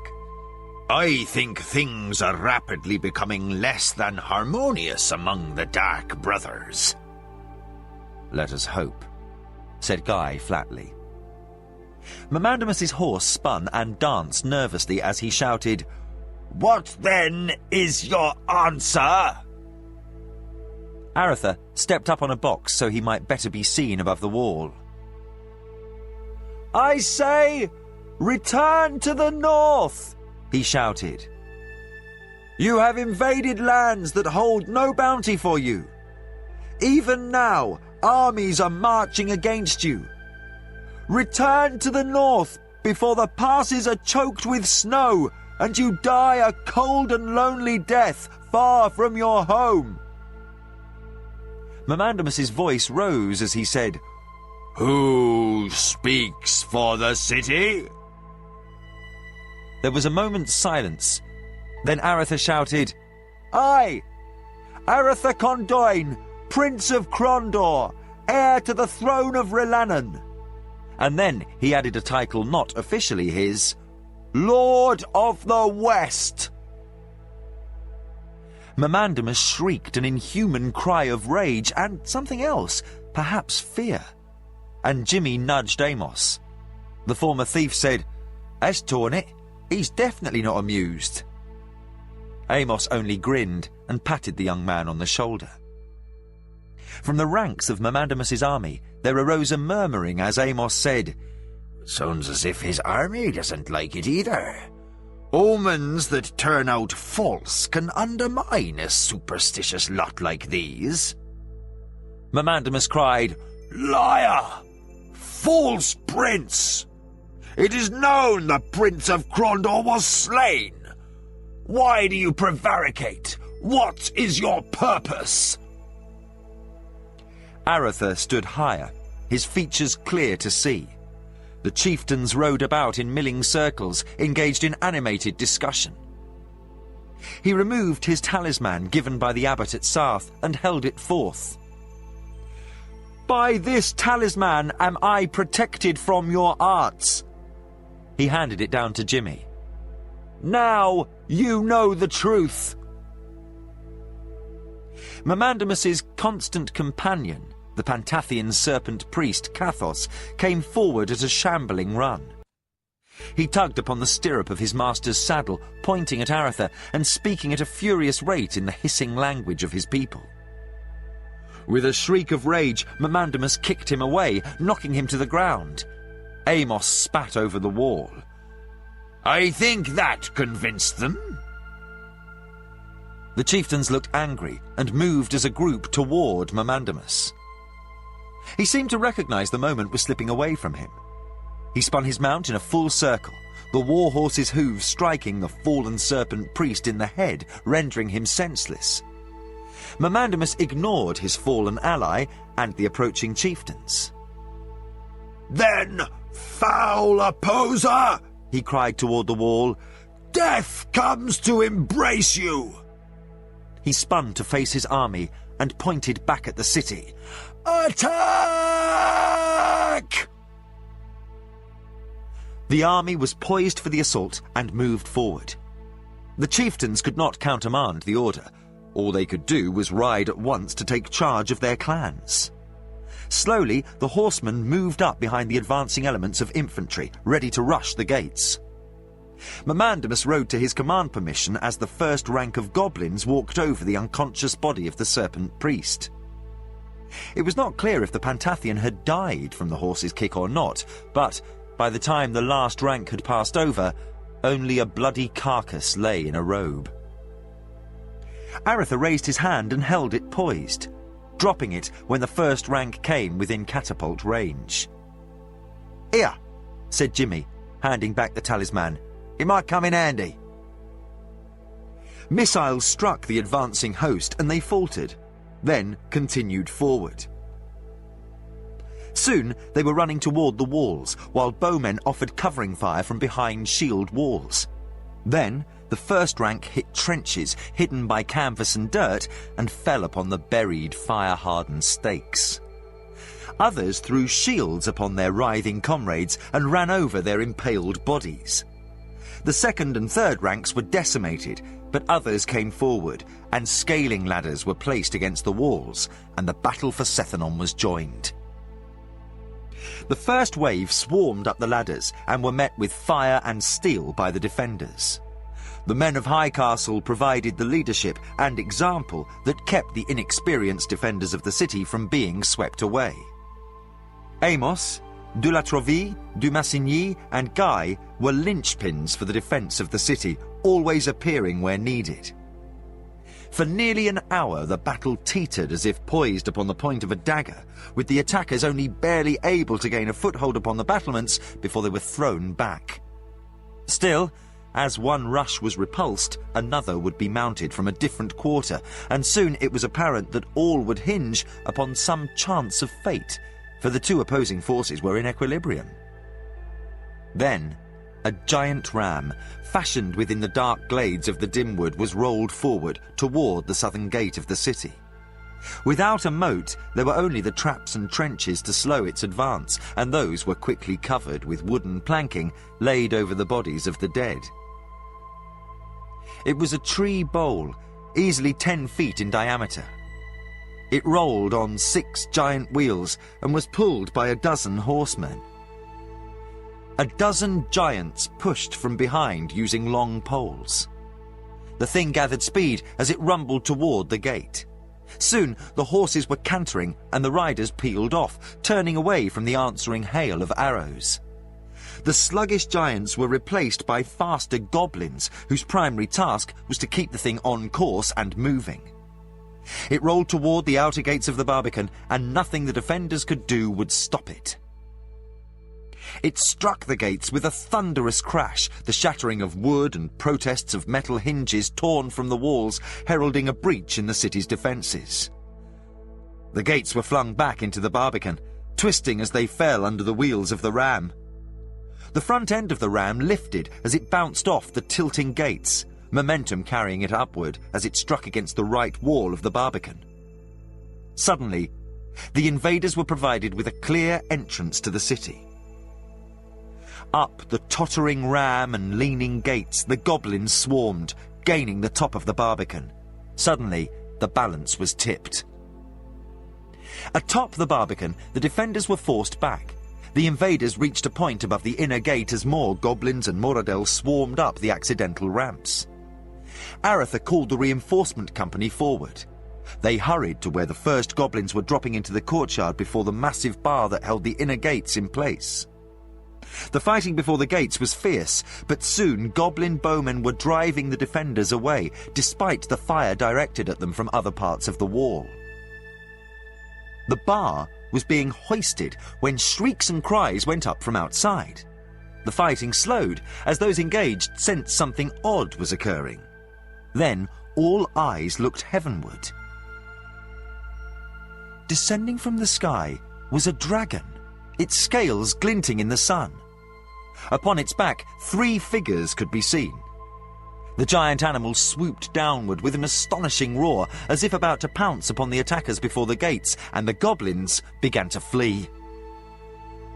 Ryath spread her wings and swooped into a low glide above the heads of the attackers as Tomas waved his golden sword aloft. She trumpeted her battle cry, and the goblins beneath her broke and ran. Tomas looked about, seeking signs of this Mamandamus, but could see only a sea of horsemen and infantry in all directions. Then arrows began to speed past. Most were harmlessly bouncing off the dragon's scales, but the Prince Consort of Elvendar knew a well-placed shot could strike between the overlapping plates or in the eye, and the dragon could be injured. He ordered Ryath to enter the city. The dragon landed in the market some distance from the gate, but Aretha was already running toward them with Galain behind. Pug and Tomas both leapt lightly down, while Macross was more sedate in his dismount. Aretha gripped Pug's hand. "It is good to see you again, and making so timely an entrance." Pug said, "We hurried, but we had some delays upon the way." Tomas had been greeted by Galain, and Aretha in turn clasped his hand, both of them obviously pleased to see each other alive. Then Aretha saw Macross. "So you didn't die then?" Macross said, "Apparently not. It is good to see you again, Prince Aretha. More pleasant than you can imagine."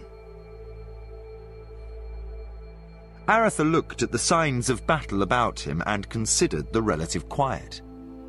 From distant quarters, the sound of battle carried, signifying only that the assault upon the gate had ceased. "I don't know how long they'll wait before they rush the Barbican again." He glanced down the street toward the gate. "You gave them a start, and I think Mamandamus is having trouble with some of his chieftains, but not enough to benefit us, I'm afraid. And I don't think I can hold them here. When they come again, they'll swarm over that ram." "We can help," said Pug. "No," said Macross. All eyes turned toward the sorcerer. Aretha said, "Pug's magic could counter Mamandamus's." "Has he used any spellcraft against you so far?" Aretha thought, "Why, no. Not since Armengar." "He won't. He must harbour it against the moment he has won into the city, and the bloodshed and terror benefit his cause. There is something here he wants, and we must keep him from getting it." Aretha looked at Pug. "What is happening here?" A messenger came running toward them. "Highness, the enemy messes for another attack on the gate." Macross said, "Who is your second?" "Guy de Bastira." Pug looked startled at the news, but said nothing. Macross said, "Mamandamus will not use magic, except perhaps to destroy you if he can, Aretha. So you must turn command of the city over to de Bastira and come with us." "Where are we going?" "Some place near here. If all else fails, it will be our cause to prevent the complete destruction of your nation. We must keep Mamandamus from his final goal." Aretha considered a moment. He said to Galain, "Orders to de Bastira. He is to take command. Amos Trask is to assume his role as second-in-command." "Where will your highness be?" asked the soldier next to the elf. Macross took Aretha by the arm. "He'll be some place where no one can reach him. If we are victorious, we shall all meet again." He didn't bother saying what would happen if they were defeated. They hurried down the street, past shuttered doors as the citizens huddled safely within their homes. One bold boy looked out a second-floor window just as Ryath lumbered past, and with wide eyes slammed the window. The sounds of battle came from the walls as they rounded a corner into an alley. Macross spun to face the prince. What you see, what you hear, what you learn, must always remain a trust. Besides yourself, only the king and your brother Martin may know the secrets you'll learn today. And your heirs, he added with a dry note, if any. Swear. It was not a request. Aretha said, I swear. Macross said, Tomas, you must discover where the Lifestone lies, and Pug, you must take us there. Tomas looked about. It was ages ago. Nothing resembles. He closed his eyes. He appeared to the others to be in some trance state. Then he said, I feel it. Without opening his eyes, he said, Pug, can you take us there? He pointed down and to the center of the city. He opened his eyes. It is below the entrance to the keep. Pug said, Come, join hands. Tomas looked toward the dragon, saying, You have done all you can. I thank you. Ryath said, With thee I shall come one more time. She regarded the sorcerer and then Tomas. With certainty do I know my fate. I must not seek to avoid it. Pug looked at his companions and said, What does she mean? Aretha's expression mirrored Pug's. Macross did not speak. Tomas said, You have not told us before. There was no need, friend Tomas. Macross interrupted. We can speak of this once we have reached our destination. Ryath, once we have ceased moving, come to us. Tomas said, The chamber will be large enough. I shall. Pug pushed his confusion aside and took Aretha's hand. The other was joined with Tomas's, and Macross completed the circle. They all became insubstantial and began to move. They sank, and light was denied them for a time. Tomas directed Pug using mind speech until after long minutes in the dark, Tomas spoke aloud. We are in an open area. With returning solidity, they all felt cold stone beneath their feet, and Pug created light about himself. Aretha looked up. They were in a gigantic chamber, easily 100 feet in every direction, with a ceiling twice that high.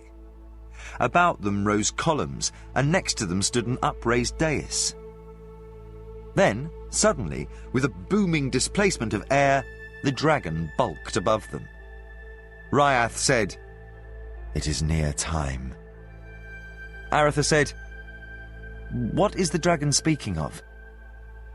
He had seen so many wonders over the last 2 years, the sight of a talking dragon was making no impression on him. Tomas said, Ryath, like all the greater dragons, knows the time of her death. It is soon. The dragon spoke. While we fared between worlds, it was possible I would die of causes removed from thee and thy friends. Now, it is clear I must continue to play a part in this, for our destiny as a race is always tied with thine, Valheru. Tomas only nodded. Pug looked about the chamber, saying, Where is the Lifestone? Macross pointed to the dais. There. Pug said, There is nothing there. 2 ordinary appearances, said Tomas. He asked Macross, Where shall we wait? Macross was silent for a moment, then said, Each to his place. Pug, Aretha, and I must wait here. You and Ryath must go to another place. Tomas indicated understanding and used his arts to lift himself upon the dragon's back. Then, with a thunderous crash, they vanished. Aretha said, "Where did he go?" "He is still here," answered Macross. "but he is slightly out of phase with us in time, as is the Lifestone. He guards it, the last bastion of defense for this planet, for should we fail, then he alone will stand between Midkemia and her utter destruction." Aretha looked at Macross, then Pug. He moved toward the dais and sat. "I think you had better tell me some things." Guy signalled, and a shower of missiles came down upon the heads of the goblins rushing the gate. 100 died in an instant. But the flood was unleashed, and Dubaz-Tira shouted to Amos, "Ready to quit the walls! I want skirmish order back to the keep, no rout. Any man who tries to run is to be killed by the sergeant in charge." Amos said, "Harsh!" but he didn't argue the order. The garrison was on the verge of breaking, the untested soldiers close to panic. Only by frightening them more than the enemy could was there a shred of hope of maintaining an orderly retreat back to the keep. Amos glanced back as the population of the city fled toward the keep. They had been kept out of the streets so that companies could move from section to section without impediment, but now they had been ordered to leave their homes. Amos hoped they would be safely out of the way before the retreat from the walls began. Jimmy came running through the melee evolving to the west of where Ghislaine, Amos and Guy stood and shouted, "De la Travois wants reinforcements. He's hard-pressed upon the right flank." Guy said, "He'll have none. If I pull anyone from their own sections, it will open a floodgate." He pointed to where the goblins had cleared the breach through the outer gate of the Barbican once more and were now climbing up the inner gate. The covering fire from Moradel archers was murderous. Jimmy began to leave, and Guy grabbed him. "Another messenger is passing the word to quit the walls on signal. You'll not be able to reach him in time. Stay here."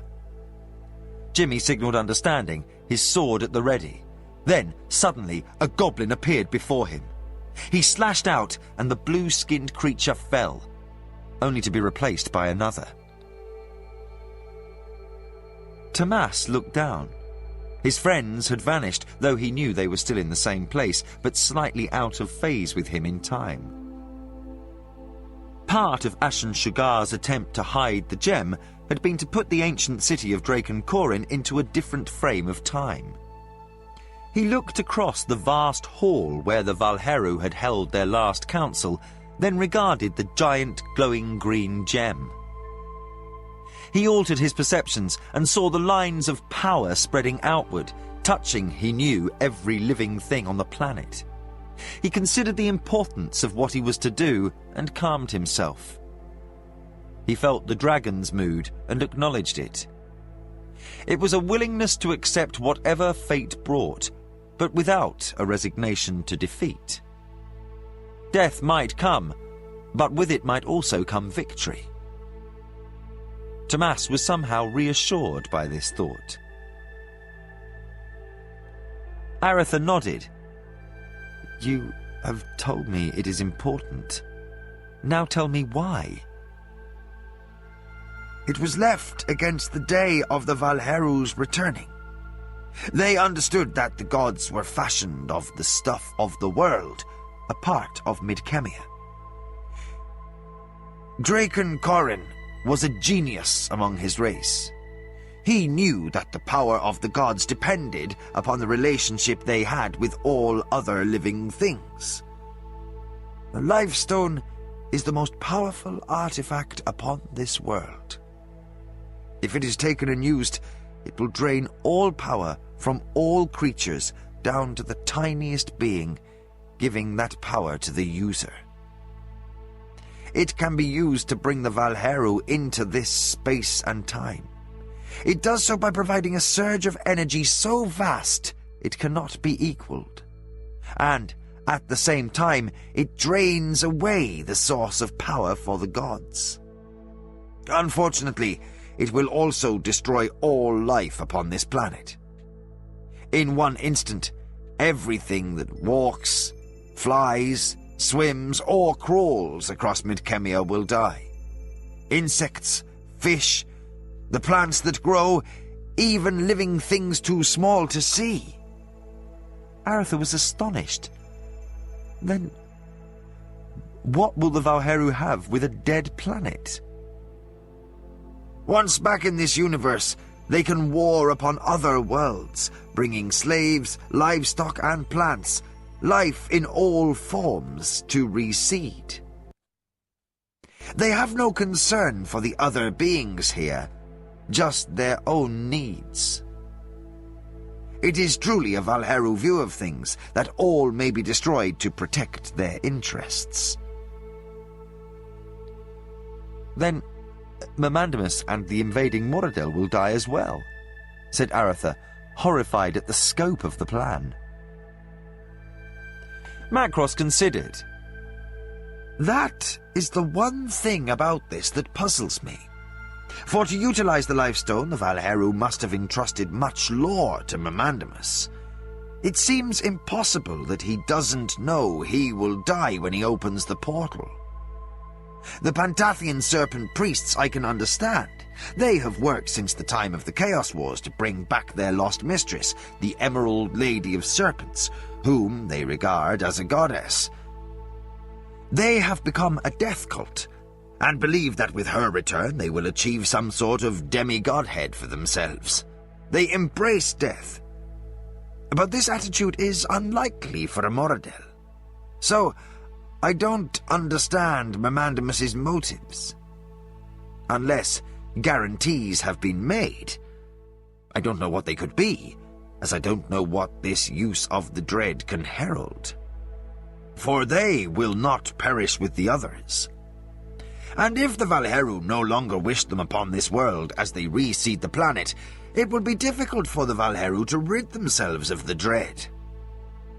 The Dread Lords are powerful beings, and this makes me wonder at the possibility of a compact. Macross sighed.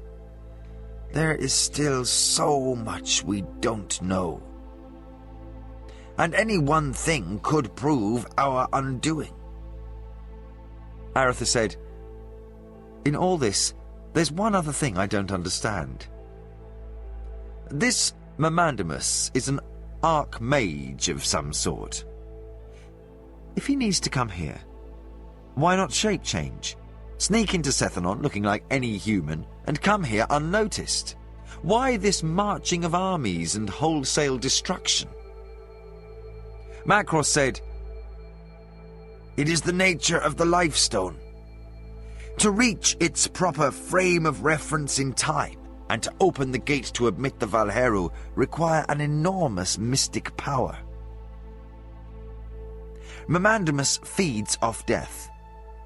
Aretha nodded, remembering a comment Mamandamus had made when he had first confronted Aretha through the dead body of one of his Nighthawks back in Krondor. He sucks energy from each death near him. Thousands have died in his service and opposing him. Had he no need to harbor those energies to open the gateway, he could have blown down the walls of this city like a thing of sticks. Even such a small matter as keeping his barrier up against personal injury costs him valuable energies. No. He needs this war to bring back the Valheru. He would gladly see his entire army to the last soldier die, just so long as he can reach this chamber. Now, we must seek to block his master's entrance back into the universe. He stood up.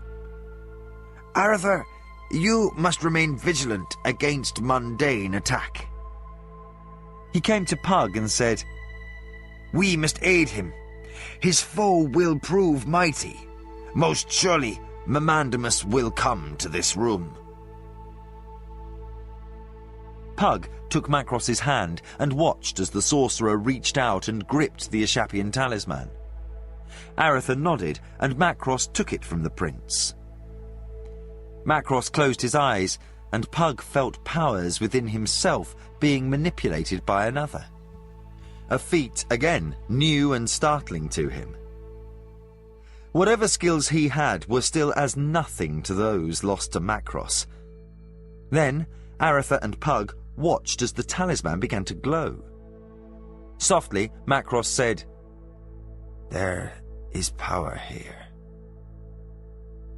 He opened his eyes and said, "Hold out your sword." Aretha did so, hilt first.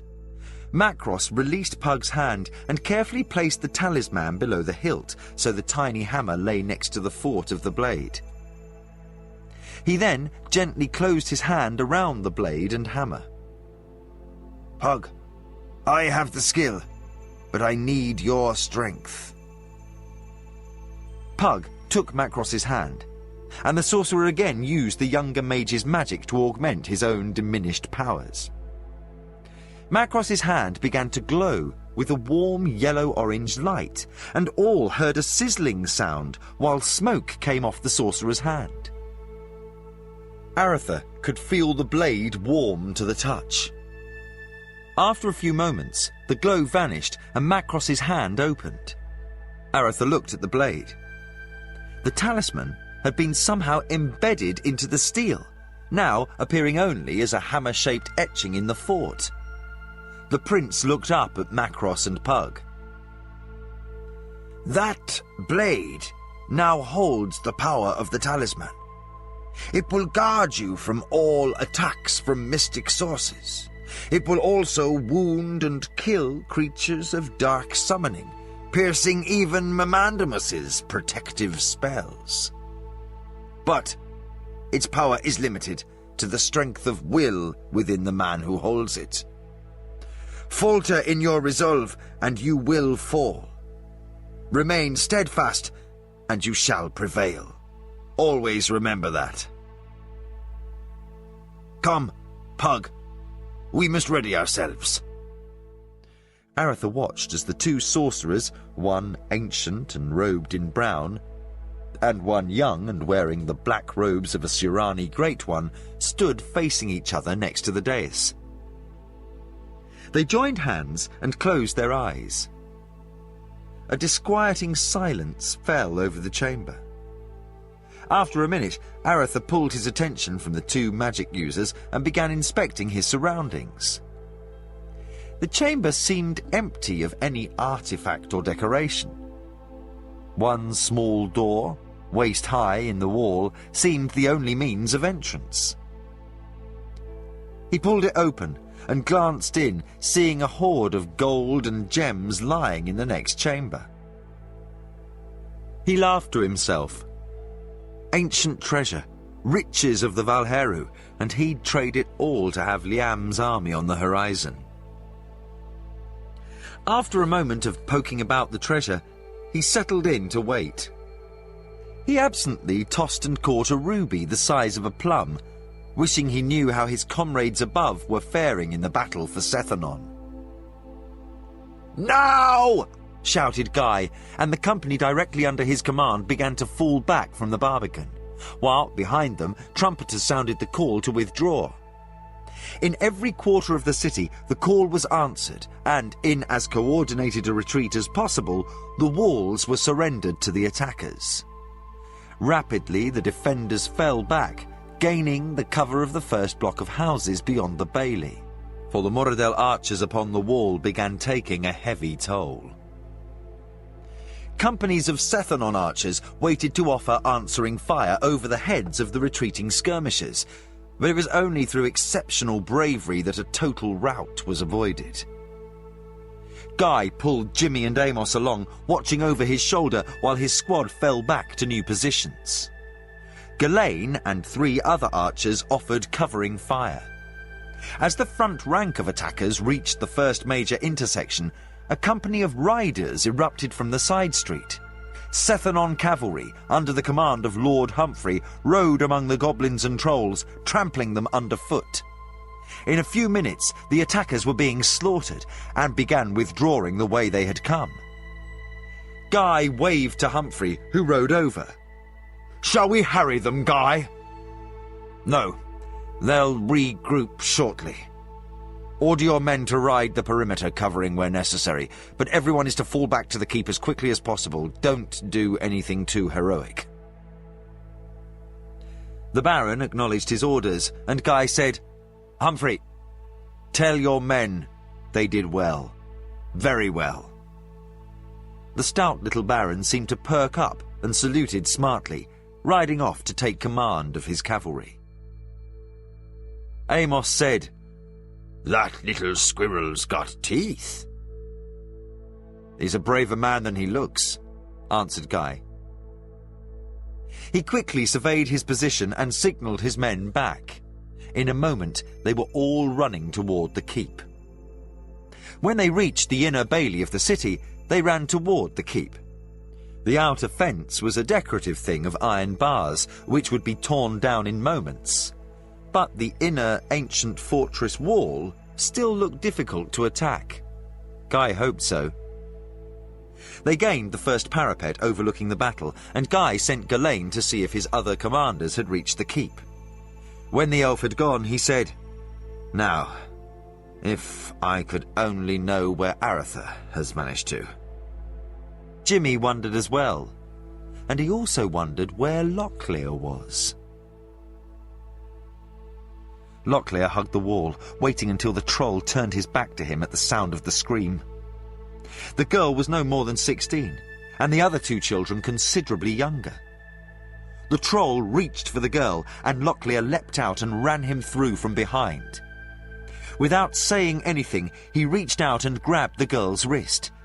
He tugged, and she followed, leading the other two children.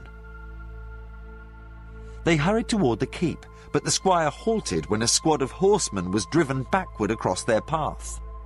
Locklear saw that Baron Humphrey was the last man to quit the fray.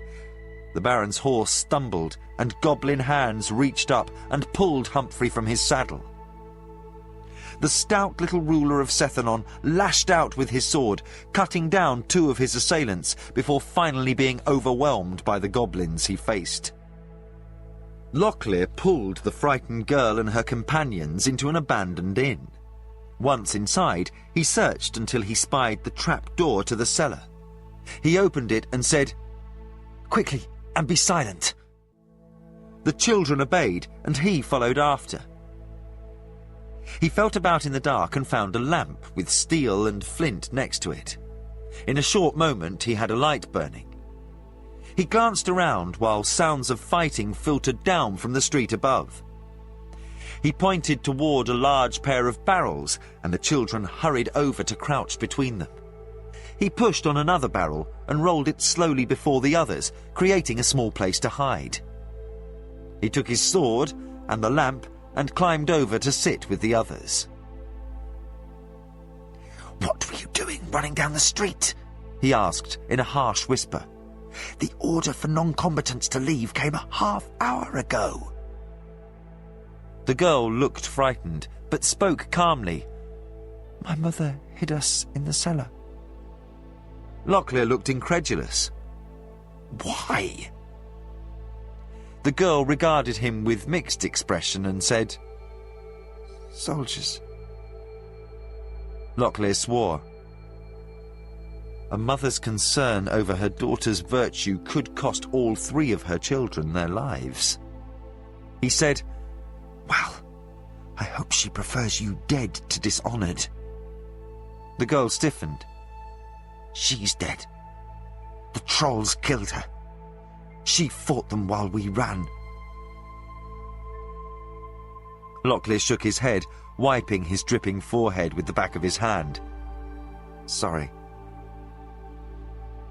He studied her for a moment, then recognized she was indeed pretty. "I really am sorry." He was silent, then added, "I've lost someone too." A thump on the floor above, and the girl stiffened more, fear making her eyes enormous as she bit the back of her hand to keep from screaming. The two smaller children clung to each other, and Locklear whispered, "Don't make a sound." He put his arm about the girl and blew out the lamp, and the cellar was plunged into darkness. Guy ordered the inner gate to the keep closed, and watched as those too slow to reach it safely were cut down by the advancing horde. Archers fired from the battlements, and anything that could be hurled at the attackers was thrown. Boiling water and oil, stones, heavy furniture, as the last desperate attempt to resist the onslaught began. Then a shout went up from the rear of the invading army, and Memandamus came riding forward, trampling his own soldiers as often as not.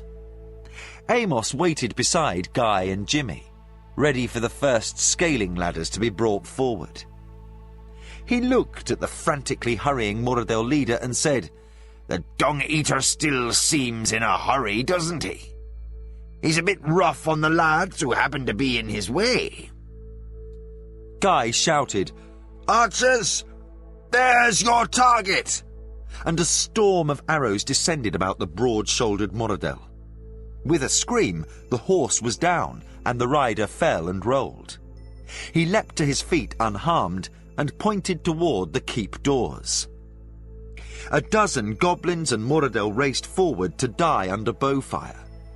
Most bowmen concentrated upon the Moradel leader, but none could harm him. The arrows would harmlessly strike some invisible barrier and bounce off.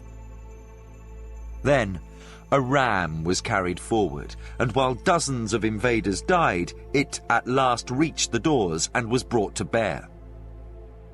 Moradel archers kept the defenders down while the rhythmic pounding began.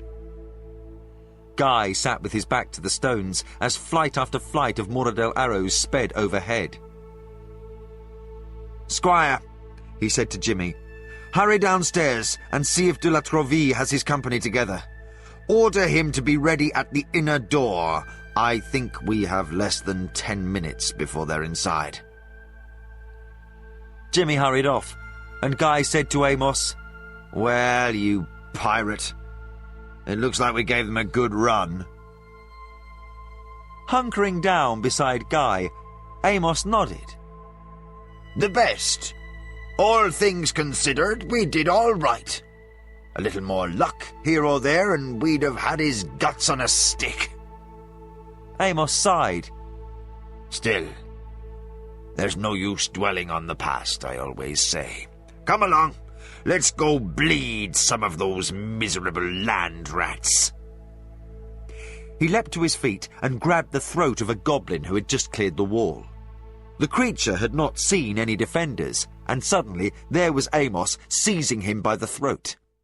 With a jerk, he crushed the creature's windpipe and cast him back down the ladder, dislodging 3 more who were right behind him. Amos pushed the ladder away as Guy slashed with his sword at another who climbed through a crenel beside Amos. Amos stiffened and gasped and, looking down, discovered an arrow in his side. "Damn me!" he said, apparently astonished by the fact. Then a goblin breasted the wall and struck out with his sword, the impact nearly spinning Amos round. The former sea captain's knees buckled, and he fell hard to the stones. Guy cut the goblin's head from his shoulders with a savage blow.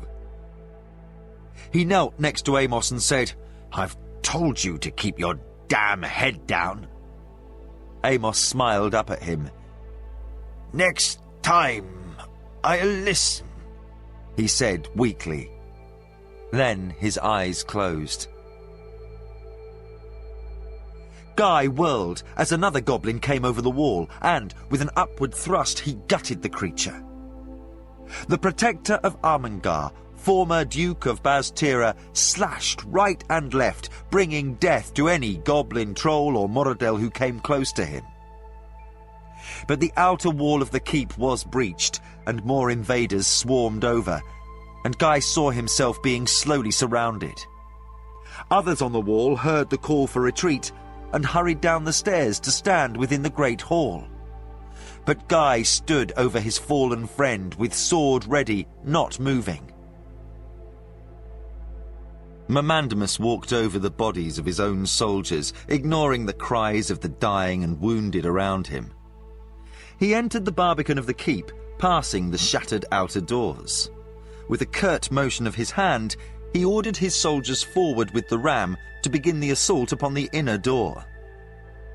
He moved to one side while they began beating on the door, their comrades seeking to rid the walls of Sethanon archers.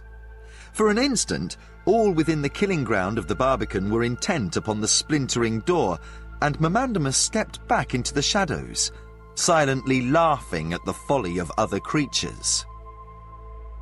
With each death, he had gained power, and now he was ready. A Moradel chieftain ran into the killing ground seeking his master. He brought word of the battle in the city. Fighting over spoils had broken out between two rival clans, and, while they had been distracted, a pocket of defenders had escaped certain annihilation. The master's presence was required to keep order. He grabbed one of the underlings and asked Memandamus's whereabouts. The goblin pointed, and the chieftain shoved the creature away, for the dark corner he indicated was empty. The goblin ran forward to work upon the ram, for another soldier had fallen to arrows from above, while the Moradel chieftain continued to look for his master. He asked about, and all said that Memandamus had vanished. Cursing all omens, prophecies, and heralds of destruction, the chieftain hurried back toward the section of the city where his own clan battled. New orders were about to be given. Pug heard Macross's words in his mind. They are trying to break through. Pug and Macross's minds were linked with a rapport beyond anything Pug had experienced in his life. He knew the sorcerer. He understood him. He was one with Macross. He remembered things from the sorcerer's long history. Foreign lands with alien people. Histories of worlds far distant. All was his. And so was the knowledge. With his mystic eye, he could see the place they would attempt to enter. It existed between their physical world and the place where Tomas waited. A seam between one time frame and another.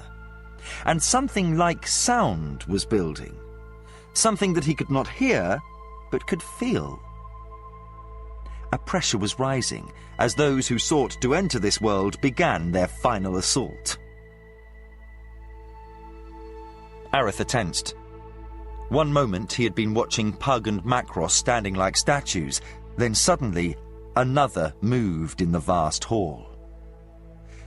From out of the shadows came the giant Moradel, his face a thing of beauty and horror as he removed his black dragon helm from his sweating brow. Bare of armor, his chest revealed the dragon birthmark of his heritage, and in his hand he held a black sword. He fixed his eyes upon Macross and Pug and moved toward them. Aretha stepped out from behind a pillar, standing between Memandamus and the two motionless mages. He held his sword at the ready. "Now, baby killer, you have your chance," he said. Memandamus faltered, his eyes growing wide. How? Then he grinned. I thank the fates, Lord of the West. You are now mine. He pointed his finger, and a silver bolt of energy shot forward, but it was warped to strike the blade of Aretha's sword, where it danced like incandescent fire, pulsing with white-hot fury. Aretha flicked his wrist, and the point of the blade touched the stone floor. The fire winked out. The Moradel's eyes again widened, and with a shriek of rage he leapt toward Aretha. I will not be denied! Aretha narrowly avoided a blow of stunning savagery, which caused blue sparks to leap when the black blade struck the stones. But, as he moved back, his own sword flicked out and he cut the Moradel upon the arm. Mamandamus shrieked as if some grave injury had been done and staggered back a moment. He righted himself as Aratha followed the blow with another and was able to parry the prince's second thrust. With a look of madness, Mamandamus clutched the wound, then regarded the crimson wetness upon his palm. The Moradel said, "It is not possible." With cat-like quickness, Aratha lashed out, and another cut appeared upon the Moradel, this one across his bare chest. Aratha smiled a smile without humour, once as savage as the Moradel's had been. "It is possible, scion of madness," he said with studied purpose. "I am the Lord of the West. I am the Bane of Darkness. I am your destruction, slave of the Valheru." Mamandamus roared in rage, the sound of a vanished age of insanity returning into the world, and launched his attack. Aratha stood his ground, and they began to duel in earnest. Pug. I know. They moved in concert, weaving a pattern of power, erecting a lattice of energies against the intruder. It was not so mighty a work as that used to close off the Great Rift at the time of the Golden Bridge, but then this rift hadn't been opened yet. But there was pressure, and they were being tested. The pounding on the door continued as the wood began to splinter. Then came the sound of distant thunder growing louder. The pounding on the door halted for a moment, then resumed. Twice more the booming sounded, as if coming closer, as the sounds of fighting seemed to be increasing. Then, from outside came unexpected cries, and the pounding of the ram on the door ceased. Then an explosion rocked the hall. Jimmy leapt forward. He pulled aside the slide that covered the peephole, then yelled back at de la Trouville, "Open this door!" The commander of the company signed his men forward as the sounds of fighting reached his ears, and it took the strength of most of the men to move the half-detached door. Then they heaved and it opened, and de la Trouville and Jimmy raced through. Before them, men in brightly coloured armour ran through the streets, battling Moradel and goblins on every hand. Jimmy shouted, "Shirani! By damn! It's an army of Shirani!" Can it really be? said de la Trouville. "I've heard enough stories from Duke Laurie to know what they're supposed to look like. Little fellas but tough, all in bright coloured armour." A squad of goblins turned before the keep, retreating from a larger company of Shirani, and de la Trouville led his own men out, taking them in the rear. Jimmy hurried past and heard another loud explosion. Down a broad avenue, he could see a black-robed magician standing before a smoking pile of barrels and an overturned wagon that had been used as a breastwork. The magician began conjuring. Within a moment, there flowed from his hands a heavy, rolling ball of energy which struck some target beyond Jimmy's line of sight, exploding in the distance. Then a company of horsemen came galloping into view, and Jimmy recognized the banner of Landreth. Riding alongside came Colgan, Meacham, and two black-robed magicians. They reined in, and Colgan left his mount, nimbly for one so stout. He approached Jimmy, who said, "Colgan! I have never been so glad to see anyone in my life, I think." "Have we arrived in time?" asked Hotchapepper. Jimmy had never met the black-robed man, but given his arrival with Colgan, Jimmy assumed he had some authority. "I don't know.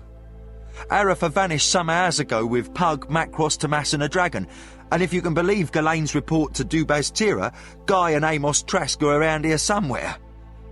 He pointed towards some fighting in the distance and said, "Dumas and Yi and the others are over there somewhere, I think." He looked around, his eyes wide with terror and exhaustion. His voice began to sound thick with emotions held too long in check, rising with a near-frantic note. "I don't know who's left alive. Colgan put his hand on Jimmy's shoulder, realizing the boy was close to collapse. It's all right, he said, looking at Hotchapepper and Elgahar. He said, "You'd better look inside. I don't think this battle is truly over yet." Jimmy said, "Where are all the Dark Brothers? There were thousands around here only a few minutes ago." Colgan led the boy away, while the two black-robed magicians ordered a squad of Sirani soldiers to accompany them into the keep, where the sounds of fighting could still be heard. To Jimmy, the green-robed magician said, 10 magicians of the assembly came to join us, and the Emperor sent part of his army. So much did they fear the appearance of the enemy upon this world. We created a gate between the portal on Stardock and a place less than a mile from the city, but out of sight of Mamandamus's army. We marched 3,000 Sirani here, along with the 1,500 horse from Landreth and Shamarta, and more are coming. Jimmy sat. 3,000? 1,500? They ran from that? Colgan sat next to him. And the black robes, whose magic they cannot oppose.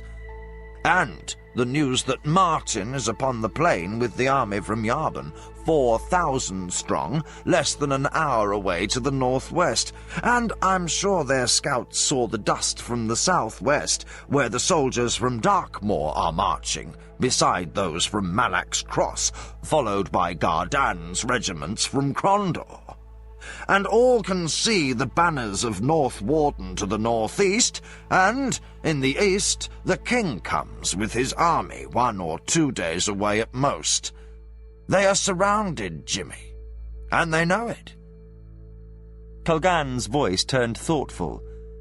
And something had already disturbed them.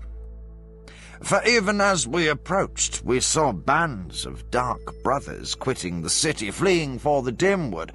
At least 3,000 or 4,000 seemed to have already abandoned the attack, and many of those between the gate and here were not organized, and some even seemed to be falling out among themselves, with one band fighting another.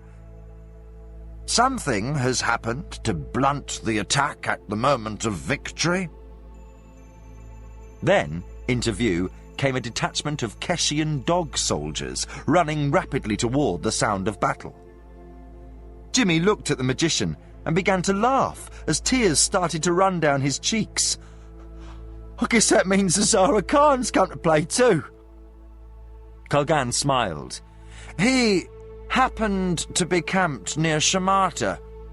He claims it was coincidence he was having dinner with the governor of Shamarta when Katala's message to come to Stardock with the garrison arrived, and of course the fact that he convinced the governor to let him bring along some observers, and that his people were ready to march within an hour, are also coincidence.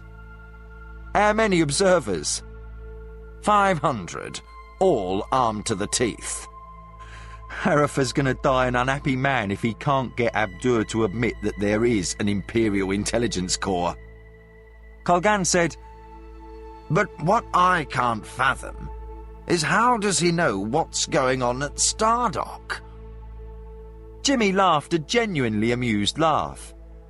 He sniffed as his nose began to run and smiled. "You must be joking. Half your magicians are Keshian." He sighed and sat back. "But there must be more to it, mustn't there?" He closed his eyes, and tears of fatigue again ran down his face. Colgan said, "We still haven't found Mamandamus." Colgan looked to where more Sirani soldiers ran down the street. "Until we do, it's not over." Aratha ducked a savage slashing backhand blow and thrust in return, but the Moradel jumped backward. Aratha's breath came with difficulty, for this was the most cunning and dangerous opponent he had ever faced. He was incredibly strong and only slightly slower than Aratha. Mamandamus bled from a half-dozen minor wounds, cuts which would have weakened a normal opponent, but which seemed to bother him only a little. Aretha gained no advantage, for the battle and this duel were bringing him to the edge of exhaustion. It took all the prince's skills and speed to stay alive. He had a limit on his ability to fight, for he had to keep himself between Mamandamus and the two sorcerers, who laboured over some mystic duty. The Moradel had no such concern. The duel had fallen into a rhythm, each swordsman taking the measure of the other. Now they moved almost in lockstep, each thrust answered with a parry, each riposte with a disengage. Sweat poured off each and made hands slippery, and the only sounds heard were the grunts of exertion. The fight was coming to the stage where the first to make a mistake would be the one to die. Then a shimmering filled the air to the left, and for an instant Aretha glanced away, only catching himself at the last. But Mamandamus didn't remove his eyes from his opponent and seized the moment, levelling a blow that skidded along the prince's ribs. Aretha gasped in pain. The Moradel drew back to slash at Aretha's head, and as his hand came forward, it was brought crashing against an invisible barrier. The Moradel's eyes widened as Aretha staggered upright and thrust, skewering Mamandamus through the stomach. The Moradel howled in a dull ululation, staggered, then fell backward, pulling Aretha's sword from weakened fingers. Aretha slumped to the floor as two black-garbed men ran forward to grip him. They hovered over the prince. Aretha's vision clouded and cleared, focused and unfocused, until the room was stable again. He saw Mamandamus smile as the Moradel spoke in a menacing whisper. I am a thing of death, Lord of the West. I am ever the servant of darkness. He laughed weakly, and blood flowed down his chin to drip upon the dragon birthmark. I am not what I seem. In my death, you accomplish your destruction. He closed his eyes and fell back, his death rattle filling the room. The two men in black looked on as, from Mamandamus's body, a strange keening sound came. The figure on the stones puffed up, seeming to swell, as if suddenly inflated. Like an overripe pod from forehead to crotch, Mamandamus's body ripped, revealing an inner body of green scales. Thick black liquid and red blood, with clots of meat and gouts of white pus, was spewed about the room as the green-scaled body seemed to burst from within the husk that was Mamandamus, flopping on the floor like a freshly landed fish. In this terrible convulsion, a leaping flame of bright red appeared, evil and filling the hall with a stench of ages of decay. Then the flame vanished and the universe opened around them. Macross and Pug staggered where they stood, each somehow aware of a change in the fighting nearby. All their attentions were focused upon the place between the universes where the aborning rift was beginning. Each time a thrust came from the other universe, they answered with a patch of energy. The battle had reached its peak a moment before, and now the thrusts were weakening, but still there was danger, for Pug and Macross were also exhausted. It would require the utmost concentration to keep the rift between universes from opening. Then pain exploded in their minds as a silver note, a shrieking whistle, sounded a signal. From another quarter, a different, unexpected attack came, and Pug could not answer. A thing of captured lives, taken in terrible death, and held against this moment, came flowing toward the rift, dancing like a mad and stinking red flame. It struck the barriers Pug had erected and shattered them. It tore open the rift and somehow moved between Pug's perceptions and the place where the battle raged, obscuring his sense of what occurred there. Pug felt slightly dazed. Then a warning cry from Macross refocused his attention on the rift, which now stood open. Pug worked frantically, and from some deep-hidden reservoir of strength, he drew forth the energy to grip the shredding fabric that held the universes apart. The rift closed violently. Again came the thrust, and again Pug barely held. But he held. Then, from Macross came the warning. Something got through. Something has come through, came the warning from Ryath. Thomas leapt down from the dragon's back and waited behind the lifestone.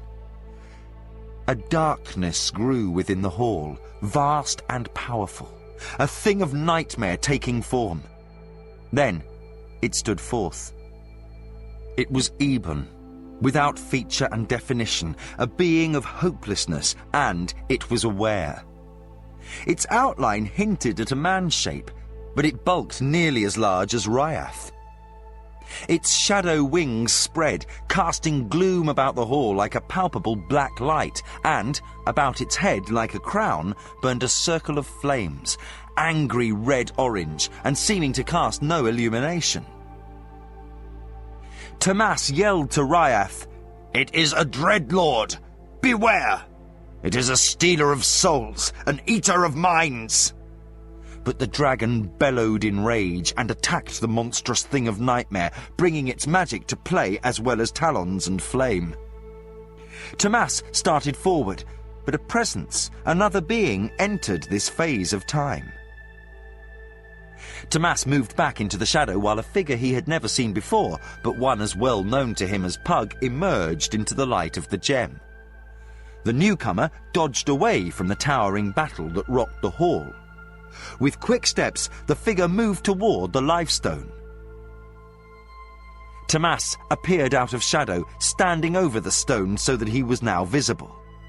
The figure halted, and a snarl of rage escaped. Splendid in his orange and black armour, the Lord of Tigers, Draken Corin, confronted a vision beyond his understanding. The Valheru shouted, "No! It is impossible! You cannot still live!"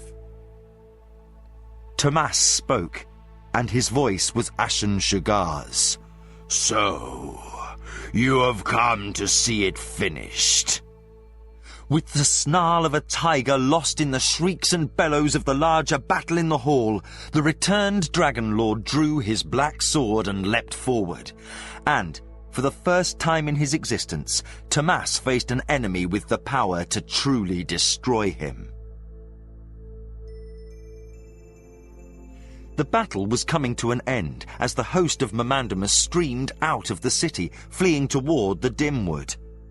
The word of Mamandamus's disappearance had spread, as if blown through Sethanon by a sudden wind.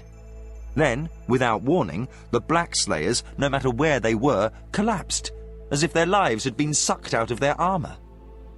This, along with the arrival of the Surani and the magicians, and reports of more armies on the horizon, had caused the attack to falter and then fail. Chieftain after chieftain ordered his clans away, quitting the battle. With leadership evaporating, the goblins and trolls were slaughtered until the still larger invading army was in complete rout. Jimmy hurried through the halls of the keep, looking among the dead and wounded for anyone he knew. He dashed up the stairs to the wall overlooking the killing ground and found a clot of Surani blocking the way. He slipped through them and saw a Chirurgeon from Landreth standing over two bloody men who slumped against the wall. Amos had an arrow still sticking from his side, but was grinning. Guy was covered in gore and had a terrible-looking cut along his scalp. The cut had severed the cord holding the patch over his eye, and the angry, empty red socket could be seen. Amos laughed and almost choked. "Hey, boy! Good to see you!" He looked about the wall. "Look at all these little peacocks!" He waved one hand weakly at the brightly clad Surani soldiers, who looked on with unreadable expressions. "Ah, me, but they're the prettiest things I have ever seen." Then from below came a grinding, followed by a soul-chilling, thunderous roar, as if some terrible host of madness was suddenly escaping from hell. Jimmy looked around in startled wonder, and even the Sirani exhibited surprise. A trembling filled the keep as the walls began to shake. "What's that?" shouted Jimmy. "I don't know, and I don't plan on staying here to find out," said Guy. Gesturing to be helped to his feet, he took the outstretched hand of a Sirani warrior and got up. He motioned to what appeared a Sirani officer who ordered men to pick up Amos. Guy said to Jimmy, "Order whoever's alive to evacuate the keep." Then the rolling motion below increased and he staggered, while the howling sound grew in volume. "No! Tell whoever's alive to evacuate the city!" Jimmy ran along the battlement heading for the stairs. Chapter 20. Aftermath. Again, the room trembled and shook. Aretha listened, clutching his bleeding side. It sounded a distant battle, with titanic forces unleashed. He went to where Pug and Macross stood, with the two black-robed magicians next to them. He sighed as he nodded to them. "I am Prince Aretha," he said. Hotchapepper and Elgahar introduced themselves, and Elgahar said, "These two are undertaking to hold some power at bay. We must aid them." The two Blackrobes placed their hands upon Macross's and Pug's shoulders and closed their eyes. Aretha found he was alone again. He looked toward the grotesque husk of Mamandamus slumped in the corner. Crossing to where it lay, Aretha reached down and pulled his sword from the serpent man. Aretha studied the slime-covered form of the serpent priest and laughed bitterly. The reincarnated leader of the Moradel nations was a Pantathian. It had all been a ruse, from the centuries-old prophecy to the marshalling of the Moradel and their allies to the assault upon Armengar and Sethanon. The Pantathians had simply been using the Moradel at the command of the Dragon Lords, hoarding the magic of spent lives to reach the Lifestone and use it. In all of it, the Moradel had been used more cruelly than anyone else. It was an irony of heroic proportion. Aretha was astonished by the realization, though he was too tired to do more than weakly scan the room, as if looking for someone with whom to share the revelation. Suddenly, a rent appeared in the wall with the small door, and gold, gems, and other treasures were spilled upon the floor. In his fatigue, Aretha hardly wondered how this had come to be, for he had heard no sound of masonry collapsing. Aretha let his sword point drop and turned to walk back to the magicians. Seeing no exit from the vault, he sat upon the dais and watched the four motionless spellcasters as they stood with hands joined. He examined his wound and saw the blood flow had lessened. It was painful, but not serious. He leaned back, getting as comfortable as possible, for he could do nothing but wait. Brickwork and masonry were smashed to dust as Ryath's tail drove through the wall. With shrieks of pain and rage, the dragon worked her magic upon the Dreadlord, while Fang and Talon inflicted injury. But the Dreadlord struggled mightily, and the dragon paid a heavy toll in return. Tomas lashed out, keeping his body between the Lifestone and Draken Corin. The screaming, snarling Valhero had come at Tomas like the tiger on his tabard. Tomas had not possessed the savage fury of his opponent since the days of madness had been upon him during the Rift War. But he was a practiced warrior, and he kept his wits about him. Draken Corin shouted, "You cannot deny us again, Ashen Shugar! We are the lords of this world! We must return!" Tomas parried, turning the blade away, then slashed out and was rewarded with a shower of sparks as his blade hit Draken Corin's armor, rending his tabard. You are a decayed artifact of a former age. You are a thing that hasn't the wits to know you're dead. You'd destroy all to win a lifeless planet. Draken Corin swung a looping blow toward the head, but Tomas ducked and thrust, and his sword point took the Valheru in the stomach. Draken Corin staggered back, and Tomas was upon him like a cat upon a rat. Blow after blow rained down upon the Lord of Tigers, and Tomas held the upper hand. "We shall not be turned away!" screamed Draken Corin, and he redoubled his fury, halting Tomas, then driving him back. In an instant there was a shimmering, and where Draken Corin had been, Alma Lodaka now stood. But her attack was no less fierce. You underestimate us, father, husband. We are all the Valheru. You are but one. Then the face and body changed, as one and another Valheru opposed Tomas. Quickly they shifted, until a blur of faces appeared before Tomas. Then Draken Corin was back. You see, I am a multitude, a legion. We are power! You are death and evil, but you are also the father of lies, answered Tomas with contempt. He struck out, and Draken Corin barely parried.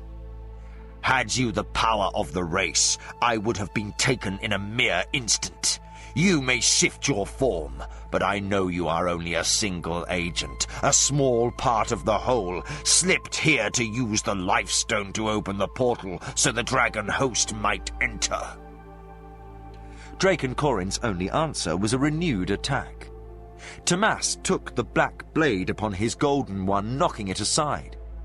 At the other side of the hall, the struggle between the dragon and the Dreadlord was nearing a finish, for the sounds of battle were faint and occasional. Then, from behind, came silence and a terrible presence. Tomas felt the Dreadlord approach and knew Ryath had fallen to it. As Ashen Shugar, he had faced the Dreadlord before, and if unencumbered, he would not have feared it. But to face it would free Draken Corin to act, and to ignore it would give it the chance to incapacitate him.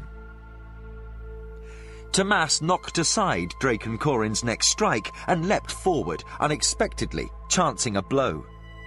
The black blade snapped forward, but only glanced against the chainmail under the white tabard.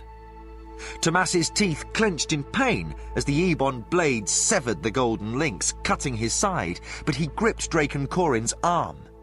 With a wrenching twist, he reversed their positions, pushing the Lord of Tigers directly into the Dreadlord's path.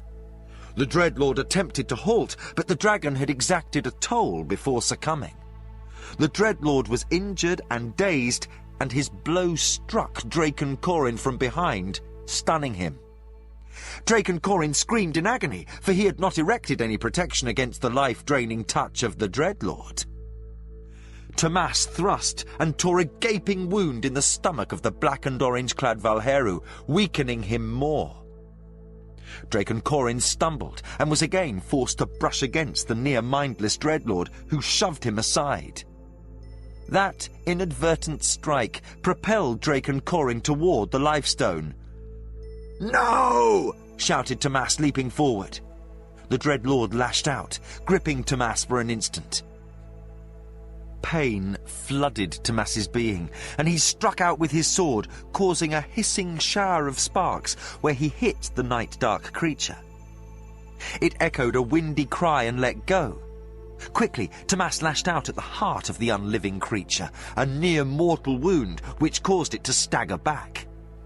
Tomas spun toward where Draken Corin attempted to reach his goal. Draken Corin stumbled and fell forward across the Lifestone as if to embrace it. He laughed, even as he felt his energies begin to dissipate, for he still had time to work his arts and open the gate, allowing the rest of his collective consciousness to return to the world of their creation. He would be whole again. Then, with a mighty bound, Tomas leapt above him, sword held with both hands point downward, and, with all his remaining energies, he drove the blade down in one terrible blow. There was an ear-shattering shriek as Draken Corin arched backward like a bow being drawn. The golden sword passed through him and into the lifestone. Then the wind came. From somewhere, a compelling current of air appeared, blowing from all directions into the lifestone. The mortally stricken Dreadlord trembled at the breeze's touch, then quivered. It suddenly became a thing of smoke and in substance, and was carried along on the wind as it was sucked into the stone. The form of the Lord of Tigers shivered, then shook violently, as a golden glow spread from Tomas's magic blade to engulf Draken Corin. The golden nimbus began to pulse, and Draken Corin became insubstantial and, like the Dreadlord, vanished into the stone. Pug staggered as if from a blow, and the rift was torn open, but not from the other side. It was as if a giant hand had reached out and moved his magic blocks aside, then reached into the rift, pulling something through. Pug felt Macross's mind and recognized that somehow Hotchapepper and Elgahar were there as well. Then the rift exploded toward them, and they were cast back into normal awareness. The room shifted about Tomas. Suddenly, Macross, Pug, two black-robed men, and Aratha were there. He looked back and saw Ryath huddled in the corner, a mass of terrible, smoking wounds. The dragon appeared dead, or, if still alive, then only for a short while longer. She had met her destiny, as she had foretold, and Tomas vowed she would be remembered. Beyond her recumbent form, the Valheru treasure vault had been torn open in the struggle between dragon and Dreadlord, emptying its contents of gold and gems, books and artifacts across the floor. Aratha leapt to his feet and asked, "What has happened?" "I think it is almost over," Tomas said as he jumped down. Macross staggered, and Pug and the others moved as the sound of shrieking winds became a terrible force buffeting the ears. Suddenly, all covered their ears as a terrible concussion sounded, and the very roof of the chamber exploded upward, destroying the very soil above the ancient vault, and the cellars and lower floors of the keep as well, blowing toward the heavens through the now open crater. A geyser of masonry and stone, the fragments of two buildings, were carried high into the sky, to be strewn outward into the city. High in the air above them, an opening, a grey, sparkling nothing appeared against the blue, and, from within it, a blaze of many colours could be seen. Pug, Hotchapepper and Elgahar had all seen such a display once before, each in turn when upon the Tower of Testing in the City of Magicians. It was the vision of the enemy, seen at the time of the Golden Bridge, when the nations had fled to Kellowan during the Chaos Wars. "It is coming through!" shouted Hotchapepper. Macross shouted above the terrible howling sound from the gem. "The Life Stone! It's been activated!" Pug looked about in confusion. "But we're still alive!" Tomas pointed to where his golden sword was still stuck upright into the Life Stone. "I killed Draken Corin before he could finish utilizing the Life Stone. It is only partly active." "What will happen?" shouted Pug over the ear-shattering noise. "I don't know!" Macross joined the others in covering his ears. At the top of his lungs he shouted, "We need a force barrier!" At once, Pug knew what was needed and attempted to fashion the magic that would keep them from being destroyed. "Hotcho! Elgahar! Aid me!" He began his incantation, and the others joined in to fashion a protective barrier around them. The sound increased to the pitch where Aratha found his hands over his ears did no good. He gritted his teeth in pain, fighting against the urge to scream, wondering if the magicians could finish their incantations. The light from the lifestone grew in intensity to a blinding pure white with silver flares about the edge. It seemed ready to unleash some terrible destruction. The prince was nearly numb from fatigue and the horror of what had occurred in the last few hours.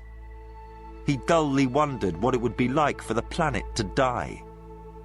Then he could stand the pain no longer and began to scream as Pug finished the incantation and the room exploded. A ragged trembling commenced in the ground, a rolling surging like an earthquake, and Guy turned to regard the city. The soldiers of Shamata, Landrith and the Surani were fleeing alongside those from Sethanon and High Castle. Mixed in were goblins, trolls and a few steadfast dark brothers, but all combat was forgotten as every creature in the city fled a feeling of impending doom, a terror palpable down to the fibre of their being. Black emotions, dark horror and despair had suddenly washed over every living creature, robbing them of any urge to fight. To the last, each wished only to put as much distance as possible between himself and the source of that desperate fear.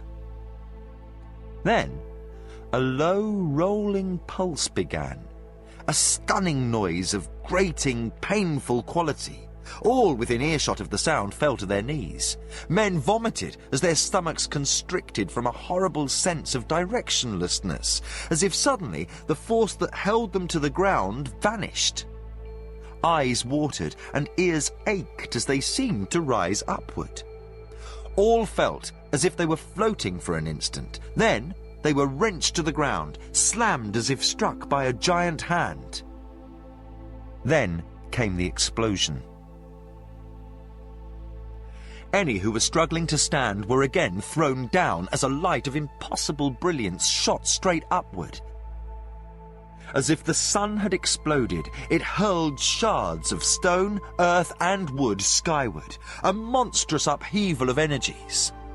High above Sethanon, a red sparkle grew, a blinding light that dulled quickly to a point of grey nothingness. There came an unexpected silence, while vortices of energy danced within the greyness. As if the fabric of heaven were being turned back upon itself, the edges of the rent in the sky peeled backward, revealing another universe in the skies.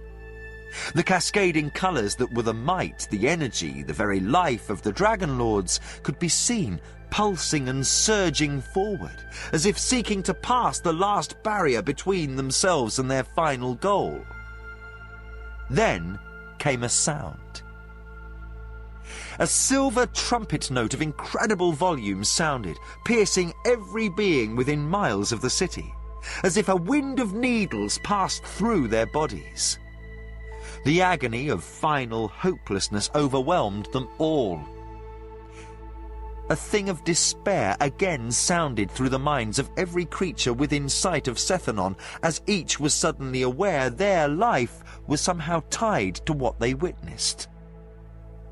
Panic rose up in each observer, even to the most battle-tested soldier, and, to a man, all wept and cried out, for they were seeing the last moments of their existence. Then all noise ceased.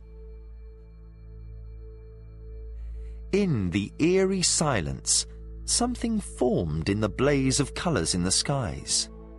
The grey nothingness had spread outward until the whole of the heavens seemed blanked out by it, and in the heart of that insane display, the enemy appeared. At first, it seemed dull blotches of colour, pulsing and shifting as it pushed itself through the gap between worlds. But as it began to pass through, it began to dissolve into smaller blots of bright colours, shifting energy forms that solidified into distinct shapes. Soon, all on the ground could see individual beings, man-shaped creatures, each mounted upon the back of a dragon in the heart of the rift. With an explosion surpassing all before, the dragon host sprang through the rift in the sky, thundering into the world of their birth. Hundreds of beings, each mystically linked with the others, swept out of the rift, crying ancient battle cries. They were images of terrible beauty, magnificent beings of astonishing power, in armour of bright colour and splendid form, riding upon the backs of ancient dragons. Incredible beasts, many gone ages from Midkemia, beat gigantic wings across the heavens. Great black, green and blue dragons, extinct upon their homeworld, soared beside the gold and bronze creatures whose descendants were still alive. Reds, whose like were common, glided next to silver dragons, unseen in Midkemia in ages. The Valheru's faces were masks of gleeful joy as they seized the moment of victory and savoured it. Each seemed a vessel of unsurpassed power, ruler of all he surveyed. They were power. As they appeared, a pain of nearly unendurable intensity was felt within the body of each creature upon the planet, as if their strand of life was somehow being pulled. Then, at the moment of deepest terror, when all hope seemed abandoned, a force rose upward. From deep within the crater below the keep, a surge of energy fountained above the city, twisting in confusion and leaping across the rooftops. It danced a furious jig in mad abandon as green fire sped outward, pouring like liquid flame into ever-widening circles. Then, with a dull thumping sound, loud but not painful to the ears, a gigantic cloud of dust was hurled skyward, and all noise ceased. Something answered the chaos in the skies. It was unseen but felt, a thing of titanic dimensions, a rejection of all the black and evil despair experienced only moments before. As if all the love and wonders of creation had given voice to a song, it rose to challenge the dragon host. A green light, brilliant to match that red light of a moment before, sprang upward from the crater in the ground to strike at the rift. Those in the van of the dragon host were engulfed in green light, and, as each was touched, it became a thing of insubstantiality, a wraith of a past epoch, a shadow of an earlier era. The dragon lords became clouds of coloured smoke, beings of mist and memory. They trembled and danced as if held in thrall by opposing and equal forces. Then they were suddenly sucked downward, as if being pulled into the ground by an irresistible wind. The riderless dragons screamed and wheeled, flying furiously away from the wind, now free of their master's commands. Toward all points of the compass they dispersed. The earth shook beneath those who watched in stunned wonder, and the sound of that wind was both fearsome and beautiful to hear, as if the gods themselves had composed a death song. Then the tear in the sky vanished in a single instant with no display, no hint it had existed. The wind ceased, and the silence was stunning. Jimmy looked around. He found himself crying, then laughing, then crying. Suddenly, he felt as if all the horrors he had known, all the pain he had experienced had been banished. Suddenly, he felt right, to the deepest centre of his being. He felt connected with every living thing upon the planet. He felt his being filled with life and with love. And he knew that, at last, they had won. Somehow, at the moment of their triumph, the Valheru had been overcome, had been defeated. The young squire stood upon wobbly legs, laughing in joy as tears fell unashamedly down his face. He found himself with his arm around a Surani soldier, who also grinned and cried at once. Guy was helped again to his feet and regarded the scene about him. Goblins, trolls and dark brothers and an occasional giant were staggering northward, but no one was yet giving chase. The soldiers of the kingdom and the Sirani simply watched the spectacle of the city, for now a dome of impossible green light glowed over Sethanon. A green so bright it was visible in the sunlight of a clear autumn day, and so beautiful it filled all who watched with a wonder of overpowering intensity. A song of awesome joy sounded within the hearts of all who saw the dome, felt rather than heard. At every hand, men wept openly as they regarded something of sublime perfection, filling them with a joy beyond description. The green dome seemed to flicker, but that might have been the result of the dust passing in clouds around it. Guy watched, unable to take his eye from it. Even the goblins and trolls who staggered past were changed, as if drained of any desire to fight. Guy sighed and felt the joy within begin to lessen, and was visited with the certainty that never again in his life would he know such a perfect moment of joy, such a wondrous rapture. Armand de Sévigny came hurrying toward his old ally, Martin and a dwarf a short way behind. Guy, he said, taking the place of one of the Sirani, holding his former commander and friend upright as he hugged him fiercely. Both men rocked back and forth with arms around each other, laughing and weeping. Quietly, de Bastira said, "Somehow, we've won." Armand nodded and then said, "Aretha?" Guy shook his head sadly. Nothing could have survived inside that. Nothing. Martin and Dolgan arrived at the head of a band of dwarven warriors. The king of the dwarves of the west came to stand next to Guy and Armand. He spoke quietly. "'Tis a thing of terrible and infinite beauty."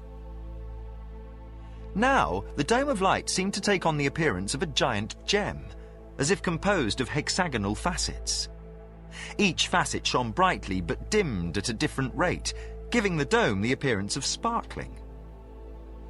The feelings of perfection were dimming, as was the surging joy, but still a calm wonder could be felt by all who looked upon it. Martin tore his eyes from the sight and said, "Aretha?" Guy said, "He vanished in there with 3 men who came by dragonback. The elf knows their names." As the vision before them pulsed, Guy forced his attention back to mundane concerns. Gods, what a mess, Martin. You'd better have some men chase those dark brothers home before they can reform and come back. Dolgan quietly removed a pipe from his belt pouch. "My lads are already seeing to that, but they won't mind company, though somehow I don't think the Moradel and their servants will need much urging. Truth is, I doubt any here today have much itch for fighting left." Then, outlined against the glowing green spear through the dust, came the silhouettes of 6 men, half walking, half limping. Martin and the others were silent as the 6 came nearer, each rendered almost featureless by a thick mantle of dust. Then they were halfway between the city gates and the onlookers. Martin shouted, "Aretha!" At once, men were hurrying forward to give aid to Aretha and his companions. Each had a pair of soldiers offering to help them walk, but Aretha only halted and embraced his brother. Martin put his arm about his brother's shoulder, crying in open relief at seeing him alive again. After a long moment, they separated and turned to regard the glowing dome over the city. A sudden renewal of the sensation of harmony with all life and love washed over them, a wondrous feeling of sublime perfection. Then it vanished. The green lights of the dome winked out of existence, and the dust began to settle. Macross spoke in a hoarse croak. "It's finally over. Liam moved through the camp, inspecting the ragged remains of those who fought at High Castle and Sethanon. Aratha walked at his side, still sore and battered from the struggle. The king said, "This tale is astonishing. I can believe it only because proof lies before my eyes." Aratha said, "I lived it and can scarcely believe what I saw." Liam glanced about. "Still, from everything you've said, we're lucky to be seeing anything at all. I guess we have much to be thankful for." He sighed. "You know, when we were boys, I'd have sworn being king would be a grand thing." He looked thoughtfully at Aratha. "Just as I would have sworn that I was as smart as you and Martin." With a rueful smile, he said, "The proof that I'm not was that I didn't follow Martin's example and renounce the crown. Nothing but messes.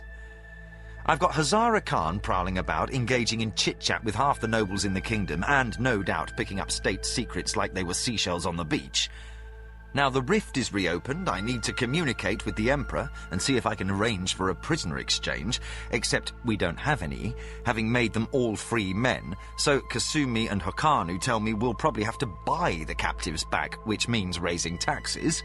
And I've got 100 or more dragons, some not seen on this world in many ages, flying in every direction, who may land wherever they will when they get hungry. Then there's the problem of an entire city being ruined." Aratha said, "Consider the alternative." "But if that isn't enough, you handed me to Baztira to deal with, and, from what you've said, he's a hero in the bargain. Half the lords of the kingdom want me to find a tree and hang him, and the other half are ready to hang me if he tells them to do so." He regarded his brother with a sceptical eye. "I think I should have taken a hint when Martin renounced and dropped the crown on you. Give me a decent pension and I still might." Aratha's expression turned dark and cloudy at even a hint he would have more responsibility. Liam looked about as Martin shouted greeting. "Anyway," he said to Aratha, "I think I know what I'll do about the last." Liam waved to Martin, who hurried over. "Did you find her?" The Duke of Criddy grinned. "Yes. She was with a group of auxiliaries from Tirsog that marched a half-day behind me all the way here. The ones who came along with Kasumi's Lamutians and Dolgan's dwarves." Liam had been touring the site of the battle for a day and a half with Aratha since he had arrived. His army had been the last to reach the battlefield, for winds from Rilannan to Salador had been unfavourable. With a jerk of his thumb over his shoulder, he indicated where the nobles of the kingdom had gathered near his pavilion. "Well," he said, "they're all dying to know what we do now." "Have you decided?" asked Aratha of Martin. The prince had stayed in council all night with Liam, Pug, Tomas, Macross and Laurie, while Martin had combed the camp looking for Brianna, discussing the disposition of many matters now that the threat from Mamandamus was averted. Martin looked positively jubilant. "Yes. We're to be married as soon as possible.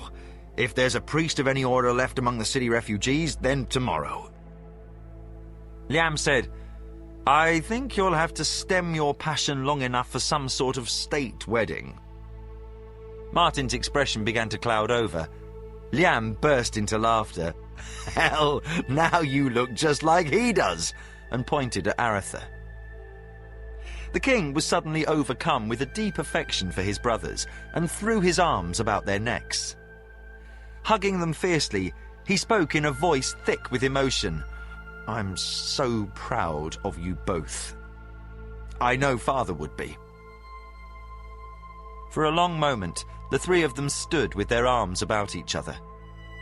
Brightening his tone, Liam said, "Come, let us restore some order to our kingdom. Then we can celebrate. Damn me, but if we don't have a reason, no one ever has." He gave both a playful shove and, with all three laughing, herded them toward his pavilion. Pug watched as Liam entered with his brothers. Macross leaned upon his staff beside Culgan, with the other magicians from Stardock and the Assembly clustered behind. Katala hung on to her husband, as if unwilling to let him go, while William and Gamina clung to his robe. He tousled the girl's hair, pleased to discover he had inherited a daughter in the time he had been gone. Off to one side, Kasumi spoke quietly with his younger brother. For the first time in 3 years they were together. Hokanu and the soldiers most loyal to the Emperor had been those sent to aid the Black Robes of the Assembly when they had come. Both brothers of the Shinzawai had been interviewed by Liam earlier that day for, as he had said, the return of the rift between worlds had created some difficulties. Lori and Baru joined Martin, who kept his arm around Brianna's waist. The red-headed warrior called Shiga leaned upon his spear behind them, quietly observing the proceedings, despite his inability to understand what was being said. They had arrived with Brianna, as had other survivors of Armengar, marching with the army under Vandross of Yavin. Most of the Armengarian soldiers were out with the dwarves, chasing the host of Mamandamus back north.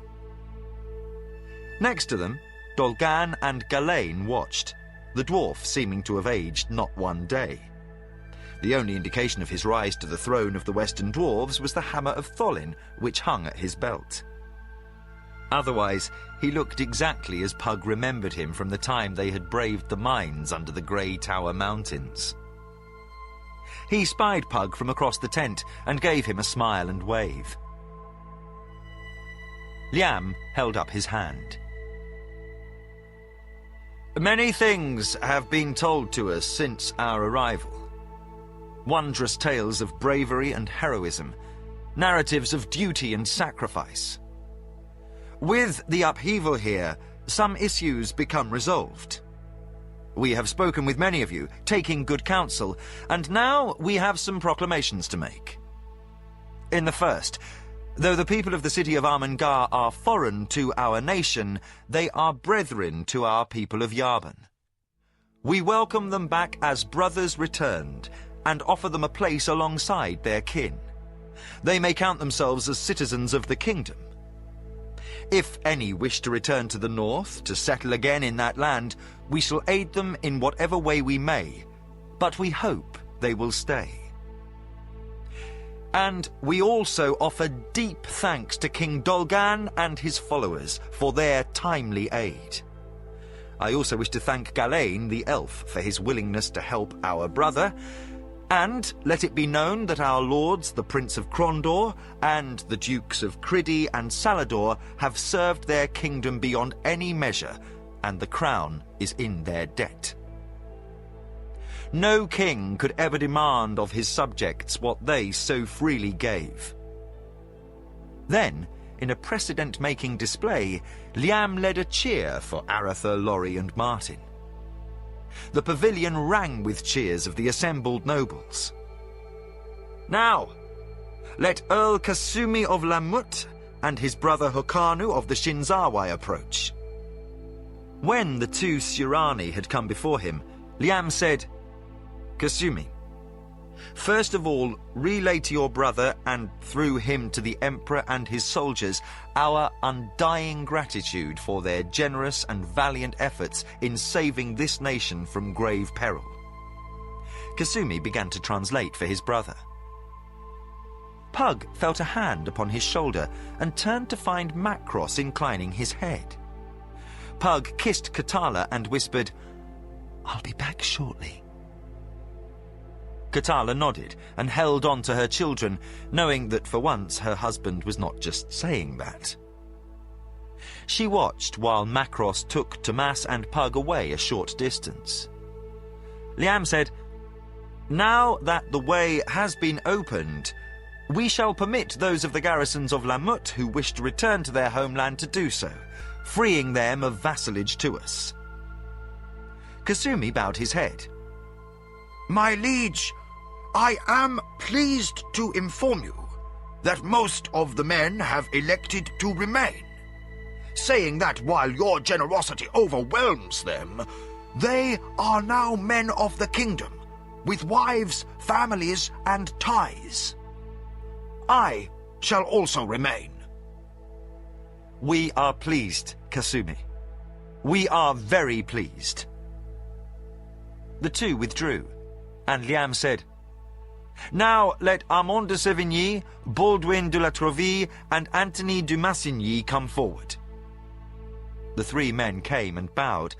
Liam said, "Kneel," and the three men bent knees before their king. "Anthony de Massigny, you are herewith granted again your titles and lands in the barony of Calry, taken from you when you were sent to the north, and add to them the title and lands once held by Baldwin de la Trouville. We are pleased with your service. Baldwin de la Trouville, we have need of you. As we have given your office of Squire of Malsborough to de Massigny, we have another for you. Will you accept the post of commander of our outpost at High Castle?" De la Trouville said, "Yes, sire. Though, if it pleases the crown, I'd like to winter in the south now and again." From the crowd a laugh answered as Liam said, "Granted, for we shall also grant you the titles formerly held by Armand de Sévigny. Rise, Baldwin, Baron of High Castle and Gildenholt." He looked at Armand de Sévigny and said, "We have plans for you, my friend. Let the former Duke of Bastira be brought forth." Guards in the colours of the king came with Guy du Bastira, half escorting him, half carrying him from within the king's pavilion, where he had been convalescing with Amos Trask. When Guy halted next to the kneeling Armand, the king said, "Guy du Bastira, you have been branded traitor and banished not to return to our nation upon pain of death. We understand you had little choice in the matter of your return." He cast a glance at Aretha, who smiled ruefully. "We hereby rescind the order of banishment. Now, there is a matter of title. We are giving the office of du Bastira to the man our brother Aretha has judged most fit for it. Armand de Sévigny, we hereby grant unto you the office of Lord of the Duchy of Bastira, with all rights and obligations pertaining thereunto. Rise, Duke Armand de Sévigny." Liam turned his gaze upon Guy. "Even without your hereditary office, we think we shall still keep you busy. Kneel." Guy was helped to kneel by Armand. "Guy de Bastira, for your deep concern for the welfare of the kingdom despite her having cast you out, and your bravery in the defence of both Armengar and this kingdom, we offer you the office of First Advisor to the King. Will you accept?" Guy's good eye widened, and then he laughed. "This is a grand jest, Liam. Your father's having a fit somewhere." "Yes, I'll take it." The king shook his head and smiled, remembering his father. "No, we think he understands. Rise, Guy, Duke of Rilannon." Next, Liam said, "Baru of the Hadati." Baru left Laurie, Martin and Brianna and knelt before his king. "Your bravery is without peer, both in destroying the Murad el-Murad and in accompanying our brother Martin and Duke Laurie over the mountains to bring us warning of Mamandamus's invasion. We have thought long and hard and are at a loss to know what reward to offer. What may we do to show you our pleasure at your service?" Baru said, "Majesty, I desire no reward.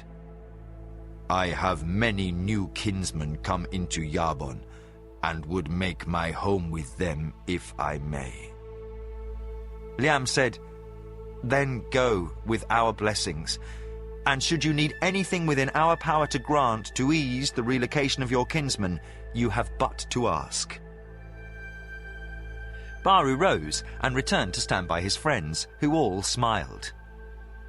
Baru had found a new home and a purpose in life. Other rewards were given, and the business of the court continued.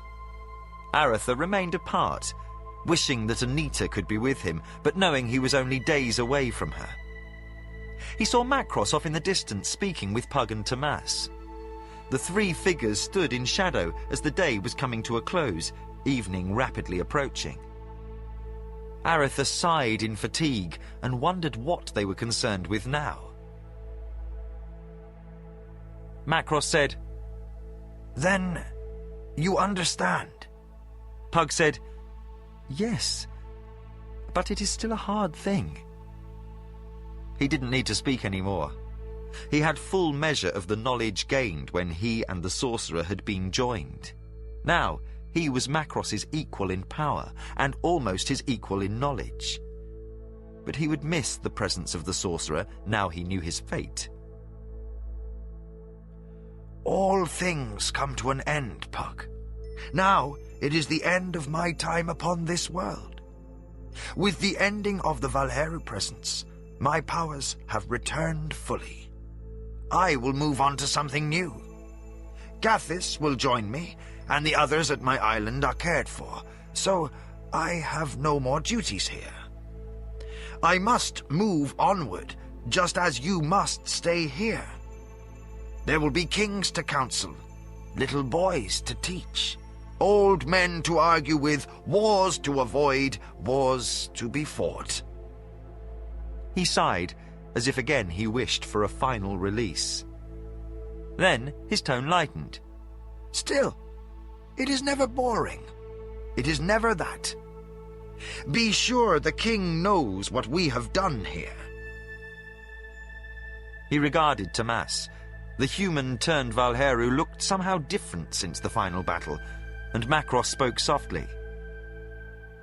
"Tomas, you have the Eldar returning home at last, their self-imposed exile in Elvardane at an end.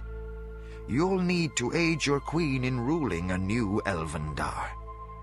Many of the Glamradel will be seeking you out now that they know Elvendar exists, and you'll also find an increase in returnings, I think. Now that the influence of the Valheru is confined, the lure of the Dark Path should weaken. At least, we can hope so. Seek inward as well, Tomas, for I think you'll find much of your power is now gone with those who were Ashen Shugar's brethren. You still stand with the most powerful of mortals, but I wouldn't seek to master dragons if I were you. I think they might give you a shock." Tomas said, I felt myself change. At the last.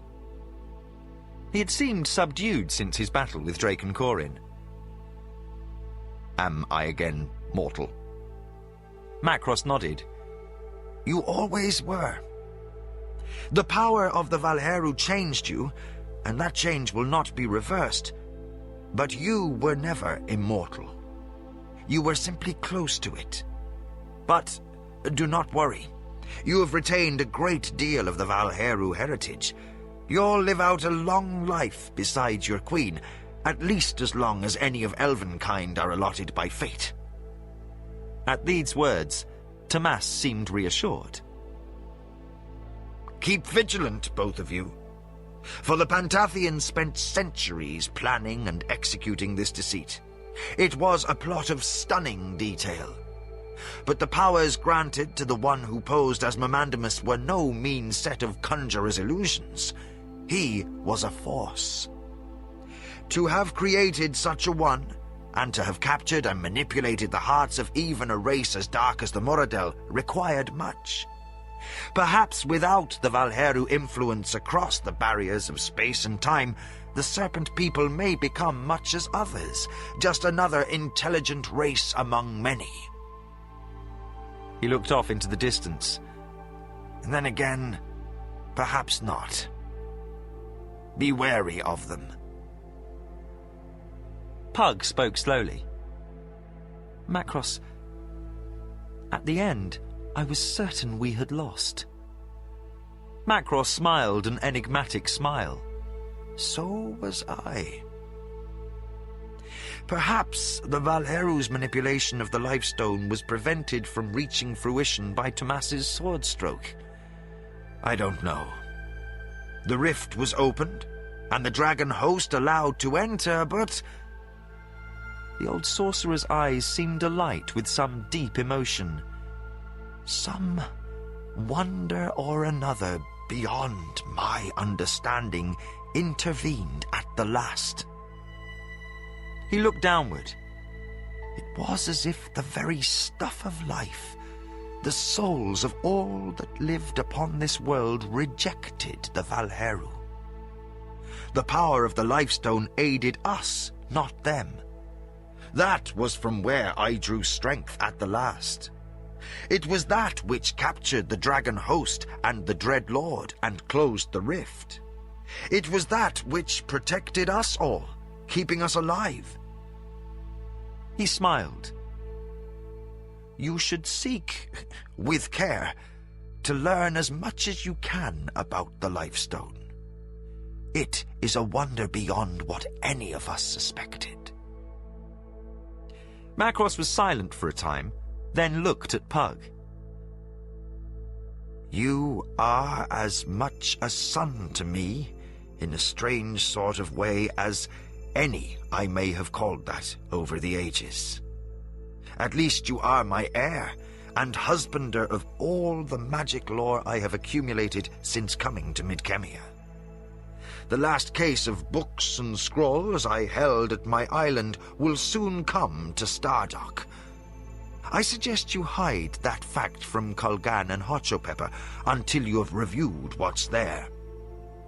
Some of it is beyond any on this world but you, and whoever may follow you in our unusual calling. Train those around you well, Pug. Make them powerful, but make them loving, generous men and women as well. He paused as he looked at the two boys grown to men, those lads from Criddy whom 12 years ago he had begun to mould to save a world and more. At last he said, I have used both of you urgently at times, but in the end it proved necessary. Whatever pain you may have endured is, I like to think, offset by the gains. You have achieved things beyond your boyhood dreams. You are now the caretakers of Midkemia. You have whatever blessing I may give. With an unusual catch in his voice, his eyes moist and glowing, he softly said, Goodbye, and thank you. He stepped away from them, then slowly turned. Neither Pug nor Tomas could bring himself to say goodbye. Macross began walking to the west into the sunset.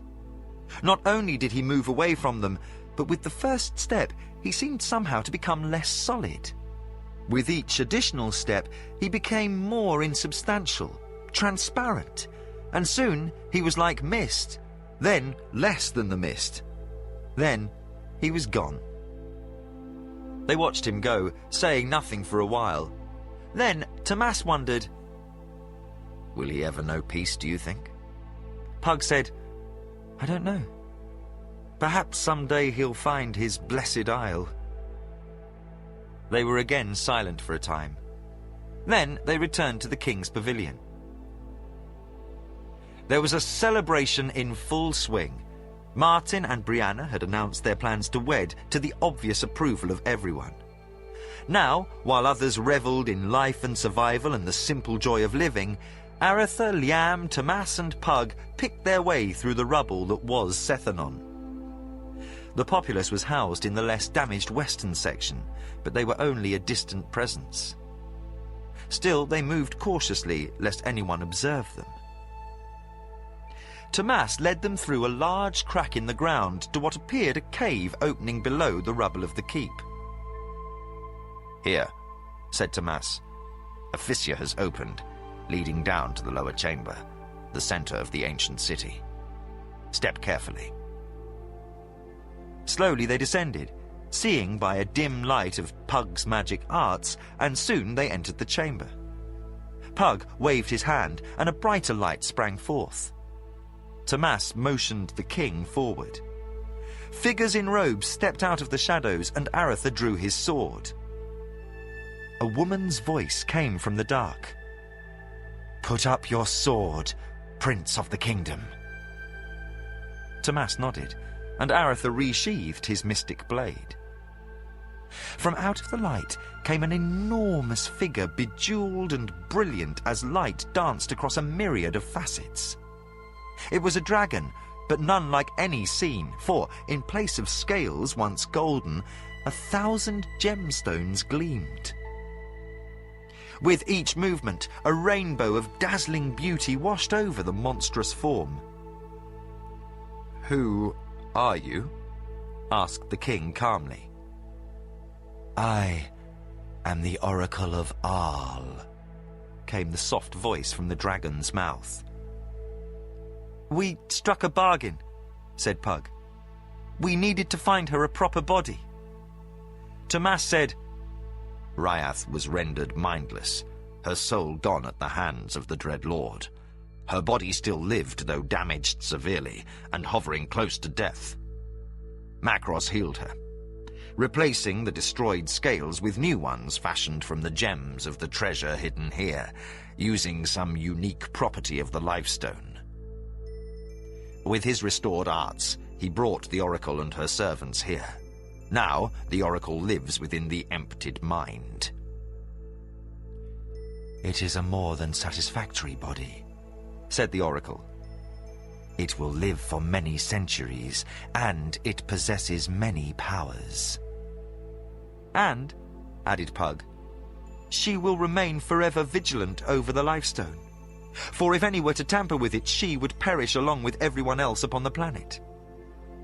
Until we find a way to seek out and deal with the Pantathians, the risk still exists that the Valheru could be recalled." Liam regarded the Lifestone. The pale green gem glowed softly, seeming to pulse with a warm inner light. And, from its centre, a golden sword protruded. "We do not know if this destroyed the Dragon Lords, or merely holds them in thrall," said Pug.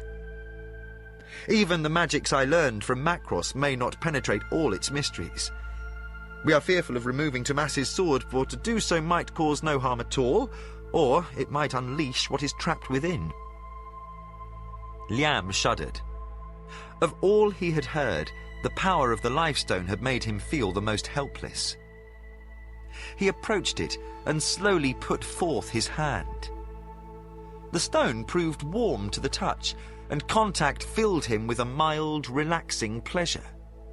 There was a sense of rightness in the stone. The king faced the mighty form of the bejeweled dragon. "I have no objection to your stewardship, lady." He thought, then spoke to Aretha. "Start some rumour that the city's now cursed. Brave little Humphrey's dead, and there's no heir to his title. I'll move what's left of the populace and pay them indemnity. The city's more than half destroyed already. Let's empty it out, and the Oracle will remain undisturbed. Let us leave. We are missed at revel, and someone comes seeking after us." To the dragon he said, "Lady, I wish you well in your office. Should you have any need, send a message, by means magic or mundane, and I shall seek to meet it. Only we four and my brother Martin shall know the truth of you, and from this time forward only our heirs." "You are gracious, Majesty," answered the Oracle. Tomas led them out of the cavern and upward to the surface. Aretha entered his tent and was startled to find Jimmy sleeping in his bed. He shook him gently. "What is this? I thought you were given quarters." Jimmy looked at the prince with an ill-concealed grumpiness at being awakened. It's Lockie. The old damn city's coming down about our ears, and he finds another girl. It's getting to be a habit. Last night I slept on the ground. I just thought to catch a nap. I'll find another place. Aretha laughed and pushed the youngster back into the cot as he began to rise. Stay here. I'll bunk in the King's Pavilion. Liam was busy handing out rewards this evening, while you slumbered, and Lockie, well, did whatever he was doing. In all the confusion, I overlooked you two. What should I do to reward you scoundrels? Jimmy grinned. Make Lockie senior squire so I can go back to the quiet life of a thief. He yawned. Right now I can't think of a damn thing I want except a week of sleep. Aretha smiled. All right. Get some sleep. I'll come up with something for you young rogues. He left Jimmy and made his way back toward Liam's tent. As he approached the entrance, a shout of announcement and a trumpet flourish accompanied the arrival of a dusty carriage bearing the royal crest. Anita and Carline quickly stepped out. Aretha showed astonishment as his wife and sister rushed forward to hug and kiss him. "What's this?" "We followed Liam," said a tearful Anita. "We couldn't wait in Relannon to find out if you and Laurie were alive. As soon as messages reached us you were well, we broke camp and hurried here." Aretha hugged her as Carline listened to singing a moment and said, "Either that's a nightingale in love, or my husband is forgetting he's now a duke." She kissed Aretha once more on the cheek and said, "You're going to be an uncle again?" Aretha laughed and hugged his sister. "Much love and happiness, Carline. Yes, that's Laurie. He and Baru arrived today with Vandross." She smiled. "Well, I think I'll go give him some grey hairs." Aretha said, "What does she mean, again?" Anita looked up into her husband's face. "The Queen is with child. The announcement was made while you were gone, and Father Tully sends word to Liam that it seems all signs indicate a prince. Tully claims he's too old for the road now, but his prayers have been with you." Aretha grinned. "So, I can be done with being heir soon?" "Not too soon. The baby won't be here for another 4 months." A cheer from within told them Carline had passed along the news of her own pregnancy to her husband, and another cheer said that Tully's message had been given as well. Anita hugged her husband and whispered, "Your sons are well and getting big. They miss their father, as I have done. Can we slip away soon?" Aretha laughed. "As soon as we make an appearance, but I've had to give my quarters to Jimmy. It seems Lockie's developed an amorous nature, and Jimmy had nowhere else to sleep, so we'll have to use one of the guest tents in this pavilion." He walked inside with his wife, and the assembled nobles rose in greeting to the Prince and Princess of Krondor. The Keshian ambassador, Lord Hazara Khan, bowed, and Aretha extended his hand. "Thank you, Abdur."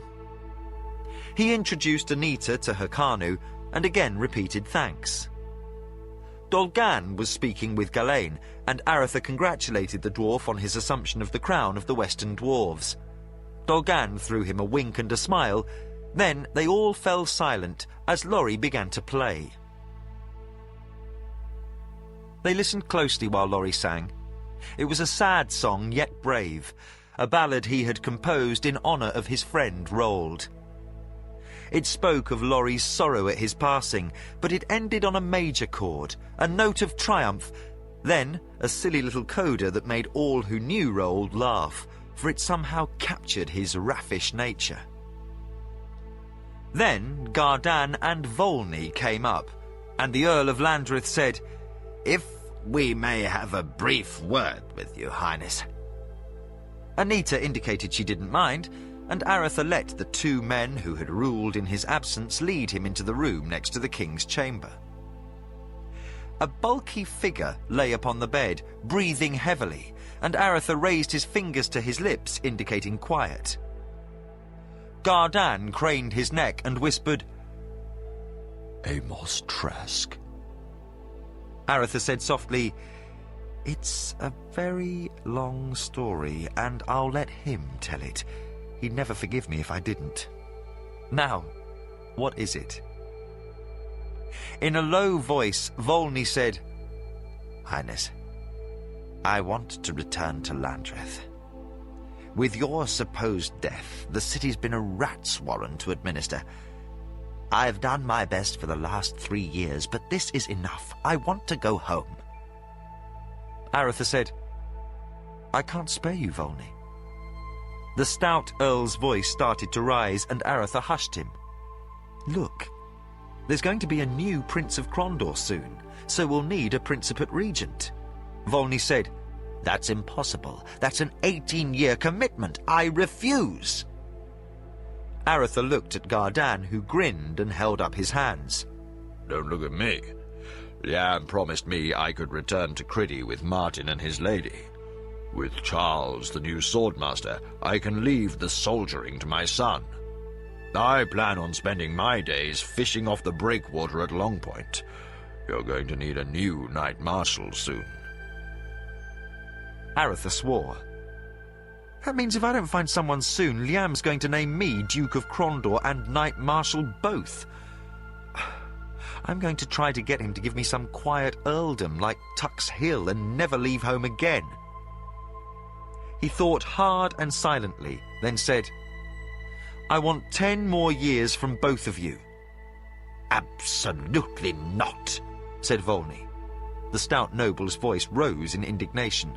"I'm willing to stay 1 year to aid any transition in administration, but no more." Aretha's eyes narrowed.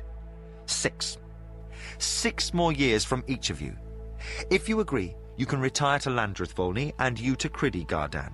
If not, I'll find some way to drag you off to nothing but trouble. Gardan laughed.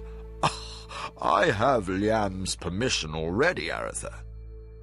Seeing the prince's anger growing, he said, "But if Volney stays, I'll also stay on a year.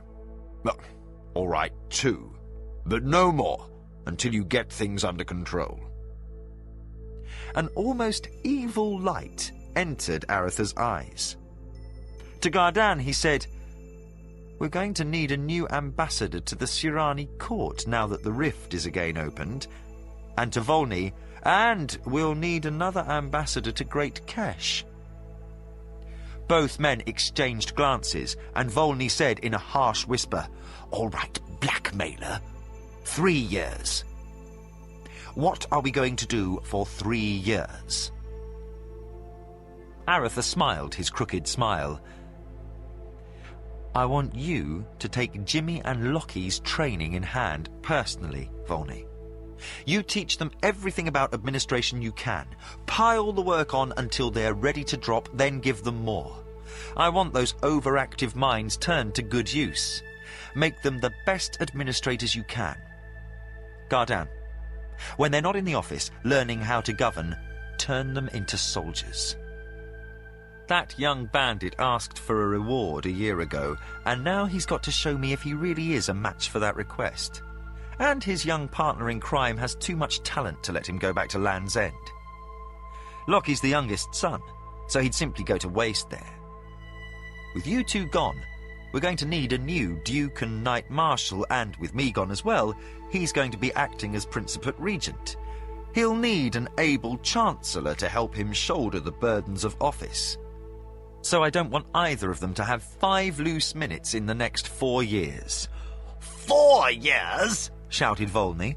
I said 3. Then, from the bed came a chuckle and a sigh, as Amos said, "Arthur, you have an odd idea of reward. Whatever gave you such a nasty turn of mind?" Aretha grinned openly as he said, "Get some rest, Admiral." Amos fell back heavily on the bunk.